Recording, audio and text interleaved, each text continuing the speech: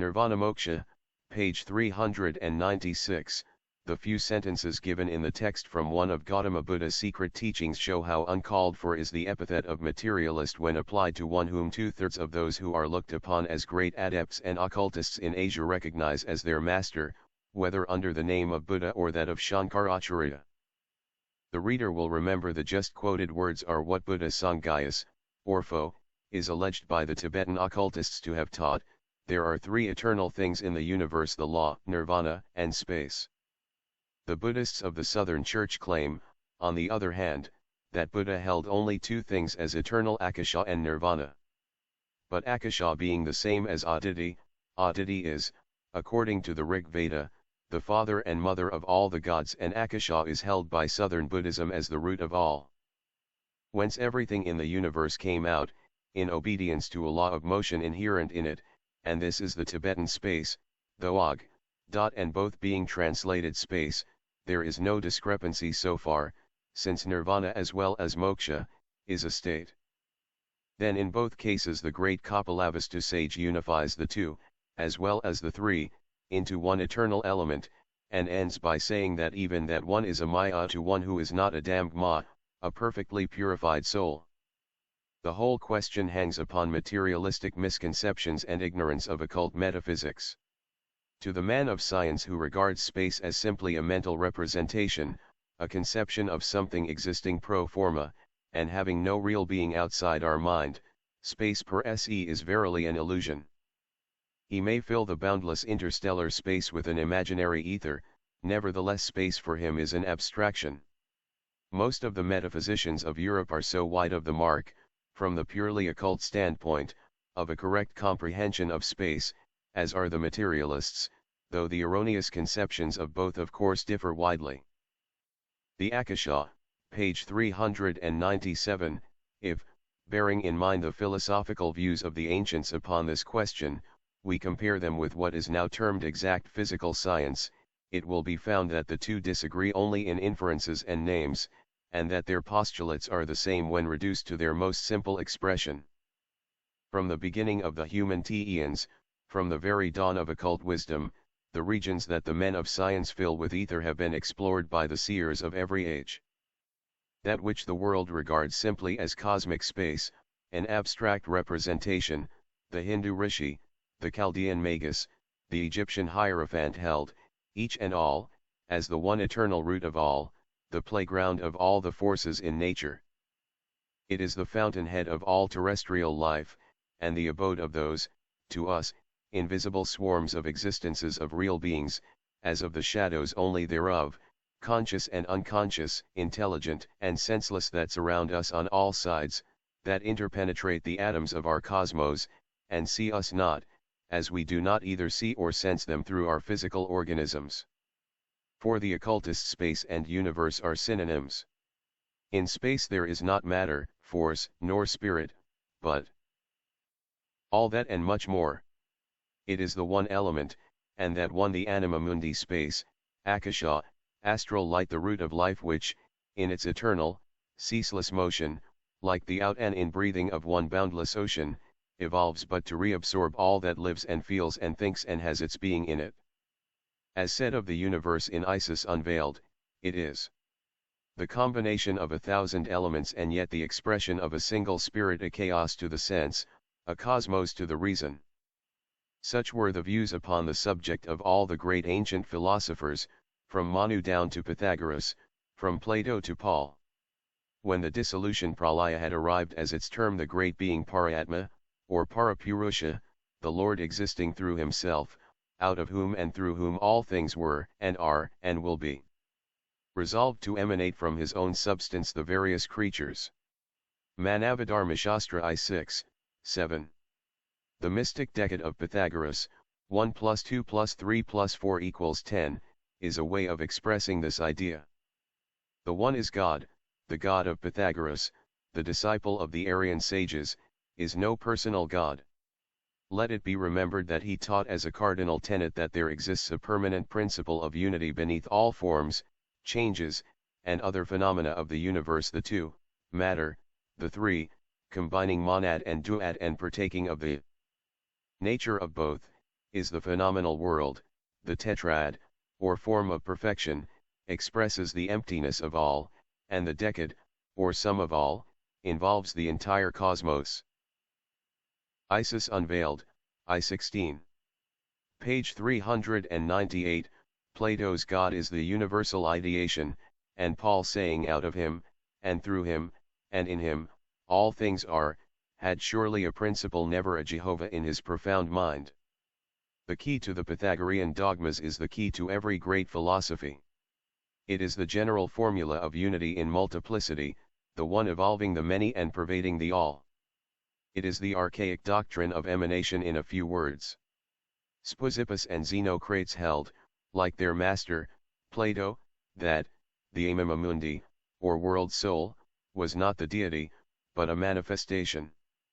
Those philosophers never conceived of the one as an animate nature. The original one did not exist, as we understand the term. Not till he, it, had united with the many emanated existences, the monad and duad, was a being produced. The T.P. honored, the something manifested, dwells in the center as in the circumference, but it is only the reflection of the deity, the world soul. In this doctrine we find the spirit of esoteric Buddhism. Isis Unveiled, I-18. And it is that of esoteric Brahmanism and of the Vedantin Advaitis. The two modem philosophers, Schopenhauer and von Hartmann, teach the same ideas.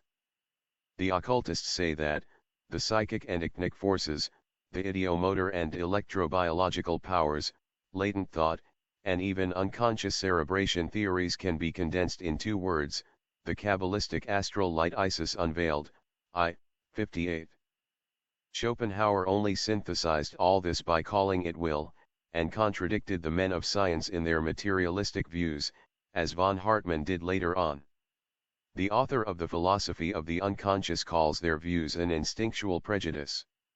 Furthermore, he demonstrates that no experimenter can have anything to do with matter, properly so termed, but only with the forces into which he divides it. The visible effects of matter are but the effects of force. He concludes thereby that that which is now called matter is nothing but the aggregation of atomic forces, to express which the word matter is used. Outside of that, for science, matter is but a word void of sense. Isis Unveiled, I-59.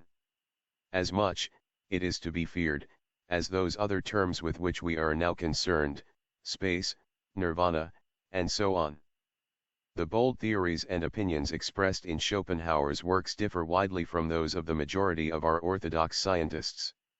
While they are to a great extent identical with those of Buddhism, the secret doctrine of the East. In reality, remarks this daring speculator, there is neither matter nor spirit. Matter is ever giving, page 399, the tendency to gravitation in a stone is as unexplainable as thought in the human brain. If matter can no one knows why fall to the ground, then it can also no one knows why think. As soon, even in mechanics, as we trespass beyond the purely mathematical, as soon as we reach the inscrutable adhesion, gravitation, and so on, we are faced by phenomena which are to our senses as mysterious as the will and thought in man. We find ourselves facing the incomprehensible, for such is every force in nature. Where is, then, that matter which you all pretend to know so well, and from which being so familiar with it you draw all your conclusions and explanations, and attribute to it all things? That which can be fully realized by our reason and senses is but the superficial, they can never reach the true inner substance of things. Such was the opinion of Kant. If you consider that there is in a human head some sort of a spirit, then you are obliged to concede the same to a stone.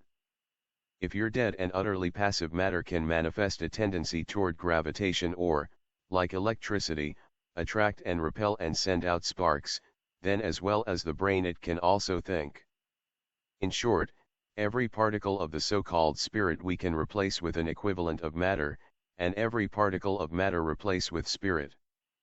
Thus, it is not the Christian division of all things into matter and spirit that can ever be found philosophically exact, but only if we divide them into will and manifestation, which form of division has naught to do with the former, for it spiritualizes everything, all that which is in the first instance real and objective body and matter it transforms into a representation, and every manifestation into will.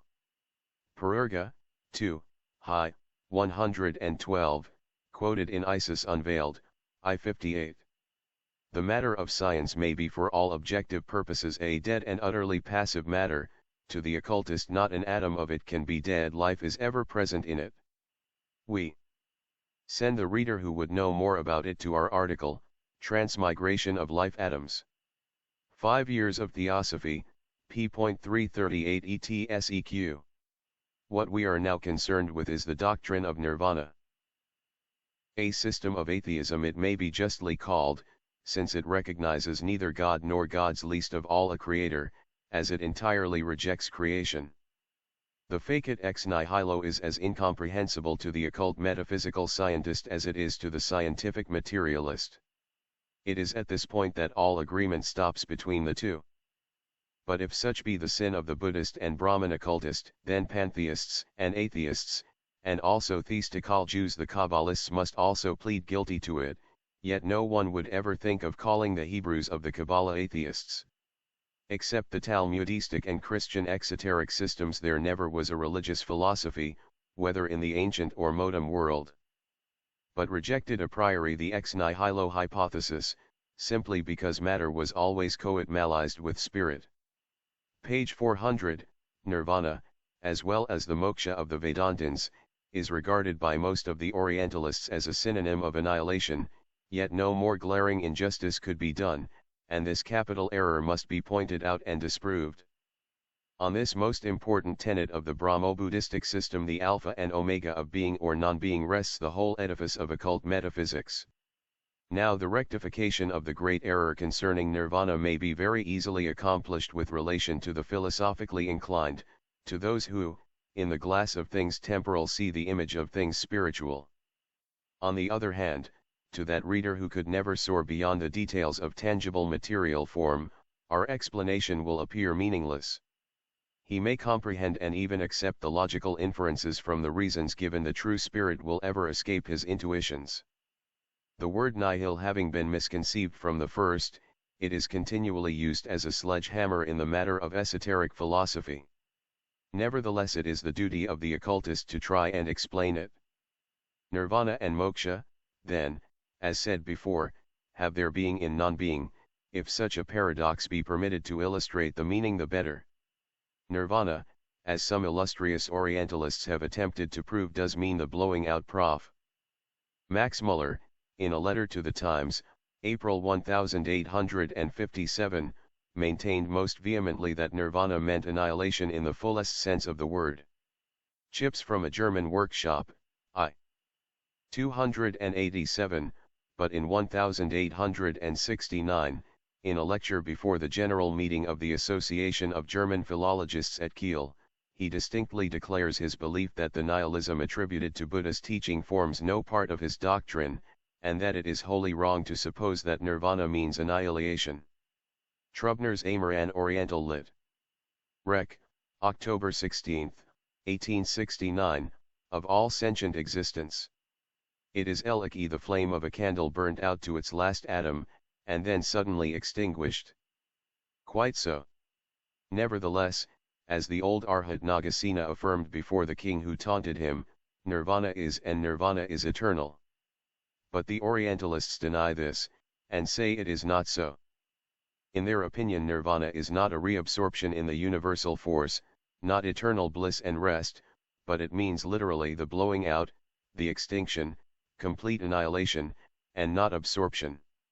The Lankavatara quoted in support of their arguments by some Sanskritists, and which gives the different interpretations of nirvana by the Tirthika Brahmins, is no authority to one who goes to primeval sources for information, namely, to the Buddha who taught the doctrine. As well quote the Charvaka materialists in their support.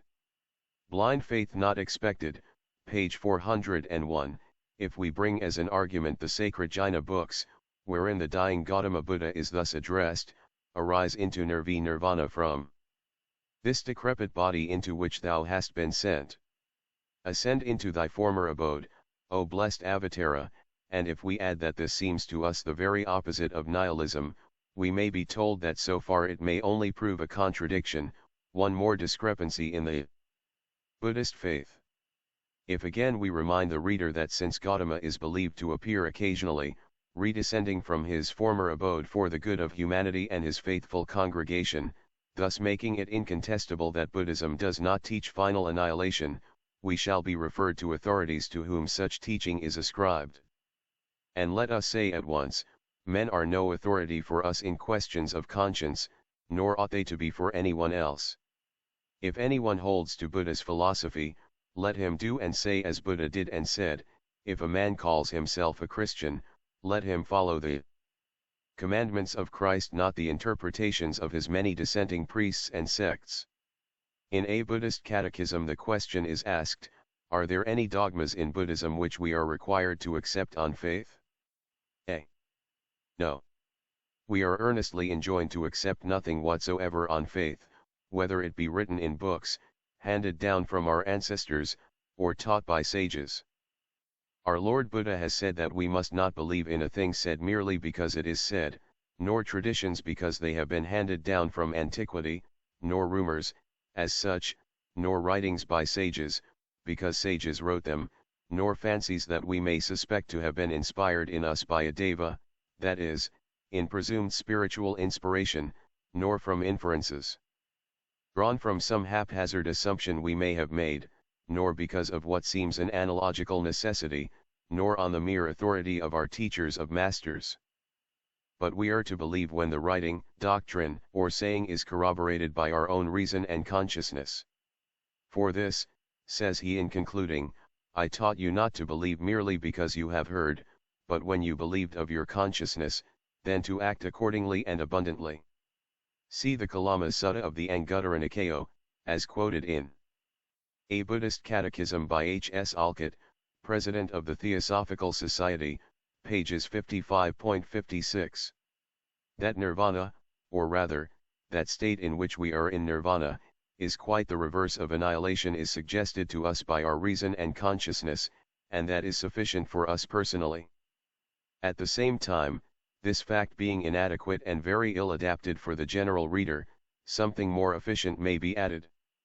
Page 402, without resorting to sources unsympathetic to occultism, the Kabbalah furnishes us with the most luminous and clear proofs that the term nihil in the minds of the ancient philosophers had a meaning quite different from that it has now received at the hands of materialists. It means certainly nothing or no thing. F. Kircher, in his work on the Kabbalah and the Egyptian mysteries, see Oedipus/Egypt, 2. I. 291 explains the term admirably. He tells his readers that in the Zohar the first of the Sephiroth Sephir, or Aditi, mystic space. The Sephiroth, be it understood, are identical with the Hindu Prajapatis, the Dhyan Kohans of esoteric Buddhism, the Zoroastrian Amshaspens, and finally with the Elohim, the seven angels of the presence of the Roman Catholic Church has a name the significance of which is the infinite, but which was translated indifferently by the Kabbalists as ens and non-ens, being and non-being, a being inasmuch as it is the root and source of all other beings, non-being because Ein Sof the boundless and the causeless, the unconscious and the passive principle resembles naught else in the universe. The author adds, this is the reason why Saint Denis did not hesitate to call it nihil. Nihil therefore stands even with some Christian theologians and thinkers, especially with the earlier ones who lived but a few removes from the profound philosophy of the initiated pagans, as a synonym for the impersonal, divine principle, the infinite all, which is no being or thing, the N or Ein Sof, the Parabrahman of the Vedanta. Now Saint Denis was a pupil of Saint Paul, an initiate, and this fact makes everything clear. The nihil is in esse the absolute deity itself, the hidden power or omnipresence degraded by monotheism into an anthropomorphic being, with all the passions of a mortal on a grand scale. Union with that is not annihilation in the sense understood in Europe. According to the Eastern idea, the all comes out from the one and returns to it again. Absolute annihilation is simply unthinkable. Nor can eternal matter be annihilated. Form may be annihilated, CO relations may change. That is all. There can be no such thing as annihilation in the European sense in the universe. In the East, annihilation in nirvana refers but to matter, that of the visible as well as the invisible body. For the astral body, the personal double, is still matter, however sublimated.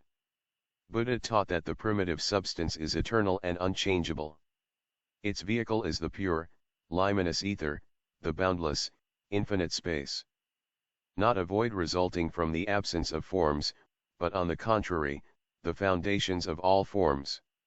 What annihilation means, page 403, this denotes it to be the creation of Maya, all the works of which are as nothing before the uncreated form spirit, in whose profound and sacred depths all motion must cease forever. Isis Unveiled, I. 289. Motion here refers only to elusive objects, to their change as opposed to perpetuity, rest perpetual motion being the eternal law, the ceaseless breath of the Absolute. The mastery of Buddhistic dogmas can be attained only according to the Platonic method, from universals to particulars. The key to it lies in the refined and mystical tenets of spiritual influx and divine life. Saith Buddha, whosoever is unacquainted with my law, the secret law, the doctrine of the heart, so called in contrast to the doctrine of the eye or exoteric Buddhism, and dies in that state must return to earth until he becomes a perfect samano ascetic. To achieve this object he must destroy within himself the trinity of Maha. Elusive matter in its triple manifestation in the earthly, and the astral or fontal soul, the body, and the Platonian dual soul, the rational and the irrational one. He must extinguish his passions, unite and identify himself with the law, the teaching of the secret doctrine, and comprehend the philosophy of annihilation. Isis Unveiled, I.289. No, it is not in the dead letter of Buddhistical literature that scholars may ever hope to find the true solution of its metaphysical subtleties. Alone in all antiquity the Pythagoreans understood them perfectly, and it is on to the average Orientalist and the materialist, incomprehensible abstractions of Buddhism that Pythagoras grounded the principal tenets of his philosophy. Annihilation means with the Buddhistical philosophy only a dispersion of matter, in whatever form or semblance of form it may be, for everything that bears a shape was created, and thus must sooner or later perish, i.e., change that shape. Therefore, as something temporal, though seeming to be permanent, it is but an illusion, Maya, for as eternity has neither beginning nor end, the more or less prolonged duration of some particular form passes, as it were, like an instantaneous flash of lightning. Before we have the time to realize that we have seen it, it is gone and passed forever. Hence even our astral bodies, pure ether, are but illusions of matter so long as they retain their terrestrial outline. The latter changes, says the Buddhist, according to the merits or demerits of the person during his lifetime, and this is, page 404, metempsychosis. When the spiritual entity breaks loose forever from every particle of matter, then only it enters upon the eternal and unchangeable nirvana. He exists in spirit, in nothing, as a form, a shape, a semblance. He is completely annihilated, and thus will die no more, for spirit alone is no Maya, but the only reality in an illusionary universe of ever-passing forms. It is upon this Buddhist doctrine that the Pythagoreans grounded the principal tenets of their philosophy. Can that spirit which gives life and motion, and partakes of the nature of light, be reduced to nonentity, they ask? Can that sensitive spirit in brutes which exercises memory, one of the rational faculties, die and become nothing? And Whitelock Bulstrode in his able defense of Pythagoras expounds this doctrine by adding, if you say they the brutes breathe their spirits into the air, and there vanish, that is all that I contend for. The air indeed is the proper place to receive them, being according to Laertius full of souls, and according to Epicurus full of atoms, the principles of all things. For even this place wherein we walk and birds fly has so much of a spiritual nature that it is invisible, and therefore may well be the receiver of forms. Since the forms of all bodies are so, we can only see and hear its effects. The air itself is too fine and above the capacity of the age. What then is the ether to the region above, and what are the influences of forms that descend from thence? The spirits of creatures, the Pythagoreans hold, who are emanations of the most sublimated portions of ether, emanations, breaths, but not forms. Ether is corruptible. All philosophers agree in that, and what is incorruptible is so far from being annihilated when it gets rid of the form that it lays a good claim to immortality. But what is that which has no body, no form, which is imponderable, invisible, and indivisible? That which exists, and yet is not, ask the Buddhists. It is nirvana, is the answer. It is nothing, not a region, but rather a state. Isis Unveiled, I 290. Section Slai. The Secret Books of Lamrin and Jian, page 405. The Book of Jian, from the Sanskrit word dhyan, mystic meditation, is the first volume of the commentaries upon the 7 secret folios of Qute, and a glossary of the public works of the same name. 35 volumes of Qute for exoteric purposes and the use of the layman may be found in the possession of the Tibetan Gelugpa Lamas, in the library of any monastery, and also 14 books of commentaries and annotations on the same by the initiated teachers.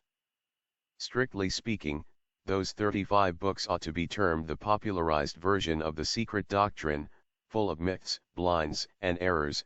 The 14 volumes of commentaries, on the other hand, with their translations, annotations, and an ample glossary of occult terms, worked out from one small archaic folio, the Book of the Secret Wisdom of the World. It is from the texts of all these works that the secret doctrine has been given.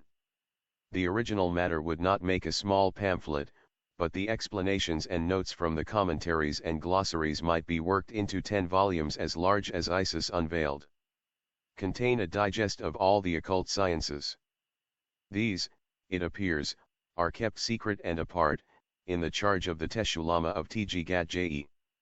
The books of Qute are comparatively modern, having been edited within the last millennium, whereas the earliest volumes of the commentaries are of untold antiquity, some fragments of the original cylinders having been preserved. With the exception that they explain and correct some of the too fabulous, and to every appearance, grossly exaggerated accounts in the books of Qute, the monk Della Penna makes considerable fun in his memoirs. See Markham's Tibet, of certain statements in the books of Qute. He brings to the notice of the Christian public the great mountain 160.000 leagues high, a Tibetan league consisting of 5 miles, in the Himalayan range. According to their law, he says, in the west of this world is an eternal world, a paradise, and in it a saint called Hopama, which means saint of splendor and infinite light. This saint has many disciples who are all Changchub, which means, he adds in a footnote, the spirits of those who, on account of their perfection, do not care to become saints, and train and instruct the bodies of the reborn lamas, so that they may help the living. Which means that the presumably dead Yangchub, not Changchub, are simply living bodhisattvas, some of those known as Banti, the brothers. As to the mountain 160.000 leagues high, the commentary which gives the key to such statements explains that according to the code used by the writers, to the west of the snowy mountain 160 leagues, the ciphers being a blind from a certain spot and by a direct road, is the Banti. Yul, the country of seat of the brothers, the residence of Mahakohan, etc. This is the real meaning. The Hopama of Della Penna is the Mahakohan, the chief. Properly so called, the commentaries have little to do with these. They stand in relation to them, page 406, as the Chaldeo-Jewish Kabbalah stands to the Mosaic books. In the work known as the Avatamsaka Sutra, in section, The Supreme Atman Soul as manifested in the character of the Arhats and Pratyeka Buddhas, it is stated that, because from the beginning all sentient creatures have confused the truth and embraced the false, therefore there came into existence a hidden knowledge called Alaya Vijnana. Who is in possession of the true knowledge, is asked. The great teachers of the snowy mountain, is the response. These great teachers have been known to live in the snowy range of the Himalayas for countless ages. To deny in the face of millions of Hindus the existence of their great gurus, living in the ashrams scattered all over the Trans-Earth Himalayan slopes is to make oneself ridiculous in their eyes. When the Buddhist savior appeared in India, their ashrams, for it is rarely that these great men are found in lamaseries, unless on a short visit, were on the spots they now occupy, and that even before the Brahmins themselves came from Central Asia to settle on the Indus. And before that more than one Aryan Dvija of fame and historical renown had sat at their feet, learning that which culminated later on in one or another of the great philosophical schools. Most of these Himalayan Banti were Aryan Brahmins and ascetics. No student, unless very advanced, would be benefited by the perusal of those exoteric volumes. In some MSS, notes before us, written by Jelling, priest, Thango Pachhi Gomo, it is said, the few Roman Catholic missionaries who have visited our land, under protest, in the last century and have repaid our hospitality by turning our sacred literature into ridicule, have shown little discretion and still less knowledge. It is true that the sacred canon of the Tibetans, the Kajayur and Pstanjayur, comprises 1,707 distinct works, 1083 public and 624 secret volumes, the former being composed of 350 and the latter of 77 volumes folio. May we humbly invite the good missionaries, however, to tell us when they ever succeeded in getting a glimpse of the last named secret folios. Had they even by chance seen them, I can assure the Western Pandits that these manuscripts and folios could never be understood even by a bomb Tibetan without a key, a, to their peculiar characters, and, b, to their hidden meaning. In our system every description of locality is figurative, every name and word purposely veiled, and one has first to study the mode of deciphering and then to learn the equivalent secret terms and symbols for nearly every word of the religious heritage. The Egyptian enchorial or hieractic system is child's play to our sacerdotal puzzles. They must be read with a key to their meaning, and that key can only be found in the commentaries. Moreover, there are some comparatively modern works that are positively injurious so far as fair comprehension of even exoteric Buddhism is concerned. Such are the Buddhist Cosmos, by Bonzjinchan of Peking, the Xingtao Qi, or the Records of the Enlightenment of Tathagata, by Wangpuk 7th century, Hisaya Sutra, or Book of Creation, and some others. Section Slayeth Amida Buddha Quan Yin, and Quan Yin What the Book of Jin and the Lamaseries of Tsongkhlyapase, page 407, as a supplement to the commentaries. There are many secret folios on the lives of the Buddhas and Bodhisattvas, and among these there is one on Prince Gautama and another on his reincarnation in Tsongkhapa. This great Tibetan reformer of the 14th century, said to be a direct incarnation of Amida Buddha, is the founder of the secret school near Tjigat-je, attached to the private retreat of the Teshu Lama. It is with him that began the regular system of Lamaic incarnations of Buddhas, Sangyas, or of Shakyathugpa, Shakyamuni. Amida or Amida Buddha is called by the author of Chinese Buddhism, a mythical being. He speaks of Amida Buddha, Amitu-fo, a fabulous personage, worshipped assiduously like Kuan Yin by the northern Buddhists, but unknown in Siam, Burma, and Ceylon. Chinese Buddhism, p.171. Very likely. Yet Amida Buddha is not a fabulous personage, since, a. Amida is the centaur form of Adi Buddhai and Adi Buddha. Buddhai is a Sanskrit term for discrimination or intellect, the sixth principle, and Buddha is wise, wisdom, and also the planet Mercury, as already shown, existed ages ago as a Sanskrit term for primeval soul and wisdom, and, b. the name was applied to Gautama Shakyamuni, the last Buddha in India, from the 7th century, when Buddhism was introduced into Tibet. Amitabha, in Chinese, Wu Lianshu, means literally boundless age, a. page 408, synonym of En or Ansuph, the Ancient of Days, and is an epithet that connects him directly with the boundless Adi Buddhai, primeval and universal soul, of the Hindus, as well as with the anima mundi of all the ancient nations of Europe and the boundless and infinite of the Kabbalists. If Amitabha be a fiction of the Tibetans, or a new form of Wu Liangshu, a fabulous personage, as the author-compiler of Chinese Buddhism tells his readers, then the fable must be a very ancient one. For on another page he says himself that the addition to the canon of the books containing the legends of Kuan Yin and of the Western Heaven with its Buddha, Amitabha, was also previous to the Council of Kashmir, a little before the beginning of our era. This curious contradiction may be found in Chinese Buddhism, pp. 171-273. The Reverend author assures his readers that to the philosophic Buddhists, Amitabha Yoshi Fo, and the others are nothing but the signs of ideas, p. 236. Very true.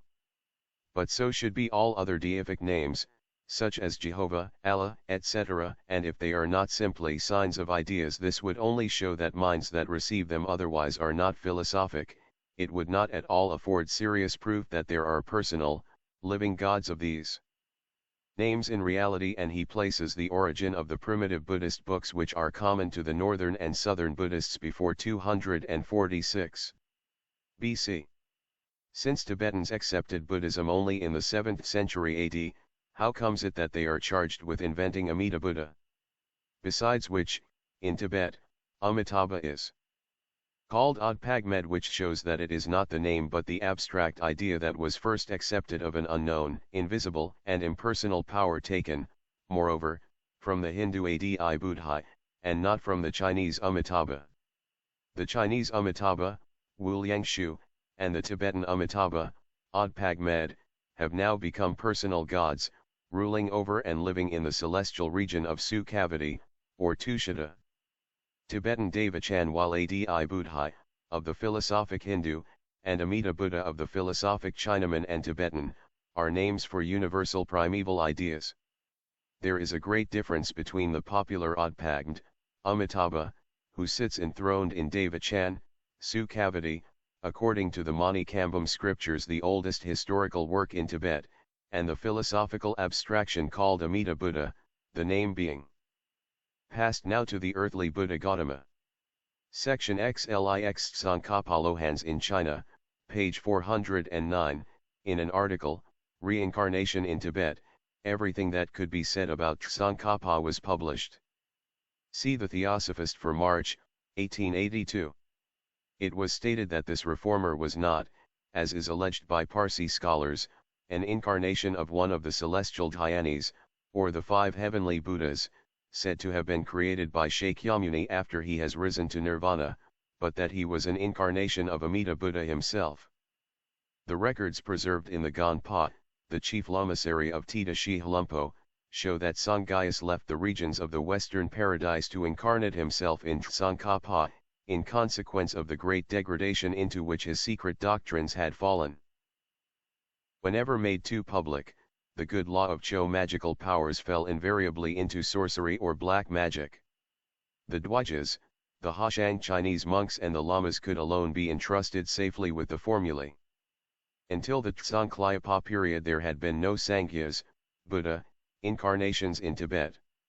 Tsongkhapa gave the signs whereby the presence of one of the 25 bodhisattvas, the intimate relation of the 25 Buddhas, bodhisattvas, with the 25 tattvas, the conditioned or limited, of the Hindus is interesting, or of the celestial Buddhas, Dhyan Kohans, in a human body might be recognized, and he strictly forbade necromancy. This led to a split amongst the lamas, and the malcontents allied themselves with the aboriginal Bhans against the reformed Lamaism. Even now they form a powerful sect, practicing the most disgusting rites all over Sikkim, Bhutan, Nepal, and even on the borderlands of Tibet. It was worse then. With the permission of the Titashu or Teshu Lama, it is curious to note the great importance given by European Orientalists to the Dalai Lamas of Lhasa, and their utter ignorance as to the Titashu, or Teshu, Lamas, while it is the latter who began the hierarchical series of Buddha incarnations, and are de facto the popes in Tibet.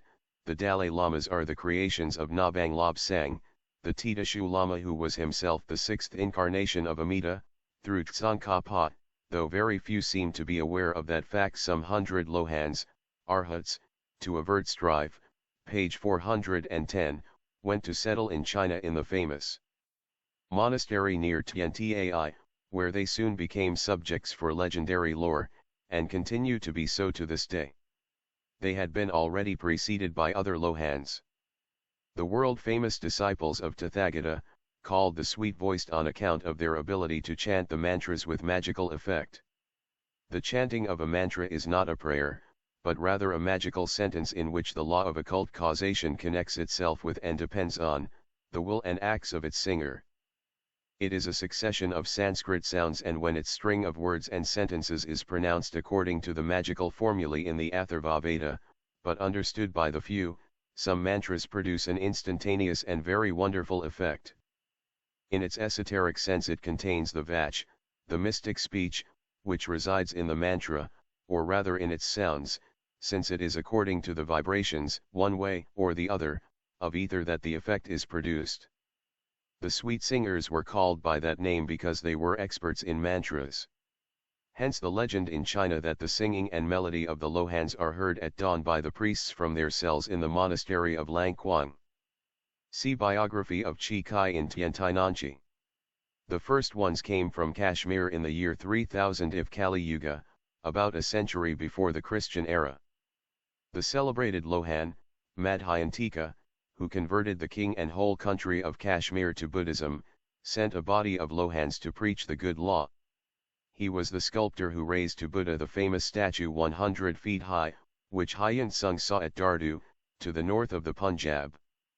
As the same Chinese traveler mentions a temple 10 li from Peshawar 350 feet round and 850 feet high, which was at his time, a.d.550, already 850 years old. Copen thinks that so far back as 292 BC Buddhism was the prevalent religion in the Punjab, while the last ones arrived at the end of the 14th century, 1,500 years later, and, finding no room for themselves at the lamasery of Uigjing, they built for their own use the largest monastery of all on the sacred island of Piyutu, Buddha, or Put, in Chinese, in the province of Chusan.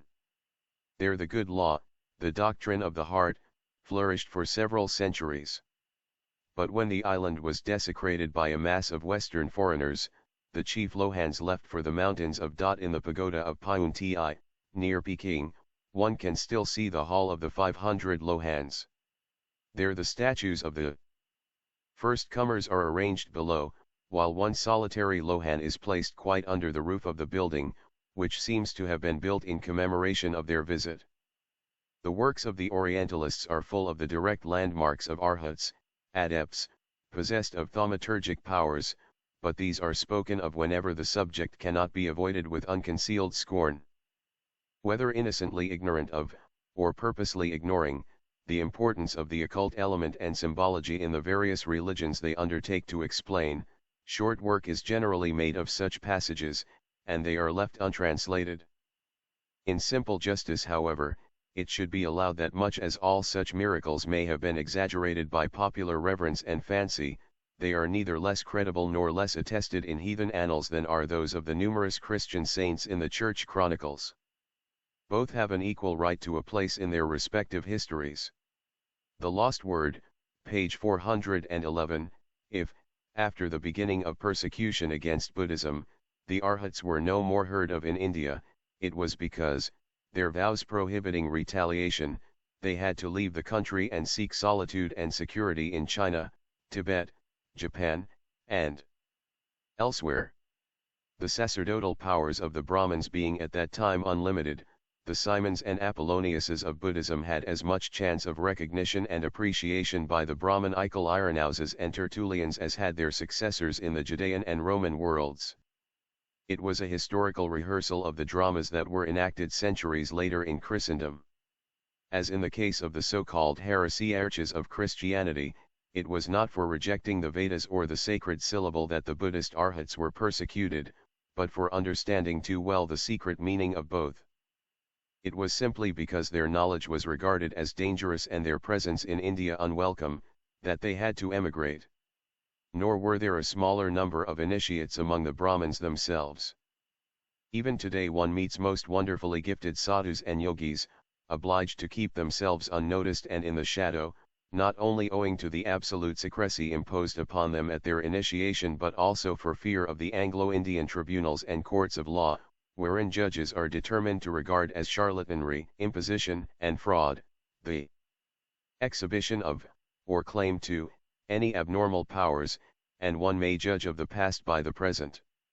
Centuries after our era, the initiates of the inner temples and the mathams, monastic communities, chose a superior council, presided over by an all-powerful Brahmatma, the supreme chief of all those Mahatmas.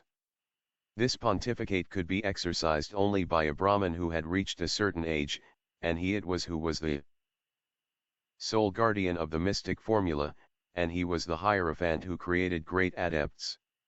He alone could explain the meaning of the sacred word, Aum, and of all the religious symbols and rites. And whosoever among those initiates of the supreme degree revealed to a profane a single one of the truths, even the smallest of the secrets entrusted to him, had to die, and he who received the confidence was put to death. But there existed, and still exists to this day, a word far surpassing the mysterious monosyllable, and which renders him who comes into possession of its key nearly the equal of Brahman. The Brahmatmas alone possess this key, and we know that to this day there are two, page 412, great initiates in southern India who possess it. It can be passed only at death, for it is the lost word.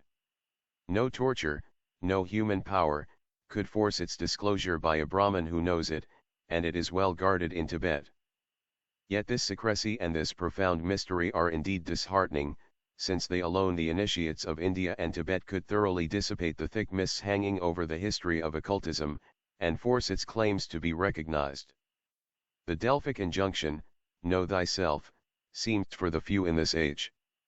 But the fault ought not to be laid at the door of the adepts, who have done all that could be done, and have gone as far as their rules permitted, to open the eyes of the world.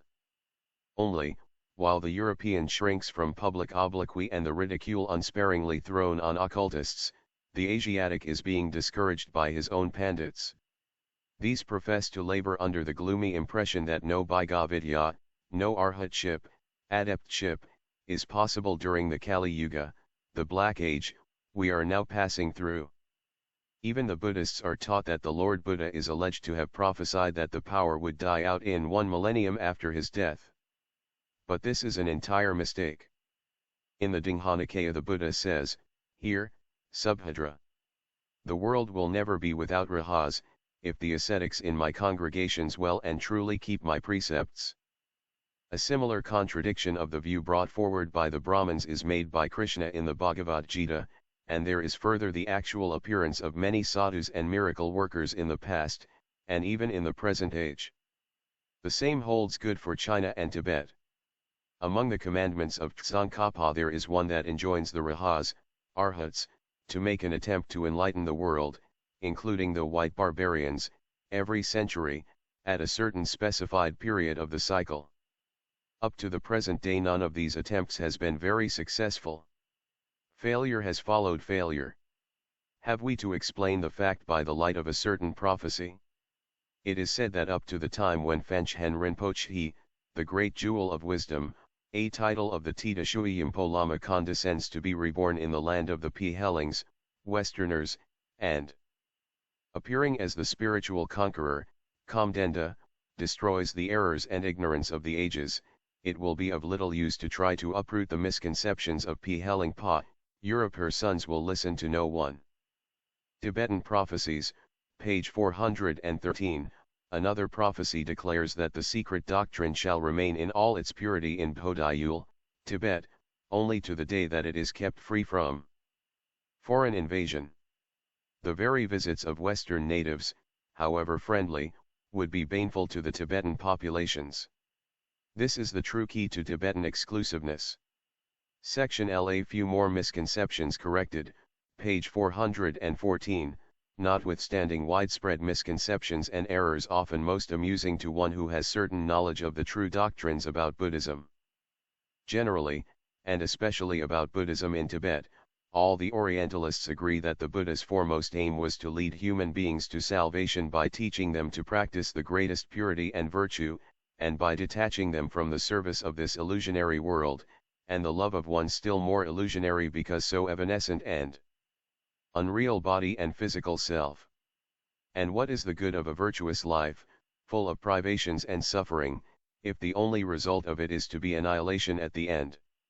If even the attainment of that supreme perfection which leads the initiate to remember the whole series of his past lives, and to foresee that of the future ones, by the full development of that inner, divine eye in him, and to acquire the knowledge that unfolds the causes, the 12 Nidanas, called in Tibetan Tinbret Chugni, which are based upon the four truths of the ever-recurring cycles of existence, brings him finally to non-being, and nothing more than the whole system is idiotic, and Epicureanism is far more philosophical than such Buddhism. He who is unable to comprehend the subtle, and yet so potent, difference between existence in a material or physical state and a purely spiritual existence, spirit or soul life, will never appreciate at their full value the grand teachings of the Buddha, even in their exoteric form. Individual or personal existence is the cause of pains and sorrows, collective and impersonal life Atmal is full of divine bliss and joy forever, with neither causes nor effects to darken its light. And the hope for such a life Atmal is the keynote of the whole of Buddhism. If we are told that impersonal existence is no existence at all, but amounts to annihilation, as was maintained by some French reincarnationists, then we would ask, Misrepresentations of Buddhism, page 415, what difference can it make in the spiritual perceptions of an ego whether he enter nirvana loaded with recollections only of his own personal lives, tens of thousands according to the modern reincarnationists, or whether, merged entirely in the parabrahmic state, it becomes one with the all, with the absolute knowledge and the absolute feeling of representing collective humanities?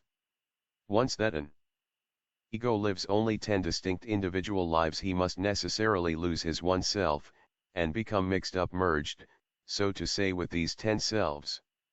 It really seems that so long as this great mystery remains a dead letter to the world of Western thinkers, and especially to the Orientalists, the less the latter undertake to explain it the better for truth. Of all the existing religious philosophies, Buddhism is the least understood. The Lassans, Webers, Wasiljaus, the Bumaufs and Julians, and even such eyewitnesses of Tibetan Buddhism as Ksoma Dakoros and the Shlajantwites, have hitherto only added perplexity to confusion. None of these has ever received his information from a genuine Gelugpa source. All have judged Buddhism from the bits of knowledge picked up at Tibetan frontier lamaseries, in countries thickly populated by Bhutanese and Lepchas, Hans, and red-capped Dugpas, along the line of the Himalayas. Hundreds of volumes purchased from Burats, shamans, and Chinese Buddhists, have been read and translated, glossed, and misinterpreted according to invariable custom.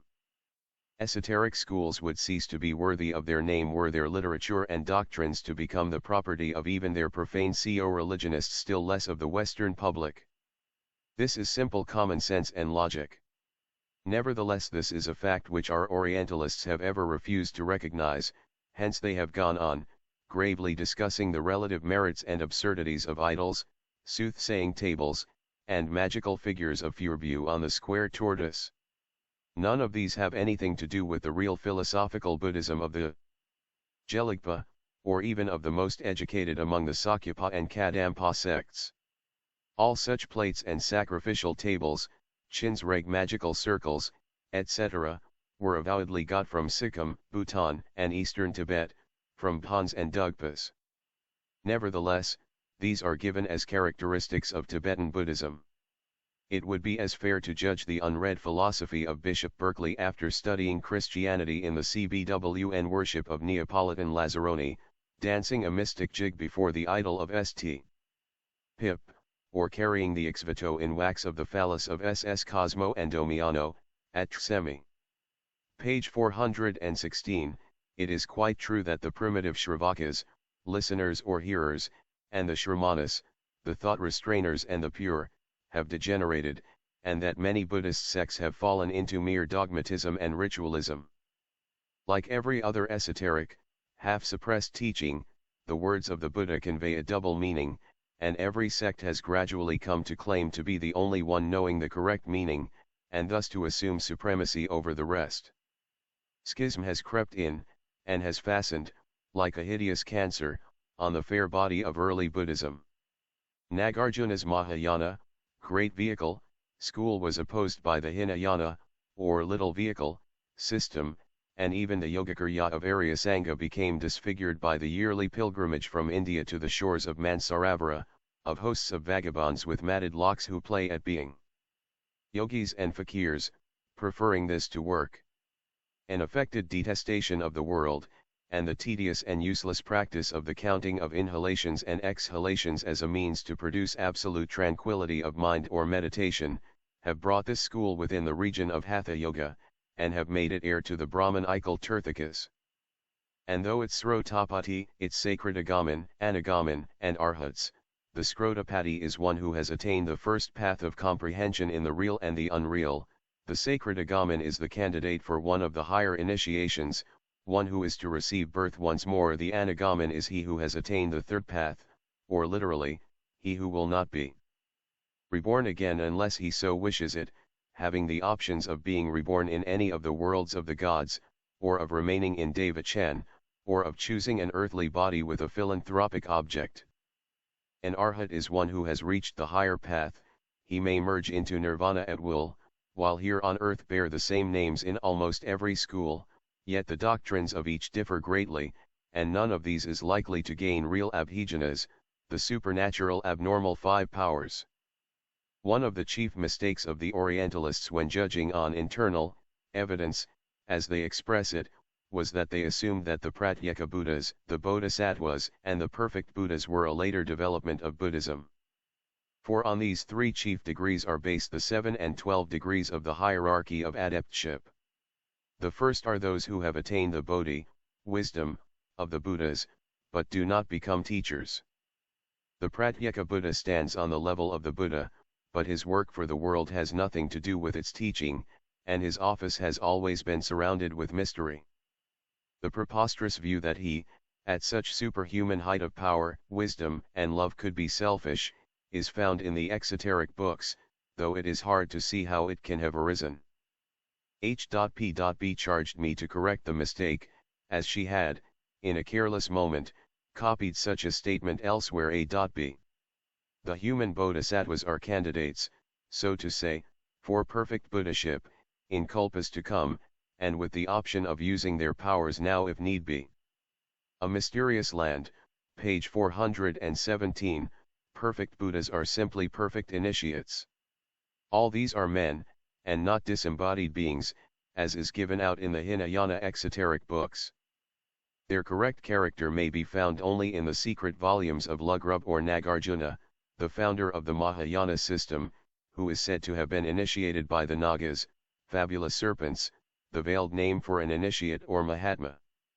The fabled report found in Chinese records that Nagarjuna considered his doctrine to be in opposition to that of Gautama Buddha, until he discovered from the Nagas that it was precisely the doctrine that had been secretly taught by Shakyamuni himself, is an allegory, and is based upon the reconciliation between the old Brahmanical secret schools in the Himalayas and Gautama's esoteric teachings, both parties having at first objected to the rival schools of the other. The former, the parent of all others, had been established beyond the Himalayas for ages before the appearance of Shakyamuni. Gautama was a pupil of this, and it was with them, those Indian sages, that he has learned the truths of the Sangata, the emptiness and impermanence of every terrestrial, evanescent thing, and the mysteries of Prajna Paramita, or knowledge across the river, which finally lands the perfect one in the regions of the one reality. But his arhats were not himself. Some of them were ambitious, and they modified certain teachings after the great councils, and it is on account of these heretics that the mother school at first refused to allow them to blend their schools, when persecution began driving away the esoteric brotherhood from India. But when finally most of them submitted to the guidance and control of the chief ashrams, then the Yogacarya of Arya Sangha was merged into the oldest lodge. For it is there from time immemorial that has lain concealed the final hope and light of the world, the salvation of mankind. Many are the names of that school and land, the name of the latter being now regarded by the Orientalists as the mythic name of a fabulous country. It is from this mysterious land, nevertheless, that the Hindu expects his Kaki Avatara, the Buddhist his Maitreya, the Pars his Sojiash, and the Jew his Messiah, and so would the Christian expect thence his Christ if he only knew of it. There, and there alone, reigns Parinishpana, Gungrab, the absolutely perfect comprehension of being and non-being, the changeless true existence in spirit, even while the latter is seemingly still in the body, every inhabitant thereof being a non-ego because he has become the perfect ego. Their voidness is self-existent and perfect, page 418, if there were profane eyes to sense and perceive it because it has become absolute, the unreal being transformed into conditionless reality, and the realities of this, our world, having vanished in their own nature into thin, non-existing, air. The absolute truth, Dandampe Denpa, Sanskrit, Paramarthasatya, having conquered relative truth, Kunsabchi Denpa, Sanskrit, Samvritasatya, the inhabitants of the mysterious region are thus supposed to have reached the state called in mystic phraseology Svaisamvidana, self-analyzing reflection, and Paramartha, or that absolute consciousness of the personal merged into the impersonal ego, which is above all, hence, above illusion in every sense. Its perfect Buddhas and Bodhisattvas may be on every nimble Buddhist tongue as celestial therefore unreachable beings, while these names may suggest and say nothing to the dull perceptions of the European profane. What matters it to those who, being in this world, yet live outside and far beyond our elusive earth? Above them there is but one class of nirvanis, namely, the Chasku, Dharmakaya, or the nirvanis without remains the Puraripa, the formless breaths. It is an erroneous idea which makes the Orientalists take literally the teaching of the Mahayana school about the three different kinds of bodies, namely, the Prulpaku, the Langhadzikpagku, and the Chasku, as all pertaining to the nirvanic condition. There are two kinds of nirvana, the earthly, and that of the purely disembodied spirits. These three bodies are the three envelopes all more or less physical which are at the disposal of the adept who has entered and crossed the six paramitas, or paths of Buddha. Once he enters upon the seventh, he can return no more to earth. See Kozma, Jours. Soc Ben, 7. 142, and Schott, Buddhismus, p.9, who give it otherwise. Thence emerge occasionally the bodhisattvas in their prulpika, or nirmanakaya, body and, assuming an ordinary appearance, they teach men. There are conscious, as well as unconscious, incarnations. Most of the doctrines contained in the Yogacarya, or Mahayana systems are esoteric, like the rest. One day the profane Hindu and Buddhist may begin to pick the Bible to pieces, taking it literally. Education is fast spreading in Asia, and already there have been made some attempts in this direction, so that the tables may then be cruelly turned on the Christians. Whatever conclusions the two may arrive at, they will never be half as absurd and unjust as some of the theories launched by Christians against their respective philosophies. Thus, according to Spence Hardy, at death the Arhat enters nirvana, that is, he ceases to exist. And, agreeably to Major Jacob, the Jivanmutta, absorbed into Brahma, enters upon an unconscious and stone-like existence. Vedanta Sara, translated by Major Jacob, p.l. 19. Absurd Conclusions, page 419, Shankaracharya is shown as saying in his Prolegomena to the Shvetashvatara, Gnosis, once arisen, requires nothing farther for the realization of its result, it needs subsidia only that it may arise. The Theosophist, it has been argued, as long as he lives, may do good and evil as he chooses and incur no stain, such is the efficacy of Gnosis. And it is further alleged that the doctrine of nirvana lends itself to immoral inferences, and that the quietists of all ages have been taxed with immortality. Ibid, p.122. According to Vasiliuder Buddhismus, pages 327, 357, ETSEQ, quoted by Schlagentweit and Xoma de Koros, Buddhism in Tibet, p.41. The Prasanga school adopted a peculiar mode of deducing the absurdity and erroneousness of every esoteric opinion. Jour of as.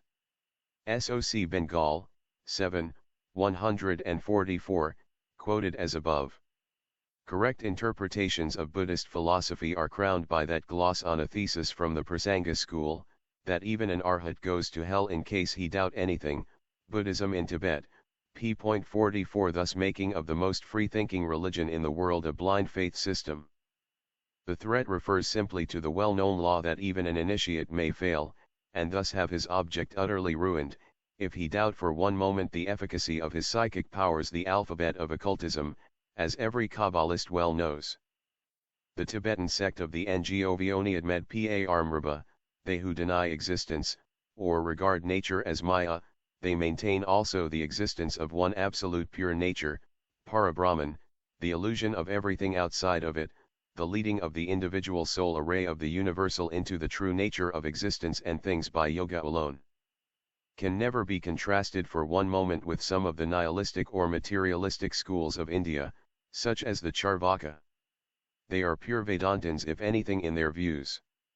And if the Yogacaryas may be compared with, or called the Tibetan Vishishtadvaitis, the Prasanga school is surely the Advaita philosophy of the land.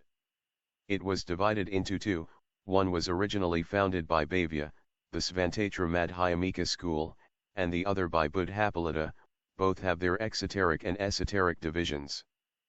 It is necessary to belong to the latter to know anything of the, page 420, esoteric doctrines of that sect, the most metaphysical and philosophical of all. Chandrakirti, Davadapa, wrote his commentaries on the Prasanga doctrines and taught publicly, and he expressly states that there are two ways of entering the path to nirvana. Any virtuous man can reach by Naljamgansum, meditation by self-perception, the intuitive comprehension of the Four Truths, without either belonging to a monastic order or having been initiated.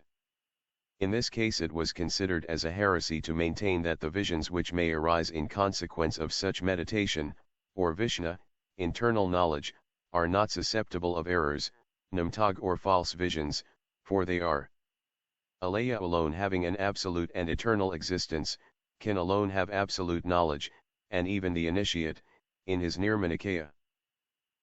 Nirmanakaya, also Nirvanakaya, vulgar, is the body or self with remains, or the influence of terrestrial attributes, however spiritualized, clinging yet to that self.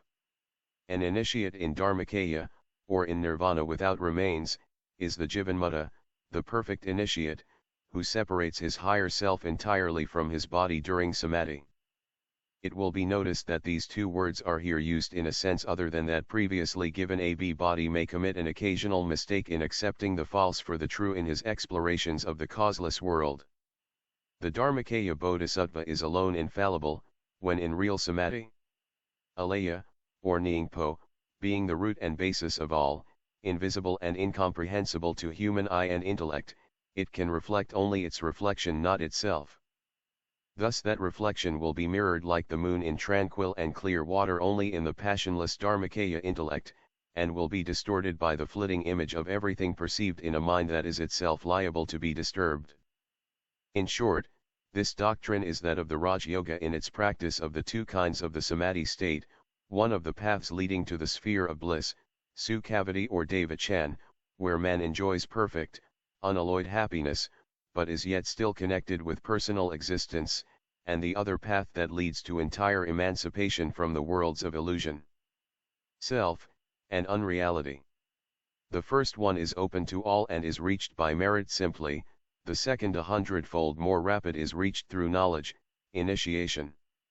Thus the followers of the Prasanga school are nearer to esoteric Buddhism than are the Yogacaryas, for their views are those of the most secret schools, and only the echo of these doctrines is heard in the Yamayang Shapta and other works in public circulation and use.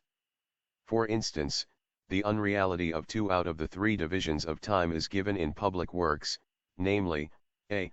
that there is neither past nor future, both of these divisions being correlative to the present, and b. that the reality of things can never be sensed or perceived except by him who has obtained the Dharmakaya body. Here again is a difficulty, since this body without remains carries the initiate to full parinirvana, if we accept the exoteric explanation verbally, and can therefore neither sense nor perceive. Materialistic Orientalists, page 421, but evidently our Orientalists do not feel the caveat in such incongruities, and they proceed to speculate without pausing to reflect over it. Literature on mysticism being enormous, and Russia, owing to the free intercourse with the Buryats, shamans, and Mongolians, having alone purchased whole libraries on Tibet, scholars ought to know better by this time. It suffices to read, however, what Xoma wrote on the origin of the Kala Chakra system, the secret books of Duskyi Koryo, Time Circle. CJOUR. As. SOC, 2. 57. These works were abandoned to the Sikkim Dugpas, from the time of Tsongkhapa's reform or Vasilyu on Buddhism, to make one give up every hope of seeing them go below the rind of the forbidden fruit. When Schlagentweit is found saying that Tibetan mysticism is not yoga, that abstract devotion by which supernatural powers are acquired, glossary of judicial and revenue terms, art. Yoga, quoted in Buddhism in Tibet, p.47 as yoga is defined by Wilson, but that it is closely related to Siberian shamanism, and is almost identical with the Tantrika ritual, and that the Tibetan Zung is the Dharanis. And the Gynt only the Tantras pre-Christian Tantra being judged by the ritual of the modum Tantrikas. One seems almost justified in suspecting our materialistic Orientalists of acting as the best friends and allies of the missionaries. Whatever is not known to our geographers seems to be a non-existent locality. Thus, mysticism is reported to have originated in the fabulous country, Samhala. Xoma, from careful investigations, places this fabulous country beyond the Sirdarya Yaksarts between 45 and 50 north latitude. It was first known in India in the year 965 AD, and was introduced into Tibet from India, via Kashmir, in the year 1025 AD. Buddhism in Tibet, pages 47, 48. It meaning the Duskyi Clear Lo, or Tibetan Mysteries. A system as old as man, known in India and practiced before Europe had become a continent, was first known, we are told, only 9 or 10 centuries ago. The text of its books in its present form may have originated even later, for there are numerous such texts that have been tampered with by sects to suit the fancies of each. But who has read, page 422, the original book on Duskyi Korlo, rewritten by Tsongkhapa, with his commentaries? Considering that this grand reformer burnt every book on sorcery on which he could lay his hands in 1387, and that he has left a whole library of his own works not a tenth part of which has ever been made known, such statements as those above quoted are, to say the least, premature. The idea is also cherished from a happy hypothesis offered by Abbe Hugh that Tsongkhapa derived his wisdom and acquired his extraordinary powers from his intercourse with a stranger from the West, remarkable for a long nose. This stranger is believed by the good Abbe to have been a European missionary, hence the remarkable resemblance of the religious ritual in Tibet to the Roman Catholic service. The Sanguine Lama of Jehovah does not say, however, who were the 5 foreigners who appeared in Tibet in the year 371 of our era, to disappear as suddenly and mysteriously as they came, after leaving with King Thothori Nyangtsan instructions how to use certain things in a casket that had fallen from heaven in his presence precisely 50 years before, or in the year AD 331. Buddhism in Tibet, pages 63, 64. The objects found in the casket, as enumerated in the exoteric legend, are of course symbolical. They may be found mentioned in the Kanjur. They were said to be, 1. 2 hands joined, 2. A miniature shoten, stupa, or reliquary, 3. A talisman with Om Mani Padme Hum inscribed on it, 4. A religious book, Zamatog, a constructed vehicle, dot. There is generally a hopeless confusion about Eastern dates among European scholars. But nowhere is this so great as in the case of Tibetan Buddhism. Thus, while some, correctly enough, accept the 7th century as the date of the introduction of Buddhism, there are others such as Lassen and Kope Pung, for instance, who show on good authority, the construction of a Buddhist monastery on the slopes of the Kailas range so far back as the year 137 BC, Altar Thumbskunda, 2, 1072, and the other, Buddhism established in and north of the Punjab, as early as the year 292 BC. The difference, though trifling only just 1,000 years, is nevertheless puzzling. But even this is easily explained on esoteric grounds. Buddhism, the veiled esotericism of Buddha, was established and took root in the 7th century of the Christian era, while true esoteric Buddhism, or the kernel, the very spirit of Tathagata's doctrines, was brought to the place of its birth, the cradle of humanity, by the chosen arhats of Buddha, who were sent to find for it a secure refuge, as Introduction of Buddhism into Tibet, page 423, the sage had perceived the dangers ever since he had entered upon Thonglam, the path of seeing, or clairvoyance. Amidst populations deeply steeped in sorcery, the attempt proved a failure, and it was not until the school of the doctrine of the heart had merged with its predecessor, established ages earlier on the slope facing western Tibet, that Buddhism was finally engrafted, with its two distinct schools, the esoteric and the exoteric divisions, in the land of the Blayan-Pa section Li, the doctrine of the eye and the doctrine of the heart, or the heart's seal. Page 424, Prof. Albrecht Weber was right when he declared that the northern Buddhists alone possess these Buddhist scriptures complete. For, while the southern Buddhists have no idea of the existence of an esoteric doctrine enshrined like a pearl within the shell of every religion, the Chinese and the Tibetans have preserved numerous records of the fact. Degenerate, fallen as is now the doctrine publicly preached by Gautama, it is yet preserved in those monasteries in China that are placed beyond the reach of visitors. And though for over 2 millennia every new reformer, taking something out of the original, has replaced it by some speculation of his own, still truth lingers even now among the masses. But it is only in the trans-Himalayan fastnesses loosely called Tibet, in the most inaccessible spots of desert and mountain, that the esoteric good law, the heart seal, lives to the present day in all its pristine purity. Was Emanuel Swedenborg wrong when he remarked of the forgotten, long-lost word, "Seek for it in China, peradventure you may find it in Great Tartary"? He had obtained this information, he tells his readers, from certain spirits, who told him that they performed their worship according to this, lost, ancient word.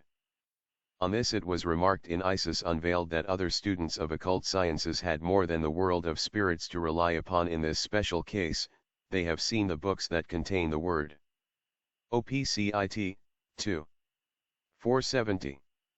Swedenborg claims, page 425, perchance the names of those spirits who visited the great Swedish theosophist were Eastern. The word of a man of such undeniable and recognized integrity, of one whose learning in mathematics, astronomy, the natural sciences and philosophy was far in advance of his age, cannot be trifled with or rejected. As unceremoniously as if it were the statement of a modem theosophist, further, he claimed to pass at will into that state when the inner self frees itself entirely from every physical sense and lives and breathes in a world where every secret of nature is an open book to the soul eye. Unless one obtains exact information and the right method, one's visions, however correct and true in soul life, will ever fail to get photographed in our human memory, and certain cells of the brain are sure to play havoc with our remembrances. Unfortunately, 2/3 of his public writings are also allegorical in one sense, and, as they have been accepted literally, criticism has not spared the great Swedish seer any more than other seers. Having taken a panoramic view of the hidden sciences and magic with their adepts in Europe, Eastern initiates must now be mentioned. If the presence of esotericism in the sacred scriptures of the West only now begins to be suspected, after nearly 2,000 years of blind faith in their verbatim wisdom, the same may well be granted as to the sacred books of the East. Therefore neither the Indian nor the Buddhist system can be understood without a key, nor can the study of comparative religion become a science until the symbols of every religion yield their final secrets. At the best such a study will remain a loss of time, a playing at hide and seek. On the authority of a Japanese encyclopedia, Ramuzat shows the Buddha, before his death, committing the secrets of his system to his disciple, Kagyapa, to whom alone was entrusted the sacred keeping of the esoteric interpretation. It is called in China Qingfei Sung, the mystery of the eye of the good doctrine. To any student of Buddhist esotericism the term, the mystery of the eye, would show the absence of any esotericism. Had the word heart stood in its place, then it would have meant what it now only professes to convey. The eye doctrine means dogma and dead-letter form, church ritualism intended for those who are content with exoteric formulae. The heart doctrine, or the heart seal, the Sin Yin, is the only real one. This may be found corroborated by Haiyan Tsung. Page 426, in his translation of Mahaprajna Paramita, Tapojayi King, in 120 volumes, it is stated that it was Buddha's favorite disciple Ananda, who, after his great master had gone into nirvana, was commissioned by Kagyapa to promulgate the eye of the doctrine, the heart of the law having been left with the arhats alone. The essential difference that exists between the two, the eye and the heart, or the outward form and the hidden meaning, the cold metaphysics and the divine wisdom, is clearly demonstrated in several volumes on Chinese Buddhism, written by sundry missionaries. Having lived for years in China, they still know no more than they have learned from pretentious schools calling themselves esoteric, yet freely supplying the open enemies of their faith with professedly ancient manuscripts and esoteric works. This ludicrous contradiction between profession and practice has never, as it seems, struck any of the Western and reverend historians of other people's secret tenets. Thus many esoteric schools are mentioned in Chinese Buddhism by the Reverend Joseph Edkins, who believes quite sincerely that he has made a minute examination of the secret tenets of Buddhists whose works were until lately inaccessible in their original form.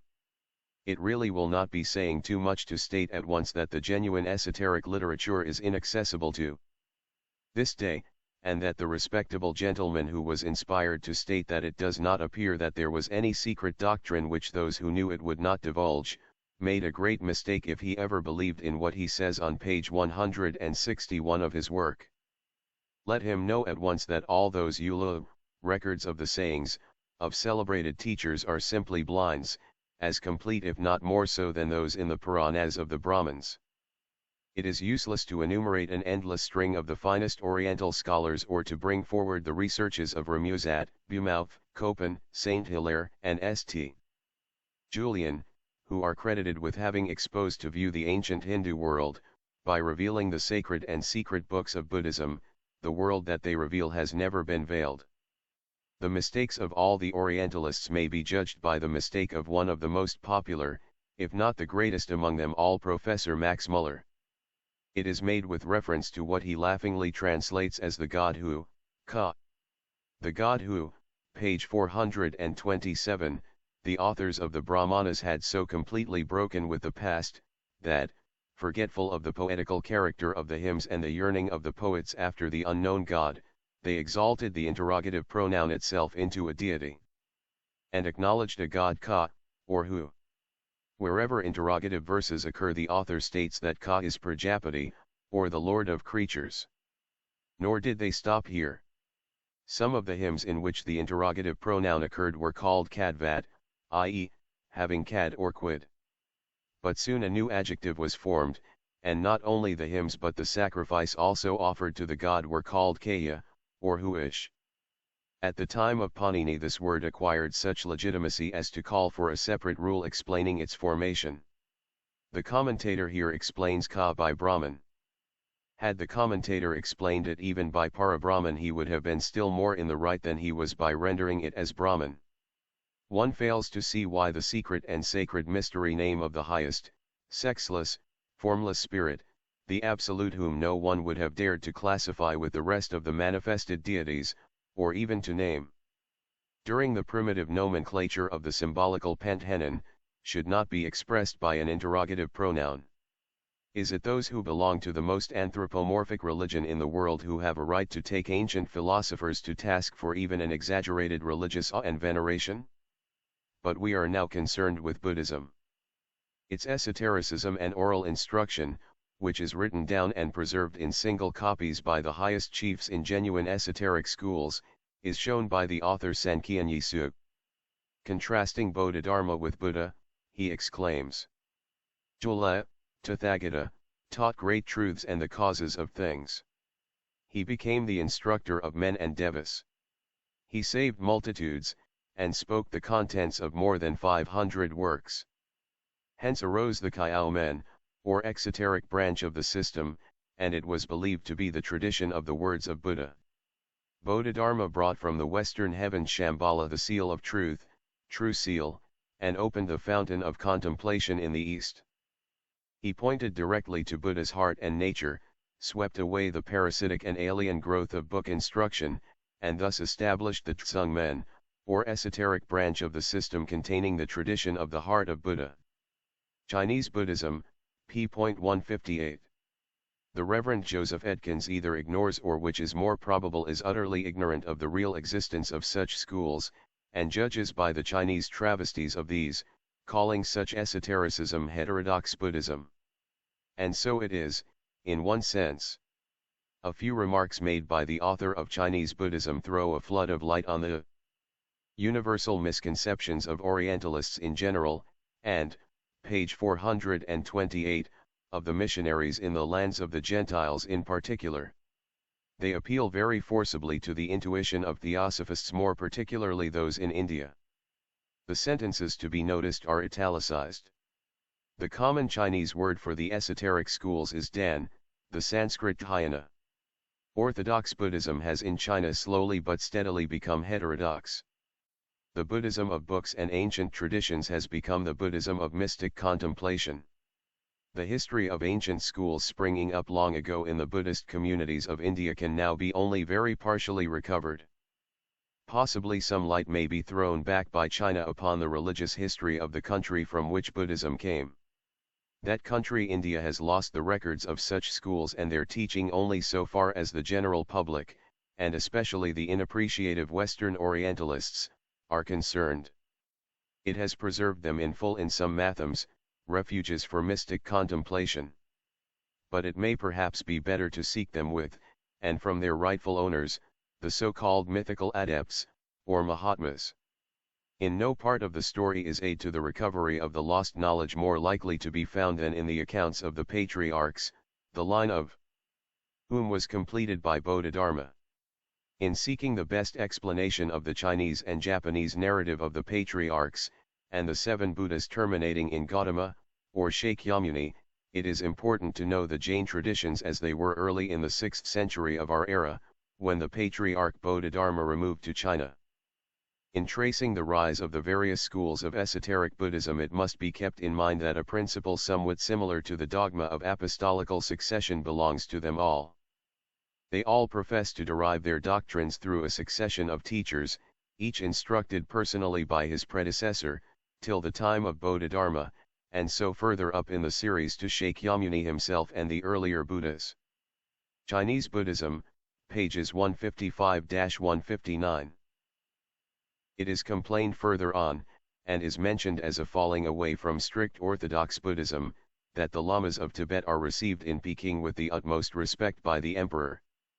The following passages, taken from different parts of the book, summarize Mr. Edkins' views. Hermits are not uncommonly met with in the vicinity of large Buddhist temples, their hair being allowed to grow unshorn. The doctrine of metempsychosis is rejected.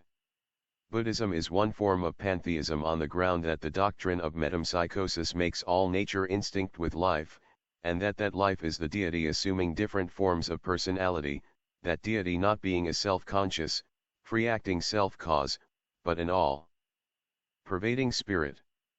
The esoteric Buddhists of China, keeping rigidly to their one doctrine, they certainly reject most emphatically the popular theory of the transmigration of human entities or souls into animals, but not the evolution of men from animals so far, at least, as their lower principles are concerned, say nothing of the metempsychosis or any other of the more material parts of the Buddhist system. The Western paradise promised to the worshippers of Amida Buddha is inconsistent with the doctrine of nirvana. It is quite consistent, on the contrary, when explained in the light of the esoteric doctrine. The Western paradise, or Western heaven, is no fiction located in transcendental space. It is a bona fide locality in the mountain, or, to be more correct, one encircled in a desert within mountains. Hence it is assigned for the residence of those students of esoteric wisdom, disciples of Buddha who have attained the rank of Lohans and Anagamins, adepts. It is called Western simply from geographical considerations, and the great iron mountain girdle that surrounds the Avicii, and the 7 lokas that encircle the Western paradise are a very exact representation of well-known localities and things to the Eastern student of occultism. More misrepresentations, page 429. It promises immortality instead of annihilation. The great antiquity of this school is evident from the early date of the translation of the Amida Sutra, which came from the hands of Kumarajiva and Kulyantheoking, dating from the Han dynasty. Its extent of influence is seen in the attachment of the Tibetans and Mughals to the worship of this Buddha, and in the fact that the name of this fictitious personage is more commonly heard in China than that of the historical Shakyamuni. We fear the learned writer is on a false track as to Nirvana and Amida Buddha. However, here we have the evidence of a missionary to show that there are several schools of esoteric Buddhism in the Celestial Empire. When the misuse of dogmatical orthodox Buddhist scriptures had reached its climax, and the true spirit of the Buddha's philosophy was nearly lost, several reformers appeared from India, who established an oral teaching. Such were Bodhidharma and Nagarjuna, the authors of the most important works of the contemplative school in China during the first centuries of our era. It is known, moreover, as is said in Chinese Buddhism, that Bodhidharma became the chief founder of the esoteric schools, which were divided into 5 principal branches. The data given are correct enough, but every conclusion, without one single exception, is wrong. It was said in Isis Unveiled that Buddha teaches the doctrine of a new birth as plainly as Jesus does. Desiring to break with the ancient mysteries, to which it was impossible to admit the ignorant masses, the Hindu reformer, though generally silent upon more than one secret dogma, clearly states his thought in several passages. Thus, he says, some people are born again, evildoers go to hell Avicii, righteous people go to heaven Devachan, those who are free from all worldly desires enter nirvana, precepts of the Dhammapada, v. 126. Elsewhere Buddha states that it is better to believe in a future life, in which happiness or misery can be felt, for if the heart believes therein it will abandon sin and act virtuously, and even if there is no resurrection rebirth, such a life will bring a good name and the reward of men. But those who believe in extinction at death will not fail to commit any sin that they may choose, because of their disbelief in a future. See Will of the Law. How is immortality, then, inconsistent with the doctrine of, page 430, nirvana? The above are only a few of Buddha's openly expressed thoughts to his chosen arhats. The great saint said much more. As a comment upon the mistaken views held in our century by the Orientalists, who vainly try to fathom Tathagata's thoughts, and those of Brahmins, who repudiate the great teacher to this day, here are some original thoughts expressed in relation to the Buddha and the study of the secret sciences. They are from a work written in Chinese by a Tibetan, and published in the monastery of Shantai for circulation among the Buddhists who live in foreign lands, and are in danger of being spoiled by missionaries. As the author truly says, every convert being not only spoiled for his own creed, but being also a sorry acquisition for Christianity. A translation of a few passages, kindly made from that work for the present volumes, is now given. No profane ears having heard the mighty Chaoyan secret and enlightening precepts of Vu Vachangen Buddha within Buddha, the word is translated by the Orientalists as true man without a position, which is very misleading. It simply means the true inner man or ego.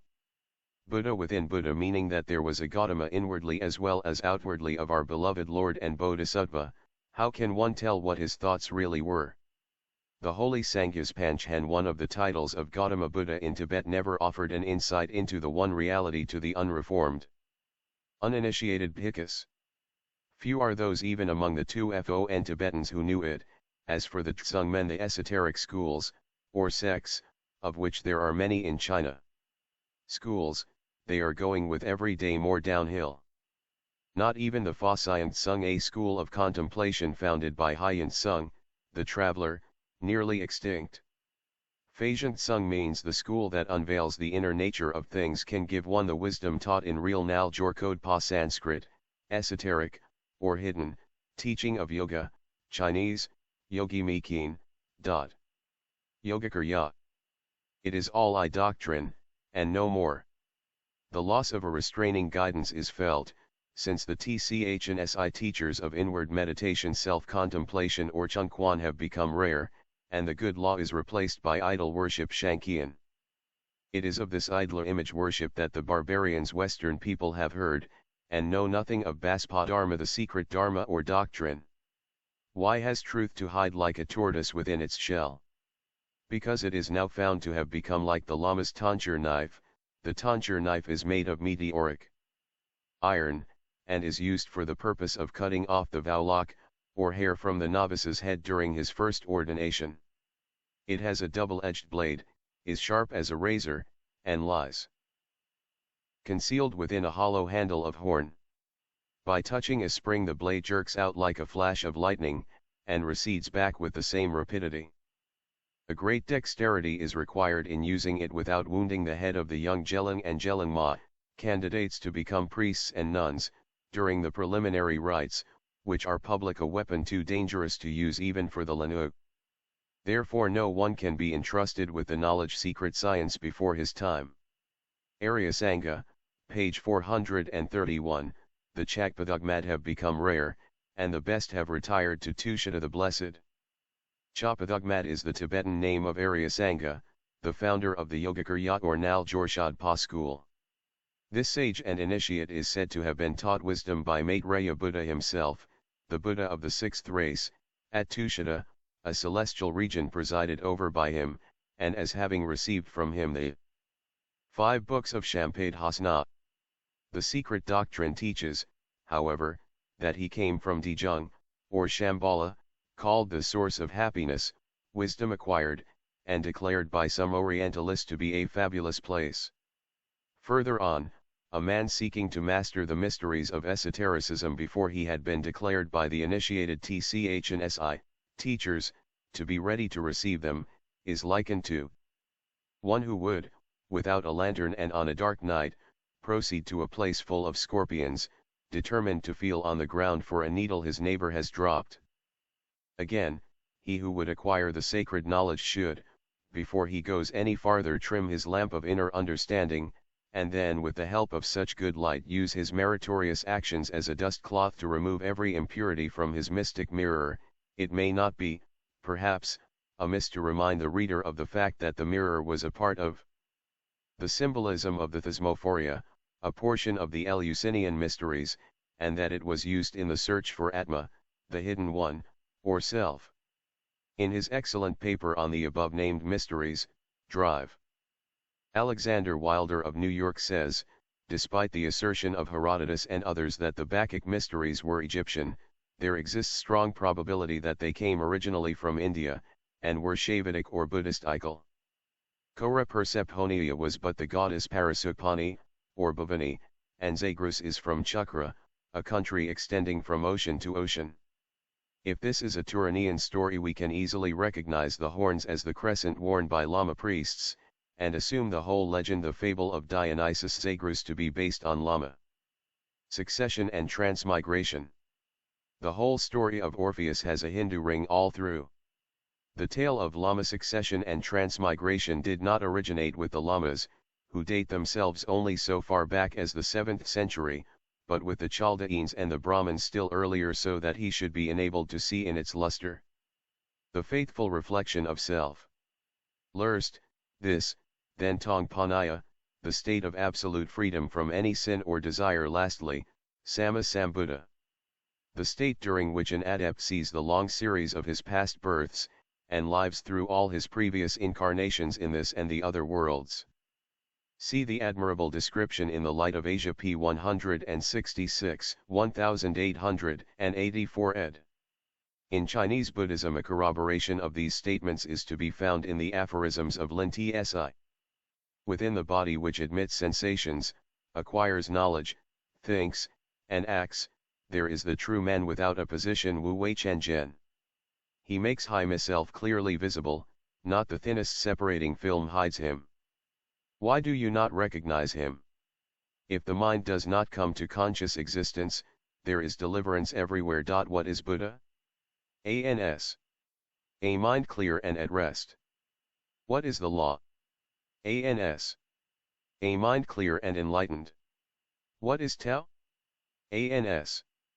In every place absence of impediments and pure enlightenment. These three are one. Page 432. The Reverend author of Chinese Buddhism makes merry over the symbolism of Buddhist discipline.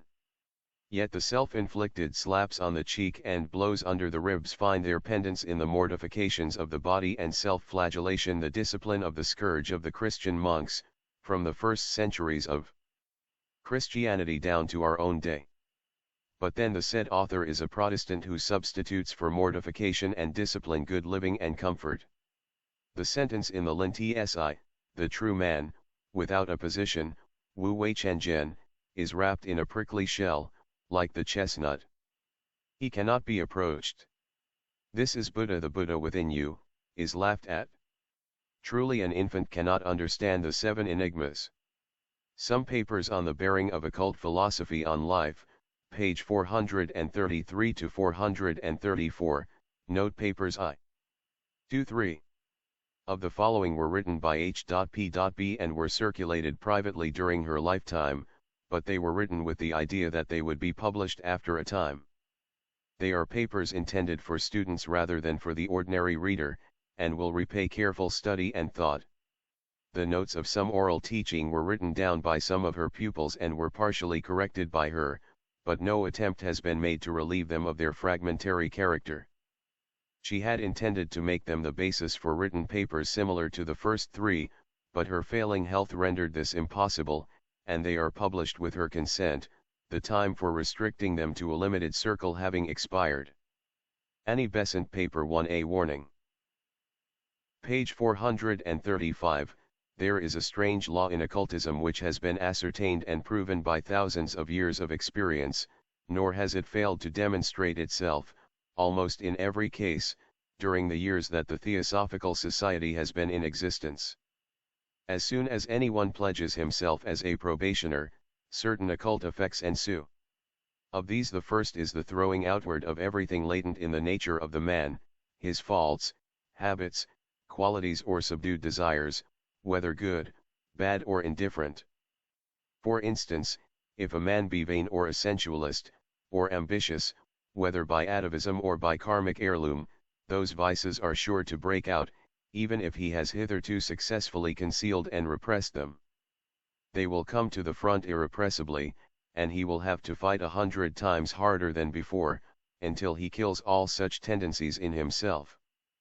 On the other hand, if he be good, generous, chaste, and abstemious, or has any virtue hitherto latent and concealed in him, it will work its way out as irrepressibly as the rest. Thus a civilized man who hates to be considered a saint, and therefore assumes a mask, will not be able to conceal his true nature, whether base or noble. This is an immutable law in the domain of the occult. Its action is the more marked, the more earnest and sincere the desire of the candidate, and the more deeply he has felt the reality and importance of his pledge. The ancient occult axiom, "Know thyself," must be familiar to every student, but few if any have apprehended the real meaning of this wise exhortation of the Delphic oracle. You all know your earthly pedigree, but who of you has ever traced all the links of heredity, page 436, astral, psychic, and spiritual, which go to make you what you are?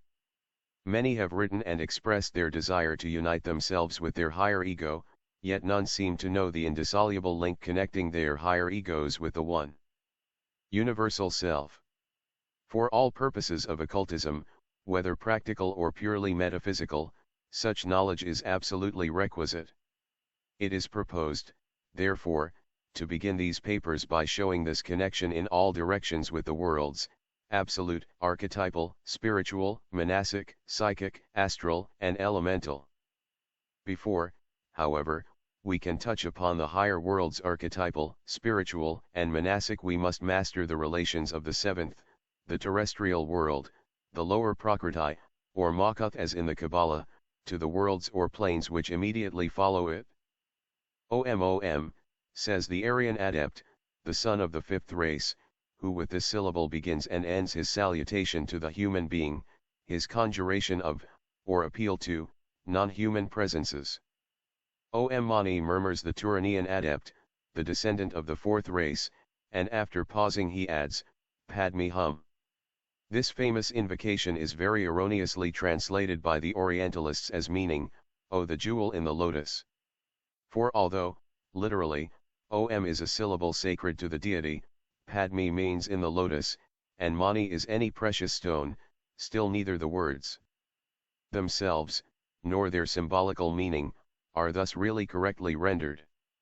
In this, the most sacred of all Eastern formulas, not only has every syllable a secret potency producing a definite result, but the whole invocation has 7 different meanings and can produce 7 distinct results, each of which may differ from the others. The 7 meanings and the 7 results depend upon the intonation which is given to the whole formula and to each of its syllables, and even the numerical value of the letters is added to or diminished according as such or another rhythm is made use of. Let the student remember that number underlies form, and number guides sound. Number lies at the root of the manifested universe. Numbers and harmonious proportions guide the first differentiations of homogeneous substance into heterogeneous elements, and numbers set limits to the formative hand of nature. The jewel of the lotus, page 437, know the corresponding numbers of the fundamental principle of every element and its sub-elements, learn their interaction and behavior on the occult side of manifesting nature, and the law of correspondences will lead you to the discovery of the greatest mysteries of macrocosmical life. But to arrive at the macrocosmical, you must begin by the microcosmical, i.e., you must study man, the microcosm in this case as physical science does inductively, proceeding from particulars to universals. At the same time, however, since a keynote is required to analyze and comprehend any combination of differentiations of sound, we must never lose sight of the Platonic method, which starts with one general view of all, and descends from the universal to the individual. This is the method adopted in mathematics, the only exact science that exists in our day. Let us study man, therefore, but if we separate him for one moment from the universal whole, or view him in isolation, from a single aspect, apart from the heavenly man, the universe symbolized by Adam Kadmon or his equivalents in every philosophy, we shall either land in black magic or fail most ingloriously in our attempt. Thus the mystic sentence, Om Mani Padme Hum, when rightly understood, instead of being composed of the almost meaningless words, O the jewel of the lotus, contains a reference to this indissoluble union between man and the universe, rendered in 7 different ways, and having the capability of 7 different applications to as many planes of thought and action. From whatever aspect we examine it, it means, I am that I am in thee and thou art in me. In this conjunction and close union with the good and pure, man becomes a god. Whether consciously or unconsciously, he will bring about, or innocently cause to happen, unavoidable results. In the first case, if an initiate, of course an adept of the right-hand path alone is meant, he can guide a beneficent or a protecting current, and thus benefit and protect individuals and even whole nations. In the second case, although quite unaware of what he is doing, the good man becomes a shield to whomsoever he is with. Such is the fact, but its how and why have to be explained, and this can be done only when the actual presence and potency of numbers in sounds, and hence in words and letters, have been rendered clear. The formula, Om Mani Padme Hum, has been chosen as an illustration on account of its almost infinite potency in the mouth of an adept, and, page 438, of its potentiality when pronounced by any man. Be careful, all you who read this, do not use these words in vain, or when in anger, lest you become yourself the first sacrificial victim, or, what is worse, endanger those whom you love. The profane Orientalist, who all his life schemes mere externals, will tell you flippantly, and laughing at the superstition, that in Tibet the sentence is the most powerful six-syllabled incantation and is said to have been delivered to the nations of Central Asia by Padmapani, the Tibetan Chenrezi. See Super. 2. 188-189. But who is Padmapani, in reality? Each of us must recognize him for himself, whenever he is ready. Each of us has within himself the jewel in the lotus, call it Padmapani, Krishna, Buddha, Christ, or whatever name we may give to our divine self. The exoteric story runs thus: the Supreme Buddha, or Amitabha, they say, at the hour of the creation of man, caused a rosy ray of light to issue from his right eye. The ray emitted a sound and became Padmapani Bodhisattva. Then the deity allowed to stream forth from his left eye a blue ray of light, which, becoming incarnate in the two virgins Dolma, acquired the power to enlighten the minds of living beings. Amitabha then called the combination, which forthwith took up its abode in man. Om Mani Padme Hum, I am the jewel in the lotus and in it I will remain. Then Padmapani, the one in the lotus, vowed never to cease working until he had made humanity feel his presence in itself and had thus saved it from the misery of rebirth. He vowed to perform the feat before the end of the kalpa, adding that, in case of failure, he wished that his head should split into numberless fragments. The kalpa closed, but humanity felt him not within its cold, evil heart. Then Padmapani's head split and was shattered into 1,000 fragments. Moved with compassion, the deity reformed the pieces into 10 heads, 3 white, and 7 of various colors. And since that day man has become a perfect number, or 10. In this allegory the potency of sound, color, and number is so ingeniously introduced as to veil the real esoteric meaning. To the outsider it reads like one of the many meaningless fairy tales of creation, but it is pregnant with spiritual and divine, physical and magical meaning. From Amitabha no color, or the white glory are bomb the 7 differentiated colors of the prism. The Pythagorean tetrad, page 439, these each emit a corresponding sound, forming the 7 of the musical scale.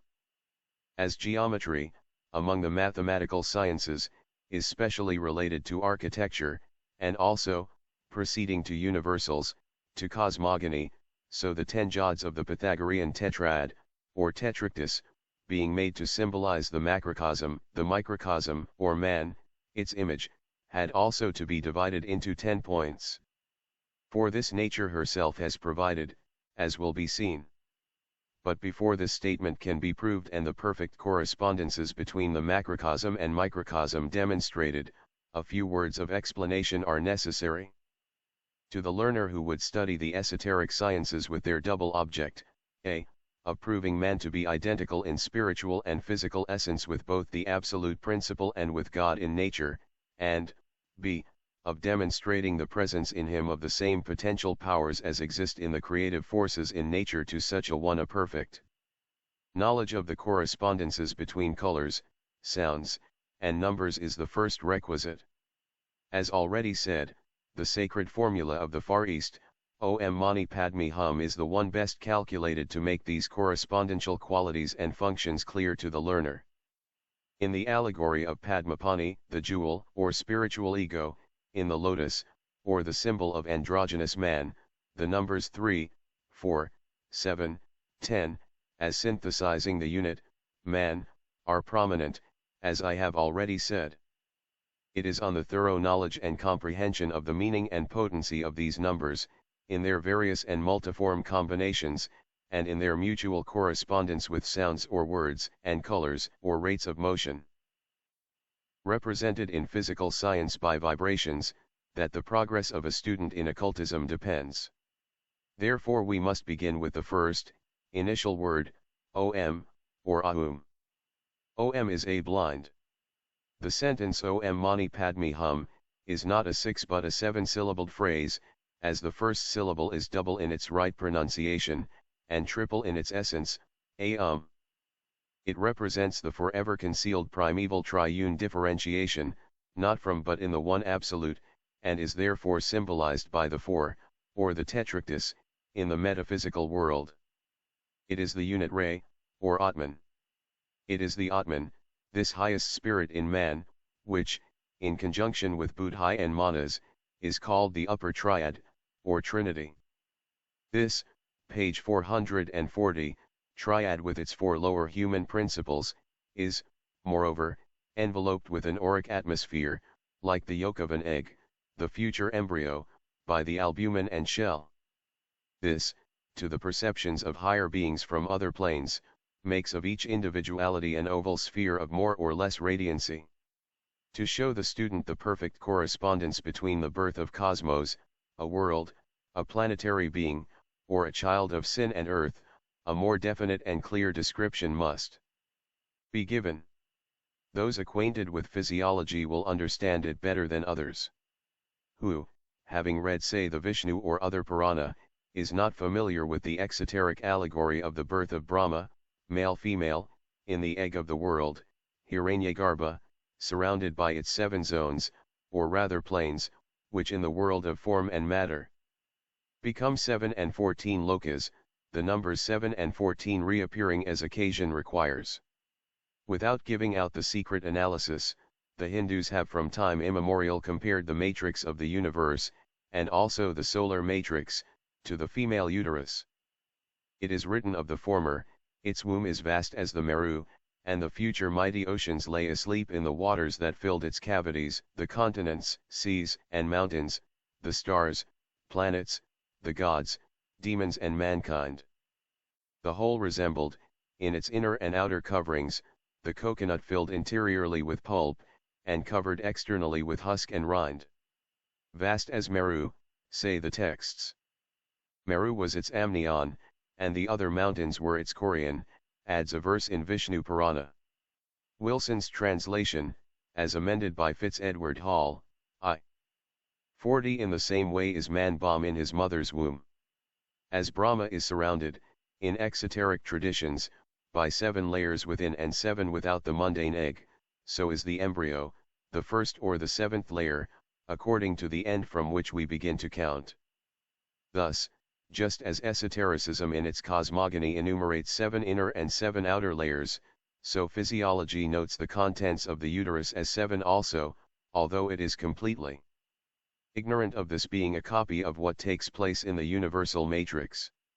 These contents are, 1. Embryo. 2. Amniotic fluid, immediately surrounding the embryo. 3. Amnion, a membrane derived from the fetus, which contains the fluid. 4. Umbilical elesical, which serves to convey nourishment originally to the embryo and to nourish it. 7. Correspondential contents, page 441, 5. Allantois, a protrusion from the embryo in the form of a closed bag, which spreads itself between 3 and 7, in the midst of 6, and which, after being specialized into the placenta, serves to conduct nourishment to the embryo. 6. Interspace between 3 and 7, the amnion and corian, filled with an albuminous fluid. 7. Corian, or outer layer. Now, each of these 7 contents severally corresponds with, and is formed after, an antitype, one on each of the 7 planes of being with which in their turn correspond the 7 states of matter and all other forces, sensational or functional, in nature. Page 442, the following is a bird's eye view of the 7 correspondential contents of the wombs of nature and of woman. We may contrast them thus: cosmic process, upper pole, human process, lower pole. 1. The mathematical point called the cosmic sea, the monad of Leibniz, which Kantians the whole universe, as the acum the oak. This is the first bubble on the surface of boundless homogeneous substance, or space, the bubble of differentiation in its incipient stage. It is the beginning of the Orphic or Brahma's egg. It corresponds in astrology and astronomy to the sun, the terrestrial embryo, which contains in it the future man with all his potentialities. In the series of principles of the human system it is the Atman, or the super-spiritual principle, just as in the physical solar system it is the sun. 2. The vista vitae of our solar system exudes from the Sunday. A. It is called, when referred to the higher planes, Akasha. B. It proceeds from the 10 divinities, the 10 numbers of the sun, which is itself the perfect number. These are called dis. In reality space the forces spread in the amniotic fluid exudes from the embryo. A. It is called, on the plane of matter, prana. Prana is in reality the universal life principle. B. It proceeds, taking its source in the universal one life, from the heart of man and Buddhi, over which the 7 solar rays, gods, preside.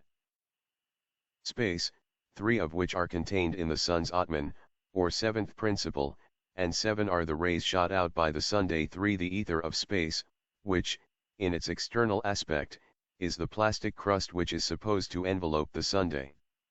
On the higher plane it is the whole universe, as the third differentiation of evolving substance, Malaprakriti becoming Prakriti. A. It corresponds mystically to the manifested Maha, or the intellect or soul of the world, the amnion, the membrane containing the amniotic fluid and enveloping the embryo. After the birth of man it becomes the third layer, so to say, of his magneto-vital aura. A. Manas, the third principle, counting from above, or the human soul in man.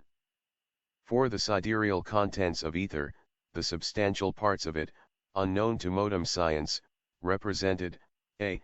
In occult and Kabbalistic mysteries, by elementals. B. In physical astronomy, by meteors, comets, and all kinds of casual and phenomenal cosmic bodies. Umbilical vesicle, serving, as science teaches, to nourish the embryo originally, but, as occult science avers, to carry to the fetus by osmosis the cosmic influences extraneous to the mother. A. In the grown man these become the feeders of Kama, over which they preside. B. In the physical man, his passions and emotions, the moral meteors and comets of human nature. 5 Life currents in ether, having their origin in the sun, the canals through which the vital principle of that ether, the blood of the cosmic body, passes to nourish everything on the earth and on the other planets, from the minerals, which are thus made to grow and become specialized, from the plants, which are thus fed, to animal and man, to whom life is thus imparted. The allantois, a protrusion from the embryo, which spreads itself between the amnion and chorion, it is supposed to conduct the nourishment from the mother to the embryo. It corresponds to the life principle, prana or jiva. 6 The double radiation, psychic and physical, which radiates from the cosmic seed and expands around the whole cosmos, as well as around the allantois, is divided into 2 layers. The interspace between the amnion and the chorion contains the allantois and also an albuminous fluid. All the solar system and every planet. In occultism it is called the upper divine, and the lower material, astral light. Uterine contents, having a direct spiritual connection with their cosmic antitypes, are, on the physical plane, potent objects in black magic, and are therefore considered unclean. 7 The outer crust of every sidereal body. The shell of the mundane egg, or the sphere of our solar system, of our earth, and of every man and animal. In sidereal space, ether proper, on the terrestrial plane, air, which again is built in 7 layers. A. The primordial potential world stuff becomes, for the Manvantaric period, the permanent globe or globes. The chorion, or the zona pellucida, the globular object called blastodermic vesicle, the outer and the inner layers of the membrane of which go to form the physical man. The outer, or ectoderm, forms his epidermis, the inner, or endoderm, his muscles, bones, etc. Man's skin, again, is composed of 7 layers. A. The primitive becomes the permanent chorion. Correspondence between races and man, page 443, even in the evolution of the races we see the same order as in nature and man see supra, 2. Part I. Placental animal man became such only after the separation of sexes in the third root race. In the physiological evolution, the placenta is fully formed and functional only after the third month of uterine life. Page 444, let us put aside such human conceptions as a personal God, and hold to the purely divine, to that which underlies all and everything in boundless nature. It is called by its Sanskrit esoteric name in the Vedas, Tat, or that, a term for the unknowable rootless root. If we do so, we may answer these 7 questions of the esoteric catechism thus: 1. Q. What is the eternal absolute? A. That. 2. Q. How came cosmos into being? A. Through that. 3. Q. How, or what will it be when it falls back into pralaya? A. In that. 4. Q. Whence all the animate, and supposition ally, the inanimate nature? A. From that. 5. Q. What is the substance and essence of which the universe is formed? A. That. 6. Q. Into what has it been and will be again and again resolved? A. Into that. 7. Q. Is that then both the instrumental and material cause of the universe? A. What else is it or can it be than that? As the universe, the macrocosm and the microcosm, the solar system or the earth, as the case may be, are 10, why should we divide man into 7 principles? This is the reason why the perfect number 10 is divided into 2, in their completeness, i.e., superspiritually and physically, the forces are 10, to wit, 3 on the subjective and inconceivable, and 7 on the objective plane. Bear in mind that I am now giving you the description of the 2 opposite poles, A, the primordial triangle, which, as soon as it has reflected itself in the heavenly man, the highest of the lower 7 disappears, returning into silence and darkness, and, B, the astral paradigmatic man, whose monad, Atma, is also represented by a triangle, as it has to become a ternary in conscious. Devachanic interludes. The purely terrestrial man being reflected in the universe of matter, so to say, upside down, the upper triangle, wherein the creative ideation and the subjective potentiality of the formative faculty resides, is shifted in the man of clay below the 7. Diagram I, page 444a. Diagram I1 St macrocosm AMI its 3,7, or 10 centers of creative porks a sexless, dumbsted foot potential y fititni. See universal mention. A creative 1 eternal solutens. C. HALN flow flu, D tim K spiritual force * acting in matter. RWMX1/1 LRV copyright * 4 star. Registered trademark IJAR, C. Tin * unknowable ABC this in Pnulana, undifferentiated matter in SNNKHYNJRHUOSNJT, NR good, evil NIH chaotic darkness, Sat Ua Elugio, Al Tamru, M milrally in each other. When different, hoi become the 7 creative potench * spirit, so Lysianra and, VN simulating matter U, form itself. Mated trademark. LAC. DMI. MI Roarn * NMTE NFF Majuand La 5/7, off J$ centers of potential P arcs. VRRN.ILFLMD, 7H * the NJSFTN, the magnetic fro ohami every human ami animat WKTIMD, the Verfli number F avail, monas, a * v churled n/honor.t, if OLFTT mames phi tipper * and cower monas MOUV, is MT, S of Naami same principle, and 4. Kamalutia, its vobide. F. PSASA, TIFE, AMI 7. Lahoacem ha, its vehicle. %OMR tit * THRT hypostases of at number, H contact taunt a number if ma * being the 4th, making it a quaternary, or TN 1 4, 3. $NT, and the 6 prind. Ampli, acting on two different black diamond jadane star. And having their amio asterisk kvrnr on the 7th, we asterisk slash, a old me user. By the adepts of, lip right hand, or white magician asterisk iifc asterisk rd only in 3r. 0 utnnt, might I. Man and the Logos, page 445, thus 3 of the 10 containing in the archetypal world only ideative and paradigmatical potentiality, i.e., existing in possibility, not in action, are in fact one. The potency of formative creation resides in the Logos, the synthesis of the 7 forces or rays, which becomes forthwith the quaternary, the sacred tetractys. This process is repeated in man, in whom the lower physical triangle becomes, in conjunction with the female one, the male-female creator, or generator. The same on a still lower plane in the animal world. A mystery above, a mystery below, truly. This is how the upper and highest, and the lower and most animal, stand in mutual relation. In this diagram no one, we see that physical man, or his body, does not share in the direct pure waves of the divine essence which flows from the one in 3, the unmanifest, through the manifested Logos, the upper face in the diagram. Purusha, the primeval spirit, touches the human head and stops there. But the spiritual man, the synthesis of the 7 principles, is directly connected with it.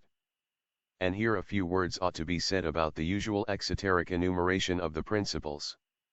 At first an approximate division only was made and given out. Esoteric Buddhism begins with Atma, the 7th, and ends with the physical body, the 1st.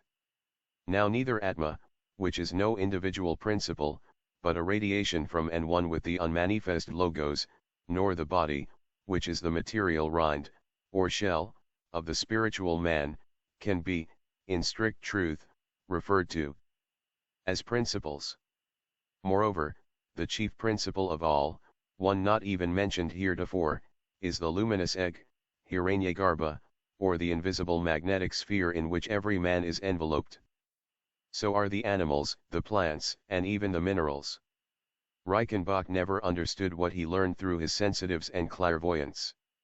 It is the odic, or rather the auric or magnetic fluid which emanates from man, but it is also something more. It is the direct emanation, a, from the atmic ray in its triple aspect of creator, preserver, and destroyer, regenerator, and, b, from Buddhaimanas. The 7th aspect of this individual aura is the faculty of assuming the form of its body and becoming the radiant, the luminous agoids. It is this, strictly speaking, which at times becomes the form called Mayavi Rupa. Therefore, as explained in the second face of the diagram, the astral man, the spiritual man consists of only 5, page 446, principles, as taught by the Vedantins, see Supra, I. 181 for the Vedantic exoteric enumeration who substitute tacitly, for the physical the 6th or auric, body, and merge the dual manas, dual mind, or consciousness, into one. Thus they speak of the 5 koshas, sheaths or principles, and call Atma the 6th yet no principle. This is the secret of the late Subarose criticism of the division in esoteric Buddhism. But let the student now learn the true esoteric enumeration. The reason why public mention of the auric body was not permitted was on account of its being so sacred.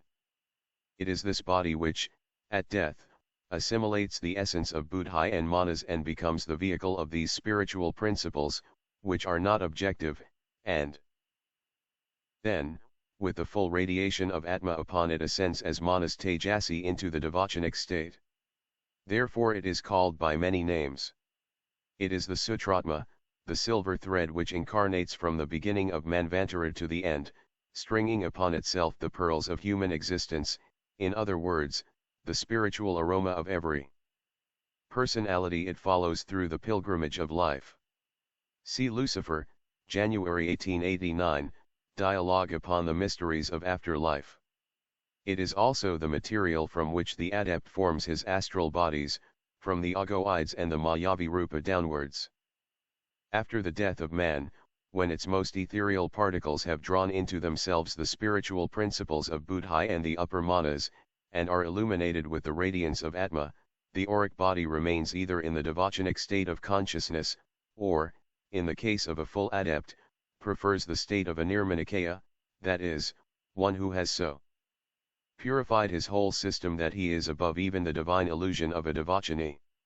Such an adept remains in the astral, invisible, plane connected with our earth, and henceforth moves and lives in the possession of all his principles except the Kamarupa and physical body. In the case of the devachani, the linga sharira, the alter ego of the body, which during life is within the physical envelope while the radiant aura is without, strengthened by the material particles which this aura leaves behind, remains close to the dead body and outside it, and soon fades away.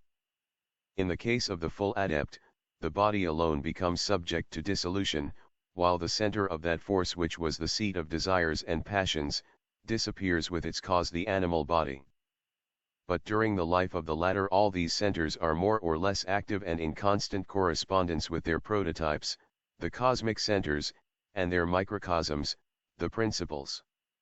Cosmic, spiritual, and physical centers, page 447, it is only through these cosmic and spiritual centers that the physical centers, the upper 7 orifices, and the lower triad, can benefit by their occult interaction, for these orifices, or openings, are channels conducting into the body the influences that the will of man attracts and uses, viz., the cosmic forces. This will has, of course, to act primarily through the spiritual principles. To make this clearer, let us take an example. In order to stop pain, let us say in the right eye, you have to attract to it the potent magnetism from that cosmic principle which corresponds to this eye and also to Buddhi. Create, by a powerful will effort, an imaginary line of communication between the right eye and Buddhi, locating the latter as a center in the same part of the head. This line, though you may call it imaginary, is, once you succeed in seeing it with your mental eye and give it a shape and color, in truth as good as real. A rope in a dream is not and yet is. Moreover, according to the prismatic color with which you endow your line, so will the influence act. Now Buddhi and Mercury correspond with each other, and both are yellow or radiant and golden colored. In the human system, the right eye corresponds with Buddhi and Mercury, and the left with Manas and Venus or Lucifer. Thus, if your line is golden or silvery, it will stop the pain; if red, it will increase it, for red is the color of Kama and corresponds with Mars. Mental or Christian scientists have stumbled upon the effects without understanding the causes. Having found by chance the secret of producing such results owing to mental abstraction, they attribute them to their union with God, whether a personal or impersonal God they know best, whereas it is simply the effect of one or another principle. However it may be, they are on the path of discovery, although they must remain wandering for a long time to come. Let not esoteric students commit the same mistake. It has often been explained that neither the cosmic planes of substance nor even the human principles, with the exception of the lowest material plane or world and the physical body, which, as has been said, are no principles, can be located or thought of as being in space and time. As the former are 7 in 1, so are we 7 in 1, that same absolute soul of the world, which is both matter and non-matter, spirit and non-spirit, being and non-being. Impress yourselves well with this idea, all those of you who would study the mysteries of self. Remember that with our physical senses alone at our command, none, page 448, of us can hope to reach beyond gross matter. We can do so only through one or another of our 7 spiritual senses, either by training, or if one is a bomb seer.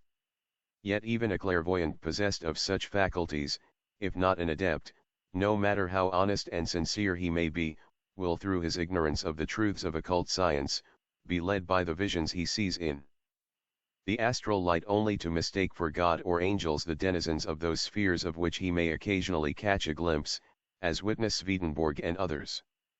These seven senses of ours correspond with every other septenate in nature and in ourselves. Physically, though invisibly, the human auric envelope, the amnion of the physical man in every age of life, has 7 layers, just as cosmic space and our physical epidermis have. It is this aura which, according to our mental and physical state of purity or impurity, either opens for us vistas into other worlds, or shuts us out altogether from anything but this three-dimensional world of matter. Each of our 7 physical senses, 2 of which are still unknown to profane science, and also of our 7 states of consciousness, viz., 1. Waking, 2. Waking dreaming, 3.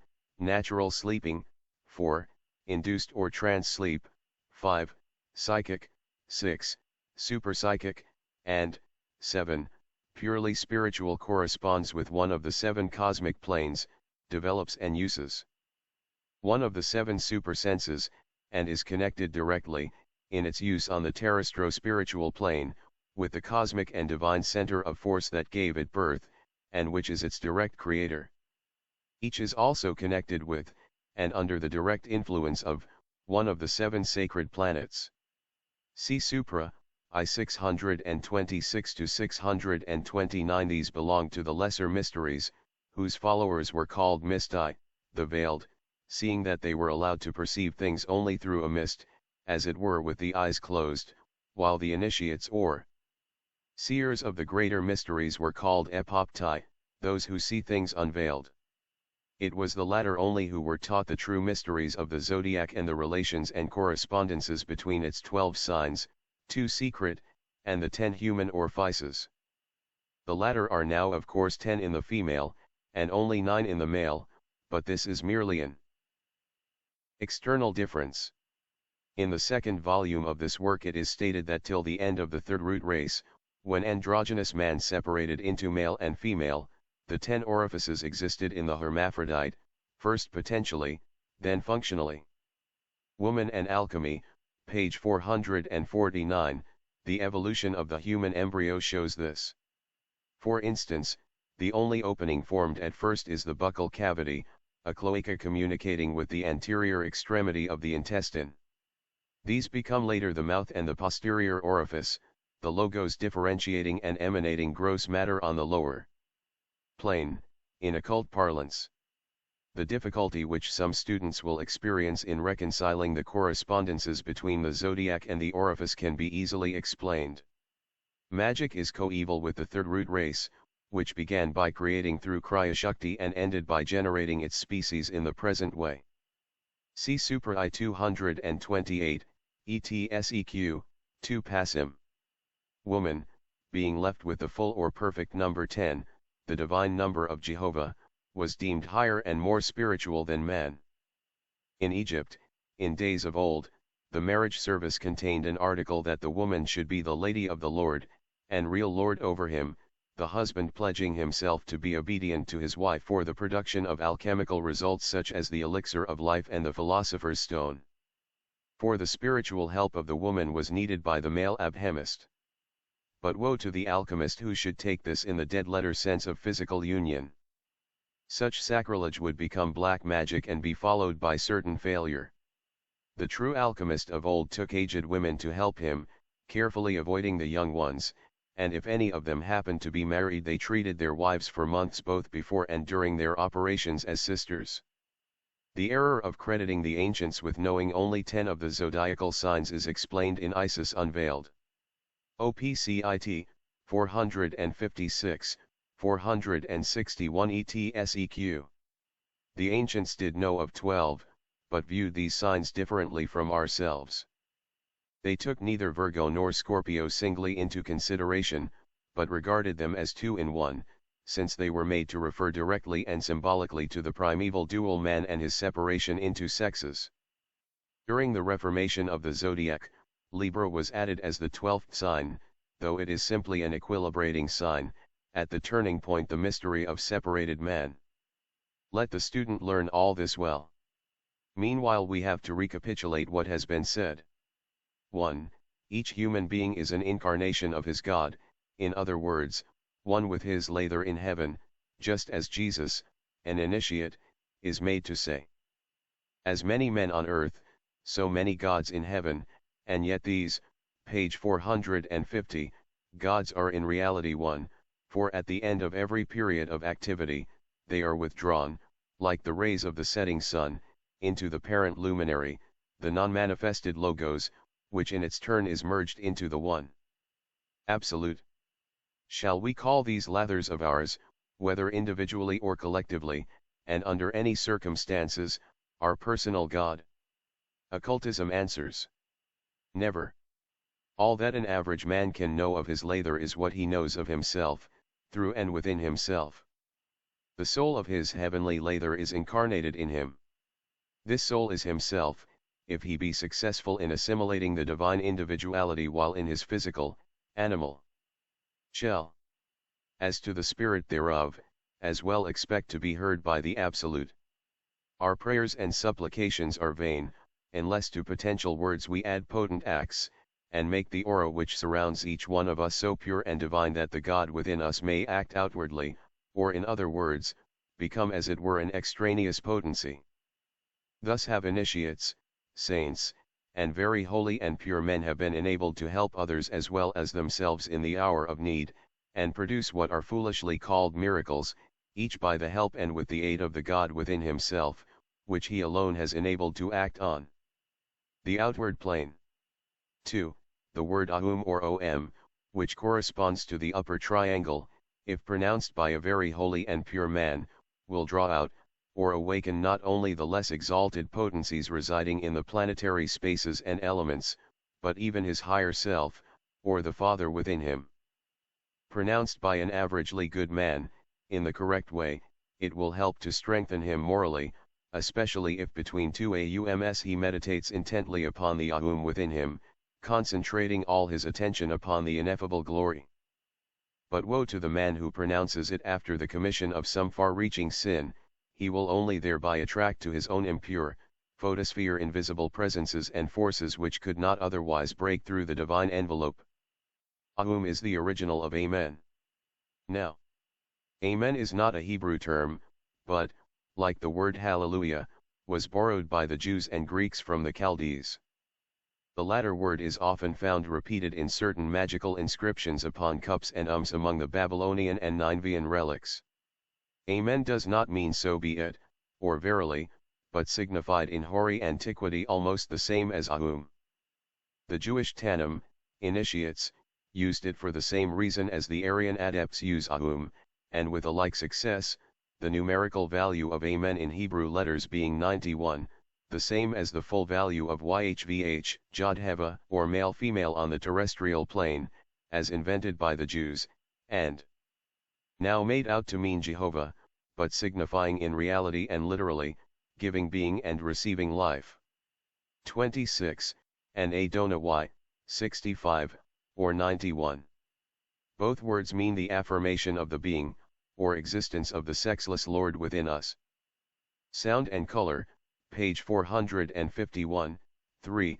Esoteric science teaches that every sound in the visible world awakens its corresponding sound in the invisible realms, and arouses to action some force or other on the occult side of nature. Moreover, every sound corresponds to a color and a number, a potency spiritual, psychic, or physical, and to a sensation on some plane. All these find an echo in every one of the so far developed elements, and even on the terrestrial plane, in the lives that swarm in the terrene atmosphere, thus prompting them to action. Thus a prayer, unless pronounced mentally and addressed to one's Father in the silence and solitude of one's closet, must have more frequently disastrous than beneficial results, seeing that the masses are entirely ignorant of the potent effects which they thus produce. To produce good effects, the prayer must be uttered by one who knows how to make himself heard in silence, when it is no longer a prayer, but becomes a command. Why is Jesus shown to have forbidden his hearers to go to the public synagogues? Surely every praying man was not a hypocrite and a liar, nor a Pharisee who loved to be seen praying by people. He had a motive, we must suppose, the same motive which prompts the experienced occultist to prevent his pupils from going into crowded places now as then, from entering churches, seance rooms, etc., unless they are in sympathy with the crowd. There is one piece of advice to be given to beginners, who cannot help going into crowds, one which may appear superstitious, but which in the absence of occult knowledge will be found efficacious. As well known to good astrologers, the days of the week are not in the order of those planets whose names they bear. The fact is that the ancient Hindus and Egyptians divided the day into 4 parts, each day being under the protection, as ascertained by practical magic, of a planet, and every day, as correctly asserted by Dion Cassius, received the name of the planet which rules and protected its first portion. Let the student protect himself from the powers of the air, elementals, which throng public places, by wearing either a ring containing some jewel of the color of the presiding planet, or else of the metal sacred to it. But the best protection is a clear conscience and a firm desire to benefit humanity. The planets, the days of the week and their corresponding colors and metals, page 452, in the accompanying diagram. The days of the week do not stand in their usual order, though they are placed in their correct sequence as determined by the order of the colors in the solar spectrum and the corresponding colors of their ruling planets. The fault of the confusion in the order of the days revealed by this comparison lies at the door of the early Christians. Adopting from the Jews their lunar months, they tried to blend them with the solar planets, and so made a mess of it, for the order of the days of the week as it now stands does not follow the order of the planets. Now, the ancients arranged the planets in the following order: Moon, Mercury, Venus, Sun, Mars, Jupiter, Saturn, counting the Sun as a planet for exoteric purposes. Again, the Egyptians and Indians, the 2 oldest nations, divided their day into 4 parts, each of which was under the protection and rule of a planet. In course of time each day came to be called by the name of that planet which rules its first portion, the morning. Now, when they arranged their week, the Christians proceeded as follows: they wanted to make the day of the sun, or Sunday, the 7th, so they named the days of the week by taking every 4th planet in turn, e.g., beginning with the moon, Monday, they counted thus: Moon, Mercury, Venus, Sun, Mars. Thus Tuesday, the day whose first portion was ruled by Mars, became the 2nd day of the week, and so on. It should be remembered also that the moon, like the sun, is a substitute for a secret planet. The present division of the solar year was made several centuries later than the beginning of our era, and our week is not that of the ancients and the occultists. The septenary division of the 4 parts of the lunar phases is as old as the world and originated with the people who reckon time by the lunar months. The Hebrews never used it, for they counted only the 7th day, the Sabbath, though the 2nd chapter of Genesis seems to speak of it. Till the days of the Caesars there is no trace of a week of 7 days among any nation save the Hindus. From India it passed to the Arabs, and reached Europe with Christianity. The Roman week consisted of 8 days, and the Athenian of 10. See notice Sir L. E. Calendrier. J. H. Ragan. The days of the week, page 453, thus one of the numberless contradictions and fallacies of Christendom is the adoption of the Indian septenary week of the lunar reckoning, and the preservation at the same time of the mythological names of the planets. Nor do modern astrologers give the correspondences of the days and planets and their colors correctly, and while occultists can give good reason for every detail of their own tables of colors, etc., it is doubtful whether the astrologers can do the same. To close this first paper, let me say that the readers must in all necessity be separated into 2 broad divisions: those who have not quite rid themselves of the usual skeptical doubts, but who long to ascertain how much truth there may be in the claims of the occultists, and those others who, having freed themselves from the trammels of materialism and relativity, feel that true and real bliss must be sought only in the knowledge and personal experience of that which the Hindu philosopher calls the Brahmavidya, and the Buddhist Arhat the realization of Adibuddha, the primeval wisdom. Let the former pick out and study from these papers only those explanations of the phenomena of life which profane science is unable to give them. Even with such limitations, they will find by the end of a year or two that they will have learned more than all their universities and colleges can teach them. As to the sincere believers, they will be rewarded by seeing their faith transformed into knowledge. True knowledge is of spirit and in spirit alone, and cannot be acquired in any other way except through the region of the higher mind, the only plane from which we can penetrate the depths of the all-pervading absoluteness. He who carries out only those laws established by human minds, who lives that life which is prescribed by the code of mortals and their fallible legislation, chooses as his guiding star a beacon which shines on the ocean of Maya, or of temporary delusions, and lasts for but one incarnation. These laws are necessary for the life and welfare of physical man alone. He has chosen a pilot who directs him through the shoals of one existence, a master who parts with him, however, on the threshold of death.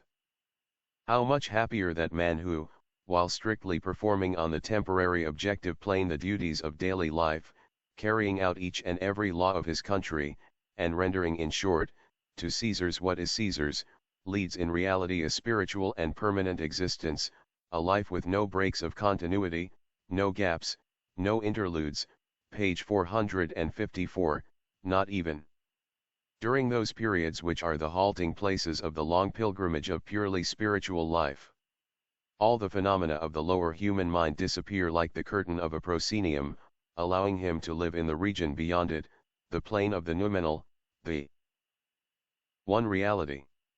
If man by suppressing, if not destroying, his selfishness and personality, only succeeds in knowing himself as he is behind the veil of physical Maya, he will soon stand beyond all pain, all misery, and beyond all the wear and tear of change, which is the chief originator of pain. Such a man will be physically of matter, he will move surrounded by matter, and yet he will live beyond and outside it. His body will be subject to change, but he himself will be entirely without it, and will experience everlasting life even while in temporary bodies of short duration.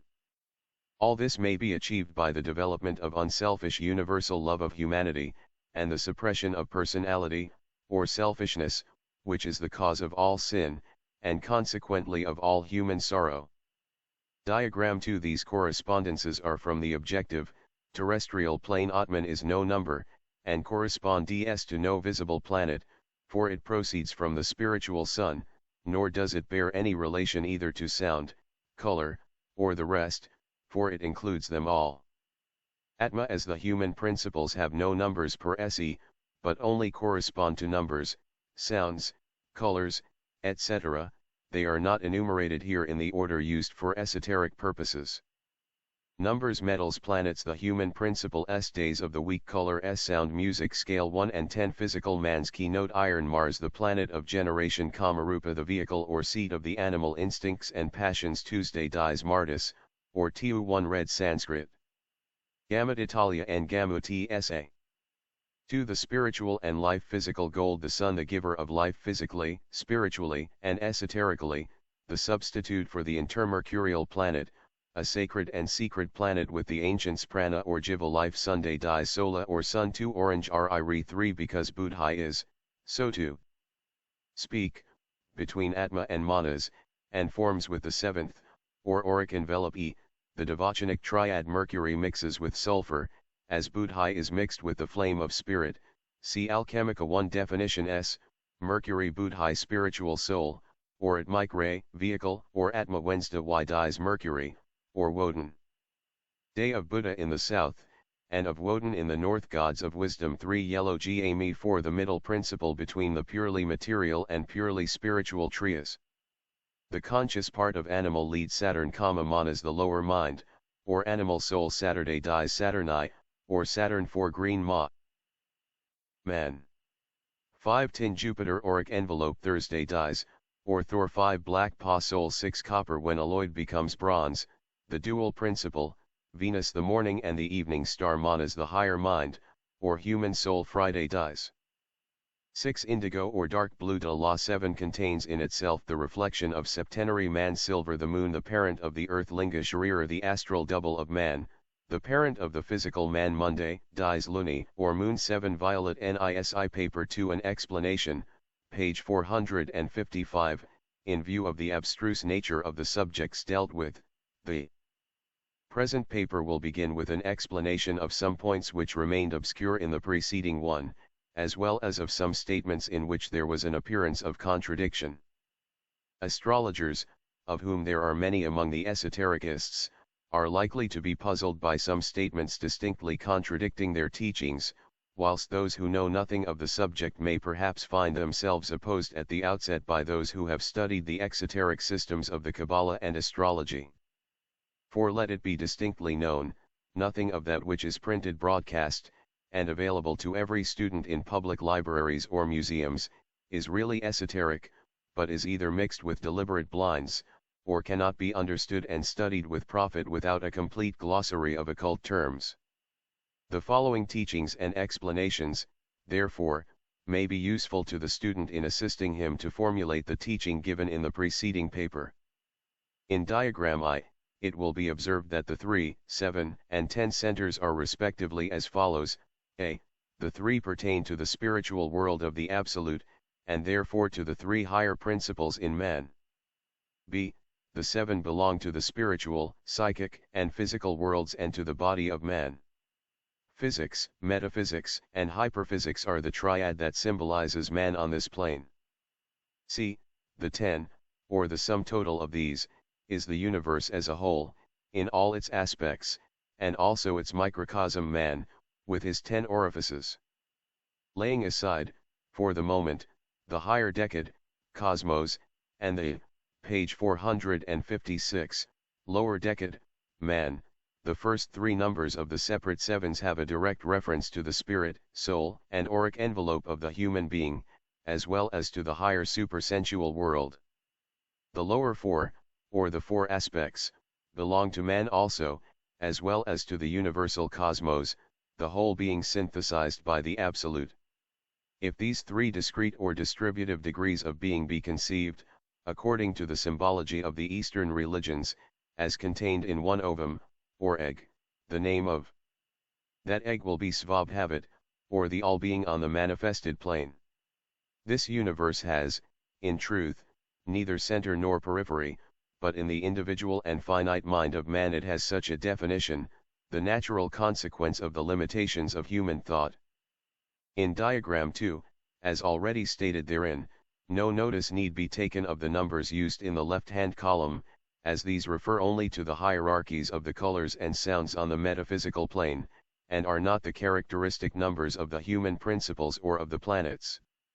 The human principles elude enumeration, because each man differs from every other, just as no 2 blades of grass on the whole earth are absolutely alike.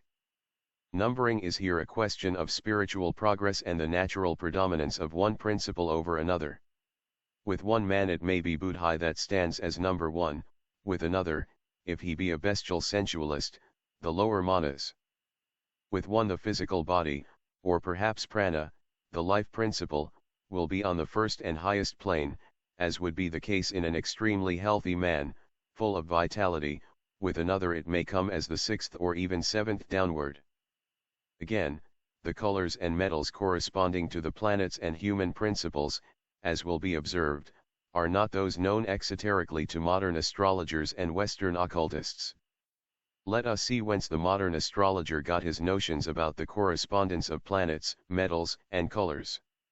And here we are reminded of the modem Orientalist, who, judging by appearances, credits the ancient Akkadians, and also the Chaldeans, Hindus, and Egyptians, with the crude notion that the universe, and in like manner the earth, was like an inverted, bell-shaped bowl.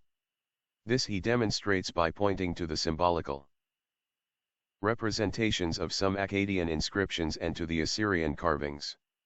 It is, however, no place here to explain how mistaken is the Assyriologist, for all such representations are simply symbolical of the Kargakura, the world mountain, or Meru, and relate only to the North Pole, the land of the gods. Astrology and Lunar Weeks, page 457.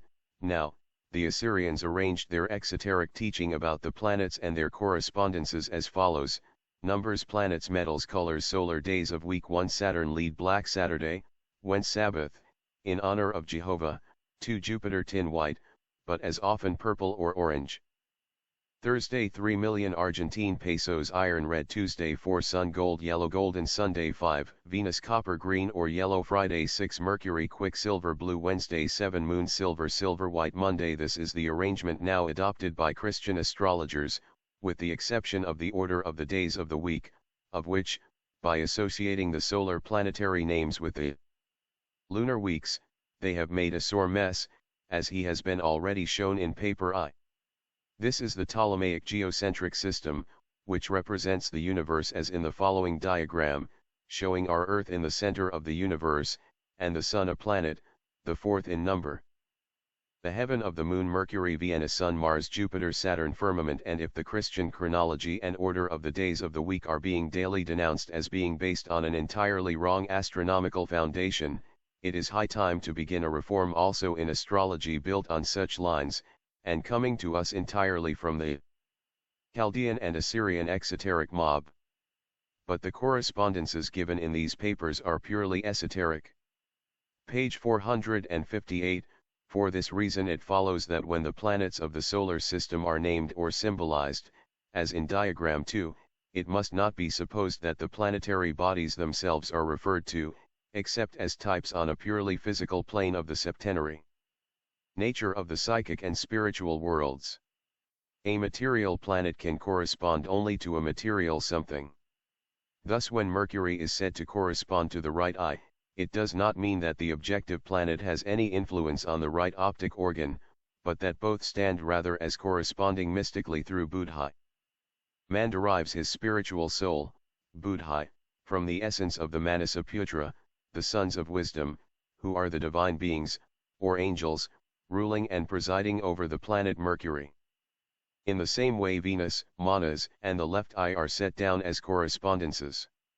Exoterically, there is, in reality, no such association of physical eyes and physical planets, but esoterically there is, for the right eye is the eye of wisdom, i.e., it corresponds magnetically with that occult center in the brain which we call the third eye, see Supra, 2.302. ETSEQ, while the left corresponds with the intellectual brain, or those cells which are the organ on the physical plane of the thinking faculty. The Kabbalistic triangle of Kether, Chakma, and Bina shows this. Chakma and Bina, or wisdom and intelligence, the father and mother or, again, the father and son, are on the same plane and react mutually on one another. When the individual consciousness is turned inward, a conjunction of manas and buddhi takes place. In the spiritually regenerated man this conjunction is permanent, the higher manas clinging to buddhi beyond the threshold of devachan, and the soul, or rather the spirit, which should not be confounded with atma, the super-spirit, is then said to have the single eye. Esoterically, in other words, the third eye is active. Now Mercury is called Hermes, and Venus, Aphrodite, and thus their conjunction in man on the psychophysical plane gives him the name of the hermaphrodite, or androgyne. The absolutely spiritual man is, however, entirely disconnected from sex. The spiritual man corresponds directly with the higher colored circles, the divine prism which emanates from the one infinite white circle, while physical man emanates from the Sephiroth, which are the voices or sounds of Eastern philosophy. Seeing sounds and hearing colors, page 459, and these voices are lower than the colors, for they are the seven lower Sephiroth, or the objective sounds, seen, not heard, as the Zohar shows, op. Cit. 2. 81.6, and even the Old Testament also. 4. When properly translated, verse 18 of chapter XX.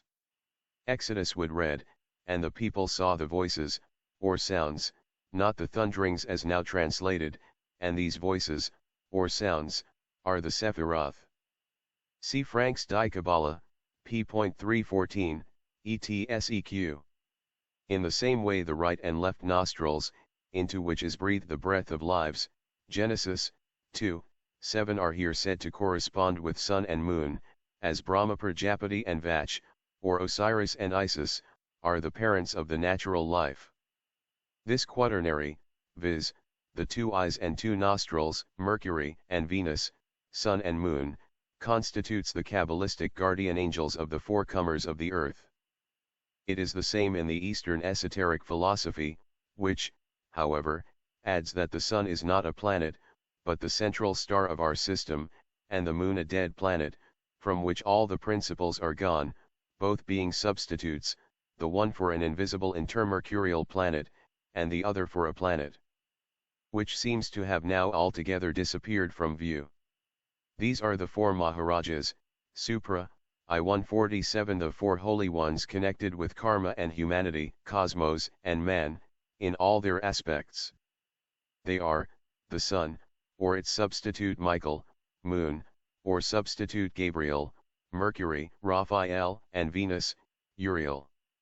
It need hardly be said here again that the planetary bodies themselves, being only physical symbols, are not often referred to in the esoteric system, but, as a rule, their cosmic, psychic, physical and spiritual forces are symbolized under these names. In short, it is the 7 physical planets which are the lower Sephiroth of the Kabbalah, and our triple physical sun whose reflection only we see, which is symbolized, or rather personified, by the upper triad, or Sephirothal crown. We may refer for confirmation to Origen's works, who says that the 7 ruling daimons, genii or planetary rulers, are Michael, the Sun, the lion like the second in order, the bull, Jupiter or Suriel, etc., and all these, the 7 of the presence, are the Sephiroth. The Sephirothal tree is the tree of the divine planets as given by Porphyry, or Porphyry's tree, as it is usually called. Then, again, it will be well to point out that the numbers attached to the psychic principles in diagram I appear the reverse of those in exoteric writings. This is because numbers in this connection are purely arbitrary, changing with every school. Some schools count, page 460, 3, some 4, some 6, and others 7, as do all the Buddhist esotericists. As said before, Supra, I-147, the esoteric school has been divided into 2 departments since the 14th century, one for the inner lanus, or higher chalice, the other for the outer circle, or lay chalice. Mr. Synod was distinctly told in the letters he received from one of the gurus that he could not be taught the real esoteric doctrine given out only to the pledged disciples of the inner circle. The numbers and principles do not go in regular sequence, like the skins of an onion, but the student must work out for himself the number appropriate to each of his principles, when the time comes for him to enter upon practical study. The above will suggest to the student the necessity of knowing the principles by their names and their appropriate faculties apart from any system of enumeration, or by association with their corresponding centers of actions, colors, sounds, etc., until these become inseparable. The old and familiar mode of reckoning the principles, given in the Theosophist and esoteric Buddhism, leads to another apparently perplexing contradiction, though it is really none at all. The principles numbered 3 and 2, viz., Linga Shara and Prana, or Jiva, stand in the reverse order to that given in diagram I. A moment's consideration will suffice to explain the apparent discrepancy between the exoteric enumeration, and the esoteric order given in diagram I. For in diagram I the Linga Shara is defined as the vehicle of Prana, or Jiva, the life principle, and as such must of necessity be inferior to Prana, not superior as the exoteric enumeration would suggest. The principles do not stand one above the other, and thus cannot be taken in numerical sequence. Their order depends upon the superiority and predominance of one or another principle, and therefore differs in every man. The Linga Shara is the double, or protoplasmic antitype of the body, which is its image. It is in this sense that it is called in diagram 2 the parent of the physical body, i.e., the mother by conception of Prana, the father. This idea is conveyed in the Egyptian mythology by the birth of Horns, the child of Osiris and Isis, although, like all sacred mythoi, this has both a threefold spiritual, and a sevenfold psychophysical application. To close the subject, Prana, the life principle, can, in sober truth, have no number, as it pervades every other principle, or the human total. Planetary and human bodies, page 461, each number of the seven would thus be naturally applicable to Pranajiva exoterically as it is to the auric body esoterically. As Pythagoras showed, cosmos was produced not through or by number, but geometrically, i.e., following the proportions of numbers. To those who are unacquainted with the exoteric astrological natures ascribed in practice to the planetary bodies, it may be useful if we set them down here after the manner of diagram 2, in relation to their dominion over the human body, colors, metals, etc., and explain at the same time why genuine exoteric philosophy differs from the astrological claims. Planets, days, metals, parts of the body, colors: Saturn, Saturday, lead right ear, knees, and bony sidum, black *, Jupiter, Thursday, tin, left ear, thighs, feet and arterial system, purple tea, Mars, Tuesday, iron, forehead and nose, the skull. Sex function and muscular sidum, red. Sun, Sunday, gold, right eye, heart, and vital centers, orange, Venus, Friday, copper, chin and cheeks, neck and reins and the venous sidum, yellow, Mercury, Wednesday, quicksilver, mouth, hands, abdominal viscera, and nervous system, dove or cream 1. Moon, Monday, silver, breasts, left eye, the fluidic sidum, saliva, lymph, etc. White *, esoterically, green, there being no black in the prismatic ray. T esoterically, light blue. As a pigment, purple is a compound of red and blue, and in Eastern occultism blue is the spiritual essence of the color purple, while red is its material basis. In reality, occultism makes Jupiter blue because he is the son of Saturn, which is green, and light blue as a prismatic color contains a great deal of green. Again, the auric body will contain much of the color of the lower manas if the man is a material sensualist, just as it will contain much of the darker hue if the higher manas has preponderance over the lower. Pound esoterically, the sun cannot correspond with the eye, nose, or any other organ, since, as explained, it is no planet, but a central star. It was adopted as a planet by the post-Christian astrologers, who had never been initiated. Moreover, the true color of the sun is blue, and it appears yellow only owing to the effect of the absorption of vapors, chiefly metallic, by its atmosphere. All is Maya on our earth. Esoterically, indigo, or dark blue, which is the complement of yellow in the prism. Yellow is a simple or primitive color. Manas being dual in its nature as is its sidereal symbol, the planet Venus, which is both the morning and evening star. The difference between the higher and the lower principles of manas, whose essence is derived from the hierarchy ruling Venus, is denoted by the dark blue and green. Green, the lower manas, resembles the color of the solar spectrum which appears between the yellow and the dark blue, the higher spiritual manas. Indigo is the intensified color of the heaven or sky, to denote the upward tendency of manas toward Buddhi, or the heavenly spiritual soul. This color is obtained from the indigofera tincturatoria, a plant of the highest occult properties in India, much used in white magic, and occultly connected with copper. This is shown by the indigo assuming a copper luster, especially when rubbed on any hard substance. Another property of the dye is that it is insoluble in water and even in ether, being lighter in weight than any known liquid. No symbol has ever been adopted in the East without being based upon logical and demonstrable reasons. Therefore Eastern symbologists, from the earliest ages, have connected the spiritual and the animal minds of man, the one with dark blue, Newton's indigo, or true blue, free from green, and the other with pure green. Esoterically, yellow, because the color of the sun is orange, and Mercury now stands next to the sun in distance, as it does in color. The planet for which the sun is a substitute was still nearer the sun than Mercury now is, and was one of the most secret and highest planets. It is said to have become invisible at the close of the third race.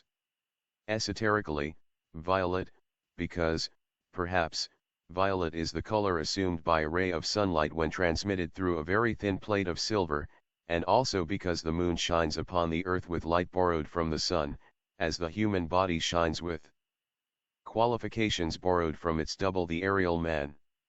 As the astral shadow starts the series of principles in man, on the terrestrial plane, up to the lower, animal manas, so the violet ray starts the series of prismatic colors from its end up to green, both being, the one as a principle and the other as a color, the most refrangible of all the principles and colors. Besides which, there is the same great occult mystery attached to all these correspondences, both celestial and terrestrial bodies, colors, and sounds. In clearer words, there exists the same law of relation between the moon and the earth, the astral and the living body of man, as between the violet end of the prismatic spectrum and the indigo and the blue. But of this more anon. Page 462.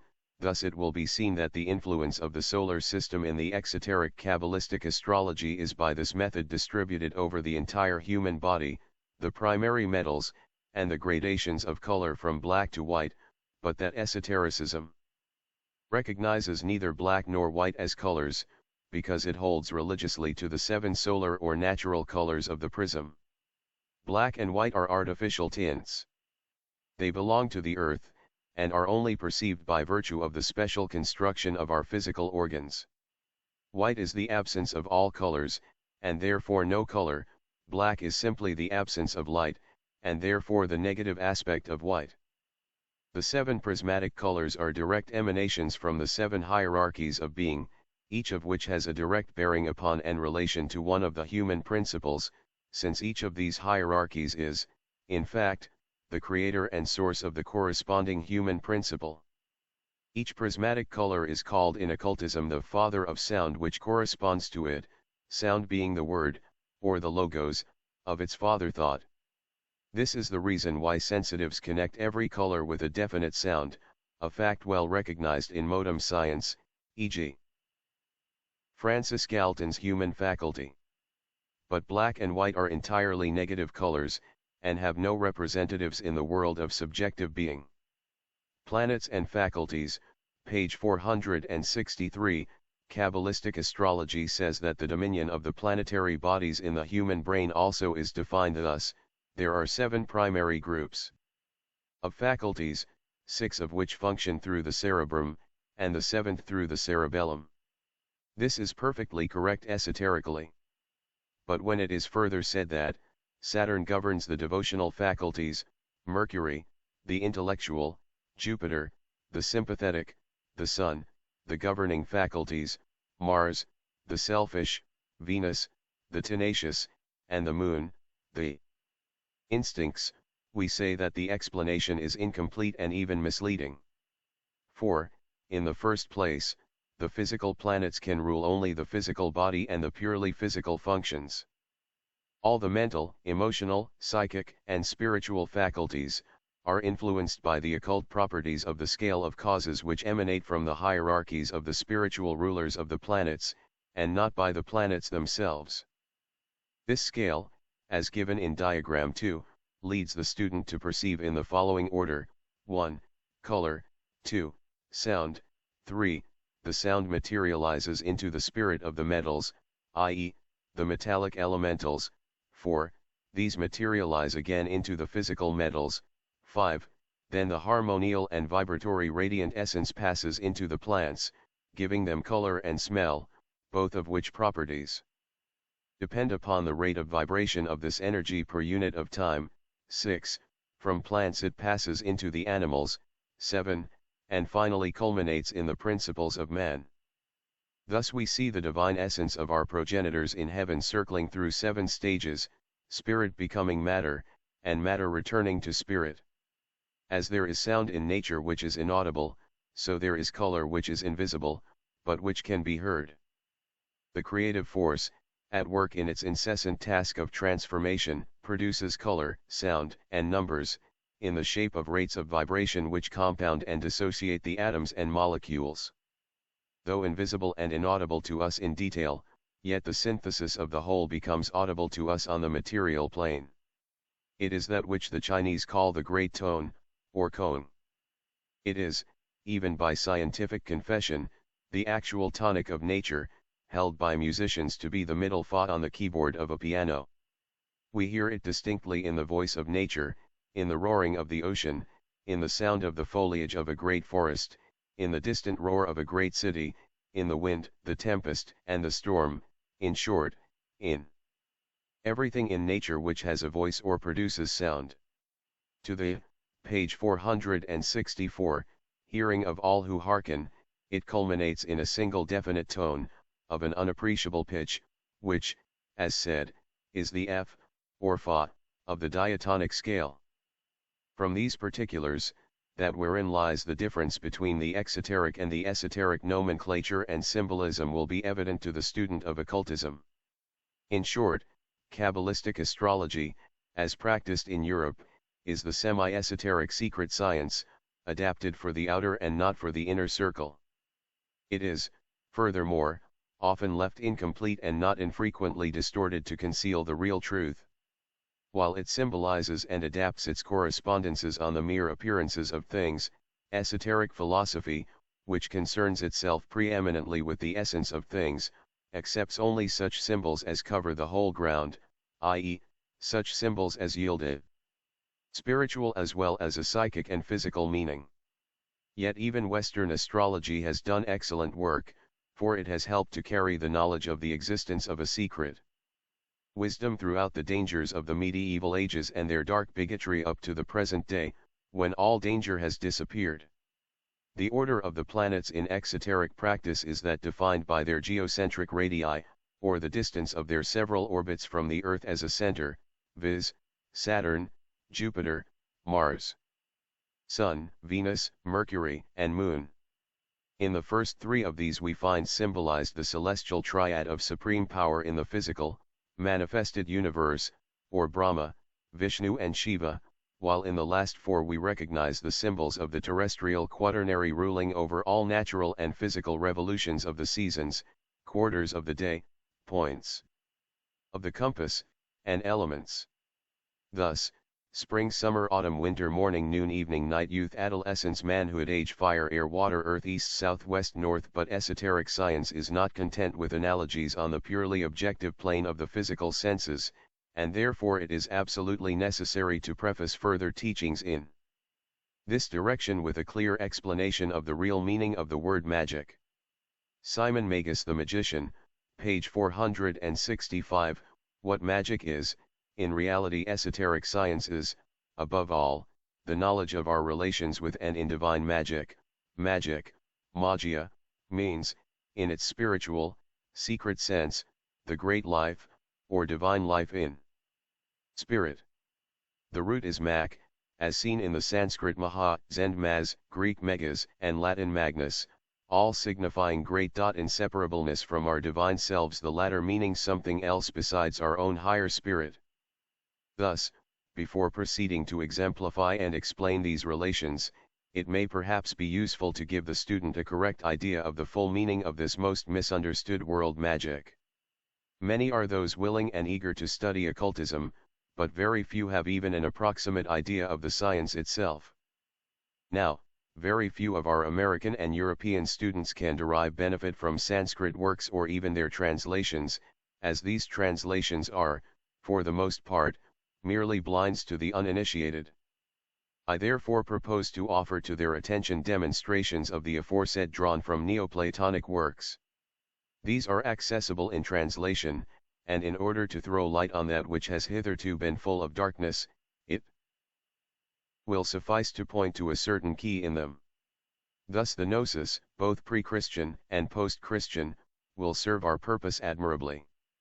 There are millions of Christians who know the name of Simon Magus, and the little that is told about him in the Acts, but very few who have even heard of the many motley, fantastic and contradictory details which tradition records about his life. The story of his claims and his death is to be found only in the prejudiced, half-fantastic records about him in the works of the Church Fathers, such as Irenaeus, Epiphanius, and St. Justin, and especially in the anonymous Philosophumena. Yet he is a historical character, and the appellation of Magus was given to him and was accepted by all his contemporaries, including the heads of the Christian Church, as a qualification indicating the miraculous powers he possessed, and irrespective of whether he was regarded as a white, divine, or a black, infernal, magician. In this respect, opinion has always been made subservient to the Gentile or Christian proclivities of his chronicler. It is in his system and in that of Menander, his pupil and successor, that we find what the term magic meant for initiates in those days.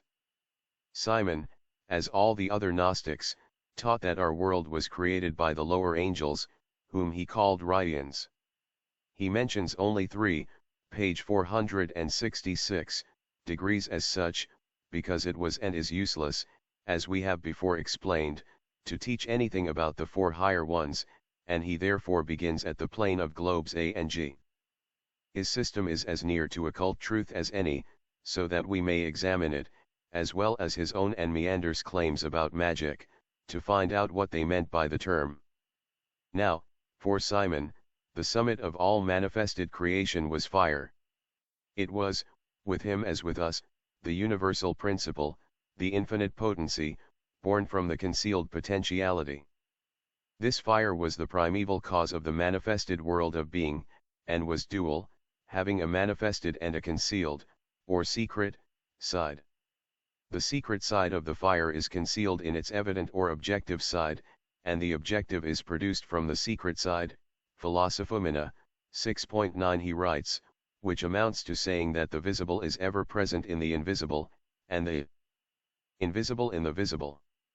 This was but a new form of stating Plato's idea of the intelligibi, noeton, and the sensible, aestheton, and Aristotle's teaching on the potency, dunamis, and the act, energia. For Simon, all that can be thought of, all that can be acted upon, was perfect intelligence. Fire contained all. And thus all the parts of that fire, being endowed with intelligence and reason, was susceptible of development by extension and emanation. This is our teaching of the manifested phogos, and these parts in their primordial emanations are our Dhyan-Kohans, the sons of flame and fire, or higher ions. This fire is the symbol of the active and living side of divine nature. Behind it lay infinite potentiality in potentiality, which Simon named that which has stood, stands, and will stand, or permanent stability and personified immutability. From the potency of thought, divine ideation thus passed to action. Hence the series of primordial emanations through thought begetting the act, the objective side of fire being the mother, the sacred side of it being the father. Simon called these emanations syzygies, a united pair, or couple, for they emanated 2 by 2, one as an active, and the other as a passive/eon. 3 couples thus emanated, or 6 in all, the fire being the 7th, to which Simon gave the following names: mind and thought, voice and name, reason and reflection, nous, epinoia, phony, anima, logismos. In Thymesis the first in each pair being male, the last female. From these primordial 6 emanated the 6/eons of the middle world. Let us see what Simon himself says, series of /eons, page 467, each of these 6 primitive beings contained the entire infinite potency of its parent, but it was there only in potency, and not in act. That potency had to be called forth or conformed through an image in order that it should manifest in all its essence, virtue, grandeur, and effects, for only then could the emanated potency become similar to its parent, the eternal and infinite potency. If, on the contrary, it remained simply potentially in the 6 potencies and failed to be conformed through an image, then the potency would not pass into action, but would get lost. Philosophomena, 6. 12 in clearer terms, it would become atrophied, as the modem expression goes.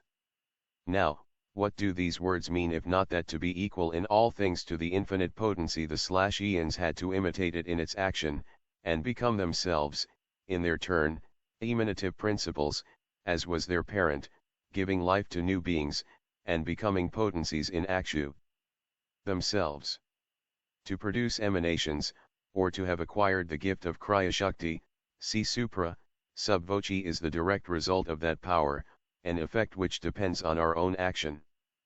That power, then, is inherent in man, as it is in the primordial/eons and even in the secondary emanations, by the very fact of their and our descent from the one primordial principle, the infinite power, or potency. Thus we find in the system of Simon Magus that the first 6/eons, synthesized by the seventh, the parent potency, passed into act, and emanated, in their turn, 6 secondary/eons, which were each synthesized by their respective parents. In the Philosophumena we read that Simon compared the /eons to the tree of life. Said Simon in the Revelation, the great revelation, he megalepophasis, of which Simon himself is supposed to have been the author. It is written that there are 2 ramifications of the universal /eons, having neither beginning nor end, issued both from the same root, the invisible and incomprehensible potentiality, sig silence. One of these series of /eons appears from above. This is the great potency, universal mind, or divine ideation, the Maha of the Hindus. It orders all things and is male. The other is from below, for it is the great manifested thought, the female /eon, generating all things.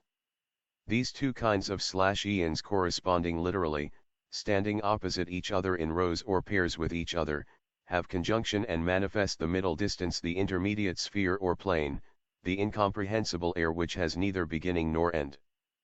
Philosophumena, 6. 18. This female air is our ether, or the Kabbalistic astral light.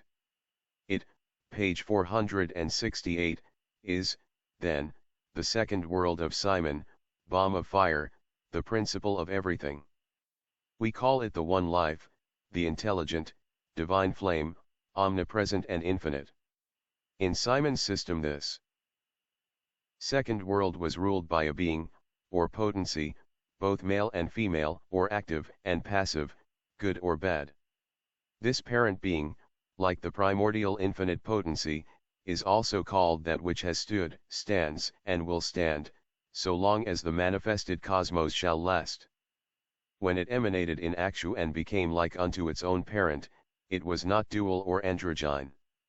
It is the thought, sig, that emanated from it which became as itself, the parent, having become like unto its image, or antitype. The second had now become in its turn the first, on its own plane or sphere. As Simon has it, the parent or father was one. For having it the thought in itself, it was alone. It was not, however, first, though it was pre-existing, but manifesting itself to itself from itself, it became the second, or dual. Nor was it called father before it the thought gave it that name.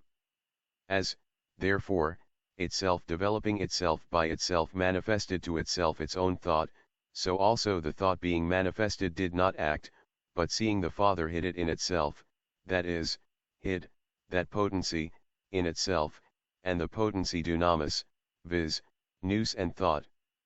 Epinoia are male-female. Whence they correspond with one another, for potency in no way differs from thought being one.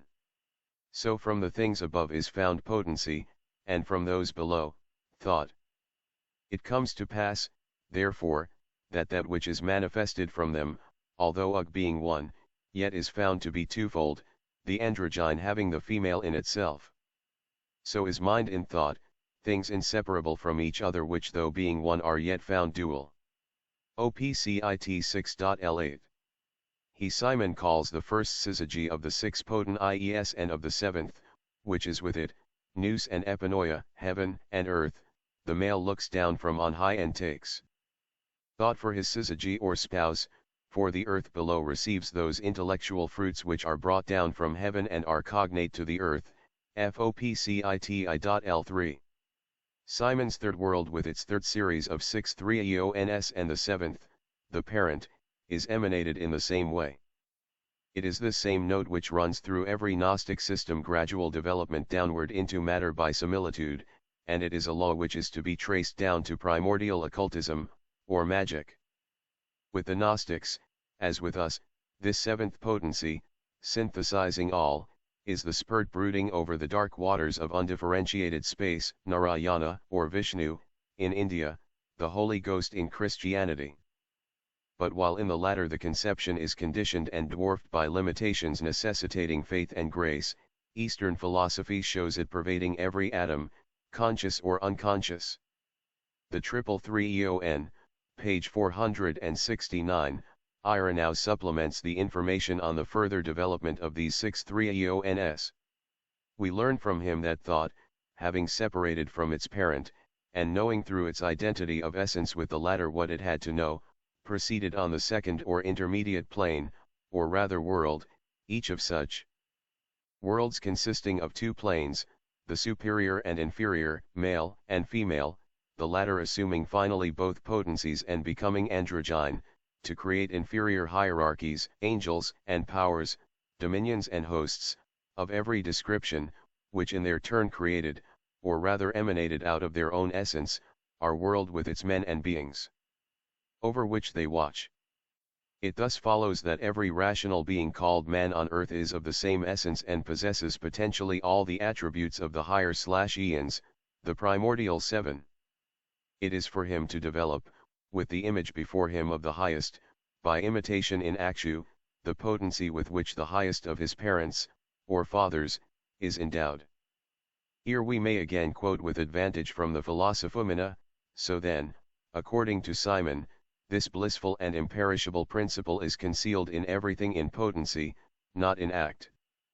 This is that which has stood, stands, and will stand, viz., that which has stood above in ingunnable potency, that which stands below in the stream of the waters generated in an image, that which will stand above, beside the blissful infinite potency, if it makes itself like unto this image. For 3, he says, are they that stand, and without these 3 eons of stability, there is no adornment of the generable which, according to them the Simonians, is born on the water, and being moulded according to the similitude is a perfect and celestial, eon, in no manner of thinking inferior to the ingunnable potency. Thus they say, I and thou are one, before me wast thou, that which is after thee is I. This, he says, is the one potency, divided into above and below, generating itself, nourishing itself, seeking itself, finding itself, its own mother, father, brother, spouse, daughter, and son, one, for it is the root of all. OPCIT, 6.17. Thus of this triple/eon, we learn the first exists as that which has stood, stands, and will stand, or the uncreate power, Atman. The second is generated in the dark waters of space, chaos, or undifferentiated substance, our Buddhi, from or through the image of the former reflected in those waters, the image of him, or it, which moves on them. The third world, or, in man, manas, will be endowed with every power of that eternal and omnipresent image if it but assimilates it to itself. 4, page 470, all that is eternal, pure, and incorruptible is concealed in everything that is if only potentially, not actually. And everything is that image, provided the lower image, man, ascends to that highest source and root in spirit and thought. Matter as substance is eternal and has never been created. Therefore Simon Magus, with all the great Gnostic teachers and Eastern philosophers, never speaks of its beginning. Eternal matter receives its various forms in the lower/eon from the creative angels, or builders, as we call them. Why, then, should not man, the direct heir of the highest/eon, do the same, by the potency of his thought, which is balm from spirit? This is Kriya Shakti, the power of producing forms on the objective plane through the potency of ideation and will, from invisible, indestructible matter. Truly says Jeremiah, OPCIT, I5 quoting the word of the Lord, before I formed thee in the belly I knew thee, and before thou earnest forth out of the womb I sanctified thee, for Jeremiah stands here for man when he was yet in/eon, or divine man, both with Simon Magus and Eastern philosophy. The first 3 chapters of Genesis are as occult as that which is given in paper I. For the terrestrial paradise is the womb, says Simon. Philosophumena, 6. 14 Eden, the region surrounding it.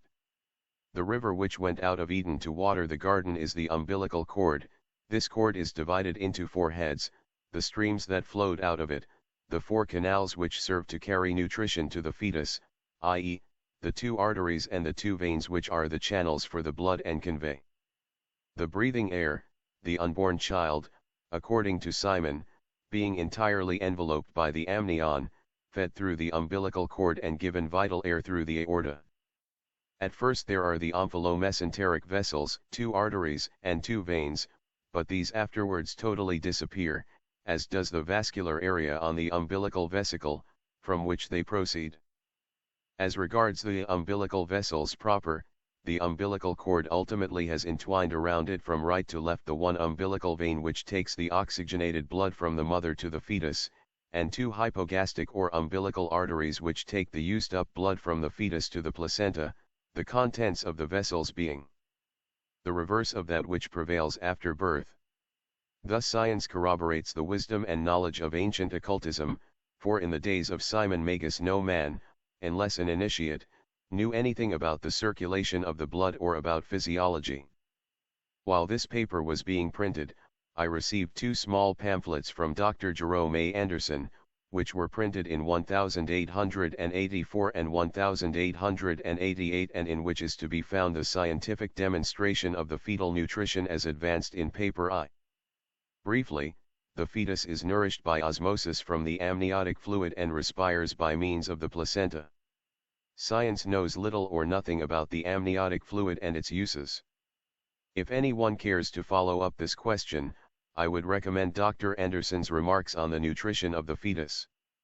Wood & Co., New York, Magic and Miracles, page 471, the above is given for the elucidation of that which is to follow.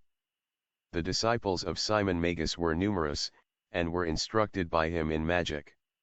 They made use of so-called exorcisms, as in the New Testament, incantations, philters, believed in dreams and visions, and produced them at will, and finally forced the lower orders of spirits to obey them. Simon Magus was called the great power of God, literally the potency of the deity which is called great. That which was then termed magic we now call theosophia, or divine wisdom, power, and knowledge. His direct disciple, Menander, was also a great magician. Says Irenaeus, among other writers, the successor of Simon was Menander, a Samaritan by birth, who reached the highest summits in the science of magic. Thus both master and pupil are shown as having attained the highest powers in the art of enchantments, powers which can be obtained only through the help of the devil, as Christians claim, and yet their works were identical with those spoken of in the New Testament, wherein such phenomenal results are called divine miracles, and are therefore believed in and accepted as coming from and through God. But the question is, have these so-called miracles of the Christ and the apostles ever been explained any more than the magical achievements of so-called sorcerers and magicians? I say, never. We occultists do not believe in supernatural phenomena, and the masters laugh at the word miracle. FETSC, then, what is really the sense of the word magic? The source and basis of it lie in spirit and thought, whether on the purely divine or the terrestrial plane. Those who know the history of Simon have the 2 versions before them, that of white and of black magic, at their option, in the much talked of union of Simon with Helena, whom he called his epinoia, thought. Those who, like the Christians, had to discredit a dangerous rival, talk of Helena as being a beautiful and actual woman, whom Simon had met in a house of ill fame at Tyre, and who was, according to those who wrote his life, the incarnation of Helen of Troy. How, then, was she divine thought? The lower angels, Simon is made to say in Philosophumena, or the 30 Aeons, being so material, had more badness in them than all the others. Poor man, created or emanated from them, had the vice of his origin. What was it? Only this: when the 30 Aeons possessed themselves, in their turn, of the divine thought through, page 472, the transmission into them of fire, instead of making of a man a complete being, according to the universal plan, they at first detained from him that divine spark. Thought, on earth manas, and that was the cause and origin of senseless man's committing the original sin as the angels had committed it eons before refusing to create. Supra, Vol 2. Finally, after detaining Epinoia prisoner amongst them and having subjected the divine thought to every kind of insult and desecration, they ended by shutting it into the already defiled body of man. After this, as interpreted by the enemies of Simon, she passed from one female body into another through ages and races, until Simon found and recognized her in the form of Helena, the prostitute, the lost sheep of the parable. Simon is made to represent himself as the Savior descended on earth to rescue this lamb and those men in whom Epinoia is still under the dominion of the lower angels. The greatest magical feats are thus attributed to Simon through his sexual union with Helena, hence black magic. Indeed, the chief rites of this kind of magic are based on such disgusting literal interpretation of noble myths, one of the noblest of which was thus invented by Simon as a symbolical mark of his own teaching. Those who understood it correctly knew what was meant by Helena. It was the marriage of Nous, Atma-Buddhi, with Manas, the union through which will and thought become one and are endowed with divine powers. For Atman in man, being of an unalloyed essence, the primordial divine fire, or the eternal and universal that which has stood, stands, and will stand, is of all the planes, and Buddhi is its vehicle or thought, generated by and generating the Father in her turn, and also will. She is that which has stood, stands, and will stand, thus becoming, in conjunction with Manas, male-female, in this sphere only. Hence, when Simon spoke of himself as the Father and the Son and the Holy Ghost, and of Helena and his Epinoia divine thought, he meant the marriage of his Buddhi with Manas. Helena was the Shakti of the inner man, the female potency. Now, what says Menander? The lower angels, he taught, were the emanations of Enoia, designing thought. It was Enoia who taught the science of magic and imparted it to him, together with the art of conquering the creative angels of the lower world. The latter stand for the passions of our lower nature. Magic, a divine science, page 473, his pupils, after receiving baptism from him, i.e., after initiation, were said to resurrect from the dead and, growing no older, became immortal. See Eusebius, Hist. Ecclesiastes Lib. Ill, 3. Cap. 26. This resurrection promised by Menander meant, of course, simply the passage from the darkness of ignorance into the light of truth, the awakening of man's immortal spirit to inner and eternal life. This is the science of the Raja Yogi's magic. Every person who had read Neoplatonic philosophy knows how its chief adepts, such as Plotinus, and especially Porphyry, fought against phenomenal theurgy. But, beyond all of them, Jamlishus, the author of the De Mysteriis, lifts high the veil from the real term theurgy, and shows us therein the true divine science of Raja Yoga. Magic, he says, is a lofty and sublime science, divine and exalted above all others. It is the great remedy for all. It, neither takes its source in, nor is it limited to, the body of its passions, to the human compound or its constitution, but all is derived by it. From our upper gods, our divine egos, which run like a silver thread from the spark in us up to the primeval divine fire, T. De Mysteriis, p.100, lines 10 to 19, p.109, Fol. I. Jamlishus execrates physical phenomena, produced, as he says, by the bad demons who deceive men, the spooks of the seance room, as vehemently as he exalts divine theurgy. But to exercise the latter, he teaches, the theorist must imperatively be a man of high morality and a chaste soul.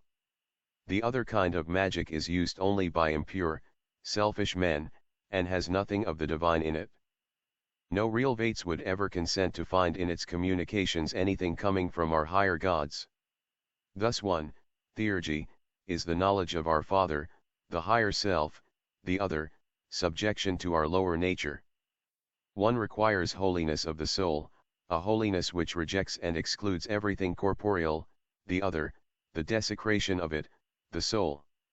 One is the union with the gods, with one's God, the source of all good, the other intercourse with demons, elementals, which, unless we subject them, will subject us, and lead us step by step to moral min.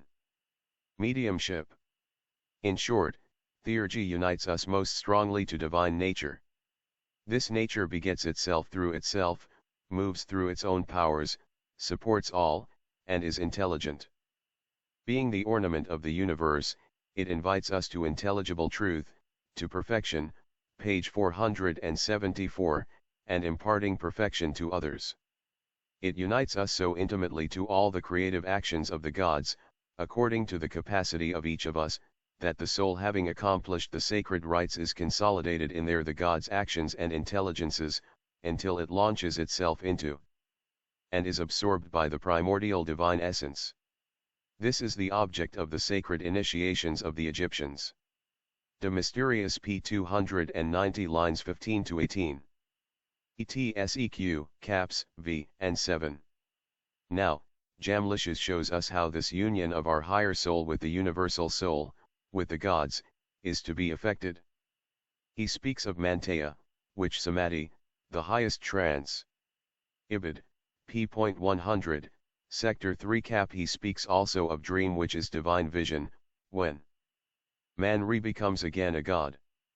By theurgy, or Raja Yoga, a man arrives at 1. Prophetic discernment through our God, the respective higher ego of each of us, revealing to us the truths of the plane on which we happen to be acting. 2. Ecstasy and illumination. 3. Action in spirit, in astral body or through will. 4. And domination over the minor senseless demons, elementals, by the very nature of our purified egos. But this demands the complete purification of the latter. And this is called by him magic, through initiation into theurgy. But theurgy has to be preceded by a training of our senses and the knowledge of the human self in relation to the divine self. So long as man has not thoroughly mastered this preliminary study, it is idle to anthropomorphize the formless. By formless I mean the higher and the lower gods, the supermundane as well as mundane spirits, or beings, which to beginners can be revealed only in colors and sounds. For none but a high adept can perceive a god in its true transcendental form, which to the untrained intellect, to the Kila, will be visible only by its aura. The visions of full figures casually perceived by sensitives and mediums belong to one or another of the only three categories they can see: a. Astrals of living men, b. Nirmanakayas, adepts, good or bad, whose bodies are dead, but who have learned to live in the invisible space in their ethereal personalities, and c.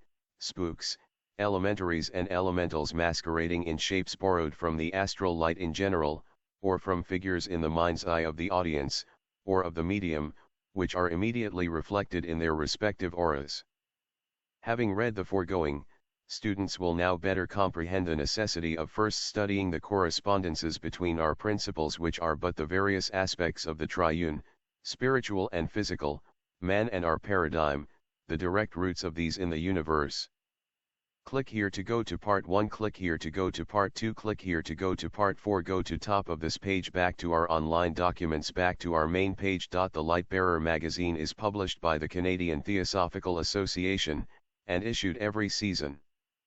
Canadian subscriptions are $16 Canadian funds for Canadian addresses, for other countries is $24 Canadian funds or equivalent US funds. A sample copy can be sent upon request to Canadian addresses. For outside of Canada, a copy can be obtained for $6 Canadian or equivalent US funds. Send a note to take advantage of the above free sample offer and / or find out about membership in the society, which is only $20 Canadian funds yearly and which includes our magazine. Outside of the country, membership is $30 in Canadian funds or equivalent US funds and includes also the magazine. This document is a publication of Canadian Theosophical Association, a regional association of the Theosophical Society in Adyar, 1667, Nash Road, Box 108, Cordis, on Canada. Lie 1S8 telephone, 905-404-9455 fax, 905 404-9385 toll-free from all of Canada 866-277-0074 email, website, www.theosophical.ca The Secret Doctrine Volume 3 by H.P. Blavatsky Part 4 of 4 Click here to go to Part 1 Click here to go to Part 2 Click here to go to Part 3 265 The Seven Hierarchies 52 475 266 Origins 52 477 267 Colors and Principles 52 479 268 The Primordial 7 52 481 269 The Hierarchies and Man 52 483 270 Wisdom and Truth 52 485 271 Occult Secrecy 52 487 272 The Light and Dark Sides of Nature 52 489 273 Nature's Finer Forces 52 491 274 The Seven Principles 52 493 275 The Auric Egg 5 of 7 Tattvas 52 497 277 The Tattvas 52 499 278 Esoteric and Tantra Tables of the Tattvas 52 501 279 Hatha and Raja Yoga 52 503 280 The Awakening of the Seventh Sense 52 505 281 The Master Chakras 52 507 282 The Human Harp 52 509 283 The Duality of Manas 52 511 284 The Living and the Dead 52 513 285 Gaining Immortality 52 515 286 Light and Life 52 517 287 The Two Egos 52 519 288 Death of the Soul 52 521 289 Reincarnation of Lower Soul 52 523 290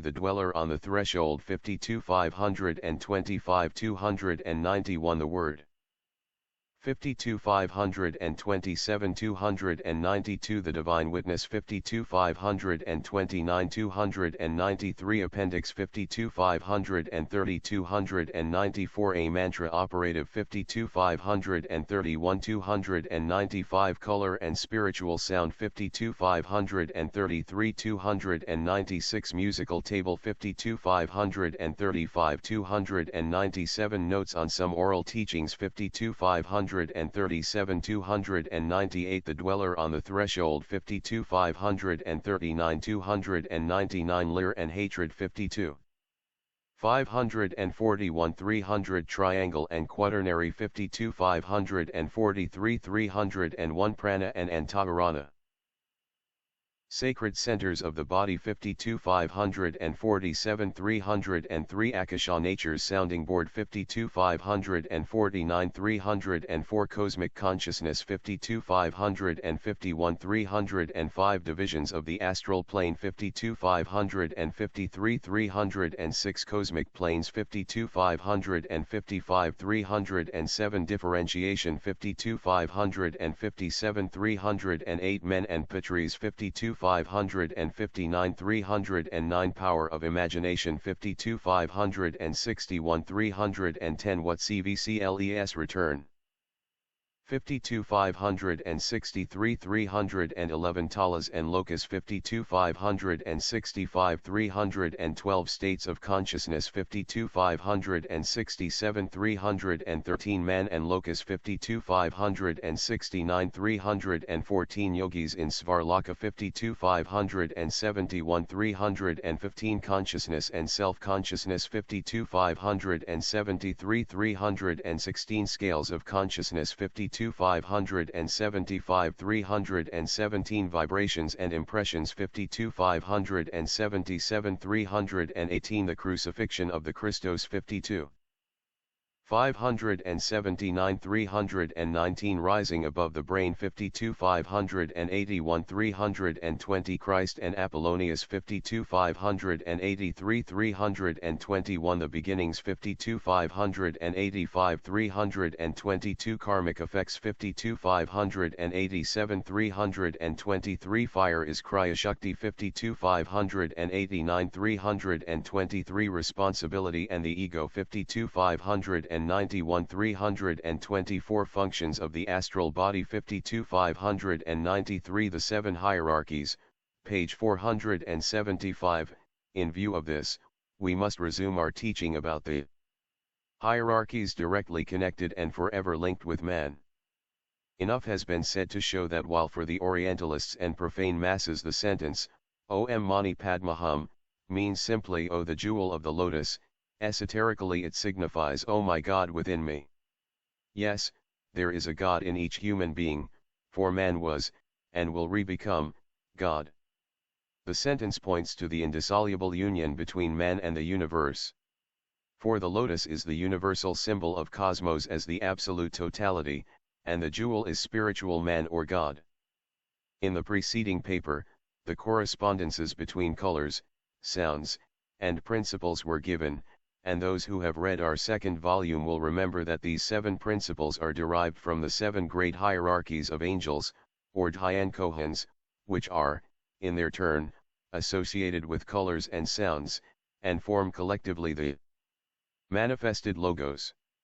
In the eternal music of the spheres we find the perfect scale corresponding to the colors, and in the number, determined by the vibrations of color and sound, which underlies every form and guides every sound, we find the summing up of the manifested universe.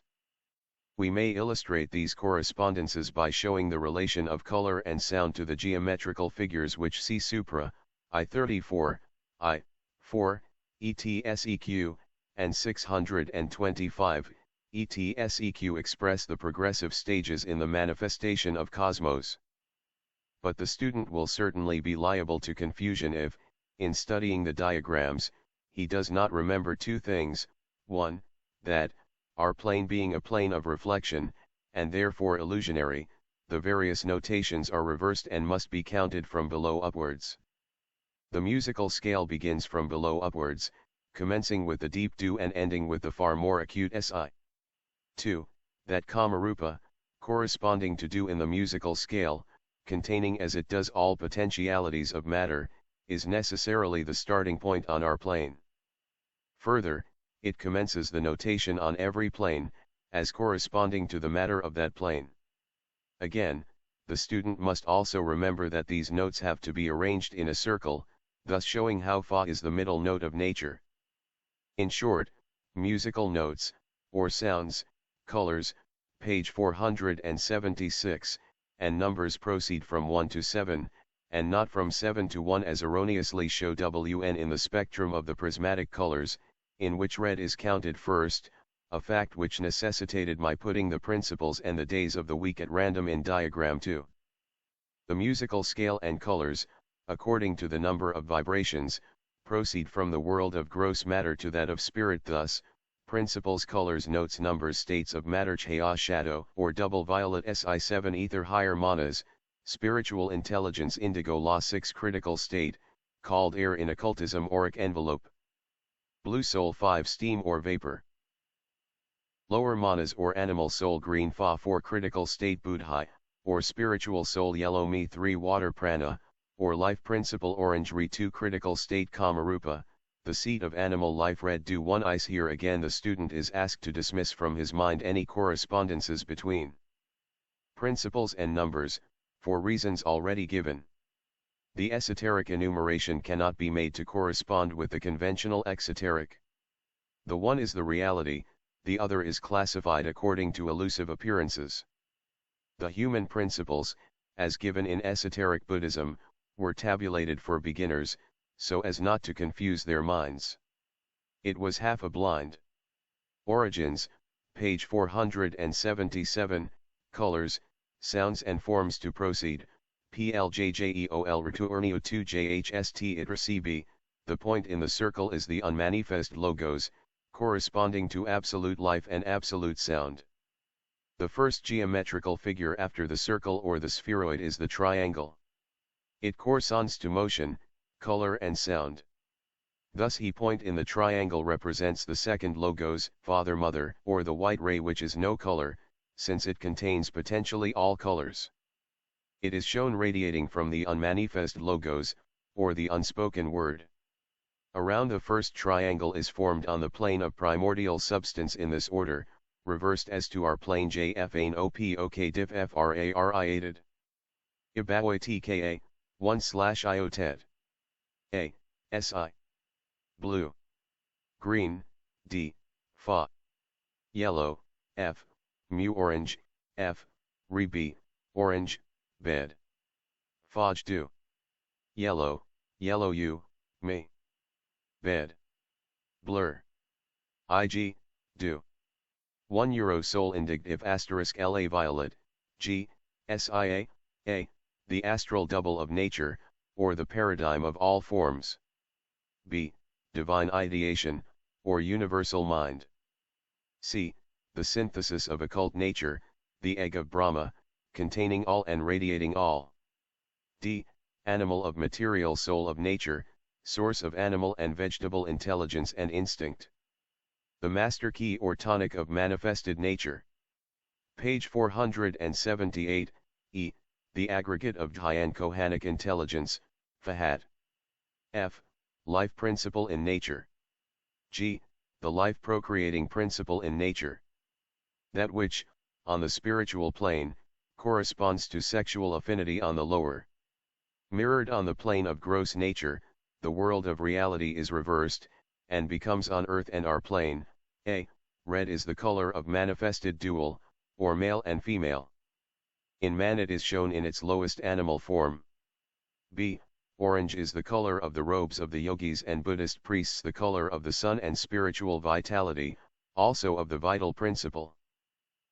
C, yellow or radiant golden is the color of the spiritual, divine ray in every atom, in man of Buddha.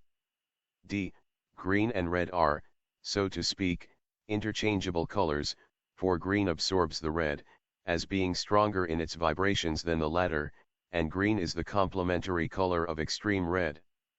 This is why the lower manas and kamarupa are respectively shown as green and red.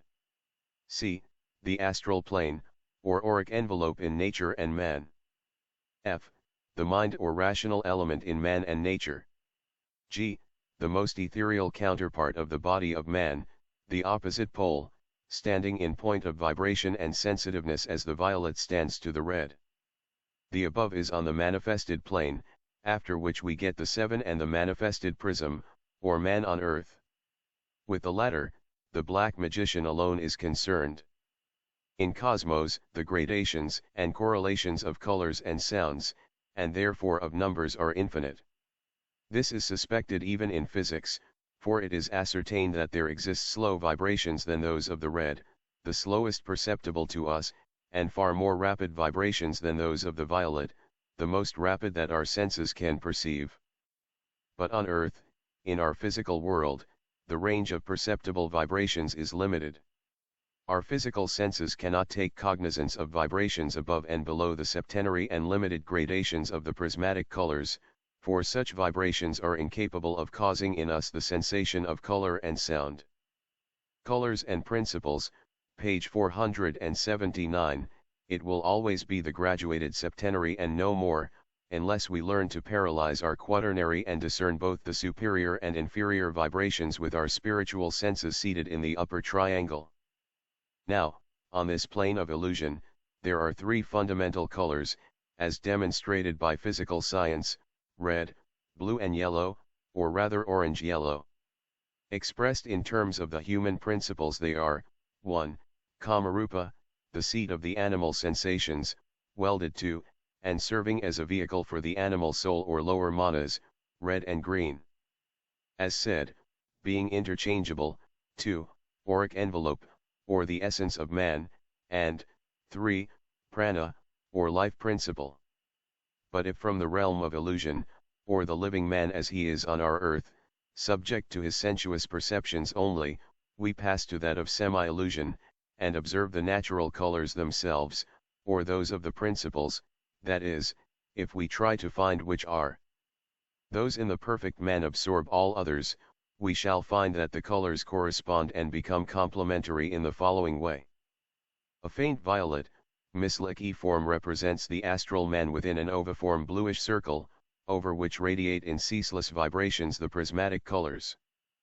That color is predominant, of which the corresponding principle is the most active generally, or at the particular moment when the clairvoyant perceives it. Such man appears during his waking states, and it is by the predominance of this or that color, and by the intensity of its vibrations, that a clairvoyant, if he be acquainted with correspondences, can judge of the inner state or character of a person, for the latter is an open book to every practical occultist. 1. Red, green, 2. Orange, blue, 3. Yellow, indigo, violet. In the trance state the aura changes entirely, the 7 prismatic colors being no longer discernible. In sleep also they are not all at home. For those which belong to the spiritual elements in the man, viz., yellow, buddhi, indigo, higher manas, and the blue of the auric envelope will be either hardly discernible, or altogether missing. The spiritual man is free during sleep, and though his physical memory may not become aware of it, lives, robed in his highest essence, in realms on other planes, in realms which are the land of reality, called dreams on our plane of illusion. Page 480, a good clairvoyant, moreover, if he had an opportunity of seeing a yogi in the trance state and a mesmerized subject, side by side, would learn an important lesson in occultism. He would learn to know the difference between self-induced trance and a hypnotic state resulting from extraneous influence. In the yogi, the principles of the lower quaternary disappear entirely. Neither red, green, red-violet, nor the auric blue of the body are to be seen, nothing but hardly perceptible vibrations of the golden-hued prana principle and a violet flame streaked with gold rushing upwards from the head, in the region where the third eye rests, and culminating in a point.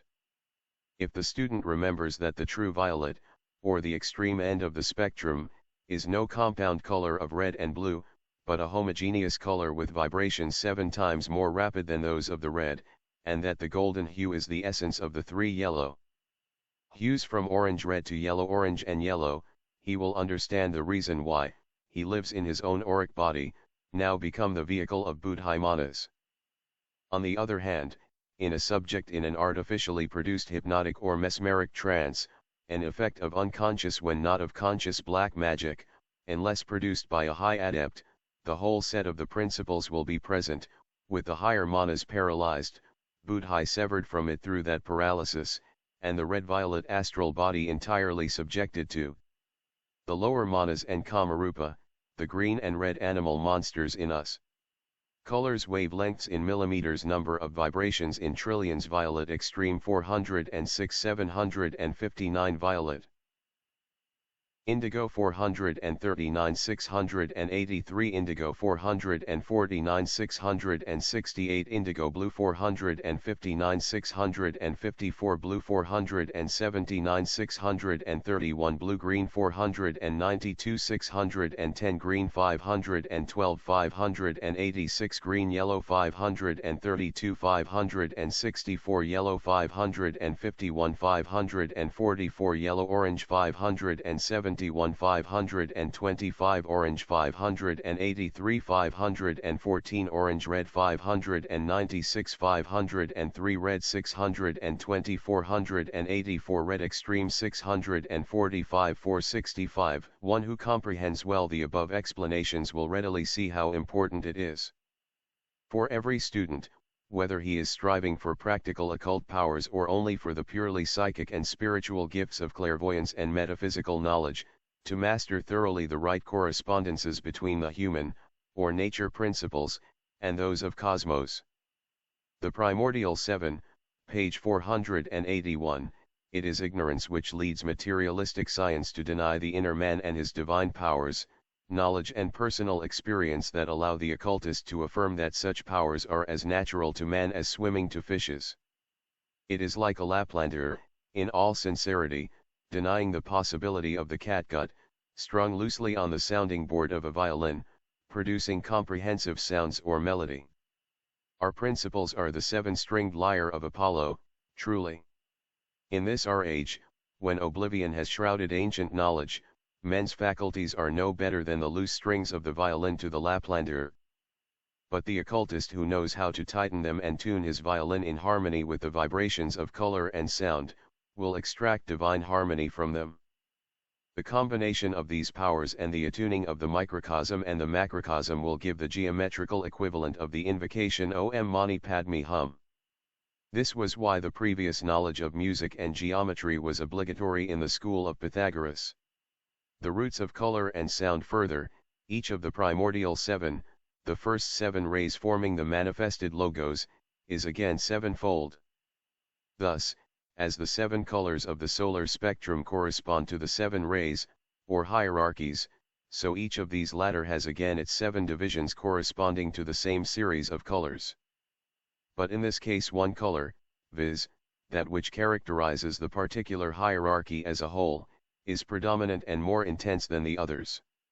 These hierarchies can only be symbolized as concentric circles of prismatic colors, each hierarchy being represented by a series of seven concentric circles, each circle representing one of the prismatic colors in their negative order. But in each of these wheels one circle will be brighter and more vivid in color than the rest, and the wheel will have a surrounding aura, a fringe, as the physicists call it, of that color. This color will be the characteristic color of that hierarchy as a whole. Each of these hierarchies furnishes the essence, the soul, and is the builder of one of the seven kingdoms of nature, which are the three elemental kingdoms, the mineral, the vegetable, the, page 482, animal, and the kingdom of spiritual man. See 5 Years of Theosophy, pages 273 to 278.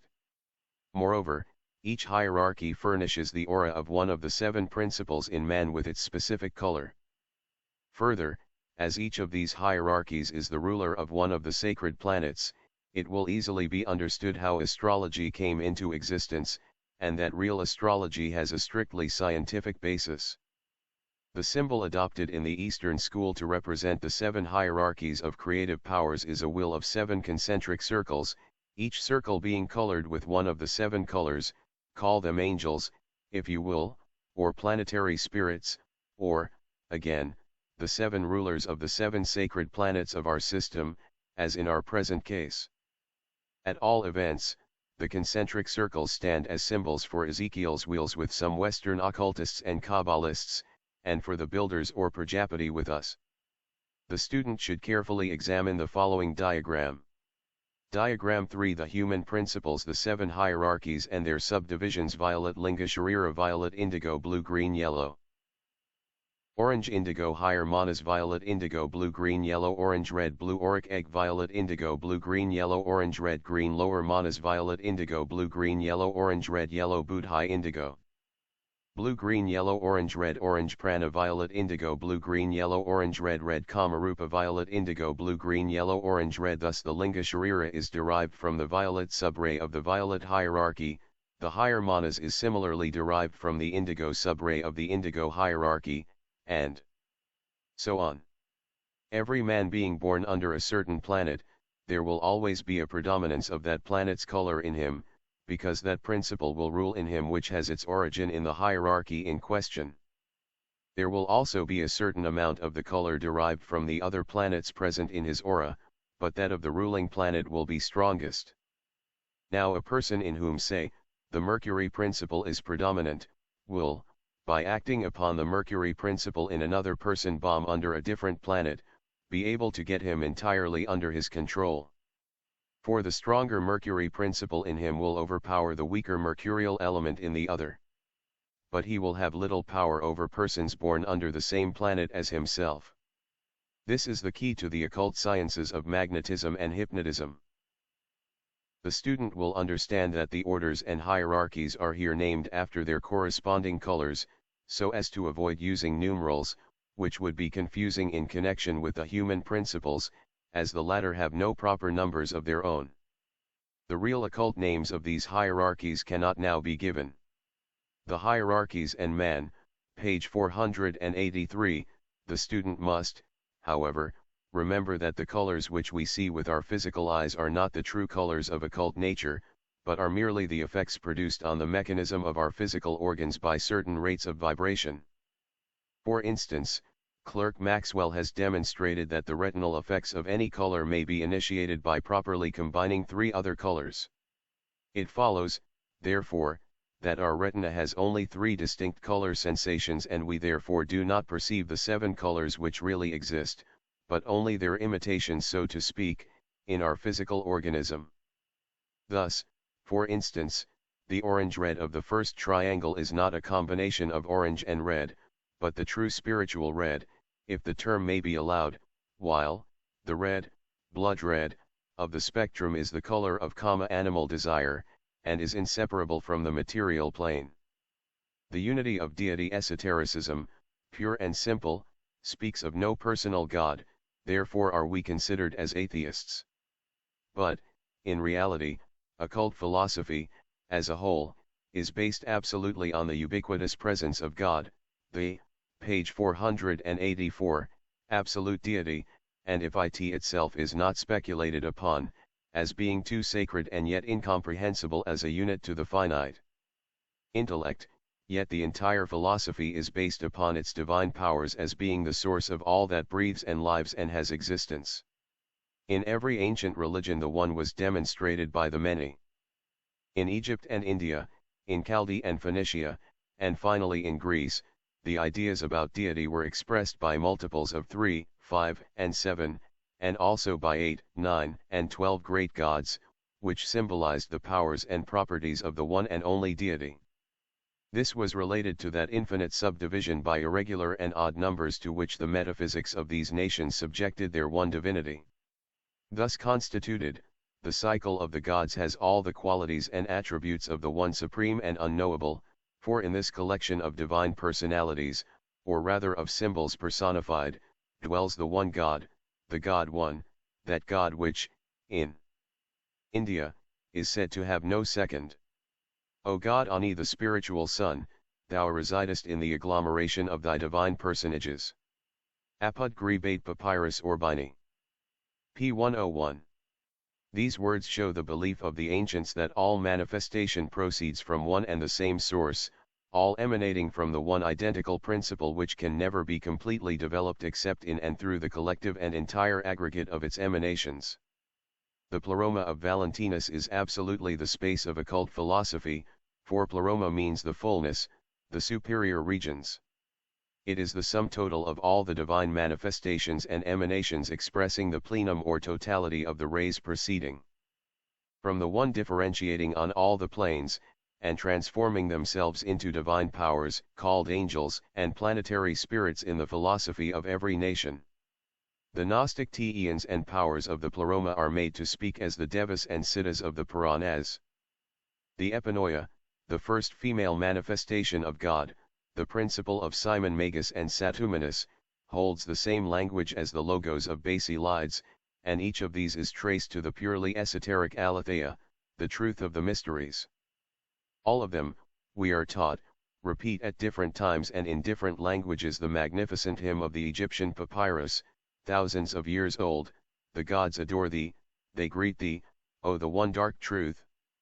Wisdom and Truth, page 485, and addressing Ra, they add, the gods bow before thy majesty, by exalting the souls of that which produces them. And say to thee, peace to all emanations from the unconscious Father of the conscious fathers of the gods. Thou producer of beings, we adore the souls which emanate from thee. Thou begettest us, O thou unknown, and we greet thee in worshipping each God soul which descendeth from thee and liveth in us. This is the source of the assertion, know ye not that ye are gods and the temple of God. This is shown in the roots of ritualism in church and masonry, in Lucifer for March, 1889. Truly then, as said 17 centuries ago, man cannot possess truth, aletheia, except he participate in the gnosis. So we may say now, no man can know the truth unless he studies the secrets of the pleroma of occultism, and these secrets are all in the Theogony of the ancient wisdom religion, which is the aletheia of occult science. Paper 3a. Word concerning the earlier papers, page 486, as many have written and almost complained to me that they could find no practical clear application of certain diagrams appended to the first two papers, and others have spoken of their abstruseness, a short explanation is necessary. The reason of this difficulty in most cases has been that the point of view taken was erroneous, the purely abstract and metaphysical was mistaken for, and confused with, the concrete and the physical.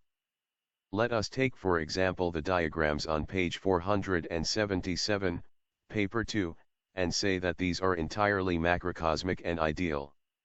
It must be remembered that the study of occultism proceeds from universals to particulars and not the reverse way, as accepted by science.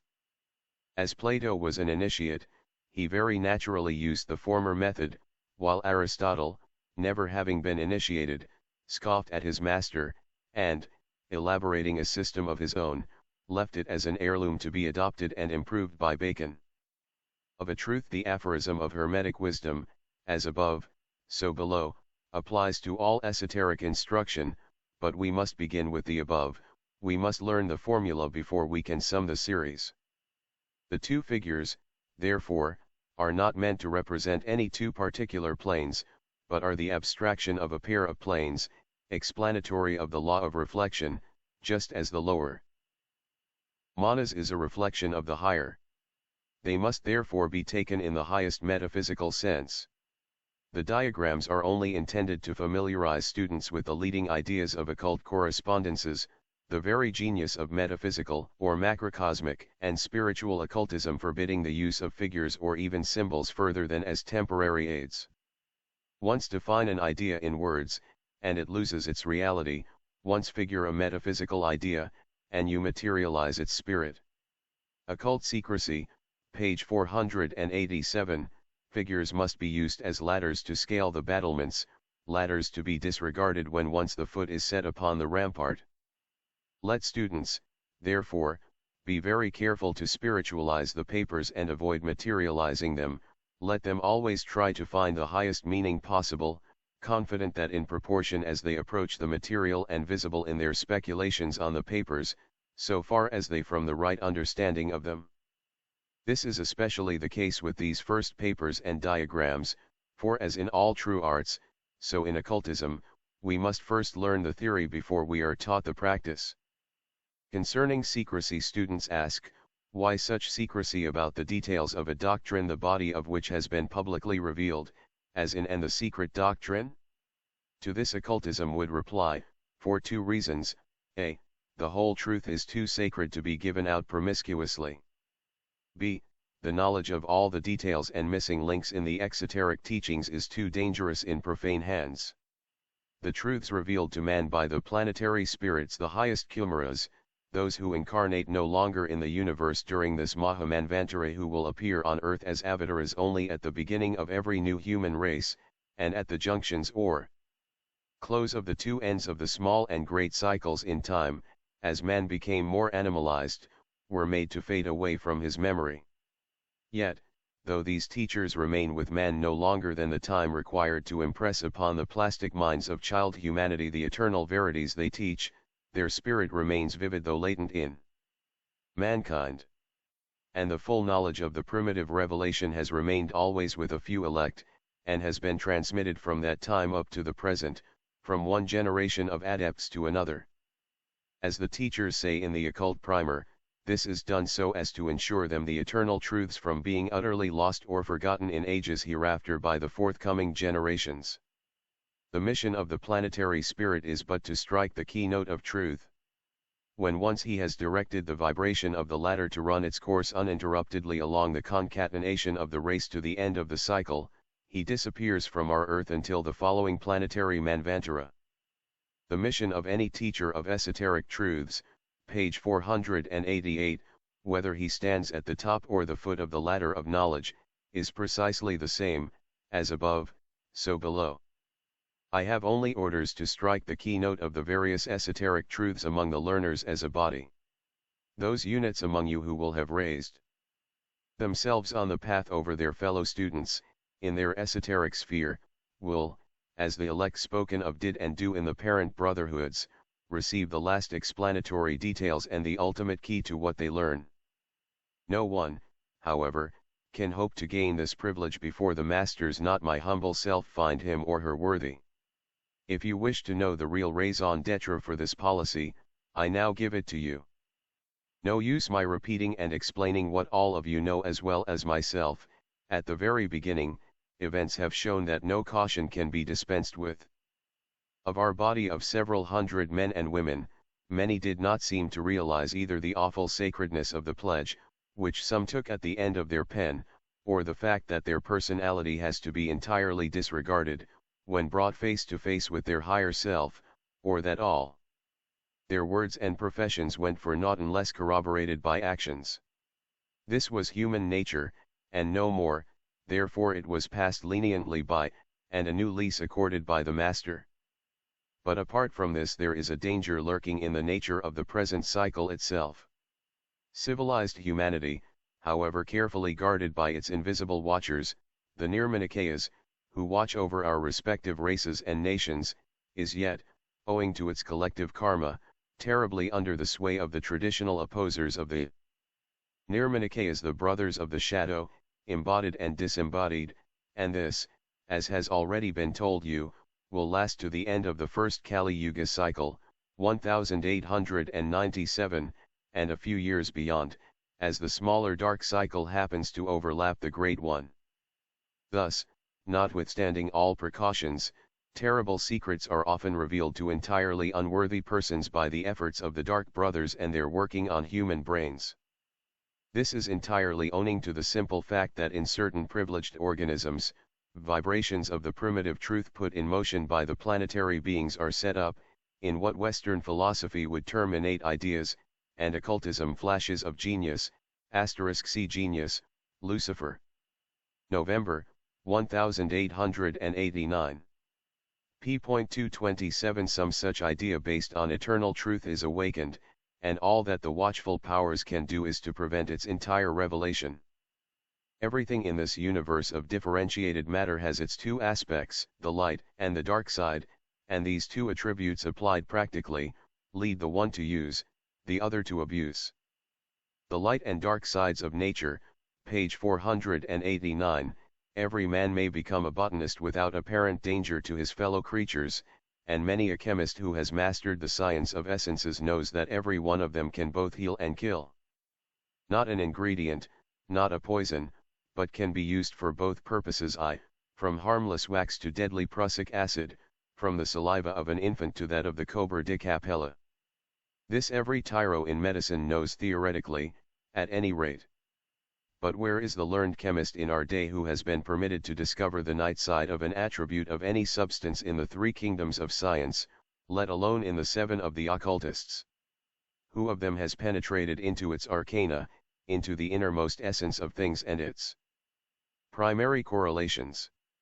Yet it is this knowledge alone which makes of an occultist a genuine practical initiate, whether he turn out a brother of light or a brother of darkness.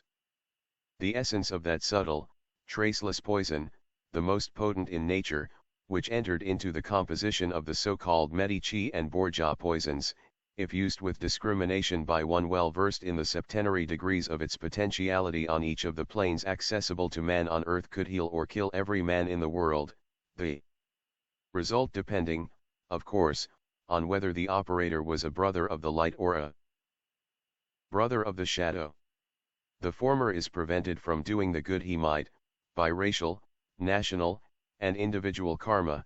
The second is impeded in his fiendish work by the joint efforts of the human stones of the guardian wall. See Voice of the Silence, pages 68 and 94. Art 28. Glossary. It is incorrect to think that there exists any special powder of projection or philosopher's stone, or elixir of life. The latter lurks in every flower, in every stone and mineral throughout the globe. It is the ultimate essence of everything on its way to higher and higher evolution. As there is no good or evil per se, so there is neither elixir of life nor elixir of death, nor poison, per se, but all this is contained in one and the same universal essence. This or the other effect, or result, depending on the degree of its differentiation and its various correlations. The light side of it produces life, health, bliss, divine peace, etc. The dark side brings death, disease, sorrow, and strife. This is proven by the knowledge of the nature of the most violent poisons. Of some of them even a large quantity will produce no evil effect on the organism, whereas a grain of the same poison kills with, page 490, the rapidity of lightning, while the same grain, again, altered by a certain combination, though its quantity remains almost identical, will heal. The number of the degrees of its differentiation is septenary, as are the planes of its action, each degree being either beneficent or maleficent in its effects, according to the system into which it is introduced.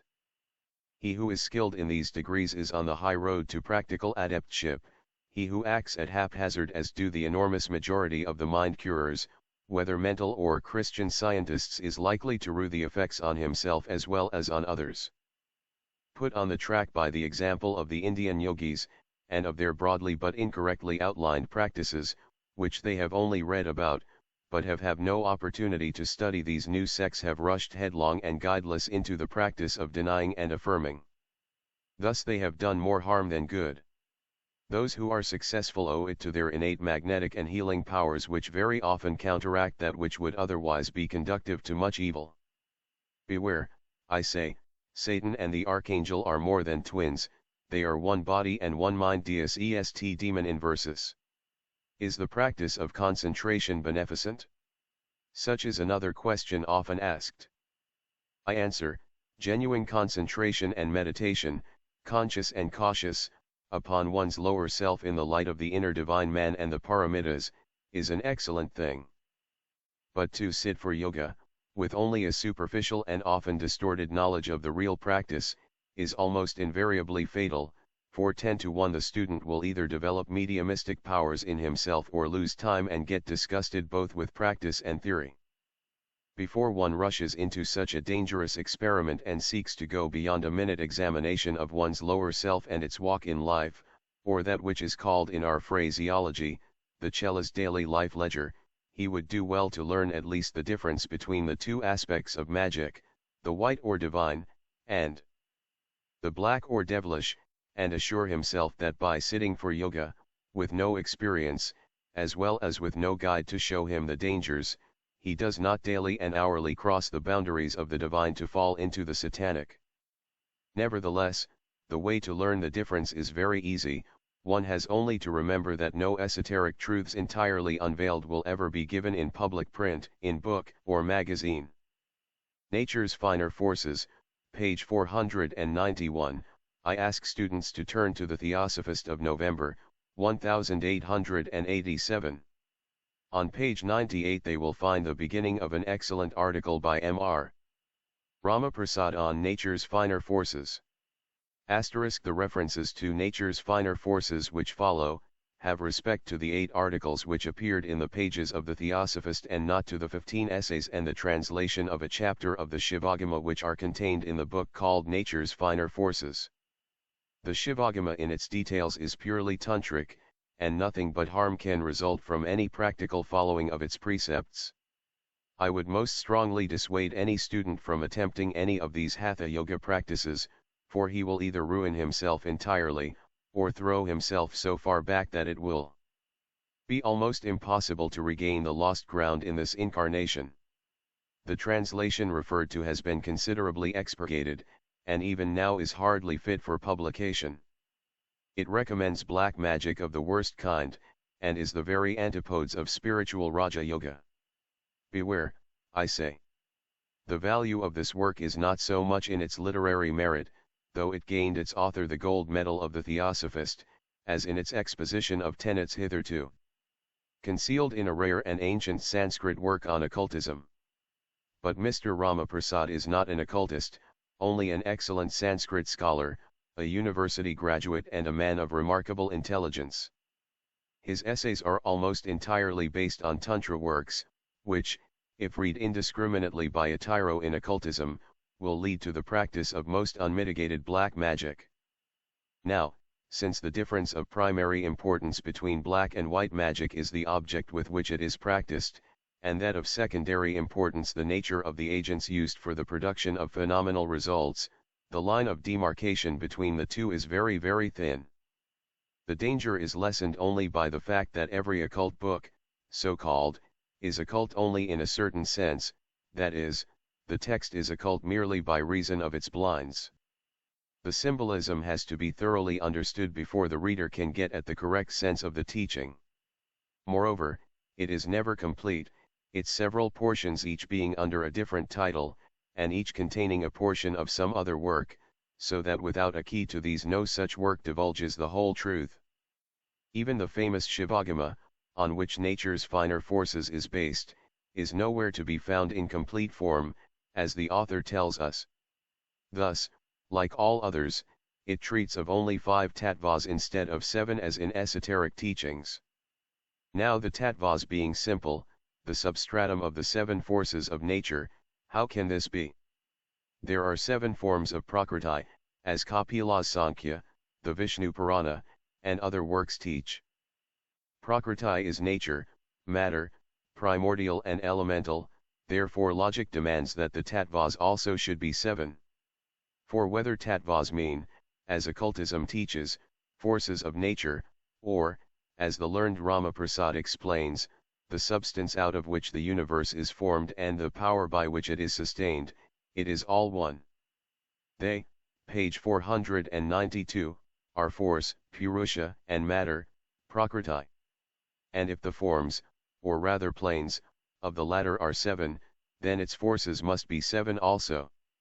In other words, the degrees of the solidity of matter and the degrees of the power that ensouls it must go hand in hand. The universe is made out of the tattva, it is sustained by the tattva, and it disappears into the tattva, says Shiva, as quoted from the Shivagama in Nature's Finer Forces. This settles the question: if Prakriti is septenary, then the tattvas must be 7, for, as said, they are both substance and force, or atomic matter and the spirit that ensouls it. This is explained here to enable the student to read between the lines of the so-called occult articles on Sanskrit philosophy by which they must not be misled. The doctrine of the 7 tattvas, the principles of the universe and also of man, was held in great sacredness and therefore secrecy, in the days of old, by the Brahmins, who have now almost forgotten the teaching. Yet it is taught to this day in the schools beyond the Himalayan range, though now hardly remembered or heard of in India except through rare initiates. The policy has, however, been changed gradually. Chelas began to be taught the broad outlines of it, and at the advent of the TS in India, in 1879, one was ordered to teach it in its exoteric form to 1 or 2. I now give it out esoterically. Knowing that some students try to follow a system of yoga in their own fashion, guided only by the rare hints they find in theosophical books and magazines, which must naturally be incomplete, I chose one of the best expositions upon ancient occult works, Nature's Finer Forces, in order to point out how very easily one can be misled by their blinds. The author seems to have been himself deceived. The tantras read esoterically are as full of wisdom as the noblest occult works. Studied without a guide and applied to practice, they may lead to the production of various phenomenal results, on the moral and physiological planes. But let anyone accept their dead-letter rules and practices, let him try with some selfish motive in view to carry out the rites prescribed therein, and he is lost. Followed with pure heart and unselfish devotion merely for the sake of experiment, either no results will follow, or such as can only throw back the performer. The 7 Principles, page 493, but woe to the selfish man who seeks to develop occult powers only to attain earthly benefits or revenge, or to satisfy his ambition. The separation of the higher from the fower principles and the severing of Buddhaimanas from the tantrist's personality will speedily follow, the terrible karmic results to the dabbler in magic. In the East, in India and China, soulless men and women are as frequently met with as in the West, though vice is, in truth, far less developed there than it is here. It is black magic and oblivion of their ancestral wisdom that lead them thereunto. But of this I will speak later, now merely adding, you have to be warned and know the danger. Meanwhile, in view of what follows, the real occult division of the principles in their correspondences with the tattvas and other minor forces has to be well studied. About principles and aspects, speaking metaphysically and philosophically, on strict esoteric lines, man as a complete unit is composed of 4 basic principles and their 3 aspects on this earth. In the semi-esoteric teachings, these 4 and 3 have been called 7 principles, to facilitate the comprehension of the masses. The alternative basic transitory aspects principles produced by the principles. 1 Atma, or Jiva, the one life, which permeates the monadic trio. 1 in 3 and 3 in 1, 1 Prana, the breath of life, the same as Nefesh. At the death of a living being, Pranari becomes Jiva *2 a Uric envelope, because the substratum of the aura around man is the universally diffused primordial and pure Akasha, the first film on the boundless and shoreless expanse of Jiva, the immutable root of all 2 Linga Sharira, the astral form, the transitory emanation of the auric egg. This form precedes the formation of the living body, and after death clings to it, dissipating only with the disappearance of its last atom, the skeleton excepted. 3 Buddhai, for Buddhai is a ray of the universal spiritual soul, Alaya. 3 Lower manas, the animal soul, the reflection or shadow of the Buddhai manas, having the potentialities of both, but conquered generally by its association with the Kama elements. 4 Manas, the higher ego, for it proceeds from Maha, the first product or emanation of Pradhana, which contains potentially all the gunas, attributes. Maha is cosmic intelligence, called the Great Principle. Remember that our reincarnating egos are called the Manasaputras, sons of Manas, or Maha, intelligence, wisdom * prana, on earth at any rate, is thus but a mode of life, a constant cyclic motion from within outwardly and back again, an outbreathing and inbreathing of the one life, or Jiva, the synonym of the absolute and unknowable deity. Prana is not absolute life, or Jiva, but its aspect in a world of delusion. In the Theosophist, May 1888, page 478, prana is said to be 1 stage finer than the gross matter of the earth. As the lower man is the combined product of 2 aspects physically, of his astral form, and psychophysiologically of Kama manas, he is not looked upon even as an aspect, but as an illusion. The auric egg, on account of its nature and manifold functions, has to be well studied. As Hiranyagarbha, the golden womb or egg, contains Brahma, the collective symbol of the 7 universal forces, so the auric egg contains, and is directly related to, both the divine and the physical man. In its essence, as said, it is eternal, in its constant correlations and transformations, during the reincarnating progress of the ego on this earth, it is a kind of perpetual motion machine. As given out in our 2nd volume, the egos, or kumaras, incarnating in man, at the end of the 3rd root race, are not human egos of this earth or plane, but become such only from the moment they ensoul the animal man, thus endowing him with his higher mind. Each is a breath or principle, called the human soul, or manas, the mind. As the teachings say, each is a pillar of light. Having chosen its vehicle, it expanded, surrounding with an akashic aura the human animal, while the divine, manasic, principle settled within that human form. Ancient wisdom teaches us, moreover, that from this first incarnation, the lunar Pitris, who had made men out of their chayas or shadows, are absorbed by this auric essence, and a distinct astral form is now produced for each forthcoming personality of the reincarnating series of each ego. The auric egg, page 495, thus the auric egg, reflecting all the thoughts, words, and deeds of man is, a. the preserver of every karmic record, b. the storehouse of all the good and evil powers in man, receiving and giving out at his will, nay, at his very thought every potentiality which becomes, then and there, an acting potency, This aura is the mirror in which sensitives and clairvoyants sense and perceive the real man, and see him as he is, not as he appears.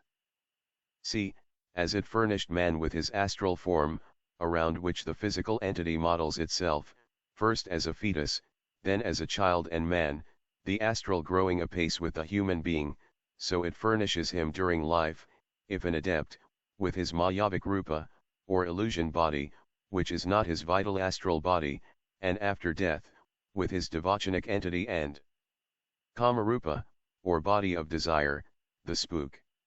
It is erroneous to call the fourth human principle Kamarupa. It is no rupa or form at all until after death, but stands for the kamic elements in man, his animal desires and passions, such as anger, lust, envy, revenge, etc., the progeny of selfishness and matter. In the case of the devachanic entity, the ego, in order to be able to go into a state of bliss, as the I of its immediately preceding incarnation, has to be clothed, metaphorically speaking, with the spiritual elements of the ideas, aspirations, and thoughts of the now disembodied personality, otherwise what is it that enjoys bliss and reward? Surely not the impersonal ego, the divine individuality. Therefore it must be the good karmic records of the deceased, impressed upon the auric substance, which furnish the human soul with just enough of the spiritual elements of the ex-personality, to enable it to still believe itself that body from which it has just been severed, and to receive its fruition, during a more or less prolonged period of spiritual gestation. For Devachan is a spiritual gestation within an ideal matrix state, a birth of the ego into the world of effects, which ideal, subjective birth precedes its next terrestrial birth, the latter being determined by its bad karma, into the world of causes. Here the world of effects is the devachanic state, and the world of causes, earth life. In the case of the spook, the Kamarupa is furnished from the animal dregs of the auric envelope, with its daily karmic record of animal life, so full of animal desires and selfish aspirations. It is this Kamarupa alone that can materialize in mediumistic seances, which occasionally happens when it is not the astral double or lingashara, of the medium himself which appears. How, then, can this vile bundle of passions and terrestrial lusts, resurrected by, and gaining consciousness only through the organism of the medium, be accepted as a departed angel or the spirit of a once human body? As well say of the microbic pest which fastens on a person, that it is a sweet departed angel. Page 496, now the linga sharira remains with the physical body, and fades out along with it. An astral entity then has to be created, a new linga sharira provided, to become the bearer of all the past tanhas and future karma. How is this accomplished?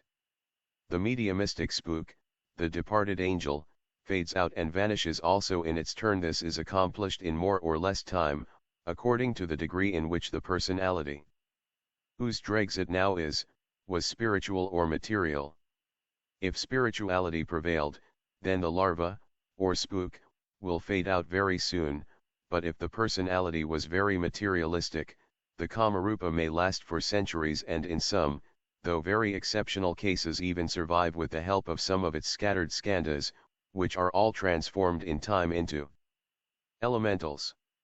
See the, pages 141 ETSEQ, in which it was impossible to go into details, but where the skandhas are spoken as an entity or full image of the personality that was, and leaves in the Kamalokic world of effects only the record of its misdeeds and sinful thoughts and acts, known in the phraseology of occultists as tanhik, or human elementals. Entering into the composition of the astral form of the new body, into which the ego, upon its quitting the devachanic state, is to enter according to karmic decree, the elementals form that new astral entity which is bomb within the auric envelope, and of which it is often said, bad karma waits at the threshold of Devachan, with its army of skandhas. Key to Theosophy, p.141. For no sooner is the devachanic state of reward ended, than the ego is indissolubly united with, or rather follows in the track of, the new astral form. Both are karmically propelled towards the family or woman from whom is to be born the animal chila chosen by karma to become the vehicle of the ego which has just awakened from the devachanic state. Then the new astral form, composed partly of the pure akashic essence of the auric egg, and partly of the terrestrial elements of the punishable sins and misdeeds of the last personality, is drawn into the woman. Once there, nature models the phstis of flesh around the astral, out of the growing materials of the male seed in the female soil. Thus grows out of the essence of a decayed seed the fruit or eidolon of the dead seed, the physical fruit producing in its turn within itself another, and other seeds for future plants. And now we may return to the tattvas, and see what they mean in nature and man, showing thereby the great danger of indulging in fancy, amateur yoga, without knowing what we are about. 5 or 7 tattvas, page 497, the tattvic correlations and meaning in nature. Then, we find 7 forces, or 7 centers of force, and everything seems to respond to that number, as for instance, the septenary scale in music, or sounds, and the septenary spectrum in colors. I have not exhausted its nomenclature and proofs in the earlier volumes, yet enough is given to show every thinker that the facts adduced are no coincidences, but very weighty testimony. There are several reasons why only 5 tattvas are given in the Hindu systems. One of these I have already mentioned, another is that owing to our having reached only the 5th race, and being, so far as science is able to ascertain, endowed with only 5 senses, the 2 remaining senses that are still latent in man can have their existence proven only on phenomenal evidence, which to the materialist is no evidence at all. The 5 physical senses are made to correspond with the 5 lower tattvas, the 2 yet undeveloped senses in man, and the 2 forces, or tattvas, forgotten by Brahmins and still unrecognized by science, being so subjective and the highest of them so sacred, that they can only be recognized by, and known through, the highest occult sciences. It is easy to see that these 2 tattvas and the 2 senses, the 6th and the 7th, correspond to the 2 highest human principles, buddhi and the auric envelope, impregnated with the light of Atma. Unless we open in ourselves, by occult training, the 6th and 7th senses, we can never comprehend correctly their corresponding types.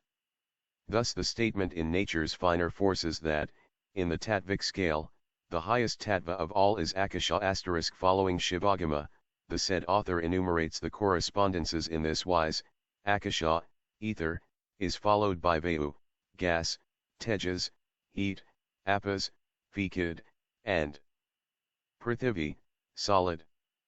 Followed by only 4, each of which becomes grosser than its predecessor, if made from the esoteric standpoint, is erroneous. For once Akasha, an almost homogeneous and certainly universal principle, is translated ether, then Akasha is dwarfed and limited to our visible universe, for assuredly it is not the ether of space. Ether, whatever modern science makes of it, is differentiated substance. Akasha, having no attribute save one sound, of which it is the substratum, is no substance even exoterically and in the minds of some Orientalists. See Fitz Edward Hall's notes on the Vishnu Puranas, but rather chaos, or the great spatial void. The pair which we refer to as the one life, the root of all, and Akasha in its pre-differentiating period answers to the Brahma, neuter, and Aditi of some Hindus, and stands in the same relation as the Parabrahman and Malaprakriti of the Vedantins. Page 498, esoterically, Akasha alone is divine space, and becomes ether only on the lowest and last plane, or our visible universe and earth. In this case the blind is in the word attribute, which is said to be sound. But sound is no attribute of Akasha, but its primary correlation, its primordial manifestation, the logos, or divine ideation made word, and that word made flesh. Sound may be considered an attribute of Akasha only on the condition of anthropomorphizing the latter. It is not a characteristic of it, though it is certainly as innate in it as the idea I am I is innate in our thoughts. Occultism teaches that Akasha contains and includes the 7 centers of force, therefore the 6 tattvas, of which it is the 7th, or rather their synthesis. But if Akasha be taken, as we believe it is in this case, to represent only the exoteric idea, then the author is right, because, seeing that Akasha is universally omnipresent, following the Puranic limitation, for the better comprehension of our infinite intellects, he places its commencement only beyond the four planes of our earth chain, see above, I. Diagram. p.221 The two higher tattvas being as concealed to the average mortal as the sixth and seventh senses are to the materialistic mind. Therefore, while Sanskrit and Hindu philosophy generally speak of 5 tattvas only, occultists name 7, thus making them correspond with every septenary in nature. The tattvas stand in the same order as the 7 macro and microcosmic forces, and as taught in esotericism, are as follows: 1. Adi tattva, the primordial universal force, issuing at the beginning of manifestation, or of the creative period, from the eternal immutable Sat, the substratum of all. It corresponds with the auric envelope or Brahma's egg, which surrounds every globe, as well as every man, animal, and thing. It is the vehicle containing potentially everything spirit and substance, force and matter. Adi tattva, in esoteric cosmogony, is the force which we refer to as proceeding from the first or unmanifest logos. 2. Anupadaka tattva, anupadaka, opapatika in Pali, means the parentless, bomb without father or mother, from itself, as a transformation, e.g., the god Brahma sprung from the lotus, the symbol of the universe, that grows from Vishnu's navel. Vishnu typifying eternal and limitless space, and Brahma the universe and logos, the mythical Buddha is also bomb from a lotus. The first differentiation on the plane of being the first being an ideal one or that which is bomb by transformation from something higher than itself. With the occultists, this force proceeds from the second logos. The tattvas, page 499, 3, Akasha tattva, this is the point from which all exoteric philosophies and religions start. Akasha tattva is explained in them as etheric force, ether. Hence Jupiter, the highest god, was named after Pater Tether. Indra, once the highest god in India, is the etheric or heavenly expanse, and so with Uranus, etc. The Christian biblical God, also, is spoken of as the Holy Ghost, pneuma, rarefied wind, or air. This the occultists call the force of the third logos, the creative force in the already manifested universe. 4. Vayu tattva, the aerial plane where substance is gaseous. 5. Tejas tattva, the plane of our atmosphere, from tejas, luminous. 6. Apas tattva, watery or liquid substance or force. 7. Prithivi tattva, solid earthly substance, the terrestrial spirit or force, the lowest of all. All these correspond to our principles, and to the 7 senses and forces in man. According to the tattva or force generated or induced in us, so will our bodies act. Now, what I have to say here is addressed especially to those members who are anxious to develop powers by sitting for yoga. You have seen, from what has been already said, that in the development of Raja Yoga, no extant works made public are of the least good. They can at best give inklings of Hatha Yoga, something that may develop mediumship at best, and in the worst case consumption. If those who practice meditation, and try to learn the science of breath, will read attentively nature's finer forces, they will find that it is by utilizing the 5 tattvas only that this dangerous science is acquired. For in the exoteric yoga philosophy, and the Hatha Yoga practice, Akasha tattva is placed in the head, or physical brain, of man, Tejas tattva in the shoulders, Vayu tattva in the navel, the seat of all the phallic gods, creators of the universe and man, Apas tattva in the knees and Prithivi tattva in the feet. Hence the 2 higher tattvas and their correspondences are ignored and excluded, and, as these are the chief factors in Raja Yoga, no spiritual or intellectual phenomena of a high nature can take place. The best results obtainable will be physical phenomena and no more. As the 5 breaths, or rather the 5 states of the human breath, in Hatha Yoga correspond to the above terrestrial planes and colors, what spiritual results can be obtained? On the contrary, they are the very reverse of the plane of spirit, or the higher macrocosmic plane, reflected, page 500, as they are upside down, in the astral light. This is proven in the Tantra work, Shivagama, itself. Let us compare. First of all, remember that the septenary of visible and also invisible nature is said in occultism to consist of the 3, and 4, fires, which grow into the 49 fires. This shows that as the macrocosm is divided into 7 great planes of various differentiations of substance from the spiritual or subjective, to the fully objective or material, from Akasha down to the sin-laden atmosphere of our earth, so, in its turn, each of these great planes has 3 aspects, based on 4 principles, as already shown above. This seems to be quite natural, as even modern science has her 3 states of matter and what are generally called the critical or intermediate states between the solid, the fluidic, and the gaseous. Now, the astral light is not a universally diffused stuff, but pertains only to our earth and all other bodies of the system on the same plane of matter with it. Our astral light is, so to speak, the linga shafara of our earth, only instead of being its primordial prototype, as in the case of archaya, or double, it is the reverse. Human and animal bodies grow and develop on the model of their antitypal doubles, whereas the astral light is bomb from the terrene emanations, grows and develops after its prototypal parent, and in its treacherous waves everything from the upper planes and from the lower solid plane, the earth, both ways, is reflected reversed. Hence the confusion of its colors and sounds in the clairvoyance and clairaudience of the sensitive who trusts to its records, be that sensitive a hatha yogi or a medium.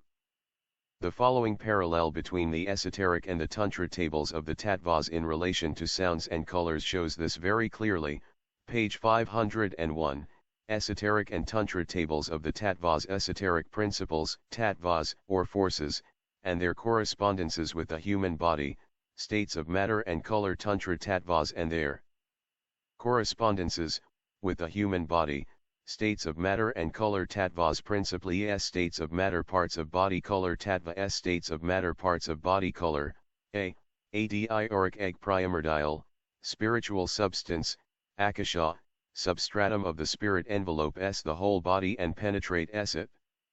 Reciproc synthesis of all colors. Blue, a, ignored d, ignored d, ignored, ignored. Of ether al emanatio n, endosmod ic, and exosmodi c, b, anupadaka buddhi spiritual essence, or spirit, primordial waters of the deep third eye or pineal gland yellow, b, ignored d, ignored d, ignored, ignored, c, alaya or akasha manas ego ether of space or akasha in its third differentiating. On. Critical state of vapor head indigo, c, akasha ether head black or colorless ss, d, Vayukama manas critical state of matter throat or navel green, d, Vayugas navel blue, e, Tejas kama, rupa, essence of gross matter, corresponds to eyes, shoulders and arms to thighs red, e. Tejas head. Shuddha ars red, f, apas linga sharira gross ether or liquid air thighs to knees violet, f, apas liquid knees white, g, Prithvi living body in prana or animal life solid and critical state knees to feet orangeered asterisk, g, Prithis 6 solid feet yellow. Asterisk 1 may see at a glance how reversed are the colors of the tattvas, reflected in the astral light, when we find the indigo called black, the green blue, the violet, white, and the orange yellow. The colors, I repeat, do not here follow the prismatic scale red, orange, yellow, green, blue, indigo and violet because the scale is a false reflection, a true maya, whereas our esoteric scale is that of the spiritual spheres, the 7 planes of the macrocosm. Page 502, such, then, is the occult science on which the modem ascetics and yogis of India base their soul development and powers. They are known as the Hatha yogis. Now, the science of Hatha yoga rests upon the suppression of breath, or pranayama. Literally translated, it means the death of, vital, breath. Prana, as said, is not jiva, the eternal fount of life immortal, nor is it connected in any way with pranava, as some think, for pranava is a synonym of ahum in a mystic sense. As much as has ever been taught publicly and clearly about it is to be found in nature's finer forces. If such directions, however, are followed, they can only lead to black magic and mediumship. Several impatient chelas, whom we know personally in India, went in for the practice of Hatha Yoga, notwithstanding our warnings. Of these, 2 developed consumption, of which 1 died, others became almost idiotic, another committed suicide, and 1 developed into a regular tantrika, a black magician, but his career, fortunately for himself, was cut short by death. The science of the 5 breaths, the moist, the fiery, the airy, etc., has a twofold significance and 2 applications. The tantrikas take it literally, as relating to the regulation of the vital, lung breath, whereas the ancient Raja Yogis understood it as referring to the mental or will breath, which alone leads to the highest clairvoyant powers, to the function of the third eye, and the acquisition of the true Raja Yoga occult powers. The difference between the 2 is enormous. The former, as shown, use the 5 lower tattvas, the latter begin by using the 3 higher alone, for mental and will development, and the rest only when they have completely mastered the 3, hence. They use only 1, Akasha Tattva, out of the Tantric 5. As well said in the above stated work, tattvas are the modifications of svara. Now, the svara is the root of all sound, the substratum of the Pythagorean music of the spheres, svara being that which is beyond spirit, in the modem acceptation of the word, the spirit within spirit, or as very properly translated, the current of the life wave, the emanation of the one life. The great breath spoken of in our first volume in Atma, the etymology of which is eternal motion. Now while the ascetic Kila of our school, for his mental development, follows carefully the process of the evolution of the universe, that is, proceeds from universals to particulars, the Hatha Yogi reverses the conditions and begins by sitting for the suppression of his vital breath. Hatha and Raja Yoga, page 503, and if, as Hindu philosophy teaches, at the beginning of cosmic evolution, Svara threw itself into the form of Akasha, and then successively into the forms of Vayu, air, Agni, fire, Apas, water, and Prithvi, solid matter. See Theosophist, February, 1888, p.276. Then it stands to reason that we have to begin by the higher supersensuous tattvas. The Raja Yogi does not descend on the planes of substance beyond sukshma, subtle matter, while the Hatha Yogi develops and uses his powers only on the material plane. Some tantrikas locate the 3 nadis, Sushumna, Ida, and Pingala, in the medulla oblongata, the central line of which they call Sushumna, and the right and left divisions, Pingala and Ida, and also in the heart, to the divisions of which they apply the same names.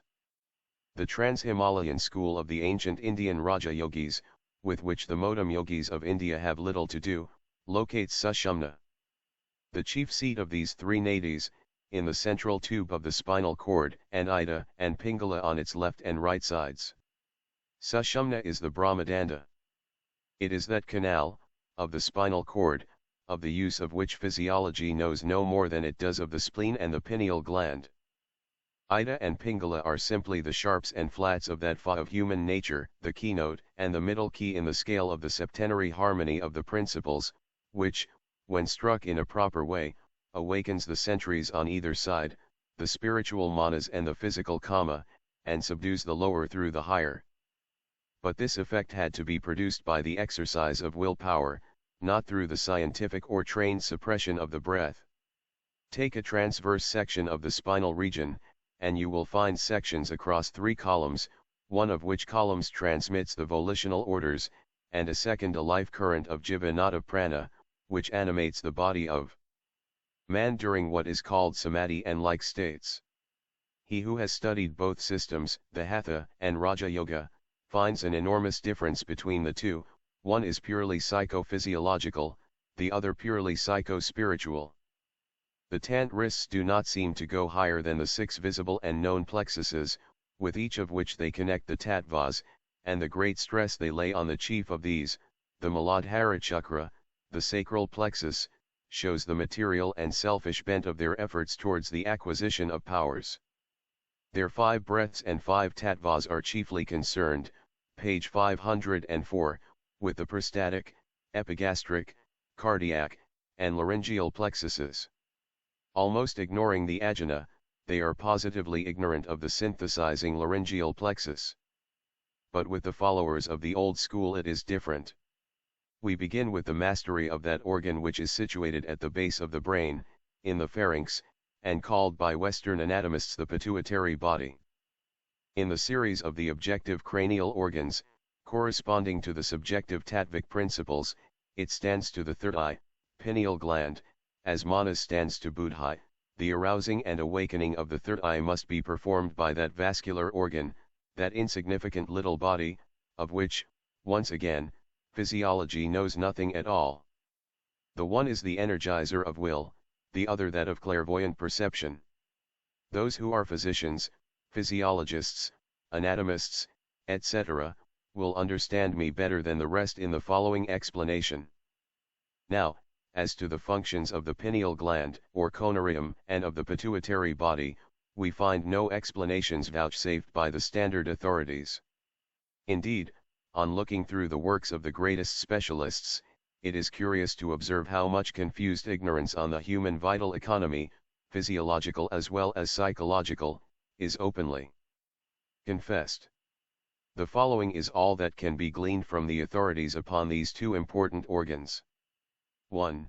The pineal gland, or conarium, is a rounded, oblong body, from 3 to 4 lines long, of a deep reddish gray, connected with the posterior part of the third ventricle of the brain. It is attached at its base by 2 thin medullary cords, which diverge forward to the optic thalami. Remember that the latter are found by the best physiologists to be the organs of reception and condensation of the most sensitive and sensorial incitations from the periphery of the body, according to occultism, from the periphery of the auric egg, which is our point of communication with the higher universal planes. We are further told that the 2 bands of the optic thalami, which are inflected to meet each other, unite on the median line, where they become the 2 peduncles of the pineal gland. 2. The pituitary body, or hypophysis cerebri, is a small and hard organ, about 6 lines broad, 3 long, and 3 high. It is formed of an anterior bean-shaped, and of a posterior and more rounded lobe, which are uniformly united. Its component parts, we are told, are almost identical with those of the pineal gland, yet not the slightest connection can be traced between the 2 centers. To this, however, occultists take exception.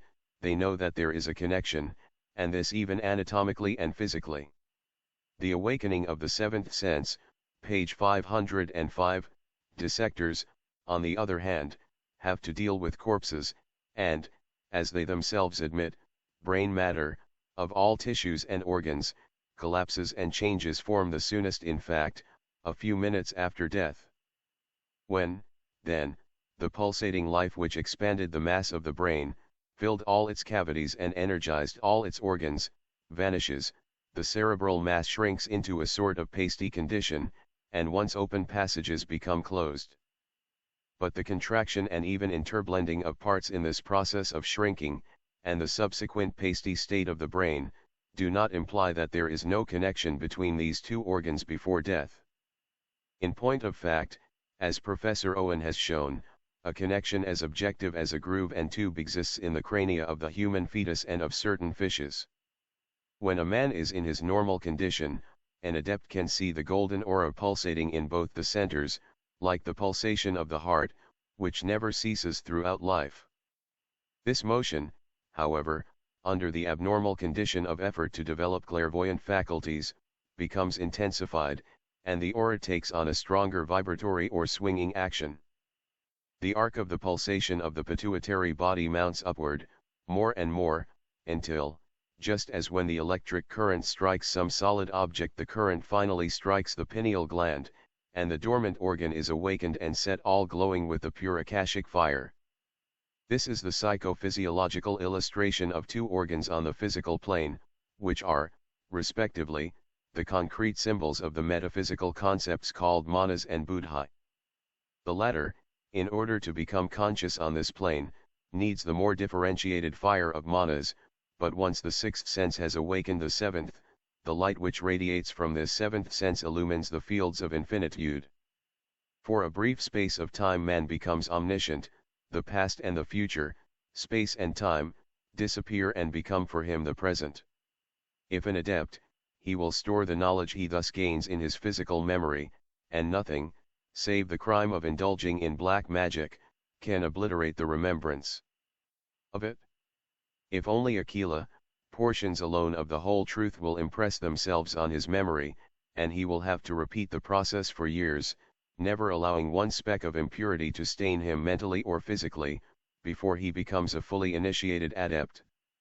It may seem strange, almost incomprehensible, that the chief success of Gupta Vidya, or occult knowledge, should depend upon flashes, page 506, of clairvoyance, and that the latter should depend in man on two such insignificant excrescences in his cranial cavity, two homey warts covered with grey sand, acervula cerebri, as expressed by B. Shaw in his anatomic descriptive, yet so it is. But this sand is not to be despised, nay, in truth, it is only this landmark of the internal, independent activity of the conarium that prevents physiologists from classifying it with absolutely useless atrophied organs, the relics of a previous and now utterly changed anatomy of man during some period of his unknown evolution. This sand is very mysterious and baffles the inquiry of every materialist. In the cavity on the anterior surface of this gland, in young persons, and in its substance, in people of advanced years, is found a yellowish substance, semi-transparent, brilliant and hard, the diameter of which does not exceed half a line. Soame Mering, De Acervulo Cerebri, Vol 2 p.322. Such is the acervula cerebri. This brilliant sand is the concretion of the gland itself, so say the physiologists. Perhaps not, we answer.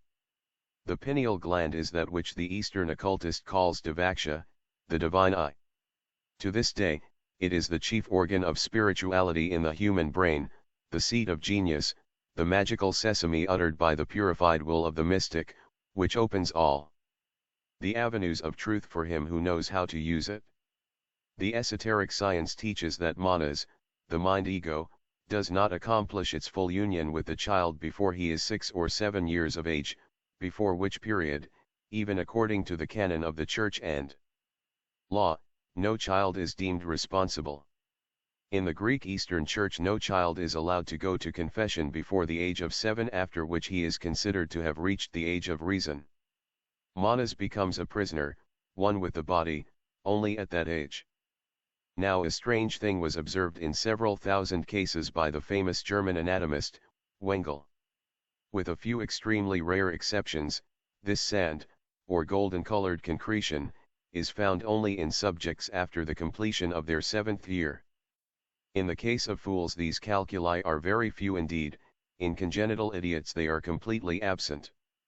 Morgani, De Caus EP, Vol. 12. Grading, Adverse. Med. 2.322 and gum de lapillis glandulae pinalis in quinqua. Ment. Alien. 1753 were wise men in their generation, and are wise men today, since they are the only physiologists, so far who connect the calculi with mind. The master chakras, page 507, 4, sum up the facts, that they are absent in young children, in very old people, and in idiots, and the unavoidable conclusion will be that they are connected with mind. Now since every mineral, vegetable and other atom is only a concretion of crystallized spirit, or akasha, the universal soul, why, asks occultism, should the fact that these concretions of the pineal gland, are, upon analysis, found to be composed of animal matter, phosphate of lime and carbonate, serve as an objection to the statement that they are the result of the work of mental electricity upon surrounding matter? Our 7 chakras are all situated in the head, and it is these master chakras which govern and rule the 7, for there are 7 principal plexuses in the body, besides the 42 minor ones to which physiology refuses that name. The fact that no microscope can detect such centers on the objective plane goes for nothing. No microscope has ever yet detected, nor ever will, the difference between the motor and sensory nerve tubes, the conductors of all our bodily and psychic sensations, and yet logic alone would show that such difference exists. And if the term plexus, in this application, does not represent to the Western mind the idea conveyed by the term of the anatomist, then call them chakras or padmas, or the wheels, the lotus heart and petals. Remember that physiology, imperfect as it is, shows septenary groups all over the exterior and interior of the body, the 7 head orifices, the 7 organs at the base of the brain, the 7 plexuses, the pharyngeal, laryngeal, cavernous, cardiac, epigastric, prostatic, and sacral, etc. When the time comes, advanced students will be given the minute details about the master chakras and taught the use of them. Till then, less difficult subjects have to be learned. If asked whether the 7 plexuses, or tattvic centers of action, are the centers where the 7 rays of the logos vibrate, I answer in the affirmative, simply remarking that the rays of the logos vibrate in every atom, for the matter of that. In these volumes it is almost revealed that the sons of Fahad are the personified forces known in a general way as motion, sound, heat, light, cohesion, electricity or electric fluid, and nerve force or magnetism. This truth, however, cannot teach the student to attune and moderate the kundalini of the cosmic plane with the vital kundalini, page 508, the electric fluid with the nerve force, and unless he does so, he is sure to kill himself, for the one travels at the rate of about 90 feet, and the other at the rate of 115,000 leagues a second. The 7 Shaktis respectively called Parashakti, Jnana Shakti, etc., are synonymous with the sons of Fahad, for they are their female aspects. At the present stage, however, as their names would only be confusing to the Western student, it is better to remember the English equivalents as translated above. As each force is septenary, their sum is, of course, 49. The question now mooted in science, whether a sound is capable of calling forth impressions of light and color in addition to its natural sound impressions, has been answered by occult science ages ago.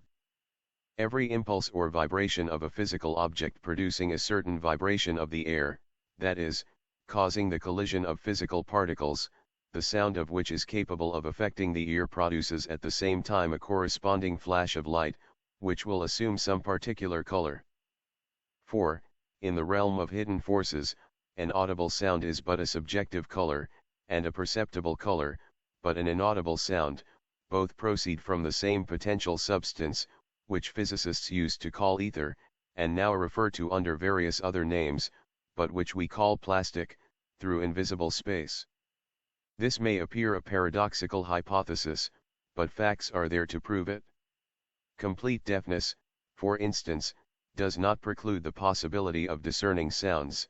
Medical science has several cases on record which prove that these sounds are received by, and conveyed to, the patient's organ of sight, through the mind, under the form of chromatic impressions.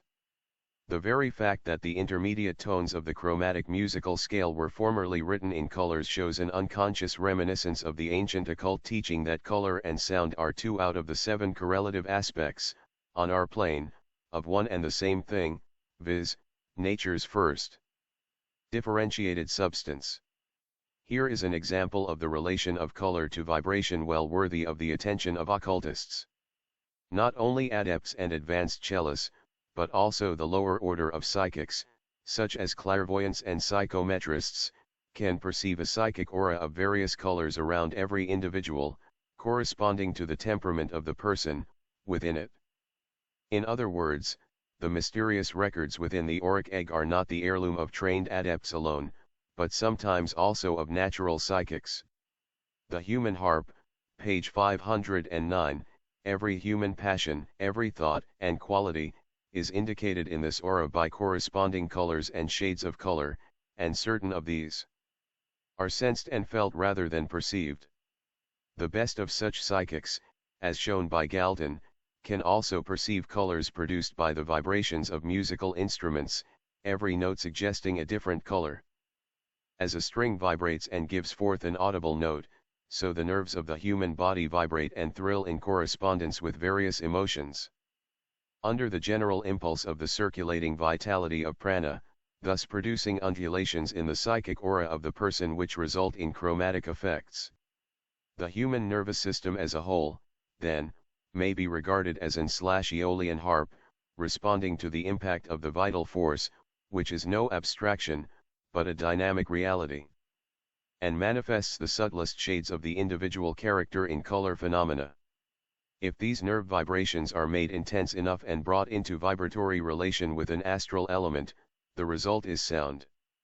How, then, can anyone doubt the relation between the microcosmic and macrocosmic forces? And now that I have shown that the tantric works as explained by Rama Prasad, and other yoga treatises of the same character which have appeared from time to time in theosophical journals, for note well that those of true Raja Yoga are never published, tend to black magic and are most dangerous to take for guides in self-training, I hope that students will be on their guard. For, considering that no two authorities up to the present day agree as to the real location of the chakras and padmas in the body, and, seeing that the colors of the tattvas as given are reversed, e.g., a. Akasha is made black or colorless, whereas, corresponding to manas, it is indigo, b. Vayu is made blue, whereas, corresponding to the lower manas, it is green. c. Apas is made white, whereas, corresponding to the astral body, it is violet, with a silver, moon-like white substratum. Tejas, red, is the only color given correctly. From such considerations, I say, it is easy to see that these disagreements are dangerous blinds. Further, the practice of the 5 breaths results in deadly injury, both physiologically and psychically, as already shown. It is indeed that which it is called pranayama, or the death of the breath, for it results, for the practicer, in death, in moral death always, and in physical death very frequently. On exoteric blinds and the death of the soul, page 510, as a corollary to this, and before going into still more abstruse teachings, I must redeem the promise already given. I have to illustrate by tenets you already know, the awful doctrine of personal annihilation. Banish from your minds all that you have hitherto read in such works as esoteric Buddhism, and thought you understood, of such hypotheses as the 8th sphere and the moon, and that man shares a common ancestor with the ape. Even the details occasionally given out by myself in the Theosophist and Lucifer were nothing like the whole truth, but only broad general ideas, hardly touched upon in their details. Certain passages, however, give out hints, especially my footnotes on articles translated from Eliphas Levi's letters on magic. See Straight Thoughts on Death and Satan in the Theosophist, Vol. 3, Noel, also Fragments of Occult Truth, Volumes 3 and 4. Nevertheless, personal immortality is conditional, for there are such things as soulless men, a teaching barely mentioned, although it is spoken of even in Isis Unveiled, TOP. CIT 2.368. ETSEQ, and there is an Avicii, rightly called hell, though it has no connection with, or similitude to, the good Christian's hell, either geographically or psychically. The truth known to occultists and adepts in every age could not be given out to a promiscuous public, hence, though almost every mystery of occult philosophy lies half concealed in Isis and the 2 earlier volumes of the present work, I had no right to amplify or correct the details of others. Readers may now compare those 4 volumes and such books as Esoteric Buddhism with the diagrams and explanations in these papers, and see for themselves. Paramatma, the spiritual sun, may be thought of as outside the human auric egg, as it is also outside the macrocosmic or Brahma's egg. Why? Because, though every particle and atom are, so to speak, cemented with and soaked through by this paramatmic essence, yet it is wrong to call it a human or even a universal principle, for the term is very likely to give rise to naught but an erroneous idea of the philosophical and purely metaphysical concept. It is not a principle, but the cause of every principle, the latter term being applied by occultists only to its shadow, the universal spirit that ensouls the boundless cosmos whether within or beyond space and time.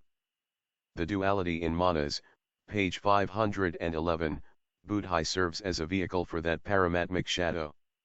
This buddhi is universal, and so also is the human atma. Within the auric egg is the macrocosmic pentacle of life, prana, containing within itself the pentagram which represents man. The universal pentacle must be pictured with its point soaring upwards, the sign of white magic in the human pentacle. It is the lower limbs which are upward, forming the hams of Satan, as the Christian Kabbalists call them. This is the symbol of matter, that of the personal man, and the recognized pentacle of the black magician. For this reversed pentacle does not stand only for the fourth principle exoterically, but it also represents physical man, the animal of flesh with its desires and passions. Now, mark well, in order to understand that which follows, that manas may be pictured as an upper triangle connected with the lower manas by a thin line which binds the two together.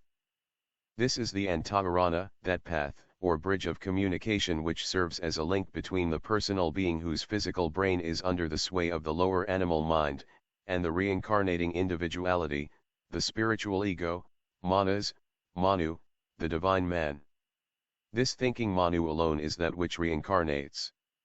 In truth and in nature, the two minds, the spiritual and the physical or animal, are one, but separates into two at reincarnation. For while that portion of the divine which goes to animate the personality, consciously separating itself, like a dense but pure shadow, from the divine ego, the essence of the divine ego is pure flame, an entity to which nothing can be added and from which nothing can be taken. It cannot, therefore, be diminished, even by countless numbers of lower minds, detached from it like flames from a flame. This is in answer to an objection by an esotericist who asked whence was that inexhaustible essence of one and the same individuality which was called upon to furnish a human intellect for every new personality in which it is incarnated wedges itself into the brain and the senses. The brain, or thinking machinery, is not only in the head, but, as every physiologist who is not a materialist will tell you, every organ in man, heart, liver, lungs, etc., down to every nerve and muscle, has, so to speak, its own distinct brain or thinking apparatus. As our brain has naught to do in the guidance of the collective and individual work of every organ in us, what is that which guides each so unerringly in its incessant functions, that makes these struggle, and that too with disease, throws it off and acts, each of them, even to the smallest, not in a clockwork manner as alleged by some materialists, for, at the slightest disturbance or breakage the clock stops, but as an entity endowed with instinct? To say it is nature is to say nothing, if it is not the enunciation of a fallacy, for nature after all is but a name for these very same functions, the sum of the qualities and attributes, physical, mental, etc., in the universe and man, the total of agencies and forces guided by intelligent laws of the pstis. At the completion of its 7th month, the higher manas does not unite itself with the child before the completion of the first 7 years of its life. This detached essence, or rather the reflection or shadow of the higher manas, becomes, as the, page 512, child grows, a distinct thinking principle in man, its chief agent being the physical brain. No wonder the materialists, who perceive only this rational soul, or mind, will not disconnect it with the brain and matter. But occult philosophy has ages ago solved the problem of mind, and discovered the duality of manas. The divine ego tends with its point upwards towards buddhi, and the human ego gravitates downwards, immersed in matter, connected with its higher, subjective half only by the antaharana. As its derivation suggests, this is the only connecting link during life between the two minds, the higher consciousness of the ego and the human intelligence of the lower mind. To understand this abstruse metaphysical doctrine fully and correctly, one has to be thoroughly impressed with an idea, which I have in vain endeavored to impart to theosophists at large, namely, the great axiomatic truth that the only eternal and living reality is that which the Hindus call Paramatma and Parabrahman. This is the one ever-existing root essence, immutable and unknowable to our physical senses, but manifest and clearly perceptible to our spiritual natures. Once imbued with that basic idea and the further conception that if it is omnipresent, universal, and eternal, like abstract space itself, we must have emanated from it and we must someday return into it, and all the rest becomes easy. If so, then it stands to reason that life and death, good and evil, past and future, are all empty words, or at best, figures of speech. If the objective universe itself is but a passing illusion on account of its beginning and finitude, then both life and death must also be aspects and illusions. They are changes of state, in fact, and no more. Real life is in the spiritual consciousness of that life, in a conscious existence in spirit, not matter, and real death is the limited perception of life, the impossibility of sensing conscious or even individual existence outside of form, or at least, of some form of matter. Those who sincerely reject the possibility of conscious life divorced from matter and brain substance are dead units. The words of Paul, an initiate, become comprehensive. Ye are dead, and your life is hid with Christ in God, which is to say, ye are personally dead matter, unconscious of its own spiritual essence, and your real life is hid with your divine ego. Christos, in, or merged with, God, Atma, now it has departed from you, ye soulless people. See Kalas, The Living and the Dead, page 513, speaking on esoteric lines, every irrevocably materialistic person is a dead man, a living automaton, in spite of his being endowed with great brain power. Listen to what Aryasunga says, stating the same fact, that which is neither spirit nor matter, neither light nor darkness, but is verily the container and root of these, that thou art. The root projects at every dawn its shadow on itself, and that shadow thou callest light and life, O poor dead form. This, life. Light streameth downward through the stairway of the seven worlds, the stairs of which each step become denser and darker.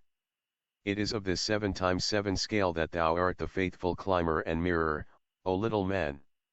Thou art this, but thou knowest it not. This is the first lesson to learn.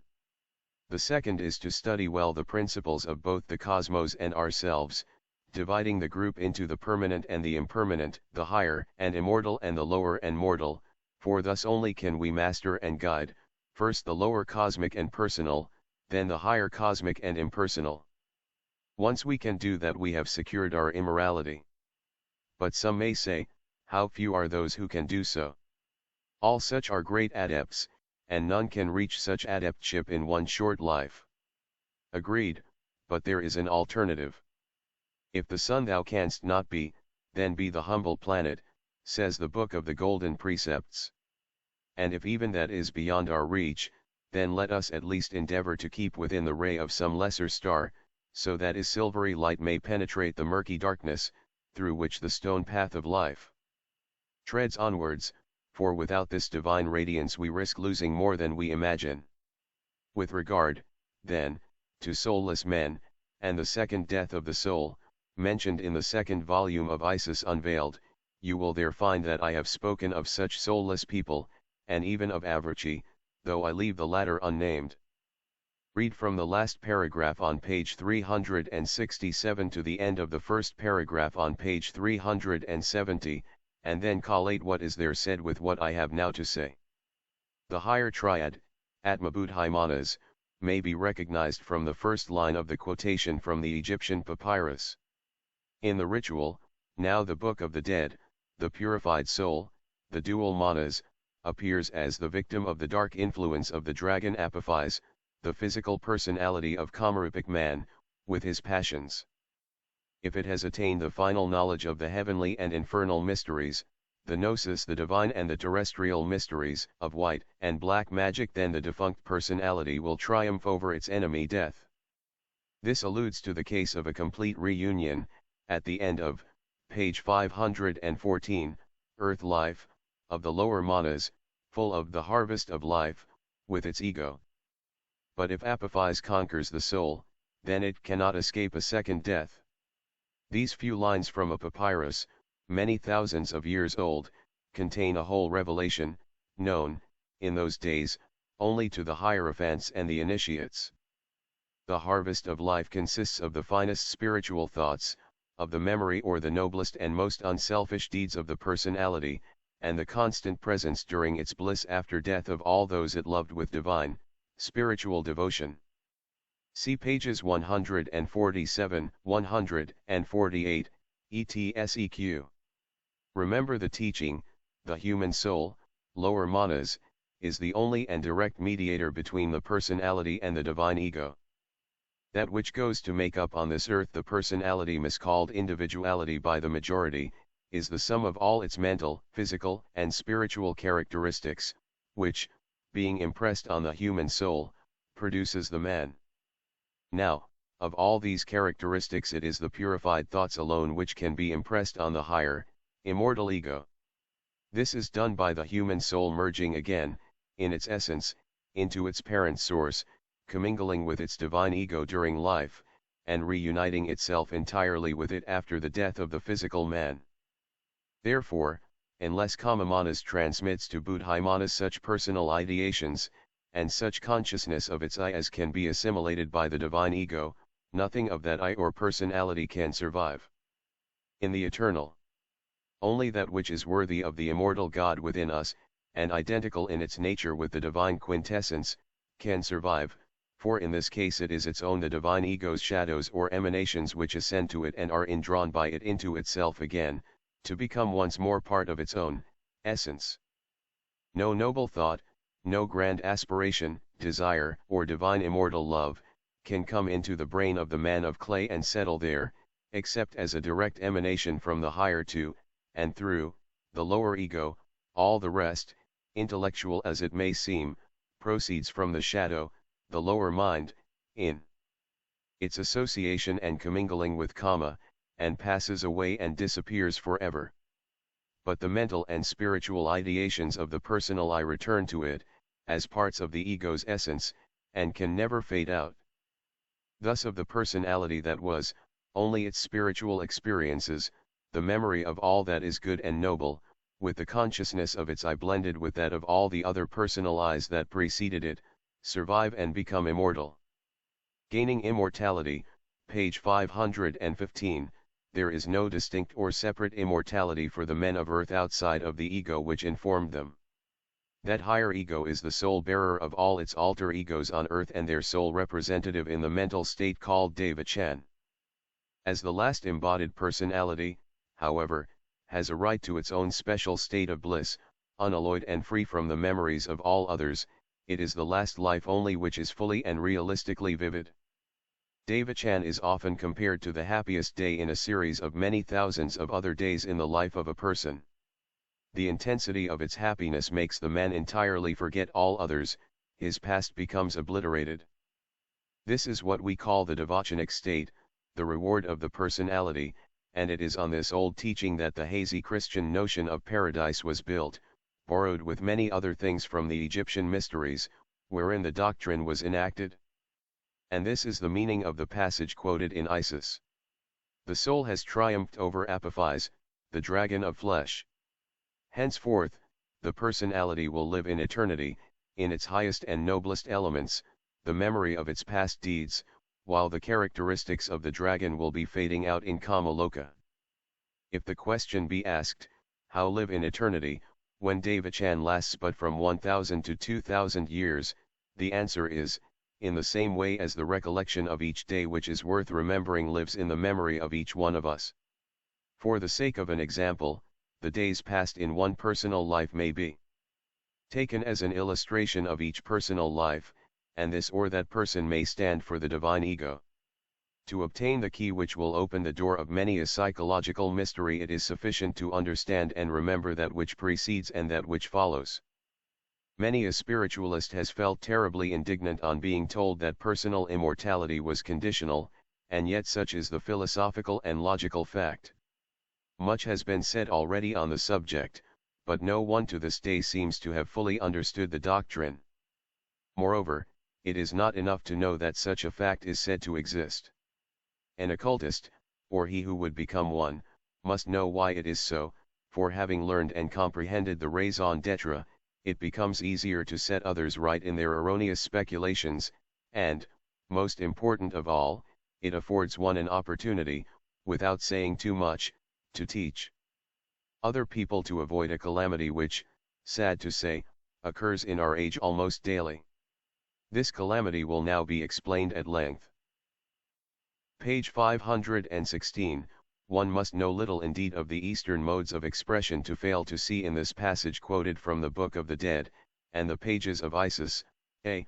an allegory for the uninitiated, containing our esoteric teaching, and, b. that the two terms second death and soul are, in one sense, blinds. Soul refers indifferently to Buddhaimanas and Kamamanas. As to the term second death, the qualification second applies to several deaths which have to be undergone by the principles during their incarnation, occultists alone understanding fully the sense in which such a statement is made. For we have, 1. the death of the body, 2. the death of the animal soul in Kamaloka, 3. the death of the astral linga shara, following that of the body, 4. the metaphysical death of the higher ego, the immortal, every time it falls into matter, or incarnates in a new personality. The animal soul, or lower manas, that shadow of the divine ego which separates from it to inform the personality, cannot by any possible means escape death in Kamaloka, at any rate that portion of this reflection which remains as a terrestrial residue and cannot be impressed on the ego. Thus the chief and most important secret with regard to that second death, in the esoteric teaching, was and is to this day the terrible possibility of the death of the soul, that is, its severance from the ego on earth during a person's lifetime. This is a real death, though with chances of resurrection, which shows no traces in a person and yet leaves him morally a living corpse. It is difficult to see why this teaching should have been preserved until now with such secrecy, when, by spreading it among people, at any rate among those who believe in reincarnation, so much good might be done. But so it was, and I had no right to question the wisdom of the prohibition, but have given it hitherto, as it was given to myself, under pledge not to reveal it to the world at large. But now I have permission to give it to all, revealing its tenets first to the esotericists, and then when they have assimilated them thoroughly it will be their duty to teach others this special tenet of the second death, and warn all the theosophists of its dangers. To make the teaching clearer, I shall seemingly have to go over old ground.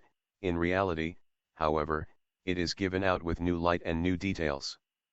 I have tried to hint at it in the Theosophist as I have done in Isis, but have failed to make myself understood. I will now explain it, point by point. The philosophical rationale of the tenet light and life, page 517, 1. Imagine, for illustration's sake, the one homogeneous, absolute, and omnipresent essence, above the upper step of the stair of the seven planes of worlds, ready to start on its evolutionary journey. As its correlating reflection gradually descends, it differentiates and transforms into subjective, and finally into objective matter. Let us call it at its north pole absolute light, at its south pole, which to us would be the fourth or middle step, or plane, counting either way, we know it esoterically as the one and universal life. Now mark the difference. Above, light, below, life. The former is ever immutable, the latter manifests under the aspects of countless differentiations. According to the occult law, all potentialities included in the higher become differentiated reflections in the lower, and according to the same law, nothing which is differentiated can be blended with the homogeneous. Again, nothing can endure of that which lives and breathes and has its being in the seething waves of the world, or plane of differentiation. Thus Buddhi and Manas being both primordial rays of the one flame, the former the vehicle, the upadi or vahana, of the one eternal essence, the latter the vehicle of Mahat or divine ideation, Mahabuddhi. In the Puranas, the universal intelligent soul neither of them, as such, can become extinct or be annihilated, either in essence or consciousness. But the physical personality with its linga sharira, and the animal soul, with its kama-rupa, the vehicle of the lower manas, is said to dwell in the physical brain, in the five physical senses and in all the sense organs of the physical body can and do become so. They are born in the realm of illusion, and must vanish like a fleecy cloud from the blue and eternal sky. He who has read these volumes with any degree of attention, must know the origin of the human egos, called monads, generically, and what they were before they were forced to incarnate in the human animal. The divine beings whom karma led to act in the drama of manvantaric life, are entities from higher and earlier worlds and planets, whose karma had not been exhausted when their world went into pralaya. Such is the teaching, but whether it is so or not, the higher egos are as compared to such forms of transitory, terrestrial mud as ourselves divine beings, gods, immortal throughout the Mahamanvantara, or the 311,040 billion years during which the age of Brahma lasts. And as the divine egos, in page 518, order to re-become the one essence, or be indrawn again into the Ahum, have to purify themselves in the fire of suffering and individual experience, so also have the terrestrial egos, the personalities, to do likewise, if they would partake of the immortality of the higher egos. This they can achieve by crushing in themselves all that benefits only the lower personal nature of their selves and by aspiring to transfuse their thinking comic principle into that of the higher ego. We, i.e., our personalities, become immortal by the mere fact of our thinking moral nature being grafted on our divine triune monad, Atmabuddhi manas, the 3 in 1 and 1 in 3, aspects. For the monad manifested on earth by the incarnating ego is that which is called the tree of life eternal, that can only be approached by eating the fruit of knowledge, the knowledge of good and evil, or of gnosis, divine wisdom. In the esoteric teachings, this ego is the fifth principle in man. But the student who had read and understood the first two papers, knows something more. He is aware that the seventh is not a human, but a universal principle in which man participates, but so does equally every physical and subjective atom, and also every blade of grass and everything that lives or is in space, whether it be sensible of it or not. He knows, moreover, that if man is more closely connected with it, and assimilates it with 100-fold more power, it is simply because he is endowed with the highest consciousness on this earth, that man, in short, may become a spirit, a deva, or a god, in his next transformation, whereas neither a stone nor a vegetable, nor an animal, can do so before they become men in their proper turn. 2. Now what are the functions of Buddhi? On this plane it has none, unless it is united with manas, the conscious ego. Buddhi stands to the divine root essence in the same relation as Malaprakriti to Parabrahman, in the Vedanta school, or as Alaya the universal soul to the one eternal spirit, or that which is beyond spirit.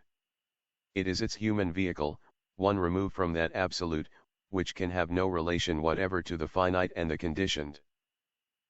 3. What, again, is manas and its functions?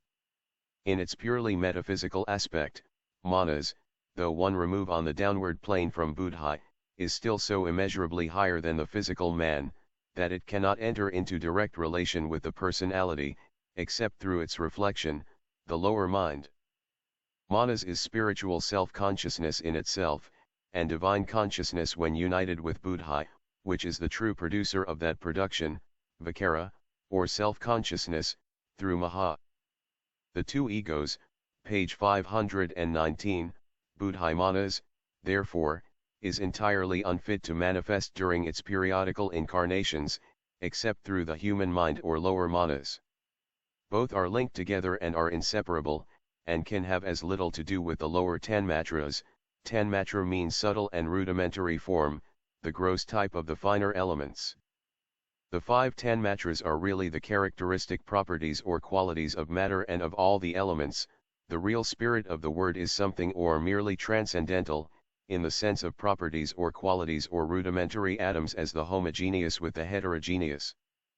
It is, therefore, the task of the lower manas, or thinking personality, if it would blend itself with its God, the divine ego, to dissipate and paralyze the tanmatras, or properties of the material form. Therefore, manas is shown double, as the ego and mind of man.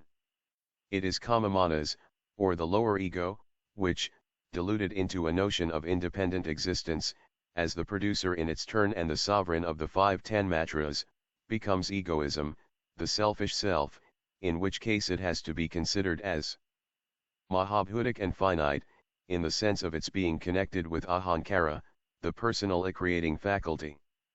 Hence manas has to be regarded as eternal and non-eternal in its atomic nature, paramanu rupa, as eternal substance, dravya, finite, karayarupa, when linked as a duad with kama, animal desire or human egoistic volition, a lower production, in short. See Theosophist, August 1883. The real and the unreal. While, therefore, the individual ego, owing to its essence and nature, is immortal throughout eternity, with a form, rupa, which prevails during the whole life cycles of the 4th round, its soja, or resemblance, the personal ego, has to win its immortality. 4. Antavarana is the name of that imaginary bridge, the path which lies between the divine and the human egos, for they are egos, during human life, to become one ego in devachan or nirvana. This may seem difficult to understand, but in reality, with the help of a familiar, though fanciful illustration, it becomes quite simple. Let us figure to ourselves a bright lamp in the middle of the room, casting its light upon the wall. Let the lamp represent the divine ego, and the light thrown on the wall the lower manas, and let the wall stand for the body. That portion of the atmosphere which transmits the ray from the lamp to the wall, will then present the antavarana. We must further suppose that the light thus cast is endowed with reason and intelligence, and, page 520, possesses, moreover, the faculty of dissipating all the evil shadows which pass across the wall, and of attracting all brightness to itself, receiving their indelible impressions. Now, it is in the power of the human ego to chase away the shadows, or sins, and multiply the brightnesses, or good deeds, which make these impressions, and thus through antavarana, ensure its own permanent connection, and its final reunion, with the divine ego.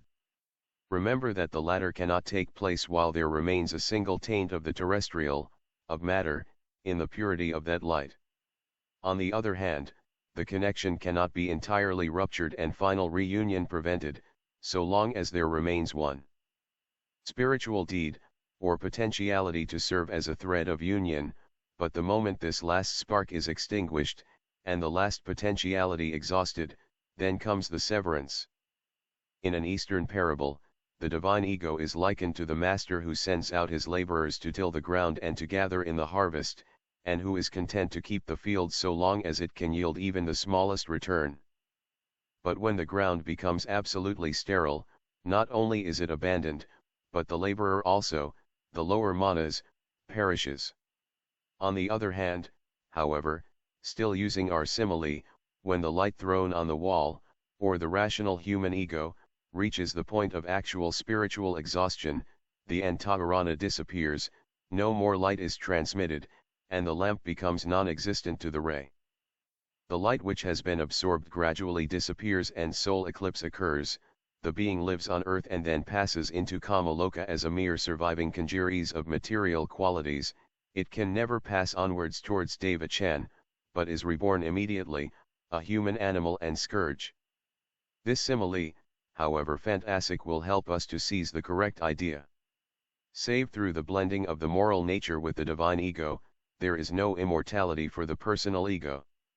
It is only the most spiritual emanations of the personal human soul which survive.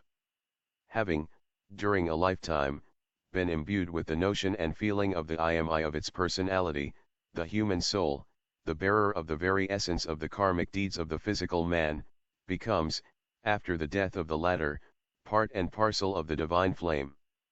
The ego. It becomes immortal through the mere fact that it is now strongly grafted on the monad, which is the tree of life eternal. And now we must speak of the tenet of the second death. What happens to the comic human soul, which is always that of a debased and wicked man or of a soulless person? This mystery will now be explained. Death of the soul, page 521, the personal soul in this case, viz., in that of one who has never had a thought not concerned with the animal self, having nothing to transmit to the higher, or to add to the sum of the experiences gleaned from past incarnations which its memory is to preserve throughout eternity, this personal soul becomes separated from the ego. It can graft nothing of self on that eternal trunk whose sap throws out millions of personalities, like leaves from its branches, leaves which wither, die, and fall at the end of their season. These personalities bud, blossom forth and expire, some without leaving a trace behind, others after commingling their own life with that of the parent stem. It is the souls of the former class that are doomed to annihilation, or avicii, a state so badly understood, and still worse described by some theosophical writers, but which is not only located on our earth, but is in fact this very earth itself. Thus we see that Antagarana has been destroyed before the lower man has had an opportunity of assimilating the higher and becoming at one with it, and therefore the comic soul becomes a separate entity, to live henceforth, for a short or long period, according to its karma, as a soulless creature. But before I elaborate this question, I must explain more clearly the meaning and functions of the Antagarana. As already said, it may be represented as a narrow bridge connecting the higher and the lower manas. If you look at the glossary of the Voice of the Silence, pages 88 and 89, you will find it is a projection of the lower manas, or, rather, the link between the latter and the higher ego, or, between the human and the divine or spiritual soul. As the author of esoteric Buddhism and the occult world called manas the human soul, and buddhi the spiritual soul, I have left these terms unchanged in the Voice, seeing that it was a book intended for the public. At death it is destroyed as a path, or medium of communication, and its remains survive as Kamarupa, the shell. It is this which the spiritualists see sometimes appearing in the seance rooms as materialized forms, which they foolishly mistake for the spirits of the departed. In the exoteric teachings of Raja Yoga, Antagarana is called the inner organ of perception and is divided into four parts: the lower manas, buddhi, reason, ahankara, personality, and chitta, thinking faculty. It also, together with several other organs, forms a part of jiva, called also lingade. Esotericists, however, must not be misled by this popular version. So far is this from being, page 522, the case that in dreams, though Antagarana is there, the personality is only half awake. Therefore, Antagarana is said to be drunk or insane during our normal sleeping state. If such is the case during the periodical death, or sleep, of the living body, one may judge what the consciousness of Antagarana is like when it has been transformed after the eternal sleep into Kamarupa. But to return. In order not to confuse the mind of the Western student with the abstruse difficulties of Indian metaphysics, let him view the lower manas, or mind, as the personal ego during the waking state, and as Antagarana only during those moments when it aspires towards its higher ego, and thus becomes the medium of communication between the two. It is for this reason that it is called the path. Now, when a limb or organ belonging to the physical organism is left in disuse, it becomes weak and finally atrophies. So also it is with mental faculties, and hence the atrophy of the lower mind function called Antagarana, becomes comprehensible in both completely materialistic and depraved natures. According to esoteric philosophy, however, the teaching is as follows: seeing that the faculty and function of antaharana is as necessary as the medium of the ear for hearing, or that of the eye for seeing, then so long as the feeling of ahankara, that is, of the personal I or selfishness, is not entirely crushed out in a man, and the lower mind not entirely merged into and become one with the higher buddhaimanas, it stands to reason that to destroy antaharana is like destroying a bridge over an impassable chasm. The traveler can never reach the goal on the other shore. And here lies the difference between the exoteric and esoteric teaching. The former makes the Vedanta state that so long as mind, the lower, clings through antaharana to spirit, buddhaimanas, it is impossible for it to acquire true spiritual wisdom, jnana, and that this can only be attained by seeking to come en rapport with the universal soul, atma, that, in fact it is by ignoring the higher mind altogether that one reaches Raja Yoga. We say it is not so. No single rung of the ladder leading to knowledge can be skipped. No personality can ever reach or bring itself into communications with Atma, except through buddhaimanas, to try and become a Jivanmutta or a Mahatma, before one has become an adept or even a Narjal, a sinless man, is like trying to reach Ceylon from India without crossing the sea. Therefore we are told that if we destroy antaharana before the personal is absolutely under the control of the impersonal ego, we risk to lose the latter and be severed forever from it, unless indeed we hasten to re-establish the communication by a supreme and final effort. Reincarnation of lower soul, page 523, it is only when we are indissolubly linked with the essence of the divine mind, that we have to destroy antaharana. Like as a solitary warrior pursued by an army, seeks refuge in a stronghold, to cut himself off from the enemy, he first destroys the drawbridge, and then only commences to destroy the pursuer, so must the Srotapati act before he slays antaharana. Or as an occult axiom has it, the unit becomes 3, and 3 generate 4. It is for the latter the Quartemari to become 3, and for the divine 3 to expand into the absolute 1. Monads, which become duads on the differentiated plane, to develop into triads during the cycle of incarnations, even when incarnated know neither space nor time, but are diffused through the lower principles of the Quartemari, being omnipresent and omniscient in their nature. But this omniscience is innate, and can manifest its reflected light only through that which is at least semi-terrestrial or material, even as the physical brain which, in its turn, is the vehicle of the lower manas enthroned in Kamarupa. And it is this which is gradually annihilated in cases of second death. But such annihilation, which is in reality the absence of the slightest trace of the doomed soul from the eternal memory, and therefore signifies annihilation in eternity, does not mean simply discontinuation of human life on earth, for earth is avrichi, and the worst avrichi possible. Expelled forever from the consciousness of the individuality, the reincarnating ego, the physical atoms and psychic vibrations of the now separate personality are immediately reincarnated on the same earth, only in a lower and still more abject creature, a human being only in form, doomed to karmic torments during the whole of its new life. Moreover, if it persists in its criminal or debauched course, it will suffer a long series of immediate reincarnations. Here two questions present themselves: 1. What becomes of the higher ego in such cases? 2. What kind of an animal is a human creature born soulless? Before answering these two very natural queries, I have to draw the attention of all of you who are bomb in Christian countries to the fact that the romance of the vicarious atonement and the mission of Jesus, page 524, as it now stands, was drawn or borrowed by some too liberal initiates from the mysterious and weird tenet of the earthly experience of the reincarnating ego. The latter is indeed the sacrificial victim of, and through, its own karma in previous manvantaras, which takes upon itself voluntarily the duty of saving what would be otherwise soulless men or personalities. Eastern truth is thus more philosophical and logical than Western fiction.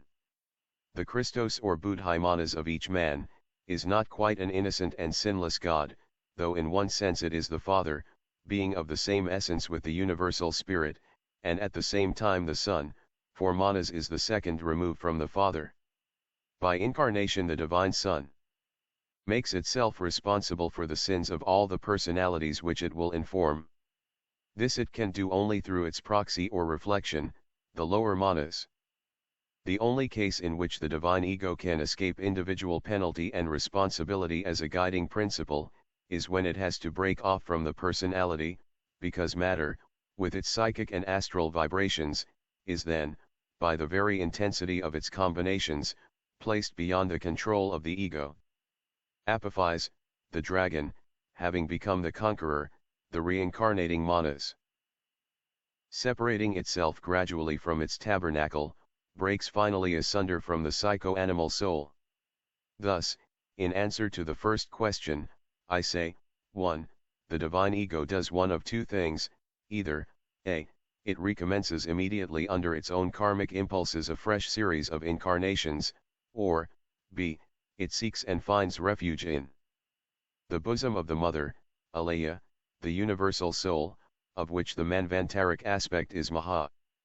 Freed from the life impressions of the personality, it merges into a kind of nirvanic interlude, wherein there can be nothing but the eternal present, which absorbs the past and future. Bereft of the laborer, both field and harvest now being lost, the master, in the infinitude of his thought, naturally preserves no recollection of the finite and evanescent illusion which had been his last personality. And then, indeed, is the latter annihilated. 2. The future of the lower manas is more terrible, and still more terrible to humanity than to the now animal man.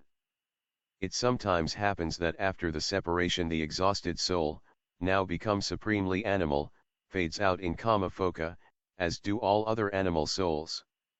But seeing that the more material is the human mind, the longer it lasts, even in the intermediate stage, it frequently happens that after the present life of the soulless man is ended, he is again and again reincarnated into new personalities, each one more abject than the other.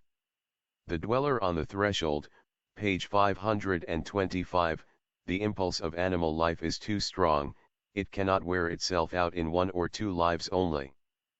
In rarer cases, however, when the lower manas is doomed to exhaust itself by starvation, when there is no longer hope that even a remnant of a lower light will, owing to favorable conditions say, even a short period of spiritual aspiration and repentance attract back to itself its parent ego, and karma leads the higher ego back to new incarnations, then something far more dreadful may happen. The kama manasic spook may become that which is called in occultism the dweller on the threshold. This dweller is not like that which is described so graphically in Zanoni, but an actual fact in nature and not a fiction in romance, however beautiful the latter may be.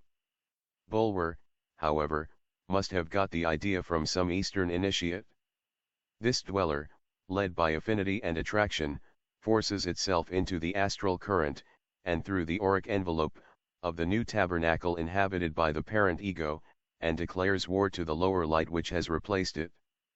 This, of course, can only happen in the case of the moral weakness of the personality so obsessed.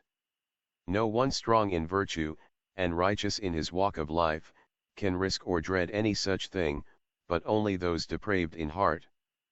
Robert Louis Stevenson had a glimpse of a true vision indeed when he wrote his strange case of Dr. Jekyll and Mr. Hyde. His story is a true allegory. Every kilo will recognize in it a substratum of truth, and in Mr. Hyde a dweller, an obsessor of the personality, the tabernacle of the parent spirit. This is a nightmare tale. I was often told by one, now no more in our ranks, who had a most pronounced dweller, a Mr. Hyde, as an almost constant companion. How can such a process take place without one's knowledge?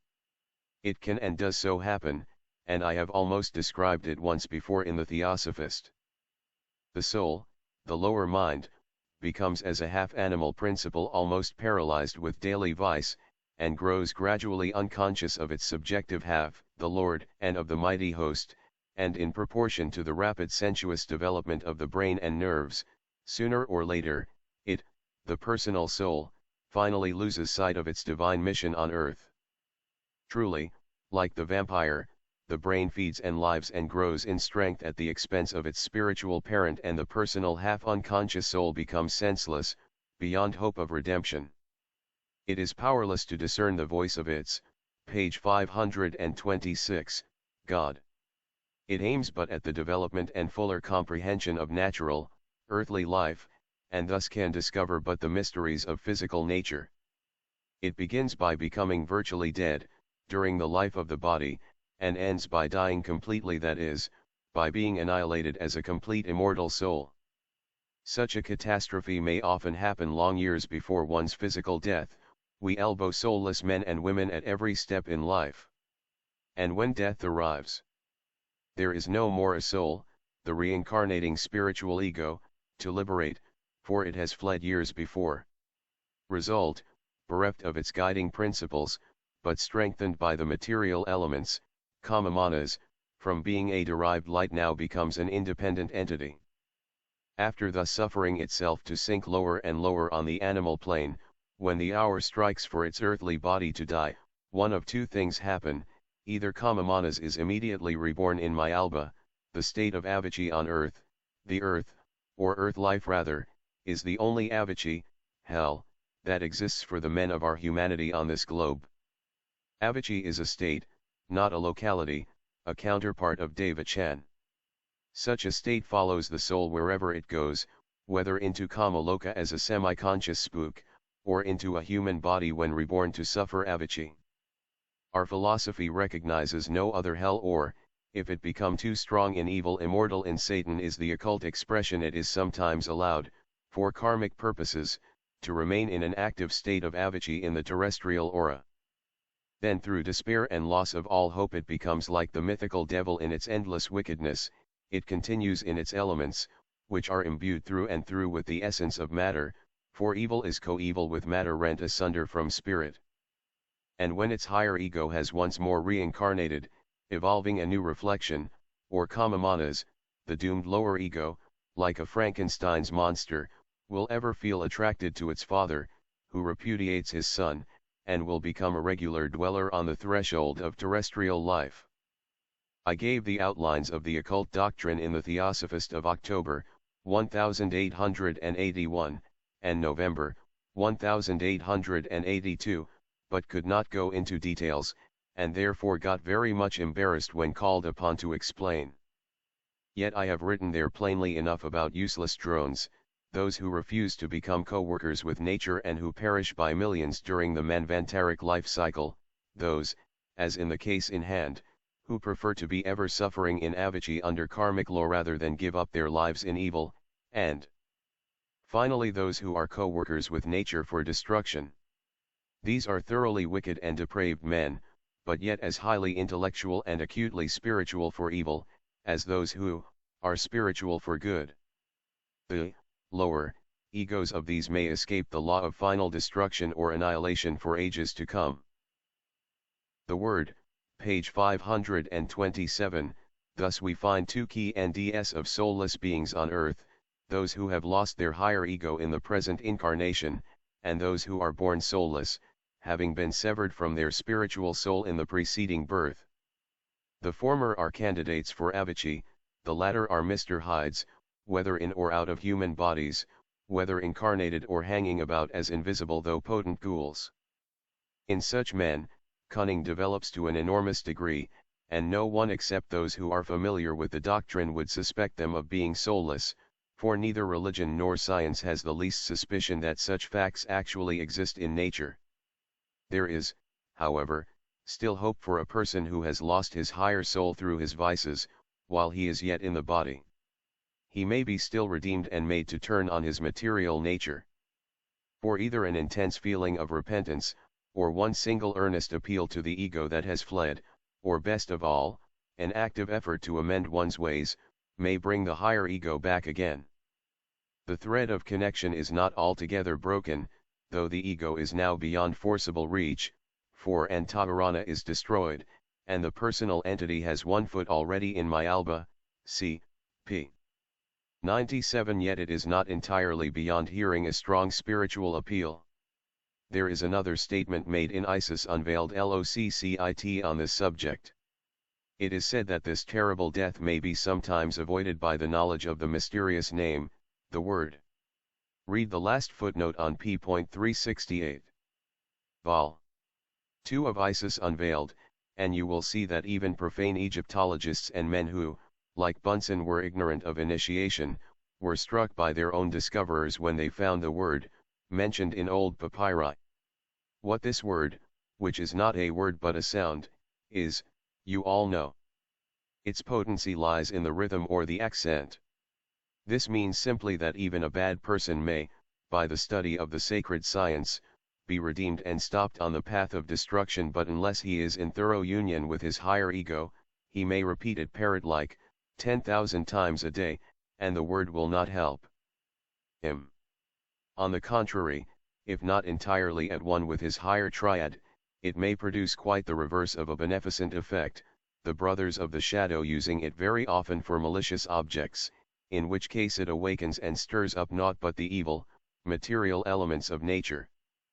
But, if one's nature is good, and sincerely strives towards the higher self, which is that Ahum, through one's higher ego, which is its third, page 528, letter, and Budhai II, there is no attack of the dragon Apophis which it will not repel. From those to whom much is given much is expected.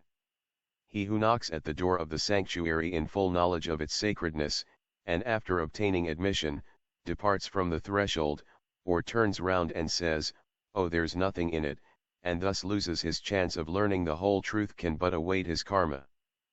Such are then the esoteric explanations of that which has perplexed so many who have found what they thought contradictions in various theosophical writings, including fragments of occult truth, in vols.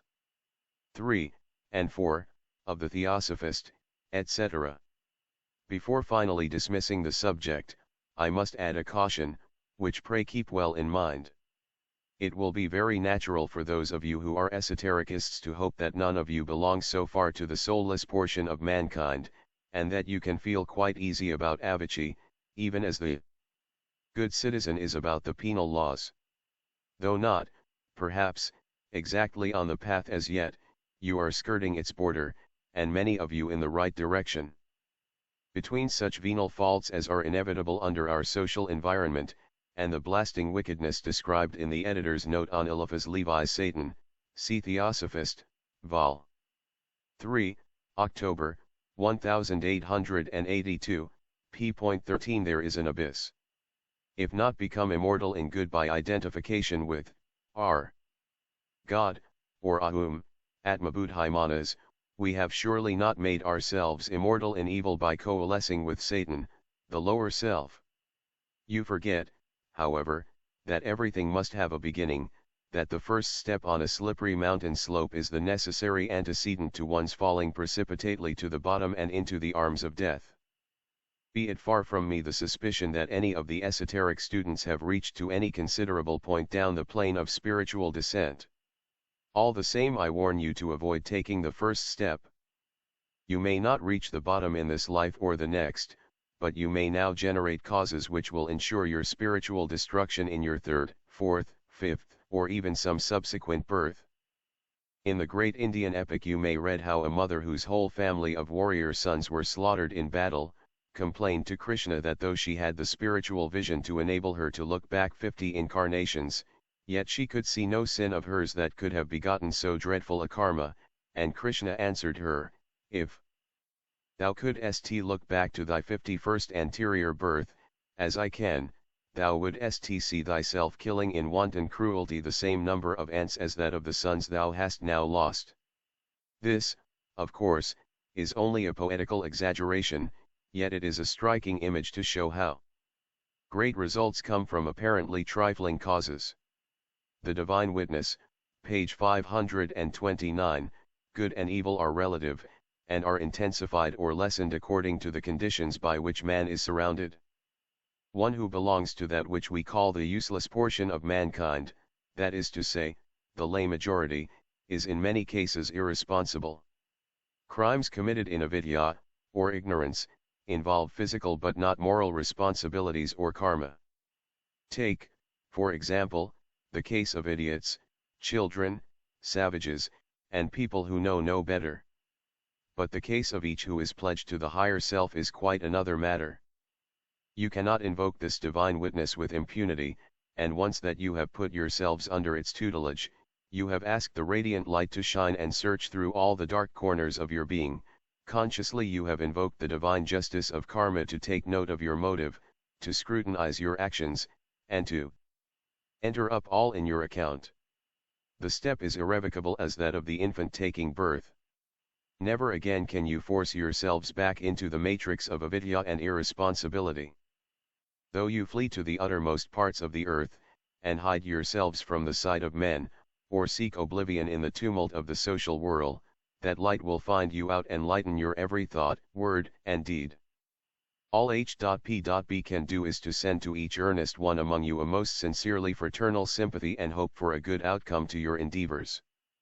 Nevertheless, be not discouraged, but try, ever keep trying. Read pages 40 and 63 in the 20 failures are not irremediable if followed by as many undaunted struggles upward. Is it not so that mountains are climbed? And no further, that if karma relentlessly records in the esotericist's account, bad deeds that in the ignorant would be overlooked, yet, equally true is it that each of his good deeds is, by reason of his association with the higher self, 100-fold intensified as a potentiality for good. Finally, keep ever in mind the consciousness that though you see no master at your bedside, nor hear one audible whisper in the silence of the still night, yet the holy power is about you, the holy light is shining into your hour of spiritual need and aspirations, and it will be no fault of the masters, or of their humble mouthpiece and servant, if, through perversity or moral feebleness some of you cut yourselves off from these higher potencies, and step upon the delivery that leads to Avicii. Notes on papers I, 2, 3. Page 436, page 530, students in the West have little or no idea of the forces that lie latent in sound, the akashic vibrations that may be set up by those who understand how to pronounce certain words. The Om, or the Om Mani Padme Hum are in spiritual affinity with cosmic forces, but without a knowledge of the natural arrangement, or of the order in which the syllables stand, very little can be achieved. Om is, of course, Aum, that may be pronounced as 2, 3, or 7 syllables, setting up different vibrations. Now, letters, as vocal sounds, cannot fail to correspond with musical notes, and therefore with numbers and colors, hence also with forces and tattvas. He who remembers the universe is built up from the tattvas will readily understand something of the power that may be exercised by vocal sounds. Every letter in the alphabet, whether divided into 3, 4, or 7 septenaries, or 49 letters, has its own color, or shade of color. He who has learned the colors of the alphabetical letters, and the corresponding numbers of the 7 and the 14 colors and shades on the scale of planes and forces, and knows their respective order in the 7 planes, will easily master the art of bringing them into affinity or interplay. But here a difficulty arises. The Centaur and Sanskrit alphabets, and other occult tongues, besides other potencies, have a number, color, and distinct syllable for every letter, and so had also the old Mosaic Hebrew. But how many students know any of these tongues? When the time comes, therefore, it must suffice to teach the students the numbers and colors attached to the Latin letters only, NB. As pronounced in Latin, not in Anglo-Saxon, Scotch, or Irish. This, however, would be at present premature. A mantra operative, page 531, the color and number of not only the planets but also the zodiacal constellations corresponding to every letter of the alphabet, are necessary to make any special syllable, and even letter, operative. CP8 Therefore if a student would make Buddhai operative, for instance, he would have to intone the first words of the mantra on the note Mi. But he would have still further to accentuate the Mi, and produce mentally the yellow color corresponding to the sound and note, on every letter M in Om Mani Padme Hum, this, not because the note bears the same name in the vernacular, Sanskrit, or even the Centaur, for it does not but Because the letter M follows the first letter, and is in this sacred formula also the seventh and the fourth. As Buddhai it is second, as Buddhai Manas it is the second and third combined. HPB page 439. The following notes were contributed by students and approved by H.P.B. The Pythagorean four, or tetractys, was the symbol of the cosmos, as containing within itself, the point, the line, the superficies, the solid, in other words, the essentials of all forms. Its mystical representation is the point within the triangle. The decad or perfect number is contained in the four, thus, 1 plus 2 plus 3 plus 4 equals 10. BL Riva AVTLLE and EJLYWLPCVT Kudav Verbav JATSAT Fire RLRR Copyright DFENSTC und Q /JIRLFF9U2B Copyright P3 2K1 Copyright D9 4th Key Trite B Copyright D. A mystery below truly, $C page 444 may become a little more clear to the student if slightly amplified. Page 532, the primordial triangle is the second logos, which reflects itself as a triangle in the third logos, or heavenly man, and then disappears. The third logos, containing the potency of formative creation, develops the tetractys from the triangle, and so becomes the seven, the creative lorsi, making a decad with the primordial triangle which originated it. When this heavenly triangle and tetractys are reflected in the universe of matter, as the astral paradigmatic man, they are reversed, and the triangle, or formative potency, is thrown below the quaternary, with its apex pointing downwards.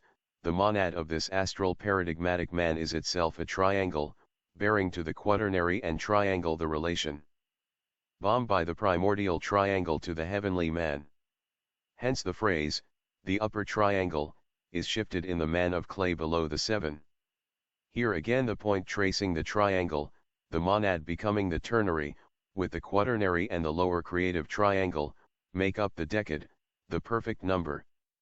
As above, so below. The student will do well to relate the knowledge here acquired to that given on p.477.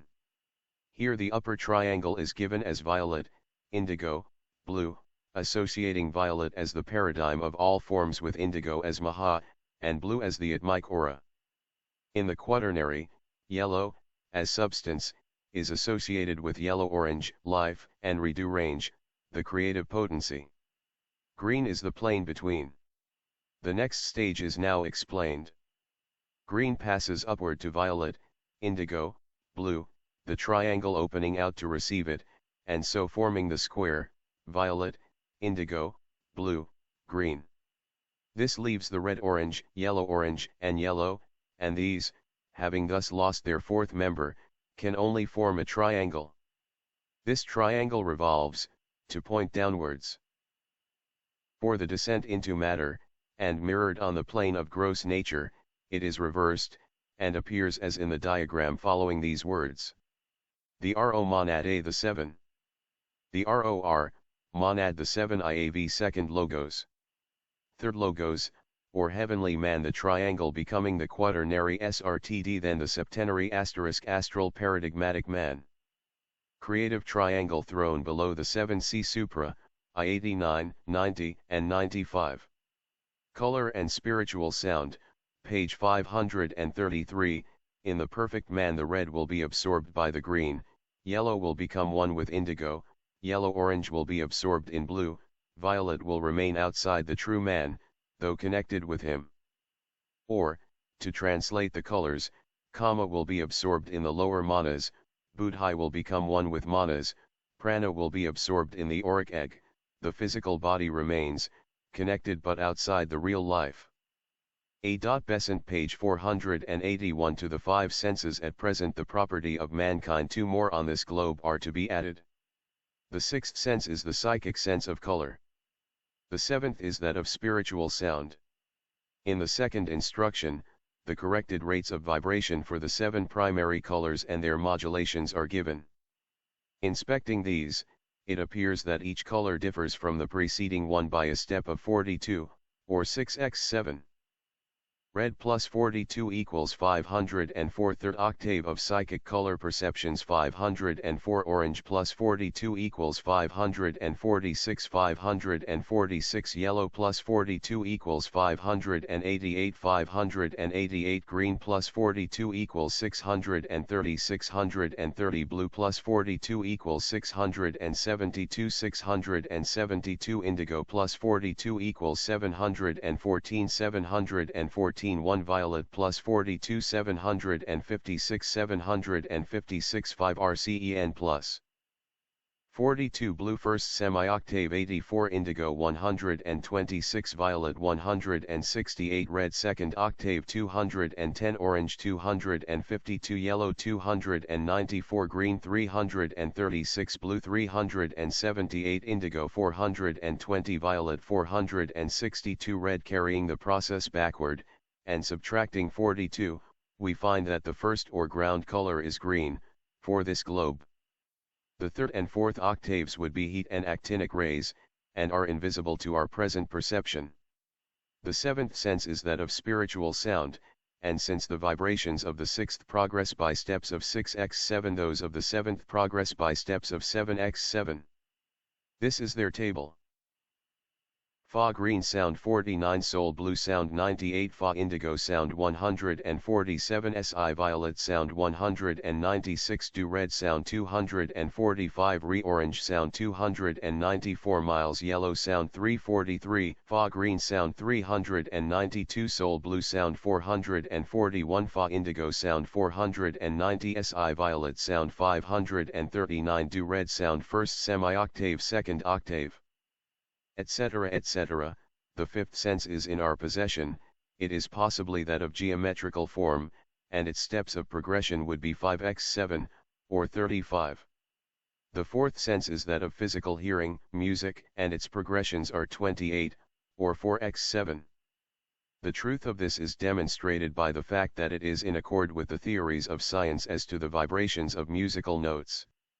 Our scale is as follows: 28, 56, 84, 112, 140, 168, 196, 224, 252, 280, 308, 336, 364, 392, 420, 448, 476, 504, 532, 560, 588, 616, 644, 672, 700.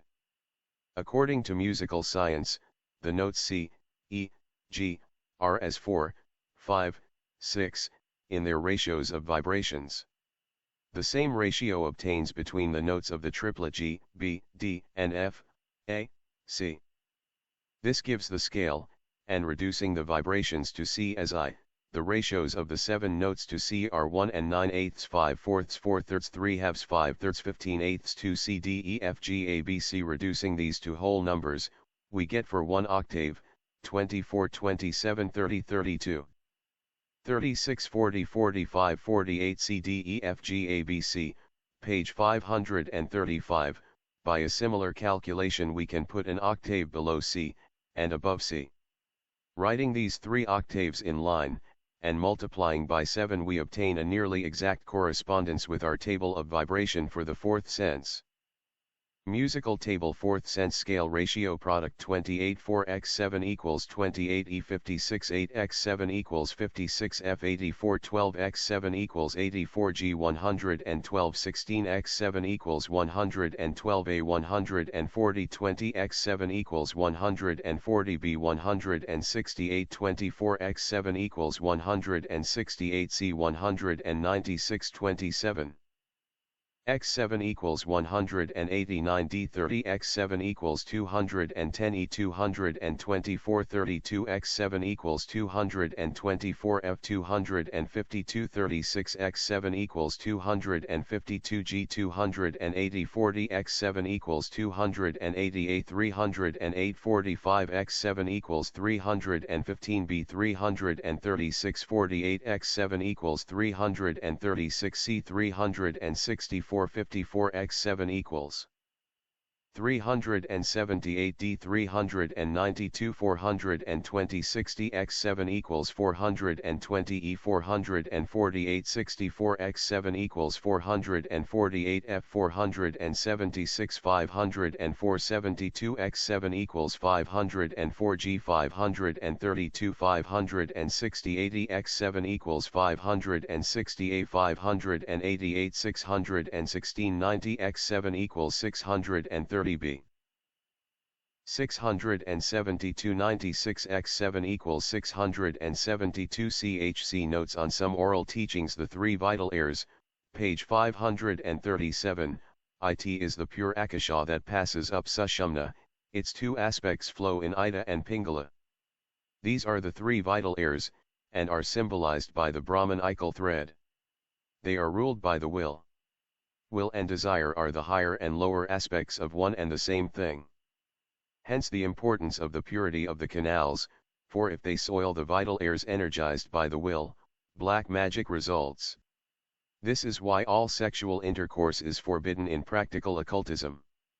From Sushumna, Ida, and Pingala a circulation is set up, and from the central canal passes into the whole body. Man is a tree, he has in him the macrocosm and the microcosm. Hence the trees used as symbols, the Dhyan-Kohanic body is thus figured. The auric egg is formed in curves, which may be conceived from the curves formed by sand on a vibrating metal disc. Each atom, as each body, has its auric egg, each center forming its own. This auric egg, with the appropriate materials thrown into it, is a defense. No wild animal, however ferocious, will approach te yogi thus guarded. It flings back from its surface all malign influences. No willpower is manifested through the auric egg. What is the connection between the circulation of the vital airs and the power of the yogi to make his auric egg a defense against aggression? A. It is impossible to answer this question.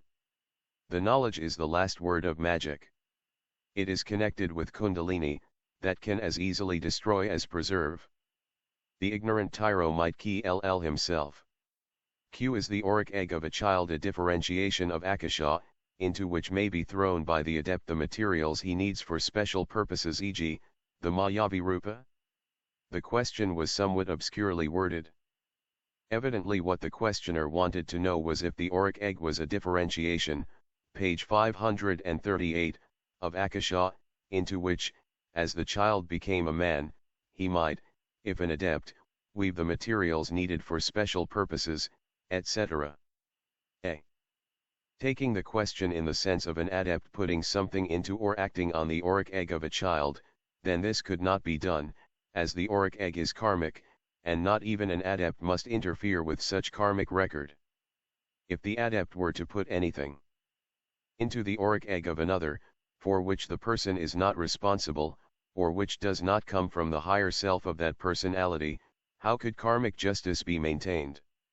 The adept can draw into his own auric egg from his planet, or even from that of the globe or of the universe, according to his degree. This envelope is the receptacle of all karmic causes, and photographs all things like a sensitive plate.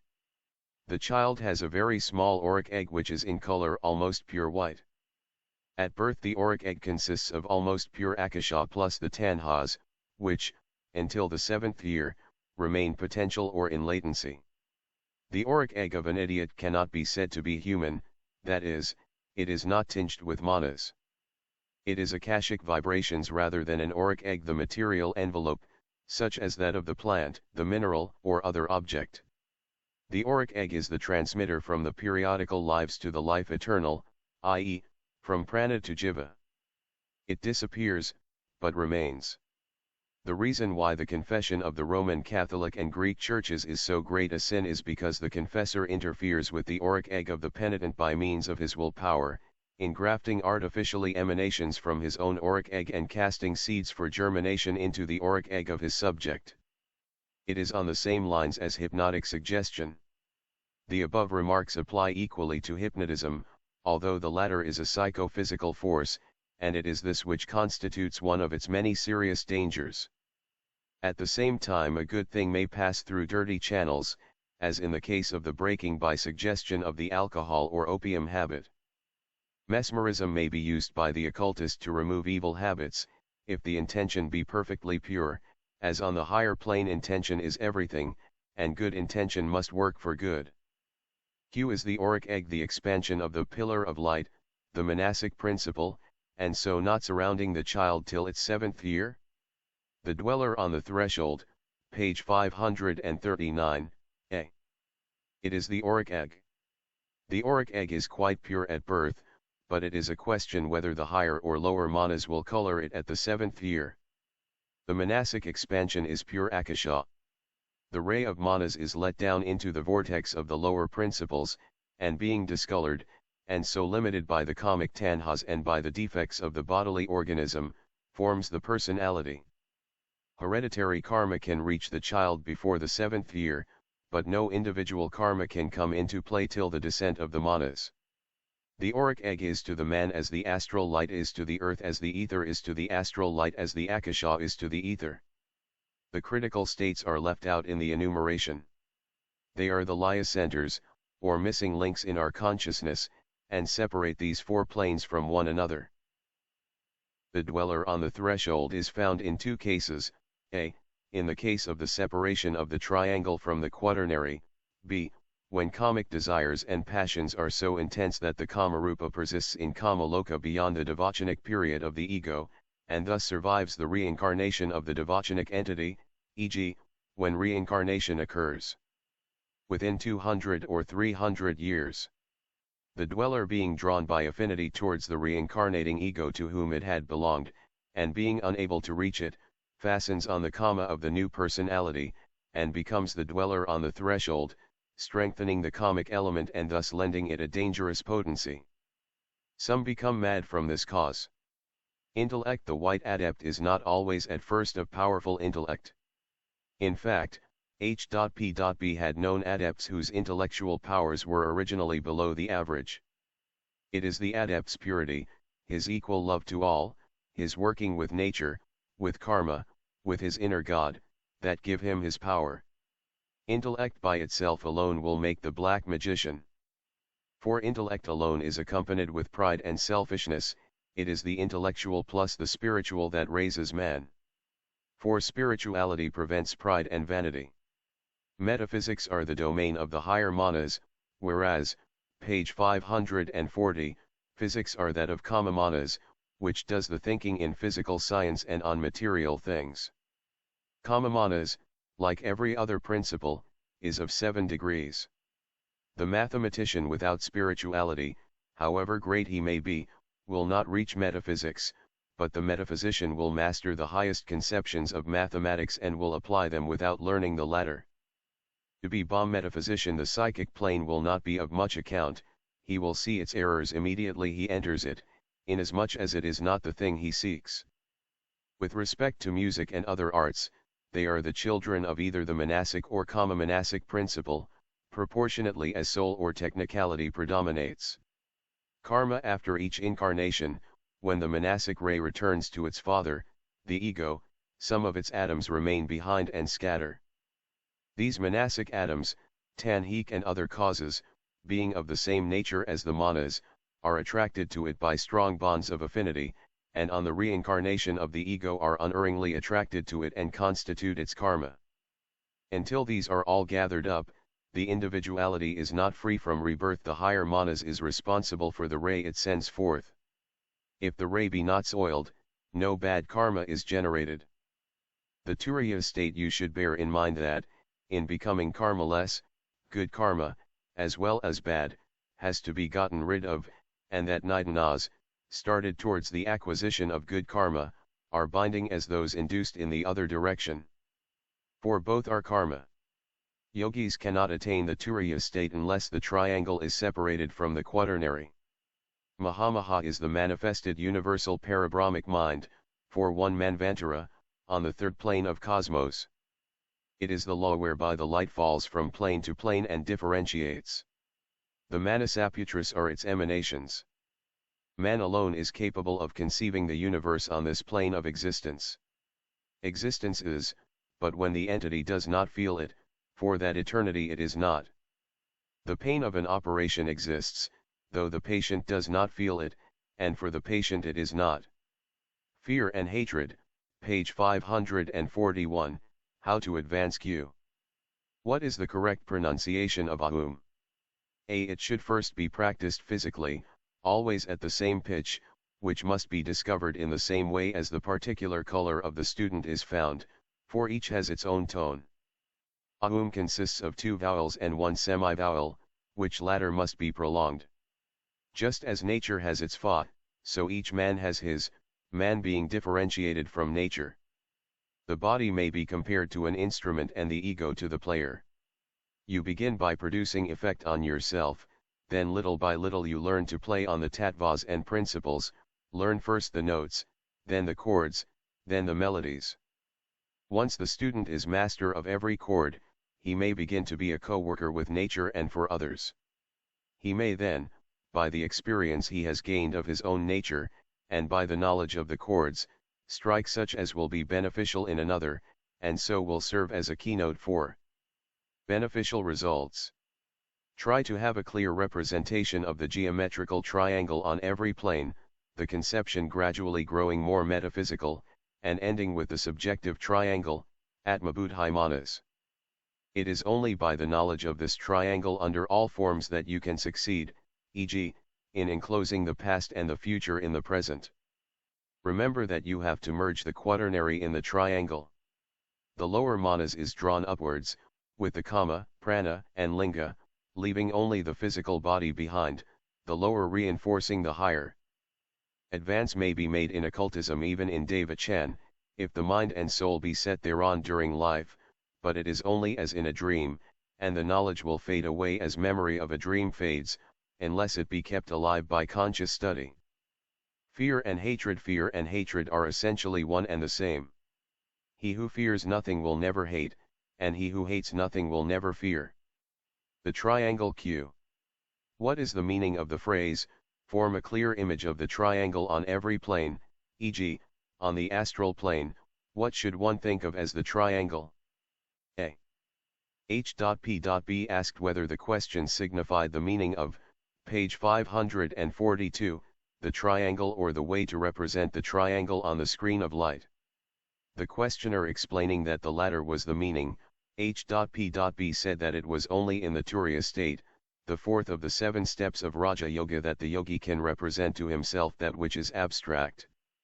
Below this state, the perceptive power, being conditioned, must have some form to contemplate, it cannot represent to itself the arupa. In the Turiya state the triangle is in yourself and is felt. Below the Turiya state there must be a symbol to represent Atma. Buddhaimanas. It is not a mere geometrical triangle, but the triad imaged, to make thought possible. Of this triad, we can make some kind of representation of manas, however indistinct, while of Atma no image can be formed. We must try to represent the triangle to ourselves on higher and higher planes. We must figure manas as overshadowed by Buddha, and immersed in Atma. Only manas, the higher ego, can be represented. We may think it as the agoides, the radiant figure in Zanoni. A very good psychic might see this. Psychic vision, however, is not to be desired, since psyche is earthly and evil. More and more as science advances, the psychic will be reached and understood. Psychism has in it nothing that is spiritual. Science is right on its own plane, from its own standpoint. The law of the conservation of energy implies that psychic motion is generated by motion. Psychic motion being only motion on the psychic plane, a material plane, the psychologist is right who sees in it nothing beyond matter. Animals have no spirit, but they have psychic vision, and are sensitive to psychic conditions. Observe how these react on their health, their bodily state. Motion is the abstract deity, on the highest plane it is a rupa, absolute, but on the lowest it is merely mechanical. Psychic action is within the sphere of physical motion. Ere psychic action can be developed in the brain and nerves, there must be adequate action which generates it on the physical plane. The paralyzed animal that cannot generate action in the physical body, cannot think. Psychics merely see on a plane of different material density. The spiritual glimpses sometimes obtained by them come from a plane beyond. A psychic's vision is that of one coming, as it were, into the lighted room, and seeing everything there by an artificial light. When the light is extinguished, vision is lost.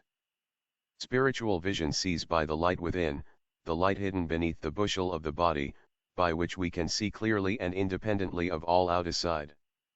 Triangle and quaternary, page 543, the psychic seeing by an external light, the vision is colored by the nature of that light. X saying that she felt as though she saw on 3 planes, H.P.B answered that each plane was 7-fold, the astral as every other. She gave as an example on the physical plane the vision of a table with the sense of sight, seeing it still, with the eyes closed, by retinal impression, the image of it conserved in the brain. It can be recalled by memory, it can be seen in dream, or as an aggregate of atoms, or as disintegrated. All these are on the physical plane. Then we can begin again on the astral plane, and obtain another septenary. This hint should be followed and worked out. Triangle and quaternary Q. Why is the violet, the color of the linga sharira, placed at the apex of the when the macrocosm is figured as, thus throwing the yellow, buddhi, into the lower quaternary? A. It is wrong to speak of the lower quaternary in the macrocosm. It is the tetrictus, the highest, the most sacred of all symbols.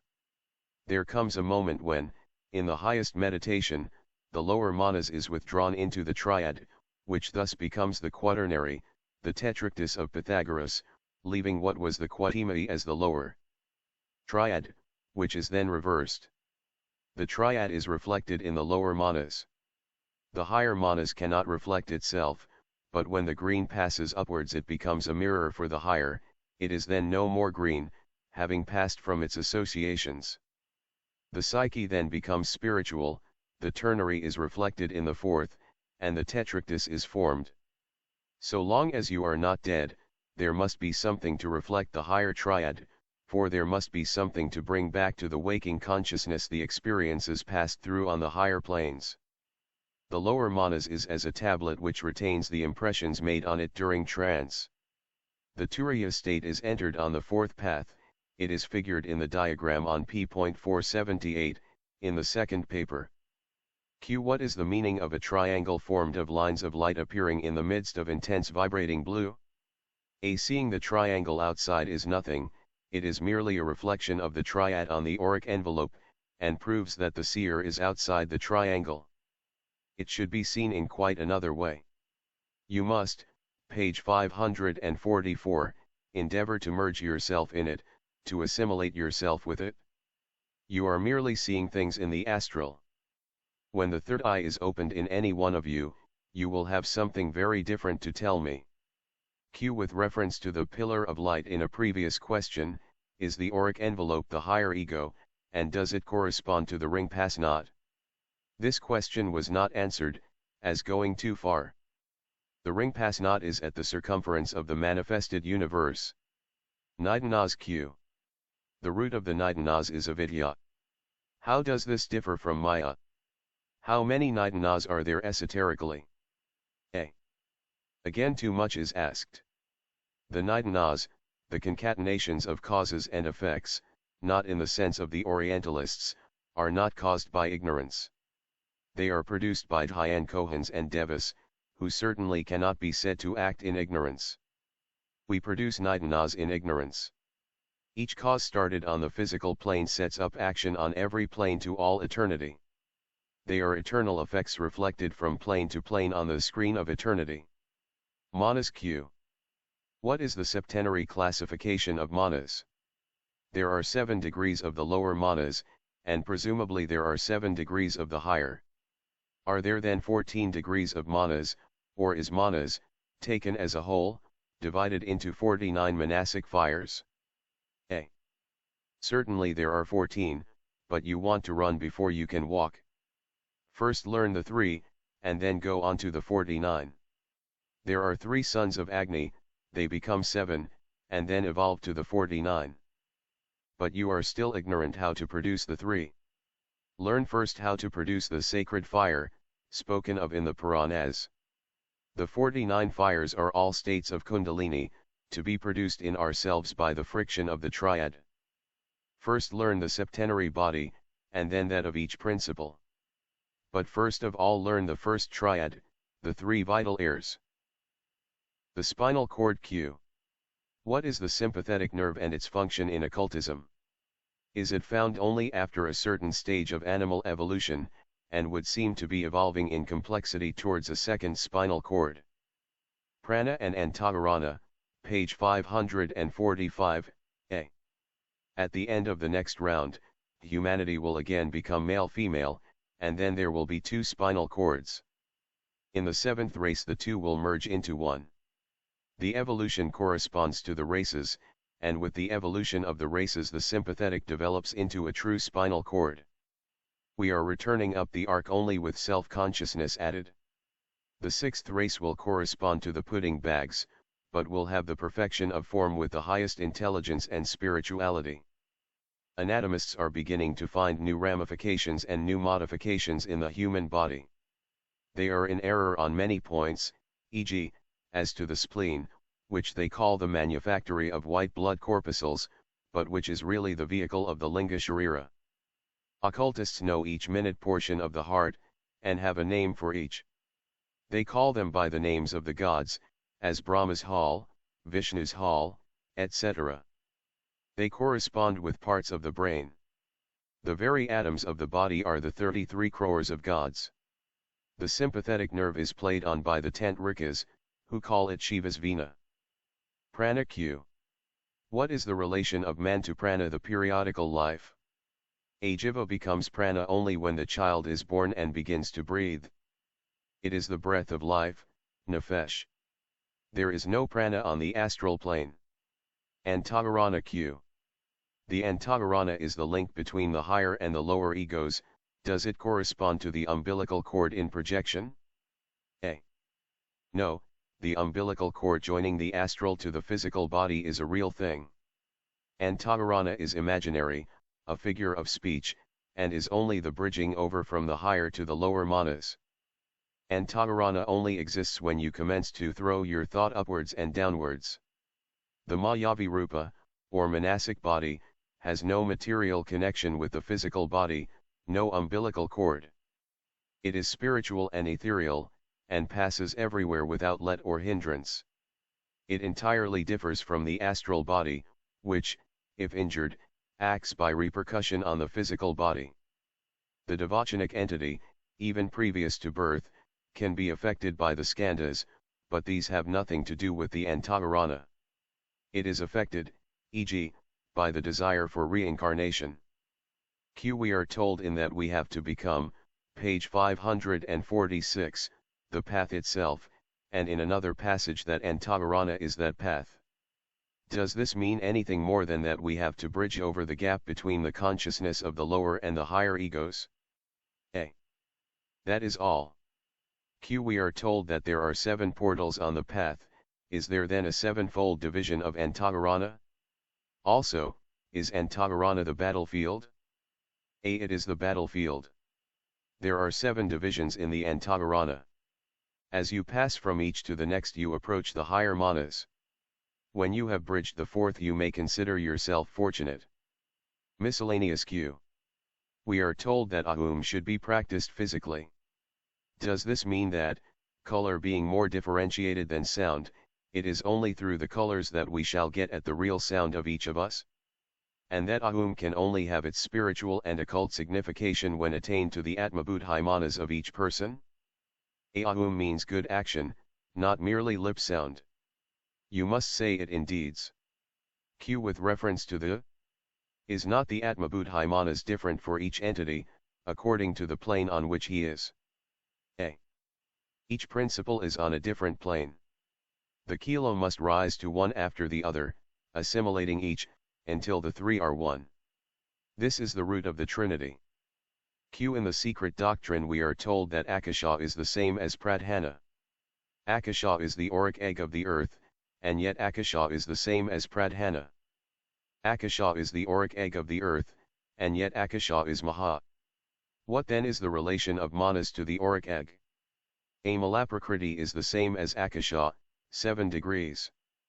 Maha is the positive aspect of Akasha, and is the manas of the cosmic body. Maha is to Akasha as manas is to Buddhi, and Pradhana is but another name for Malaprakriti. The auric egg is Akasha and has 7 degrees.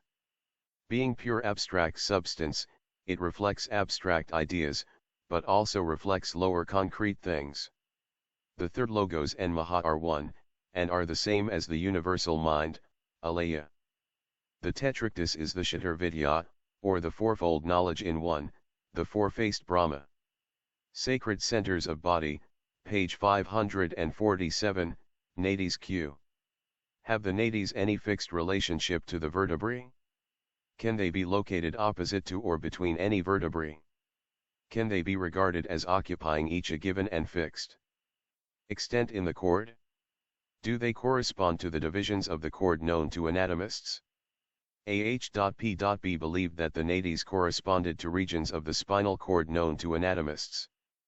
There are thus 6 or 7 nadis or plexuses along the spinal cord. The term, however, is not technical but general, and applies to any knot, center, ganglion, etc. The sacred nadis are those which run along or above Sushumna. 6 are known to science, and 1, near the Atlas, unknown. Even the Tarakaraja yogis speak only of 6, and will not mention the sacred 7th. Ida and Pingala play along the curved wall of the cord in which is Sushumna. They are semi-material, positive and negative, sun and moon, and start into action the free and spiritual current of Sushumna. They have distinct paths of their own, otherwise they would radiate all over the body. By concentration on Ida and Pingala is generated the sacred fire. Another name for Shiva's Vena, sympathetic system, is Kali's Vena. The sympathetic cords and Ida and Pingala start from a sacred spot above the medulla oblongata, called Triveni. This is one of the sacred centers, another of which is Brahmarandra, which is, if you like, the grey matter of the brain. It is also the anterior fontanelle in the newborn child. The spinal column is called Brahmadanda, the stick of Brahma. This is again symbolized by the bamboo rod carried by ascetics. The yogis on the other sides of the Himalayas, who assemble regularly at Lake Mansaravara, carry a triple knotted bamboo stick, and are called tridandans. This has the same signification as the Brahmanical cord, which has many meanings besides the 3 vital airs, e.g., it symbolizes the 3 initiations of a Brahman, taking place, a. at birth, when he receives his mystery name from the family astrologer, who is supposed to have received it from the Devas. He is also thus said to be initiated by the Devas. A Hindu will sooner die than reveal this name, b. at 7, when he receives the cord, and c. at 11 or 12, when he is initiated into his caste. Page 548, Q. If it is right to study the body and its organs, with their correspondences, will you give the main outline of these in connection with the nadis and with the diagram of the orifices? The corresponds to the spleen, linga, sharira, liver, heart, prana, corpora, quadrigemina, manas, pituitary body. Manas antaharana, pineal gland, manas until it is touched by the vibrating light of kundalini, which proceeds from buddhi, when it becomes buddhi manas. The pineal gland corresponds with divine thought. The pituitary body is the organ of the psychic plane. Psychic vision is caused by the molecular motion of this body, which is directly connected with the optic nerve, and thus affects the sight and gives rise to hallucinations. Its motion may readily cause flashes of light, such as may be obtained by pressing the eyeballs. Drunkenness and fever produce illusions of sight and hearing by the action of the pituitary body. This body is sometimes so affected by drunkenness that it is paralyzed. If an influence on the optic nerve is thus produced and the current thus reversed, the color will probably be complementary. 7's Q. If the physical body is no part of the real human septenary, is the physical material world one of the 7 planes of the cosmic septenary? A. It is. The body is not a principle in esoteric parlance, because the body and the linga are both on the same plane, then the auric egg makes the 7th. The body is a nyupati rather than a principle. The earth and its astral light are as closely related to each other as the body and its linga, the earth being the nyupati.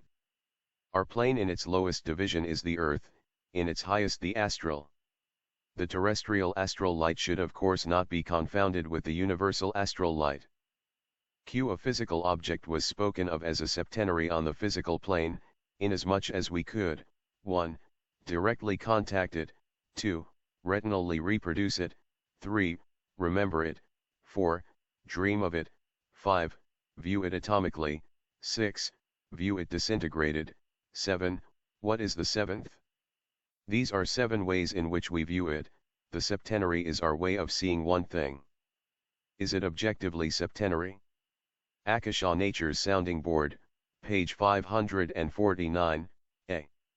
The 7th bridges across from one plane to another. The last is the idea, the privation of matter, and carries you to the next plane. The highest of one plane touches the lowest of the next. 7 is a factor in nature, as in colors and sounds. There are 7 degrees in the same piece of wood, each perceived by one of the 7 senses. In wood the smell is the most material degree, while in other substances it may be the 6th. Substances are septenary apart from the consciousness of the viewer. The psychometer, seeing a morsel, say of a table 1,000 years hence, would see the whole, for every atom reflects the whole body to which it belongs, just as with the monads of Leibniz. After the 7 material subdivisions are the 7 divisions of the astral, which is its second principle. The disintegrated matter, the highest of the material subdivisions, is the privation of the idea of it, the 4th. The number 14 is the first step between 7 and 49. Each septenary is really a 14, because each of the 7 has its 2 aspects. Thus 14 signifies the interrelation of 2 planes in its turn. The septenary is to be clearly traced in the lunar months, fevers, gestations, etc. On it is based the week of the Jews and the septenary hierarchies of the Lord of Hosts. Sound's Q. Sound is an attribute of Akasha, but we cannot cognize anything on the Akashic plane. On what plane then do we recognize sound? On what plane is sound produced by the physical contact of bodies? Is there sound on 7 planes, and is the physical plane one of them? A. The physical plane is one of them. You cannot see Akasha, but you can sense it from the Laurth path. You may not be fully conscious of it, and yet you may sense it. Akasha is at the root of the manifestation of all sounds. Sound is the expression and manifestation of that which is behind it, and which is the parent of many correlations. All nature is a sounding board, or rather Akasha is the sounding board of nature. It is the deity, the one life, the one existence. Hearing is the vibration of molecular particles. The order is seen in the sentence, the disciple feels, hears, sees. Sound can have no end. H.P.B. remarked with regard to a tap made by a pencil on the table, by this time it has affected the whole universe. The particle which has had its wear and tear destroys some, page 550, thing which passes into something else. It is eternal in the nidanas it produces. A sound, if not previously produced on the astral plane, and before that on the Akashic, could not be produced at all. Akasha is the bridge between nerve cells and mental powers. Q. Colors are psychic, and sounds are spiritual. What, assuming that these are vibrations, is the successive order, these corresponding to sight and hearing, of the other senses? A. This phrase was not to be taken out of its context, otherwise confusion would arise. All are on all planes. The first race had touch all over like a sounding board, this touch differentiated into the other senses, which developed with the races.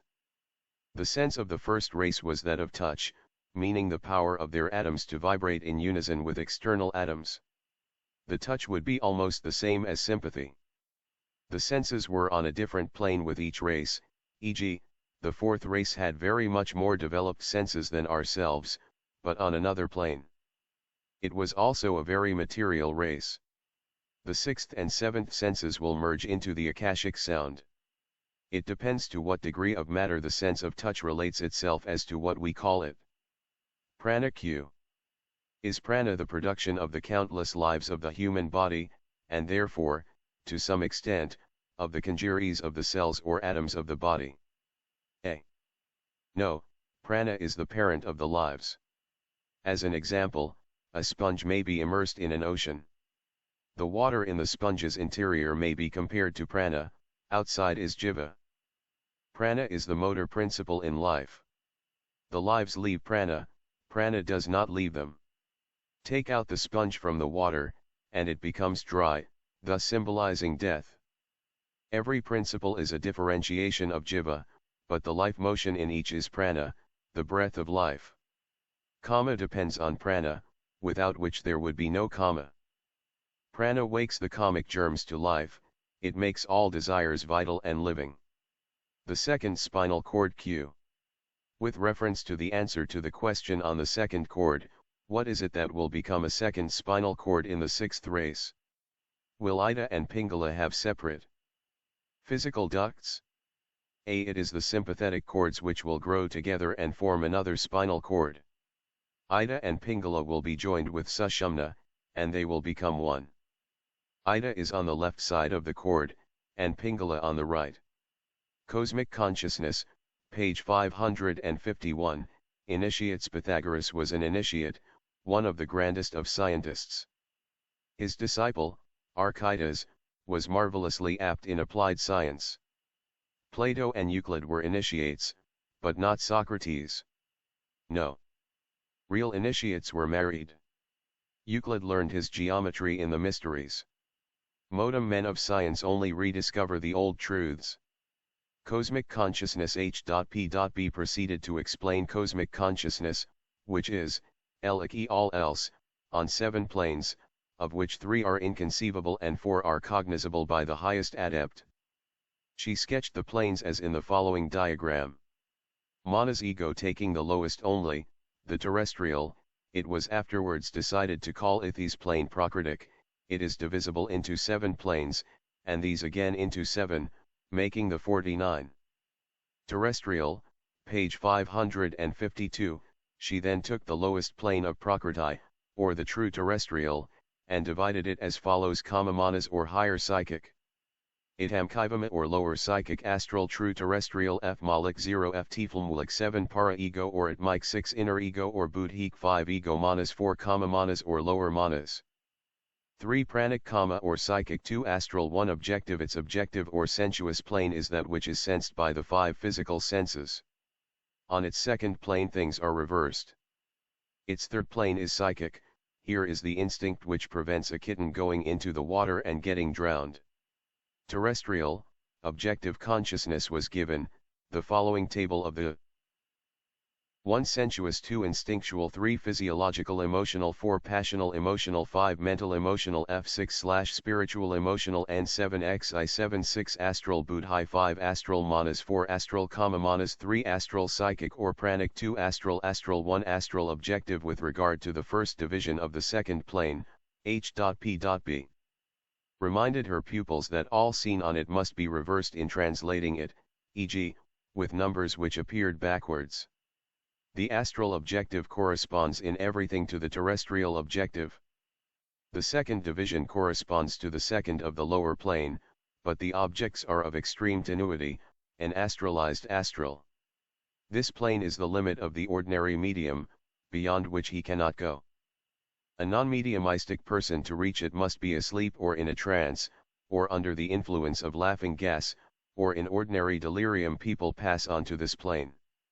The third, the pranic, is of an intensely vivid nature. Extreme delirium carried the patient to this plane. In delirium tremens the sufferer passes to this and to the one above it. Lunatics are often conscious on this plane, where they see terrible visions. It runs into the fourth division, the worst of the astral planes, comic and terrible. Hence come the images that tempt, images of drunkards in kama loka impelling others to drink, images of all vices inoculating men with the desire to commit crimes. The weak imitate these images in a kind of monkeyish fashion, so falling beneath their influence. This is also the cause of epidemics of vices, and cycles of disaster, of accidents of all kinds coming in groups. Extreme delirium tremens is on this plane. Page 554, the fifth division is that of premonitions in dreams, of reflections from the lower mentality, glimpses into the past and future, the plane of things mental and not spiritual. The mesmerized clairvoyant can reach this plane, and even, if good, may go higher. The sixth is the plane from which come all beautiful inspirations of art, poetry, and music, high types of dreams, flashes of genius. Here we have glimpses of past incarnations, without being able to locate or analyze them. We are on the seventh plane at the moment of death or in exceptional visions. The drowning man is here when he remembers his past life. The memory of events of this plane must be centered in the heart, the seat of Buddha. There it will remain, but impressions from this plane are not made on the physical brain. Fourth cosmic plane cosmic comma mansfahat. Third cosmic plane cosmic 5 jivafahat pranic comma. Second cosmic plane cosmic astral. First cosmic pracharistic cosmic body. Next graphic part of this one. K0 $nik prina egiathmxri emil filtran, eni p tiltmtic I lidmlit by HPR anu, koimic blrjy. In this diagram all the cosmic planes should be figured as of one size, the size given to the lowest plane, Prakriti. Further, within the circle all the Prakritic planes should be of one size that given to the first, or lowest. To do this would make so large a diagram that the planes are compressed. Ed. Cosmic planes, page 555, General notes: the two planes above dealt with are the only two used in the Hatha Yoga. Prana and the auric envelope are essentially the same, and again, as Jiva, it is the same as the universal deity. This, in its fifth principle, is Maha, in its sixth, Alaya. The universal life is also seven-principled. Maha is the highest entity in cosmos, beyond this is no diviner entity, it is of subtlest matter, Sukshma. In us this is manas, and the very logoi are less high, not having gained experience. The manasic entity will not be destroyed, even at the end of the Mahamanvantara, when all the gods are absorbed, but will re-emerge from parabrahmic latency.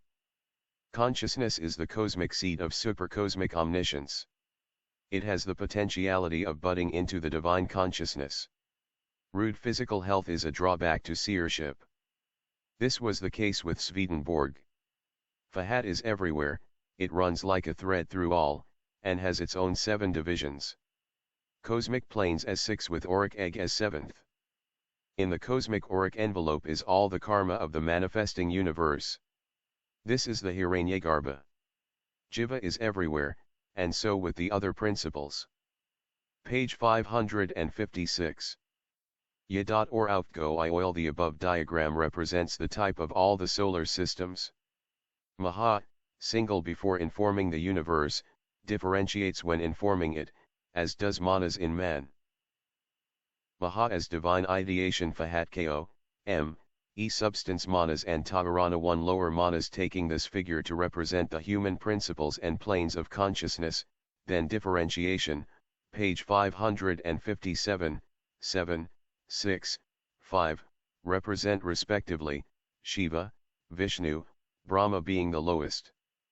Shiva is the four-faced Brahma, the creator, preserver, destroyer, and regenerator. Between 5 and 4 comes the Antaharana. The represents the Christos, the sacrificial victim crucified between the thieves. This is the double-faced entity. The Vedantins make this a quaternary for a blind, Antaharana, Chit, Buddhi, and Manas. NB. The number of rays is arbitrary and without significance. Attributes, Mavivrupns, ETV. Perceptive life begins with the astral, it is not our physical atoms which see, etc. Consciousness proper begins between Kama and Manas. Atmabuddhi acts more in the atoms of the body, in the bacilli, microbes, etc., than in man himself. Objective consciousness. Sensuous objective consciousness includes all that pertains to the 5 physical senses in man, and rules in animals, birds, fishes, and some insects. Here are the lives, their consciousness is in Atmabuddhi, these are entirely without manas. Astral consciousness, page 558, that of some plants, e.g., sensitive, of ants, spiders, and some night flies, Indian, but not of bees. The vertebrate animals in general are without this consciousness, but the placental mammals have all the potentialities of human consciousness, though at present, of course, dormant. Idiots are on this plane. The common expression "he has lost his mind" is an occult truth. For when through fright or other cause the lower mind becomes paralyzed, then the consciousness is on the astral plane. The study of lunacy will throw much light on these points. This may be called the nerve plane. It is cognized by our nervous centers of which physiology knows nothing, e.g., the clairvoyant reading with the eyes bandaged, reading with the tips of the fingers, the pit of the stomach, etc. This sense is greatly developed in the deaf and dumb. Kamapranic consciousness, the general life consciousness which belongs to all the objective world, even to the stones, for if stones were not living they could not decay, emit a spark, etc.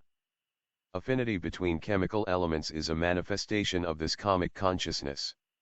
Kama manasic consciousness, the instinctual consciousness of animals and idiots in its lowest degrees, the planes of sensation, in man these are rationalized, e.g., a dog shut in a room has the instinct to get out, but cannot because its instinct is not sufficiently rationalized to take the necessary means, whereas a man at once takes in the situation and extricates himself. The highest degree of this kama manasic consciousness is the psychic. Thus there are 7 degrees from the instinctual animal to the rationalized instinctual and psychic. Manasic consciousness from this plane manas stretches upwards to maha. Buddhic consciousness, the plane of buddhi and the auric envelope. From here it goes to the Father in heaven, Atma, and reflects all that is in the auric envelope. 5 and 6 therefore cover the planes from the psychic to the divine. Men and Pitris, page 559, miscellaneous. Reason is a thing that oscillates between right and wrong. But intelligence, intuition is higher, it is the clear vision. To get rid of kama we must crush out all material instincts, crush out matter. The flesh is a thing of habit, it will repeat mechanically a good impulse as well as a bad one. It is not the flesh which is always the tempter, in 9 cases out of 10 it is the lower manas, which, by its images, leads the flesh into temptation. The highest adept begins his samadhi on the 4th solar plane, but cannot go outside the solar system. When he begins samadhi he is on a par with some of the Dhyan Kohans, but he transcends them as he rises to the 7th plane, nirvana. The silent watcher is on the 4th cosmic plane. The higher mind directs the will, the lower turns it into selfish desire. The head should not be covered in meditation. It is covered in samadhi. The Dhyan Kohans are passionless, pure, and mindless. They have no struggle, no passion to crush. The Dhyan Kohans are made to pass through the school of life. God goes to school. The best of us in the future will be Manasaputras, the lowest will be Pitris. We are 7 intellectual hierarchies here. This earth becomes the moon of the next earth. The Pitris are the astral overshadowed by Atmabuddhi, falling into matter. He pudding bags has life and Atmabuddhi, but no manas. They were therefore senseless. The reason for all evolution is the gaining of experience.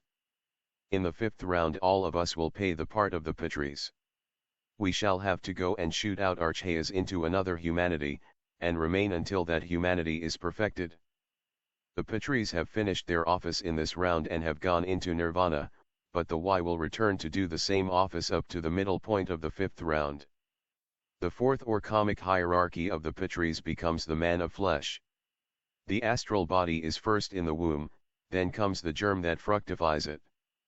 It is then clothed with matter, as were the Pitris. The Chaya is really the lower manas, the shadow of the higher mind. This Chaya makes the Mayavi Rupa. The ray clothes itself, page 560, in the highest degree of the astral plane. The Mayavi Rupa is composed of the astral body as Yupati, the guiding intelligence from the heart, the attributes and qualities from the auric envelopes. The auric envelope takes up the light of Atma, and overshadows the coronal circling round the head. The auric fluid is a combination of the life and will principles, the life and the will being one and the same in cosmos.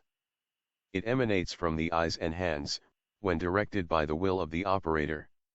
The auric light surrounds all bodies, it is the aura emanating from them, whether they be animal, vegetable, or mineral. It is the light, e.g., seen round magnets. Atma-buddhi manas in man corresponds to the three logoi in cosmos. They not only correspond, but each is the radiation from cosmos to microcosmos. The third logos, Maha, becomes manas in man, manas being only Maha individualized, as the sun rays are individualized in bodies that absorb them. The sun rays give life, they fertilize what is already there, and the individual is formed. Maha, so to say, fertilizes, and manas is the result. Buddhi manas is the Kshetrajana. There are 7 planes of Maha, as of all else. The human principles here H.P.B drew 2 diagrams, illustrating different ways of representing the human principles. In the first, the 2 lower are disregarded, they go out, disintegrate, are of not account. Remain 5, under the radiation of Atma. Power of imagination, page 561, in the second. The lower quaternary is regarded as mere matter, objective illusion, and there remain manas and the auric egg, the higher principles being reflected in the auric egg. In all these systems remember the main principle, the descent and reascent of the spirit, in man as in cosmos. The spirit is drawn downwards as by spiritual gravitation. Seeking further for the cause of this, the students were checked, H.P.B giving only a suggestion on the 3 logoi, 1 potentiality of mind, absolute thought. 2 thought in germ. 3 ideation in activity. Notes protective variation, e.g. identity of coloring of insects and of that on which they feed, was explained to be the work of nature elementals. Form is on different planes, and the forms of one plane may be formless to dwellers on another. The cosmocratories build on planes in the divine mind, visible to them though not to us. The principle of limitation principium individuationis is form, this principle is divine law manifested in cosmic matter, which, in its essence, is limitless. The auric egg is the limit of man as Hiranyagarbha of the cosmos. The first step towards the accomplishment of Kriya Shakti is the use of the imagination. To imagine a thing is to firmly create a model of what you desire, perfect in all its details. The will is then brought into action, and the form is thereby transferred to the objective world. This is creation by Kriya Shakti. Suns and planets, page 562, a comet partially cools and settles down as a sun. It then gradually attracts rounded planets that are as yet unattached to any center, and thus, in millions of years, a solar system is formed. The worn-out planet becomes a moon to the planet of another system. The sun we see is a reflection of the true sun, this reflection, as an outward concrete thing, is a Kamarupa, all the suns forming the Kamarupa of cosmos. To its own system the sun is Buddhi, as being the reflection and vehicle of the true sun, which is Atma, invisible on this plane. All the Fahatic forces, electricity, etc. are in this reflection. The moon at the beginning of the evolution of our globe, the moon was much nearer to the earth, and larger than it is now. It has retreated from us, and shrunk much in size. The moon gave all her principles to the earth, while the Pitris gave only their chayas to man. The influences of the moon are wholly psychophysiological. It is dead, sending out injurious emanations like a corpse. It vampirizes the earth and its inhabitants, so that anyone sleeping in its rays suffers, losing some of his life force. A white cloth is a protection, the rays not passing through it, and the head especially should be thus guarded. It has most power when it is full. It throws off particles which we absorb, and is gradually disintegrating. Where there is snow, the moon looks like a corpse, being unable, through the white snow, to vampirize effectually. Hence snow-covered mountains are free from its bad influences. The moon is phosphorescent. The Rakshas of Lanka and the Atlanteans are said to have subjected the moon. The Thessalians learned from them their magic. Esoterically, the moon is the symbol of the lower manas, it is also the symbol of the astral. Plants which under the sun's rays are beneficent are maleficent under those of the moon. Herbs containing poisons are most active when gathered under the moon's rays. A new moon will appear during the 7th round, and our moon will finally disintegrate and disappear. There is now a planet, the mystery planet, behind the moon, and it is gradually dying.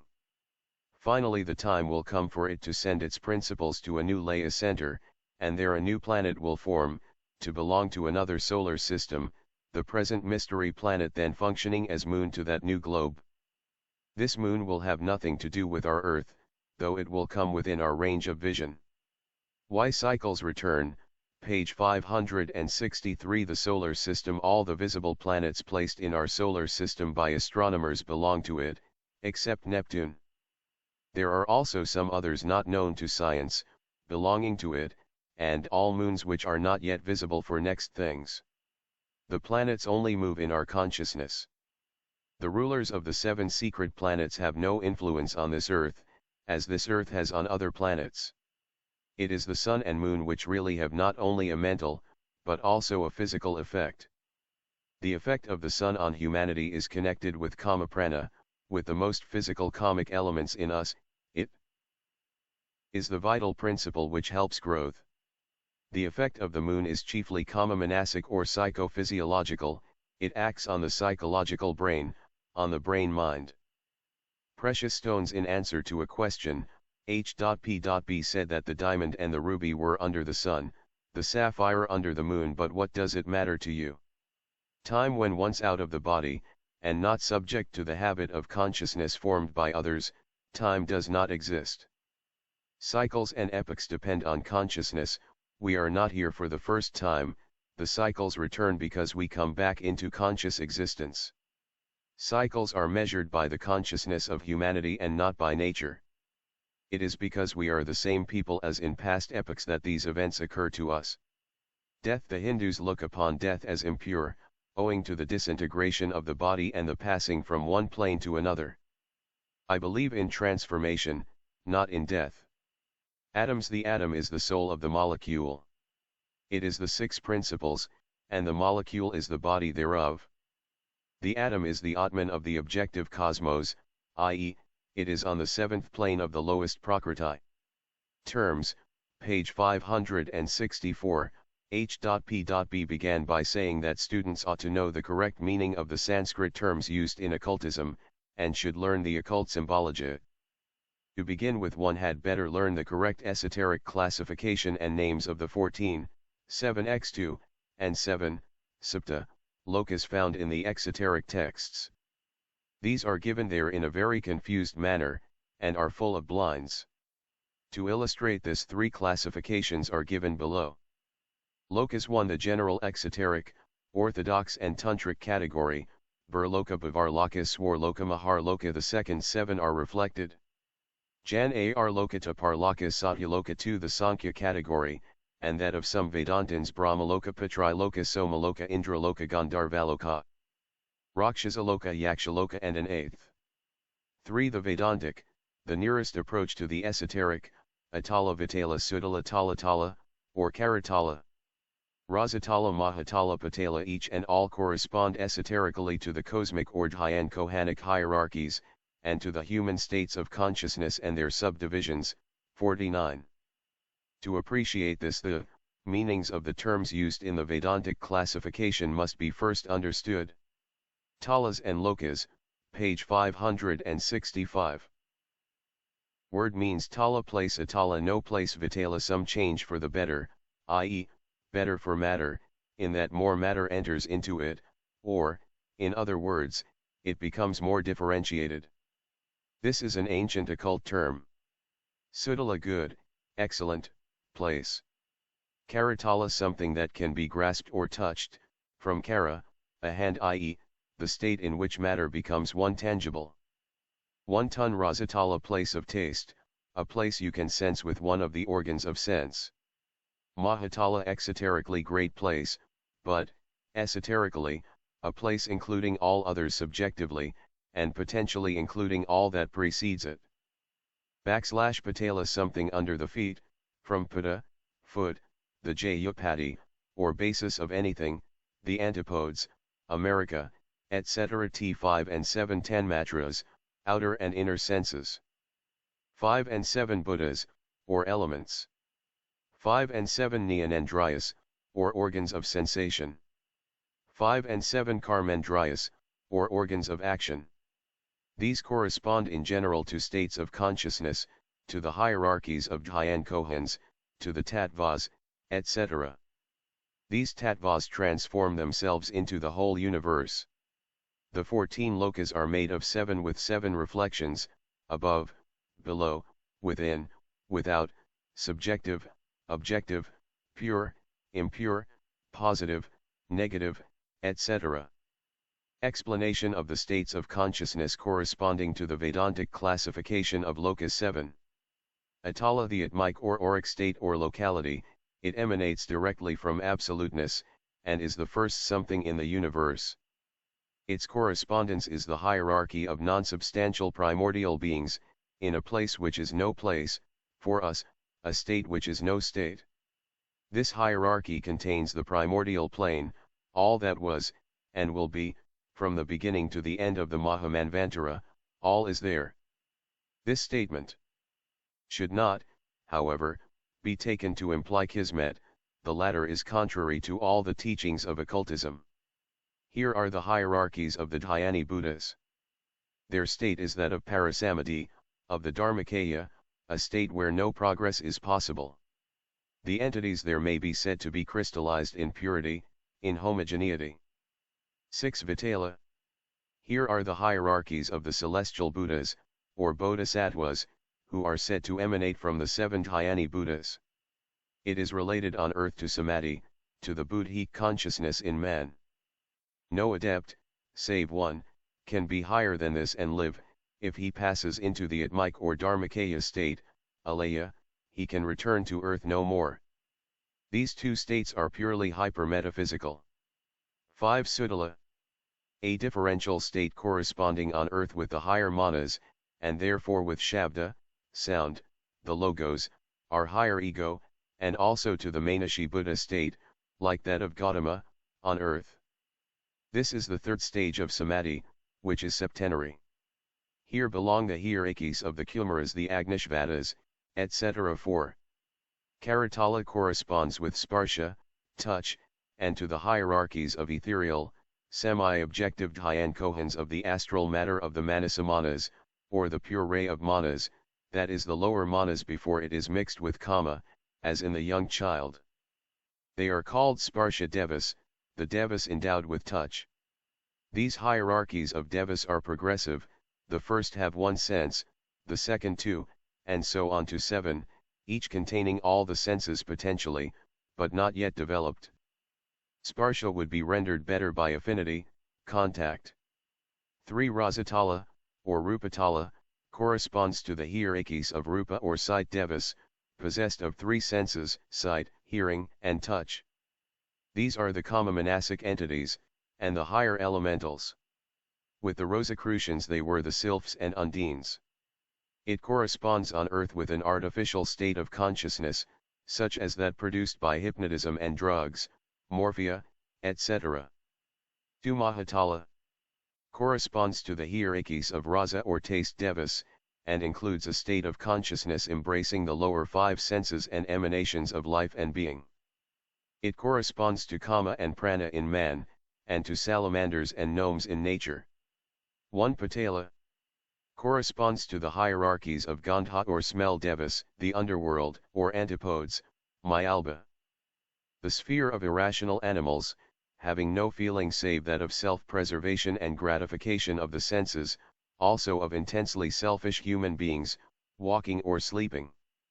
This is why Narada is said to have visited Patala when he was cursed to be reborn. He reported that life there was very pleasant for those who had never left their birthplace, they were happy. It is the earthly state, and corresponds with the sense of smell. Here are also animal dugpas, elementals of animals, and nature spirits.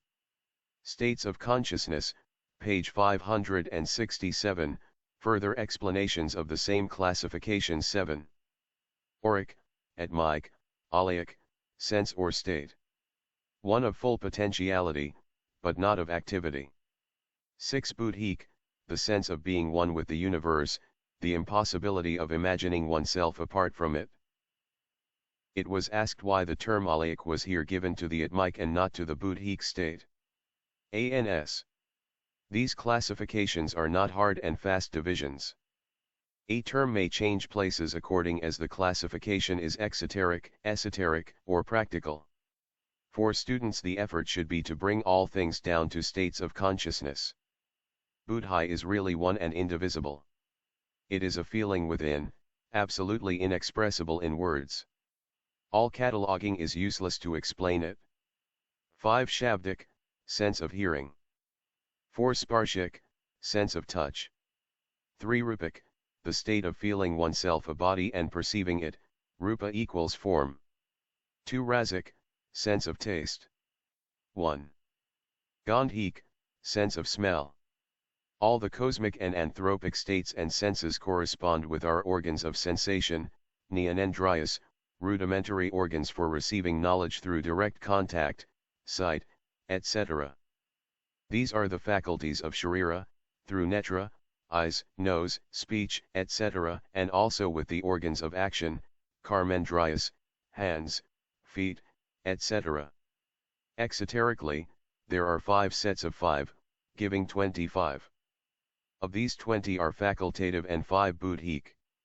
Exoterically Buddhi is said to perceive, esoterically it reaches perception only through the higher manas. Each of these 20 is both positive and negative, thus making 40 in all. There are 2 subjective states answering to each of the 4 sets of 5, hence 8 in all. These being subjective can, page 568, not be doubled. Thus we have 40 plus 8 equals 48 cognitions of Buddhi. These with Maya, which includes them all, make 49. Once that you have reached the cognition of Maya, you are an adept, objective, though not apparent, and 7 subjective, yet fully demonstrable to the inner man. There are 7 divine lokas and 7 infernal, terrestrial, lokas. 7 divine lokas, 7 infernal, terrestrial. 1 Burloka, the earth. 1 Patala, our earth. 2 Bhavarloka, between the earth and the sun Munis. 2 Mahatala, 3 Svarloka, between the sun and the pole star yogis. 3 Rasatala, 4 Maharloka, between the earth and the utmost limit of the solar system * 4 Talatala, or Karatala, 5 Janarloka, beyond the solar system, the abode of the Kumaras who do not belong to this plane. 5 Sudala, 6 Taparloka, still beyond the Mahatmic region, the dwelling of the Viraja deities. 6 Vitala, 7 Satyaloka, the abode of the Nirvanis.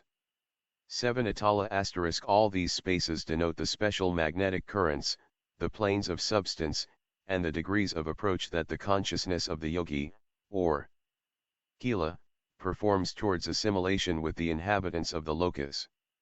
Graphic page 568a missing, man and lokas, page 569, these the Brahmins read from the bottom. Now all these 14 are planes from without within, and, the 7 divine, states of consciousness through which man can pass and must pass, once he is determined to go through the 7 paths and portals of Dhyani, one need not be disembodied for this, and all this is reached on earth, and in one or many of the incarnations. See the order, the 4 lower ones, 1, 2, 3, 4, are rupa, i.e., they are performed by the inner man with the full concurrence of the diviner portions, or elements, of the lower manas, and consciously by the personal man. The 3 higher states cannot be reached and remembered by the latter, unless he is a fully initiated adept. A hatha yogi will never pass beyond the Maharloka, psychically, and the Talatala, double or dual place, physico-mentally. To become a Raja Yogi, one has to ascend up to the 7th portal, the Satyaloka. For such, the Master Yogis tells us, is the fruition of yajna, or sacrifice. When the Bhur, Bhavar, and Svarga, states, are once passed, and the yogi's consciousness centered in Maharloka, it is in the last plane and state between entire identification of the personal and the higher manas. One thing to remember, while the infernal, or terrestrial, states are also the 7 divisions of the earth, 4 planes and states, as much as they are cosmic divisions, the divine Saptalika are purely subjective, and begin with the psychic astral light plane, ending with the Satya or Jivanmutta state. These 14 lokas, or spheres, form the extent of the whole Brahmanda, world. The 4 lower are transitory, with all their dwellers, and the 3 higher eternal, i.e., the former states, planes, and subjects, to these.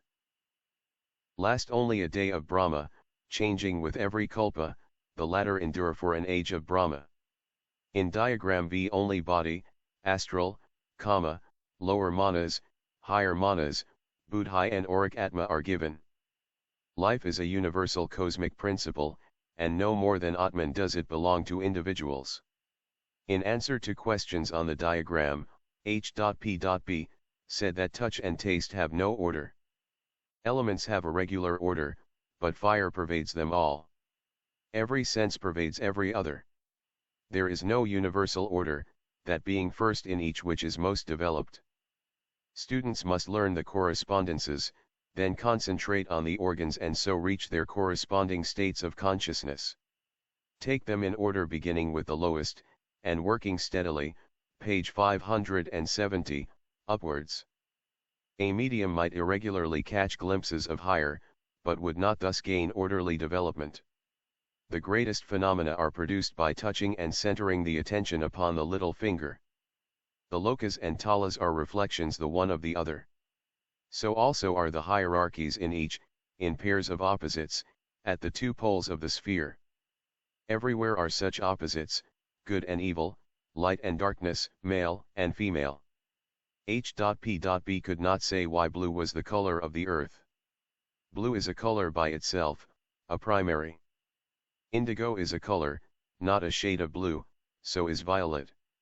The Varyas belong to, are the fiery egos of, other Manvantaras. They have already been purified in the fire of passions. It is they who refuse to create. They have reached the 7th portal, and have refused nirvana, remaining for succeeding Manvantaras. The 7 steps of Antakarana correspond with the lokas. Samadhi is the highest state on earth that can be reached in the body. Beyond that the initiate must have become a nirmanakaya. Purity of mind is of greater importance than purity of body. If the upati be not perfectly pure, it cannot preserve recollections coming from a higher state.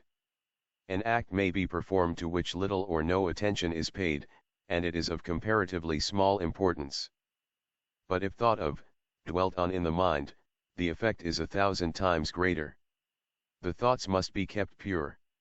Remember that kama, while having bad passions and emotions, helps you to evolve by giving also the desire and impulse necessary for rising. The flesh, the body, the human being in his material part, is, on this plane, the most difficult thing to subject. The highest adept, put into a new body, has to struggle against it and subdue it, and finds its subjugation difficult. The liver is the general, the spleen is the aide-de-camp. All that the liver does not accomplish is taken up and completed by the spleen. H.P.B. was asked whether each person must pass through the 14 states, and answered that the lokas and talas represented planes on this earth, through some of which all must pass, and through all of which the disciple must pass, on his way to adeptship. Everyone passes through the lower lokas, but not necessarily through the corresponding talas. There are 2 poles in everything, 7 states in every state. Yogis in Svarloka, page 571, Vitala represents a sublime as well as an infernal state.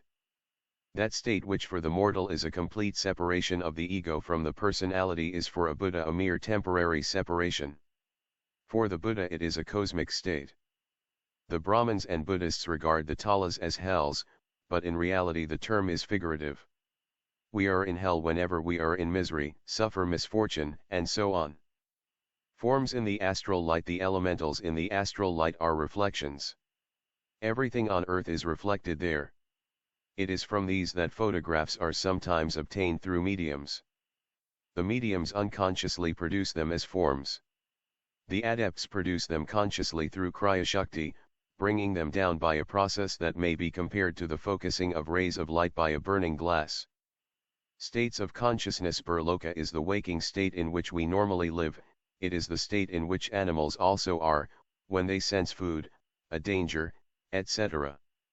To be in Svarloka is to be completely abstracted on this plane, leaving only instinct to work, so that on the material plane you would behave as an animal. Yogis are known who have become crystallized in this state, and then they must be nourished by others. A yogi near Allahabad had been for 53 years sitting on a stone. His chelas plunge him into the river every night and then replace him. During the day his consciousness returns to Burloka, and he talks and teaches. A yogi was found on an island near Calcutta round whose limbs the roots of trees had grown. He was cut out, and in the endeavor to awaken him so many outrages were inflicted on him that he died. Is it possible to be in more than one state of consciousness at once? A. The consciousness cannot be entirely on 2 planes at once.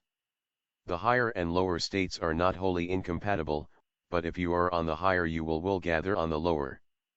In order to remember the higher state on returning to the lower, the memory must be carried upwards to the higher. An adept may apparently enjoy a dual consciousness. When he desires not to see he can abstract himself. He may be in a higher state and yet return answers to questions, page 572, addressed to him. But in this case he will momentarily return to the material plane, shooting up again to the higher plane. This is his only salvation in adverse conditions. The lower you go in the talas the more intellectual you become and the less spiritual. You may be a morally good man but not spiritual. Intellect may remain very closely related to kama. A man may be in a loka to which he belongs. Thus a man in Burloka only may pass into the talas and go to the devil. If he dwells in Bhavarloka he cannot become as bad. If he has reached the Satya state he can go into any tala without danger, buoyed up by his own purity he can never be engulfed. The talas are brain intellect states, while the lokas or more accurately the 3 higher are spiritual. Manas absorbs the light of Buddhi.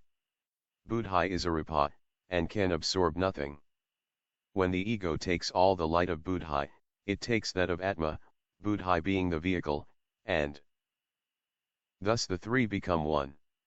This done, the full adept is one spiritually, but has a body. The fourfold path is finished and he is one. The master's bodies are, as far as they are concerned, illusionary and hence do not grow old, become wrinkled, etc.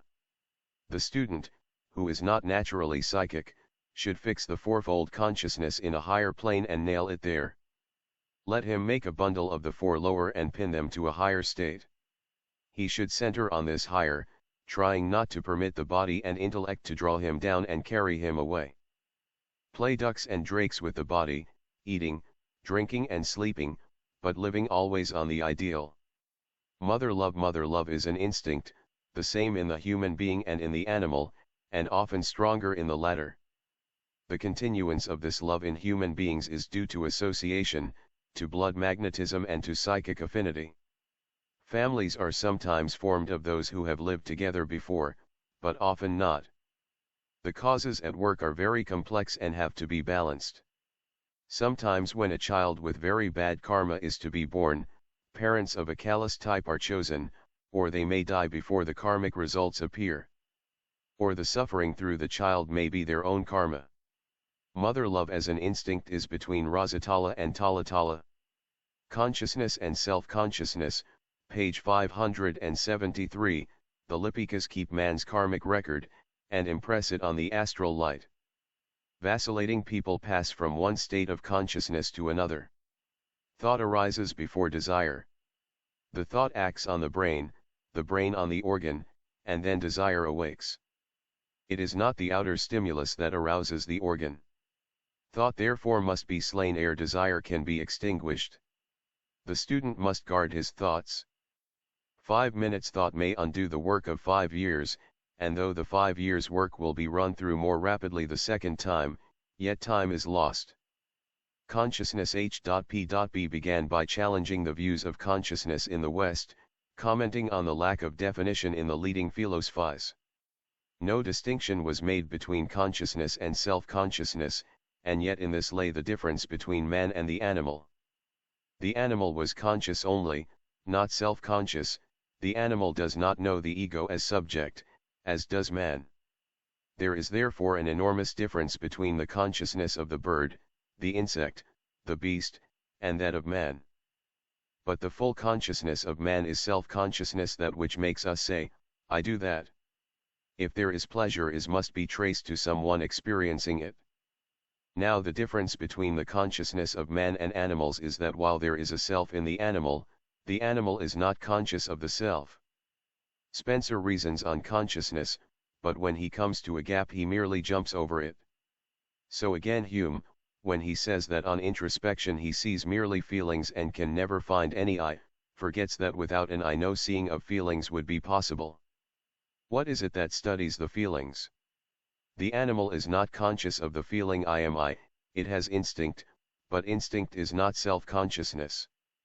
Self-consciousness is an attribute of the mind, not of the soul, the anima, whence the very name animal is taken. Humanity had no self-consciousness until the coming of the Manasaputras in the third race. Consciousness, brain consciousness, is the field of the light of the ego, of the auric egg, of the higher manas. The cells of the leg are conscious, but they are the slaves of the idea, they are not self-conscious, they cannot originate an idea, although when they are tired they can convey to the brain an uneasy sensation, and so give rise to the idea of fatigue. Instinct is the lower state of consciousness. Man has consciousness running through the, page 574, 4 lower keys of his septenary consciousness. There are 7 scales of consciousness in his consciousness, which is nonetheless essentially and preeminently one, a unit. There are millions and millions of states of consciousness, as there are millions and millions of leaves, but as you cannot find 2 leaves alike, so you cannot find 2 states of consciousness alike, a state is never exactly repeated. Is memory a thing bomb in us that it can give birth to the ego? Knowledge, feeling, volition, are colleagues of the mind, not faculties of it. Memory is an artificial thing, an adjunct of relativeness, it can be sharpened or left dull, and it depends on the condition of the brain cells which store all impressions. Knowledge, feeling, volition, cannot be correlated, do what you will. They are not produced from each other, nor produced from mind, but are principles, colleagues. You cannot have knowledge without memory, for memory stores all things, garnishing and furnishing. If you teach a child nothing, it will know nothing. Brain consciousness depends on the intensity of the light shed by the higher manas on the lower, and the extent of affinity between the brain to this light. Brain-mind is conditioned by the responsiveness of the brain to this light, it is the field of consciousness of the manas. The animal has the monad and the monas latent, but its brain cannot respond. All potentialities are there, but are dormant. There are certain accepted errors in the West which vitiate all their theories. How many impressions can a man receive simultaneously into his consciousness and record? The Westerns say 1, occultists say normally 7, and abnormally 14, 17, 19, 21, up to 49, impressions can be simultaneously received. Occultism teaches that the consciousness always receives a sevenfold impression and stores it in the memory. You can prove it by striking at once the 7 notes of the musical scale. The 7 sounds reach the consciousness simultaneously, but the untrained ear can only recognize them one after another, and if you choose you can measure the intervals. The trained ear will hear the 7 notes at once simultaneously. An experiment has shown that in 2 or 3 weeks a man may be trained to receive 17 or 18 impressions of color, the intervals decreasing with patience. Memory is acquired for this life, and can be expanded. Genius is the greatest responsiveness of the brain and brain memory to the higher manas. Impressions on any sense are stored in the memory. Scales of consciousness, page 575. Before a physical sense is developed there is a mental feeling which proceeds to become a physical sense. Fishes who are blind, living in the deep sea, or subterranean waters, if they are put into a pond will in a few generations develop eyes. But in their previous state there is a sense of seeing, though no physical sight. How else should they in the darkness find their way, avoid dangers, etc.?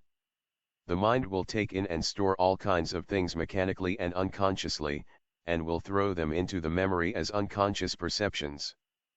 If the attention is greatly engrossed in any way, the sense perception of any injury is not felt at the time, but later the suffering enters into consciousness. So, returning to our example of the 7 notes struck simultaneously, we have one impression, but the ear is affected in succession by the notes one after another, so that they are stored in the brain-mind in order, for the untrained consciousness cannot register them simultaneously. All depends on training and on attention. Thus the transference of a sensation passing from any organ to the consciousness is almost simultaneous if your attention is fixed on it, but if any noise distracts your attention, then it will take a fraction more of a second before it reaches your consciousness. The occultist should train himself to receive and transmit along the line of the 7 scales of his consciousness every impression, or impressions, simultaneously. He who reduces the intervals of physical time the most has made the most progress. Consciousness, its 7 scales. There are 7 scales or shades of consciousness, of the unit, e.g., in a moment of pleasure or pain, 4 lower and 3 higher. Consciousness, its 7 scales: 1 physical sense perception, perception of the cell. If paralyzed, the sense is there, though you do not feel it. 2 self-perception or apperception, i.e., self-perception of cell. 3 psychic apperception, of astral double, doppelganger, carrying it higher to the physical feeling, sensations of pleasure and pain, of quality. 4 vital perception. These are the 4 lower scales, and belong to the psychophysiological man. 5 monastic discernment of the monastic self-perception. Lower manas. 6 will perception, volitional perception, the voluntary taking in of an idea. You can regard or disregard physical pain. 7 spiritual, entirely conscious apperception, because it reaches the higher, self-conscious conscious manas. Apperception means self-perception, conscious action, not as with Leibniz, but when attention is fixed on the perception. Page 576, you can take these on any planes, e.g., bad news passes through the 4 lower stages before coming to the heart. Or take sound. 1. It strikes the ear. 2. Self-perception of the ear. 3. On the psychic or mental, which carries it to 4. Vital, harsh, soft, strong, weak, etc. The ego. One of the best proofs that there is an ego, a true field of consciousness, is the fact already mentioned, that a state of consciousness is never exactly reproduced, though you should live 100 years, and pass through milliards and milliards. In an active day, how many states and substates there are, it would be impossible to have cells enough for all. This will help you to understand why some mental states and abstract things follow the ego into Devachan, and why others merely scatter in space. That which touches the entity has an affinity for it, as a noble action is immortal and goes with it into Devachan, forming part and parcel of the biography of the personality which is disintegrating. A lofty emotion runs through the 7 stages, and touches the ego, the mind that plays its tunes in the mind cells. We can analyze the work of consciousness and describe it, but we cannot define consciousness unless we postulate a subject. Burloka. The Burloka begins with the lower manas. Animals do not feel as do men. The dog thinks more of his master being angry than of the actual pain of the lash. The animal does not suffer in memory and in imagination, feeling past and future as well as actual present pain. Vibrations and impressions, page 577, pineal gland. The special physical organ of perception is the brain, and perception is located in the aura of the pineal gland. This aura answers in vibrations to any impressions, but it can only be sensed, not perceived, in the living man. During the process of thought manifesting in consciousness, a constant vibration occurs in the light of this aura, and a clairvoyant looking at the brain of a living man may almost count, see with the spiritual eye, the 7 scales, the 7 shades of light, passing from the dullest to the brightest. You touch your hand, before you touch it the vibration is already in the ana of the pineal gland, and has its own shade of color. It is this aura which causes the wear and tear of the organ, by the vibrations it sets up. The brain, set vibrating, conveys the vibrations to the spinal cord, and so to the rest of the body. Happiness as well as sorrow sets up these strong vibrations, and so wears out the body. Powerful vibrations of joy or sorrow may thus kill the heart. The septenary disturbance and play of light around the pineal gland are reflected in the heart, or rather the aura of the heart, which vibrates and illumines the 7 brains of the heart, just as does the aura around the pineal gland. This is the exoterically 4 but esoterically 7-leaved lotus, the Saptapama, the cave of Buddha, with its 7 compartments. Astral and ego. There is a difference between the nature and the essence of the astral body and the ego. The astral body is molecular, however etherealized it may be, the ego is atomic, spiritual. The atoms are spiritual, and are forever invisible on this plane, molecules form around them, they remaining as the higher invisible principles of the molecules. The eyes are the most occult of our senses, close them and you pass to the mental plane. Stop all the senses and you are entirely on another plane. Individuality. If 12 people are smoking together, the smoke of their cigarettes may mingle, but the molecules of the smoke from each have an affinity with each other, and they remain distinct forever and ever, no matter, page 578, how the whole mass may interblend. So a drop of water, though it fall into the ocean, retains its individuality. It has become a drop with a life of its own, like a man, and cannot be annihilated. Any group of people would appear as a group in the astral light, but would not be permanent, but a group meeting to study occultism would cohere and the impression would be more permanent. The higher and the more spiritual the affinity, the more permanent the cohesion. Lower manas. The lower manas is an emanation from the higher manas, and is of the same nature as the higher. This nature can make no impression on this plane, nor receive any. An archangel, having no experience, would be senseless on this plane, and could neither give nor receive impressions. So the lower manas clothes itself with the essence of the astral light, this astral envelope shuts it out from its parent, except through the antaharana which is its only salvation. Break this and you become an animal. Kama is life, it is the essence of the blood. When this leaves the blood the latter congeals.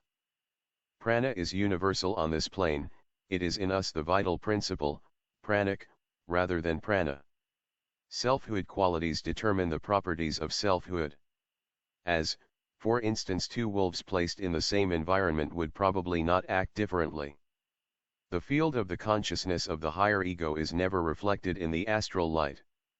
The auric envelope receives the impressions of both the higher and the lower manas, and it is the latter impressions that are also reflected in the astral light. Whereas the essence of all things spiritual, all that which reaches, or is not rejected by the higher ego, is not reflected in the astral light, because it is on too low a plane. But during the life of a man, this essence, with a view to karmic ends, is impressed on the auric envelope, and after death and the separation of the principles is united with the universal mind, that is to say, those impressions which are superior to even the devachanic plane, to await there karmically until the day when the ego is to be reincarnated.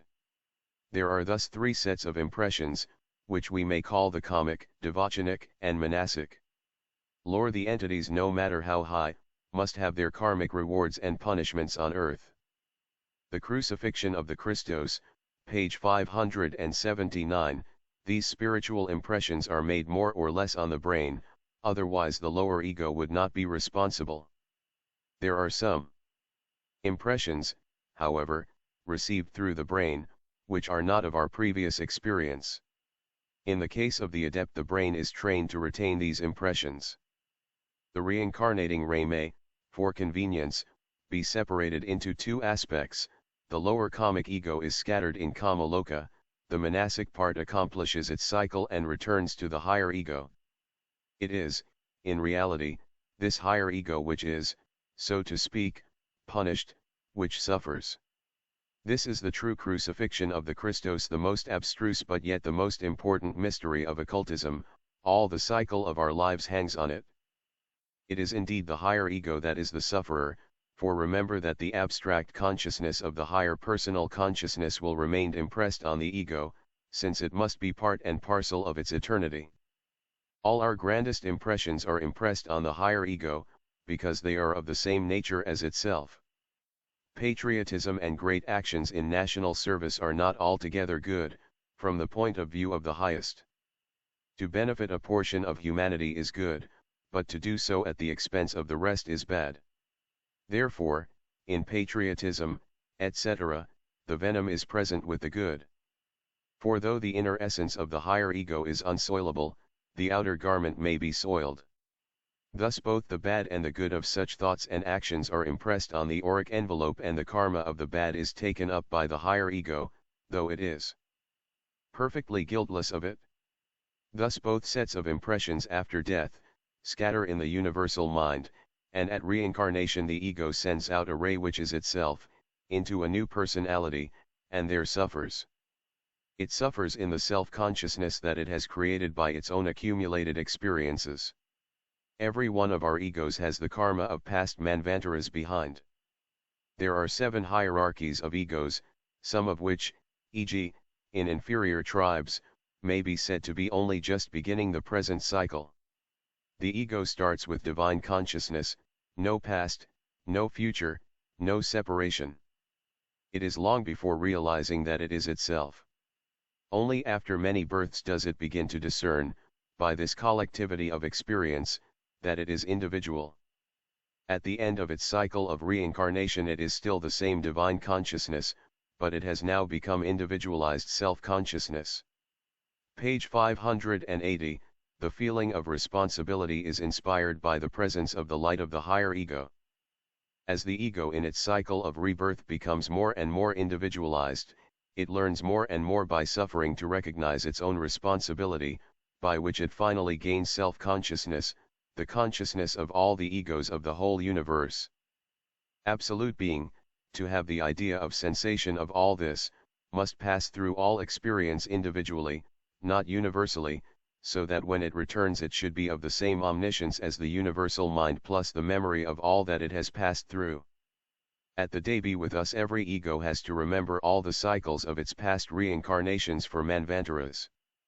The ego comes in contact with this earth, all 7 principles become one, it sees all that it has done therein. It sees the stream of its past reincarnations by a certain divine light. It sees all humanity at once, but still there is ever, as it were, a stream which is always the I. We should therefore always endeavor to accentuate our responsibility. The higher ego is, as it were, a globe of pure divine light, a unit from a higher plane, on which is no differentiation. Descending to a plane of differentiation, it emanates a ray, which it can only manifest through the personality which is already differentiated. A portion of this ray, the lower manas, during life, may so crystallize itself and become one with karma that it will remain assimilated with matter. That portion which retains its purity forms antakarana. The whole fate of an incarnation depends on whether antakarana will be able to restrain the kama manas or not. After death, the higher light, antakarana, which bears the impressions and memory of all good and noble aspirations, assimilates itself with the higher ego. The bad is dissociated in space, and comes back as bad karma awaiting the personality. The feeling of responsibility is the beginning of wisdom, a proof that ahankara is beginning to fade out, the beginning of losing the sense of separateness. Kamarupa. The Kamarupa eventually breaks up and goes into animals. All red-blooded animals come from man. The cold-blooded are from the matter of the past. The blood is the Kamarupa. The white corpuscles are the scavengers, devourers. They are oozed out of the astral through the spleen, and are of the same essence as the astral. They are the seed-born of the chaya. Kama is everywhere in the body. The red cells are drops of electrical fluid, the perspiration of all the organs oozed out from every cell. They are the progeny of the Fahatic principle. Rising above the brain, page 581, heart. There are 7 brains in the heart, the upatis and symbols of the 7 hierarchies. The fires are always playing round the pineal gland, but when Kundalini illuminates them for a brief instant, the whole universe is seen. Even in deep sleep the third eye opens. This is good for manas, who profits by it, though we ourselves do not remember. Perception. In answer to a question on the 7 stages of perception, H.P.B. said that thought should be centered on the highest, the 7th, and then an attempt to transcend this will prove that it is impossible to go beyond it on this plane. There is nothing in the brain to carry the thinker on, and if thought is to rise yet further, it might be thought without a brain. Let the eyes be closed, the will set not to let the brain work, and then the point may be transcended and the student will pass to the next plane. All the seen stages of perception come before antakarana. If you can pass beyond them, you are on the manasic plane. Try to imagine something which transcends your power of thought, say, the nature of the Dhyan Kohans. Then make the brain passive, and pass beyond.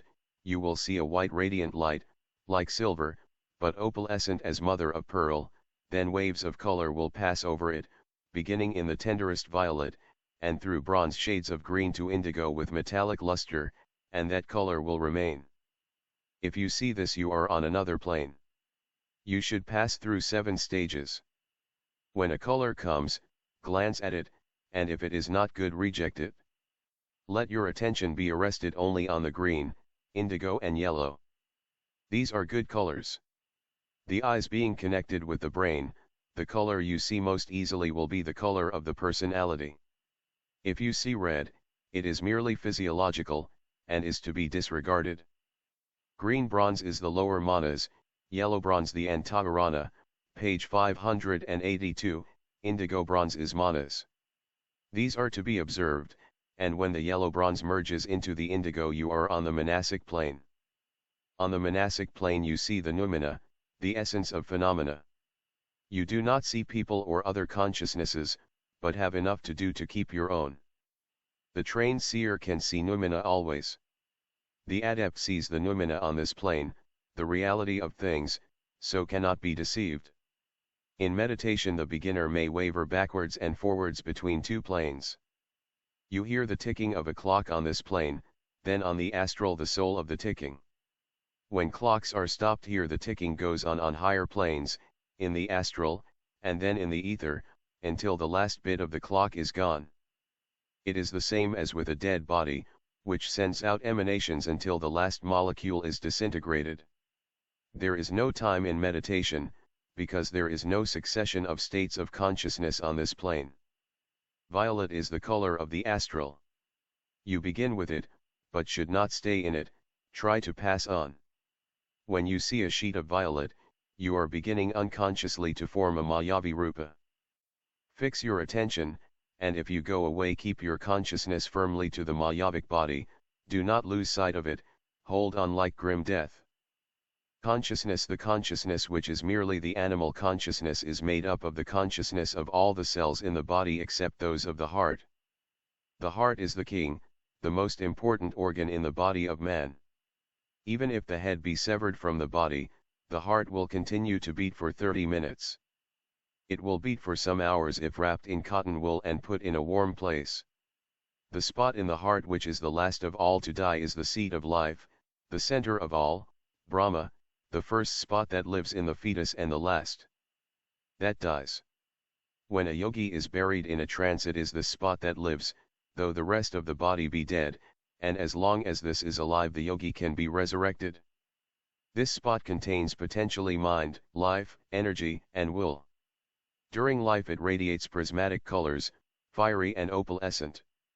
The heart is the center of spiritual consciousness, as the brain is the center of intellectual. But this consciousness cannot be guided by a person, nor its energy directed by him until he is at one with Buddhaimanas, until then it guides him if it can. Hence the pangs of remorse, the prickings of conscience, they come from the heart, not the head. In the heart is the only manifested God, the other two are invisible, and it is this which represents the triad. Atmabuddhaimanas. Christ and Apollonius, page 583, in reply to a question whether the consciousness might not be concentrated in the heart, and so the promptings of the spirit caught. H.P.B. said that anyone who could thus concentrate would be at one with manas, would have united kama manas to the higher manas. The higher manas could not directly guide man, it could only act through the lower manas. There are three principal centers in man: heart, head, and navel, any two of which may be and or to each other, according to the relative predominance of the centers. The heart represents the higher triad, the liver and spleen represent the quaternary. The solar plexus is the brain of the stomach. H.P.B. was asked if the three centers above named would represent the Christos, crucified between two thieves. She said it might serve as an analogy, but these figures must not be overdriven. It must never be forgotten that the lower manas is the same in its essence as the higher, and may become one with it by rejecting kamic impulses. The crucifixion of the Christos represents the self-sacrifice of the higher manas, the Father that sends his only begotten Son into the world to take upon him our sins. The Christ myth came from the mysteries. So also did the life of Apollonius of Tyana. This was suppressed by the Fathers of the Church because of its striking similarity to the life of Christ. The psycho-intellectual man is all in the head with its 7 gateways, the spiritual man is in the heart. The convolutions are formed by thought. The third ventricle in life is filled with light, and not with a liquid as after death. There are 7 cavities in the brain which are quite empty during life, and it is in these that visions must be reflected if they are to remain in the memory. These centers are, in occultism, called the 7 harmonies, the scale of the divine harmonies. They are filled with ekasha, each with its own color, according to the state of consciousness in which you are.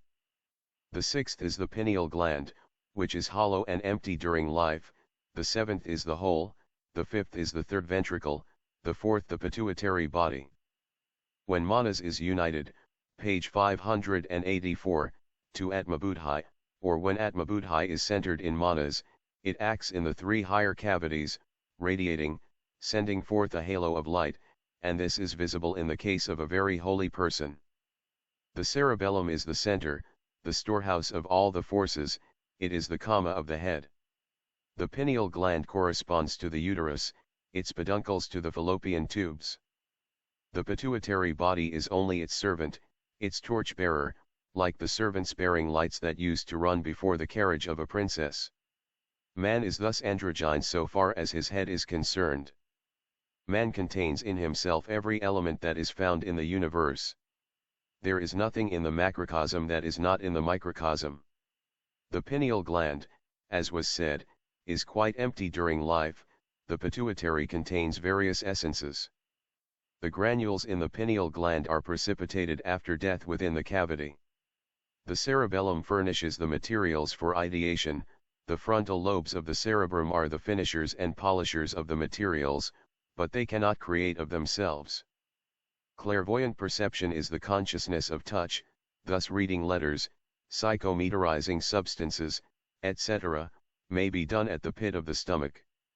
Every sense has its consciousness, and you can have consciousness through every sense. There may be consciousness on the plane of sight, though the brain be paralyzed. The eyes of a paralyzed person will show terror. So with the sense of hearing. Those who are physically blind, deaf, or dumb, are still possessed of the psychic counterparts of these senses.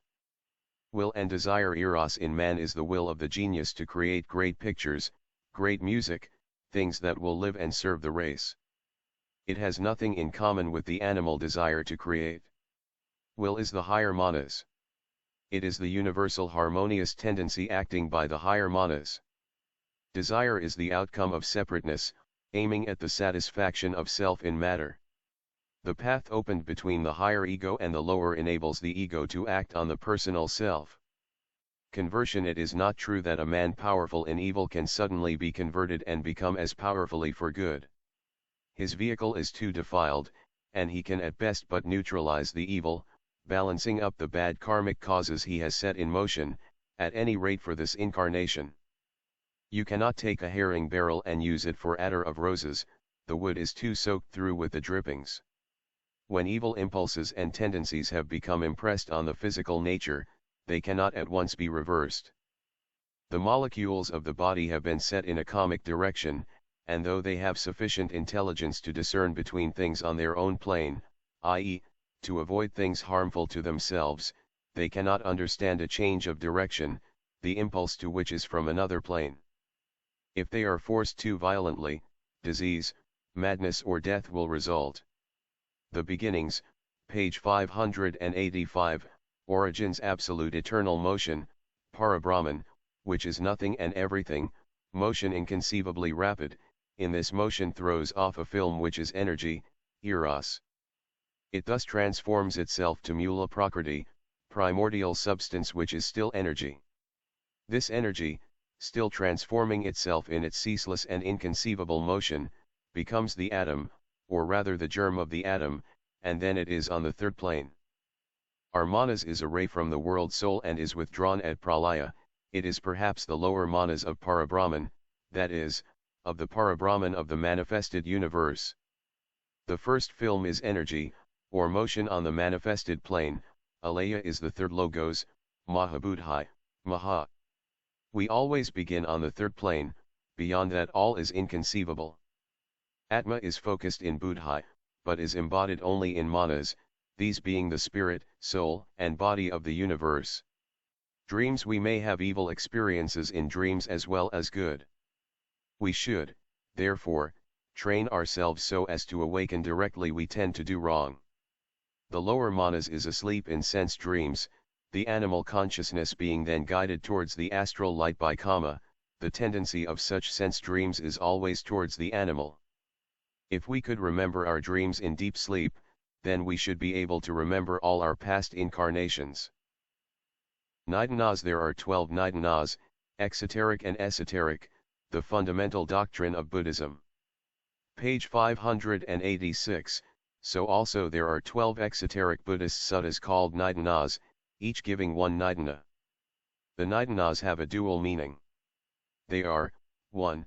The 12 causes of sentient existence, through the 12 links of subjective with objective nature, or between the subjective and objective natures. 2. A concatenation of causes and effects. Every cause produces an effect, and this effect becomes in its turn a cause. Each of these has a nyupati, basis, one of the subdivisions of one of the nidanas, and also an effect or consequence. Both bases and effects belong to one or another nidana, each having from 3 to 17, 18, and 21 subdivisions. The names of the 12 nidanas are, 1. Jaramarana, lit death in consequence of decrepitude. Notice that death and not life comes as the first of the nidanas. This is the first fundamental in Buddhist philosophy. Every atom, at every moment, as soon as it is born, begins dying. The 5 skandhas are founded on it, they are its effects or product. Moreover, in its turn, it is based on the 5 skandhas. They are mutual things, one gives to the other. 2. Jati, lit. Birth. The 12 nidanas 1 Jaramarana 2 Jati 3 Bhava 4 Upadana 5 Trishna 6 Vedana 7 Sparsha 8 Chadayatana 9 Namarupa 10 Vinana 11 Samskara 12 Avidya ****. If the nidanas are read the reverse way, i.e., from 12 to 1, they give the evolutionary order et J. That is to say, birth according to one of the 4 modes of Chaturayani, the 4 wombs, viz. Kama, I, through the womb, like mammalia. 2. Through eggs. 3. Ethereal or liquid germs, fish spawn, pollen, insects, etc. 4. Anupadaka nirmanakayas, gods, etc.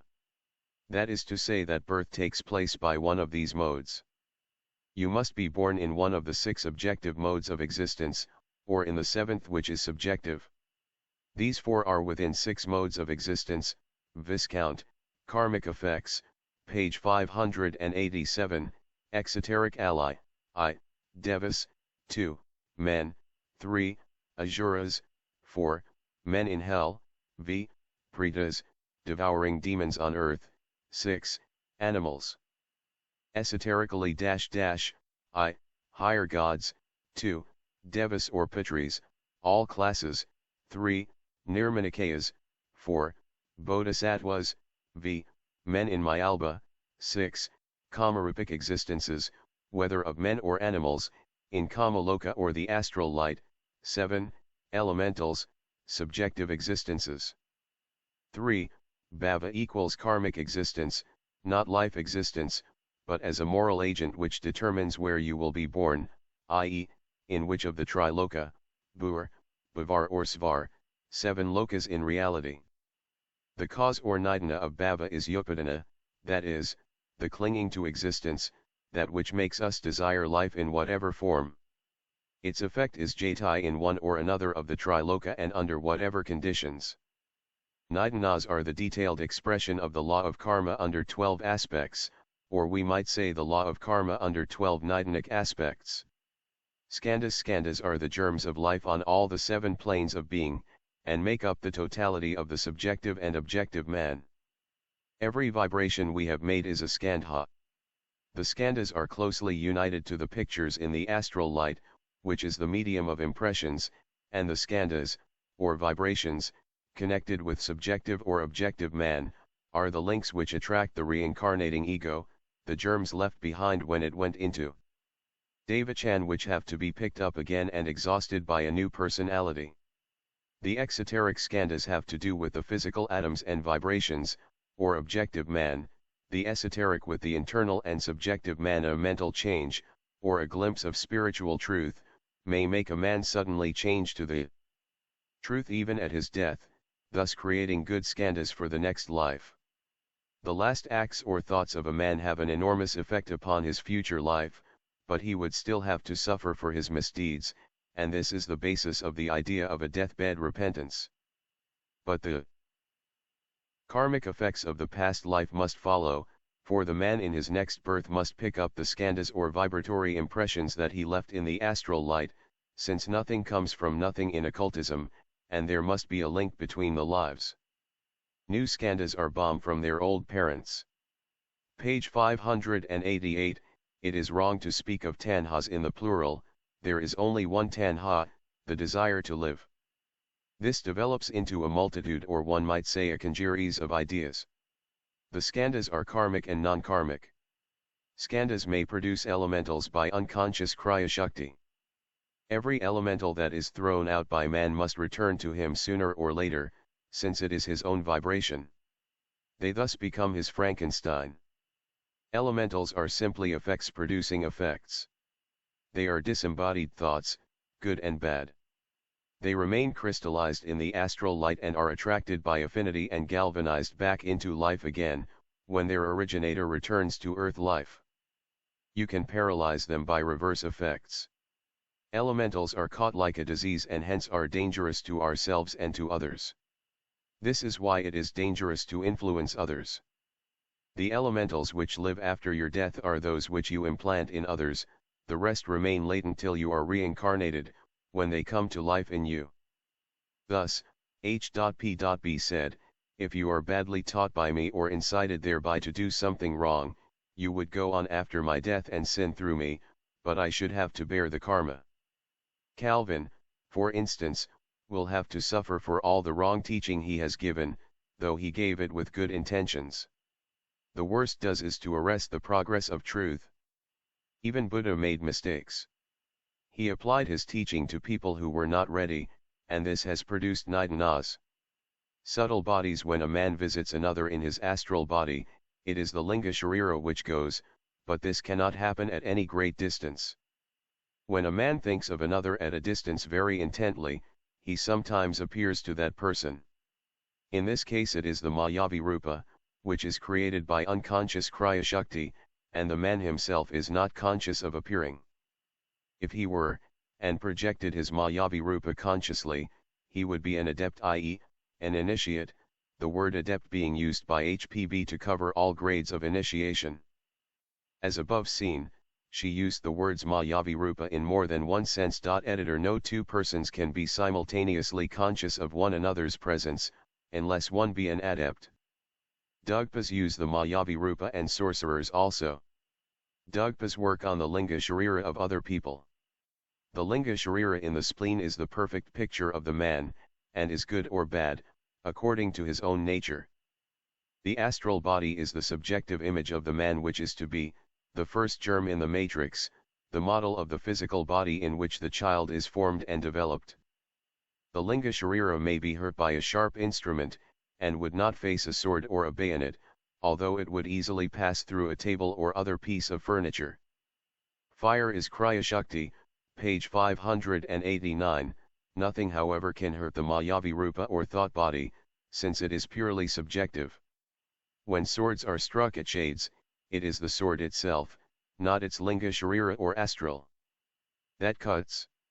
Sharp instruments alone can penetrate astrals, e.g., underwater, a blow will not affect you, but a cut will. The projection of the astral body should not be attempted, but the power of Kriya Shakti should be exercised in the projection of the Mayavi Rupa. Fire is not an element but a divine thing. The physical flame is the objective vehicle of the highest spirit. The fire elementals are the highest. Everything in this world has its aura and its spirit. The flame you apply to the candle has nothing to do with the candle itself. The aura of the object comes into conjunction with the lowest part of the other. Granite cannot burn because its aura is fire. Fire elementals have no consciousness on this plane, they are too high, reflecting the divinity of their own source. Other elementals have consciousness on this plane as they reflect man and his nature. There is a very great difference between the mineral and vegetable kingdoms. The wick of the lamp, for instance, is negative. It is made positive by fire, the oil being the medium. Either is fire. The lowest part of either is the flame which you see. Fire is divinity in its subjective presence throughout the universe. Under other conditions, this universal fire manifests as water, air, and earth. It is the one element in our visible universe which is the Kriya Shakti of all forms of life. It is that which gives light, heat, death, life, etc. It is even the blood. In all its various manifestations it is essentially one. It is the 7 cosmocratories. Evidence of the esteem in which fire was held are to be found in the Old Testament. The pillar of fire, the burning bush, the shining face of Moses, all fire. Fire is like a looking glass in its nature, and reflects the beams of the first order of subjective manifestations which are supposed to be thrown onto the screen of the first outlines of the created universe. In their lower aspect these are the creations of fire. Page 590, Fire in the grossest aspect of its essence is the first form and reflects the lower forms of the first subjective beings which are in the universe. The first divine chaotic thoughts are the fire elementals. When on earth they take form and come flitting in the flame in the form of the salamanders or lower fire elementals. In the air you have millions of living and conscious beings, besides our thoughts which they catch up. The fire elementals are related to the sense of sight and absorb the elements of all the other senses. Thus through sight you can have the consciousness of feeling, hearing, tasting, etc., since all are included in the sense of sight. Hints on the future: as time passes on there will be more and more ether in the air. When ether fills the air, then will be bomb children without fathers. In Virginia there is an apple tree of a special kind. It does not blossom but bears fruit from a kind of berry without any seeds.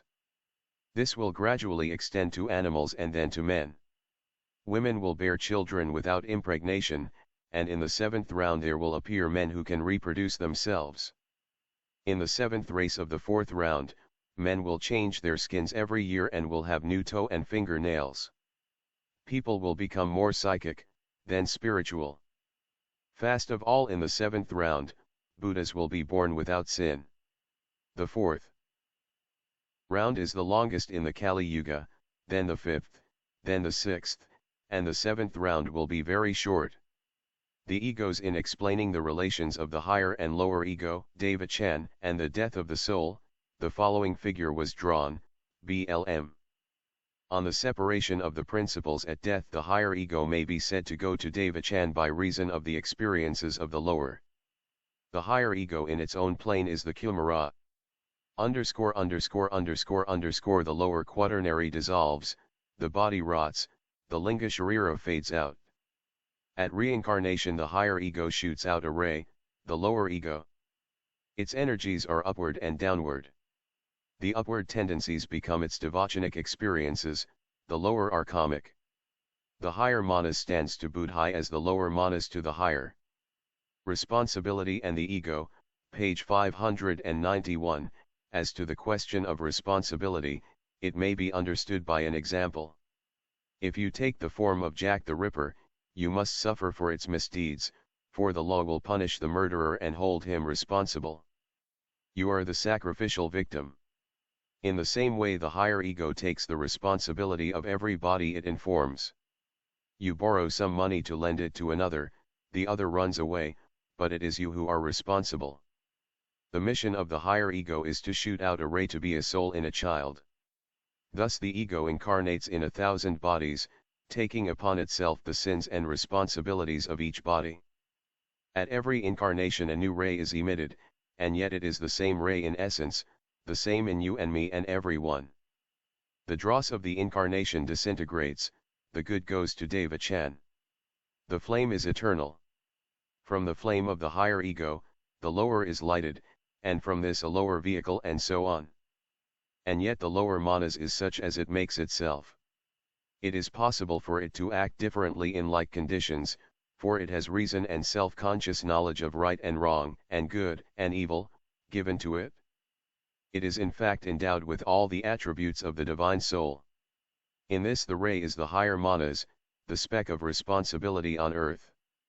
The part of the essence is the essence, but while it is out of itself, so to say, it can get soiled and polluted. The ray can be manifested on this earth because it can send forth its Mayavi Rupa. But the higher cannot, so it has to send forth a ray.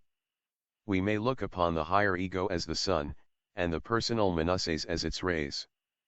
If we take away the surrounding air and light, the ray may be said to return to the sun, so with the lower manas and lower quaternary.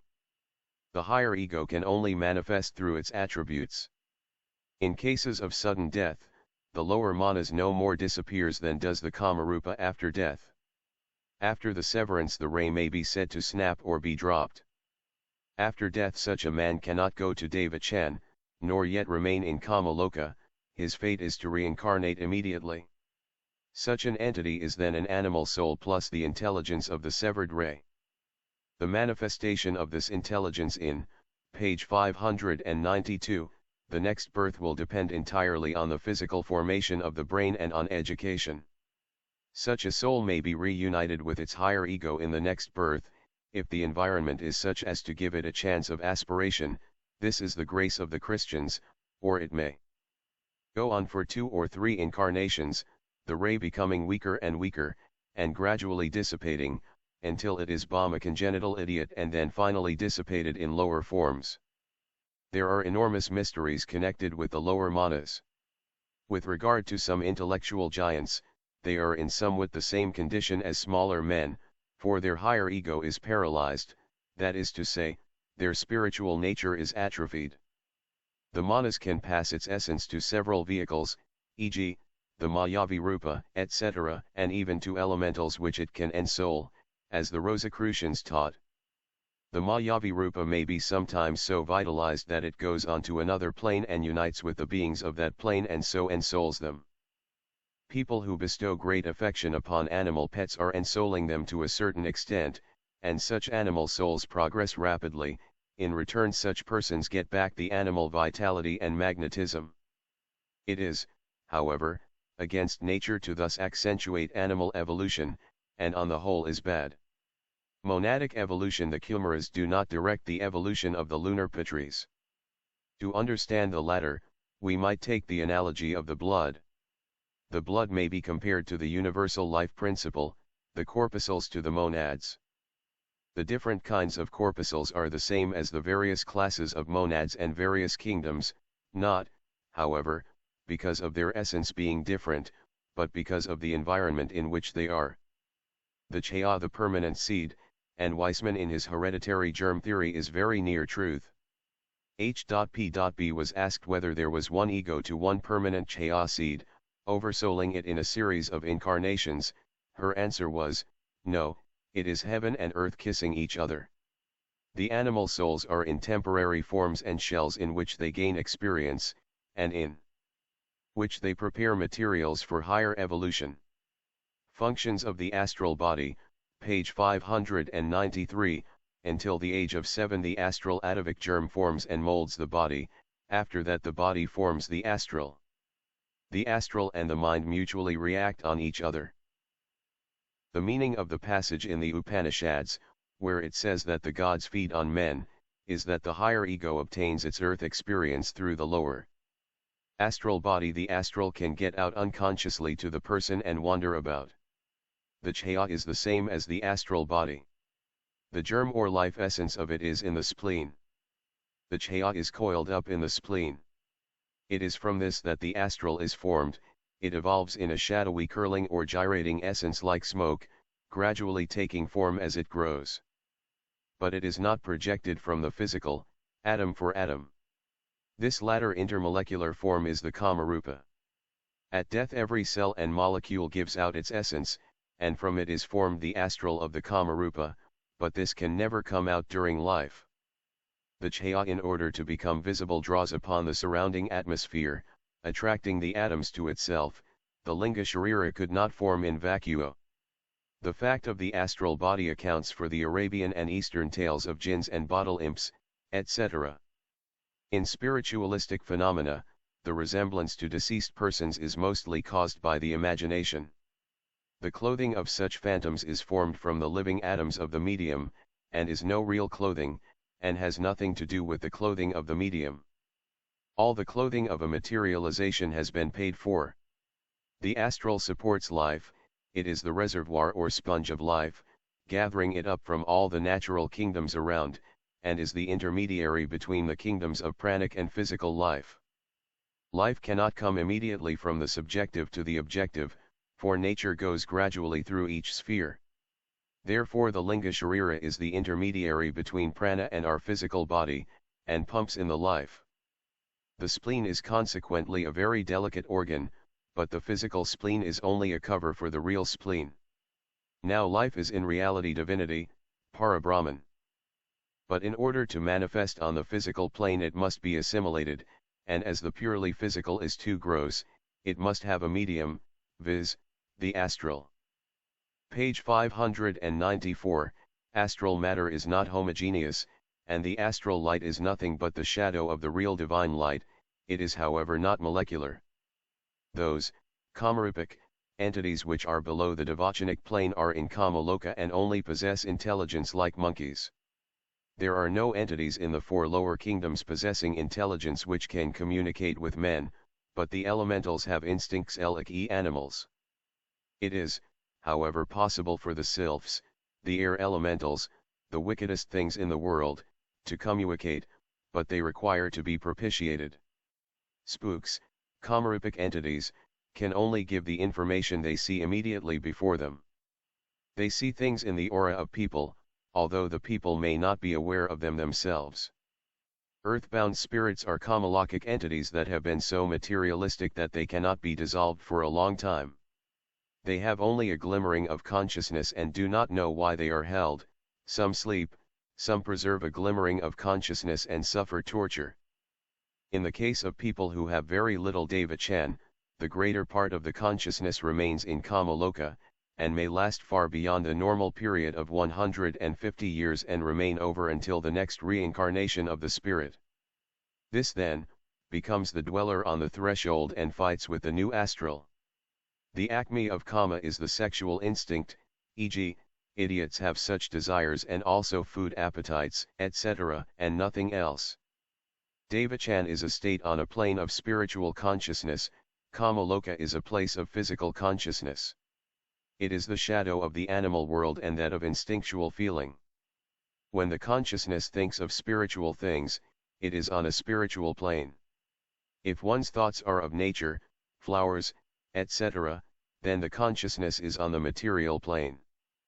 But if thoughts are about eating, drinking, etc., and the passions, then the consciousness is in the Kamalokic plane, which is the plane of animal instincts pure and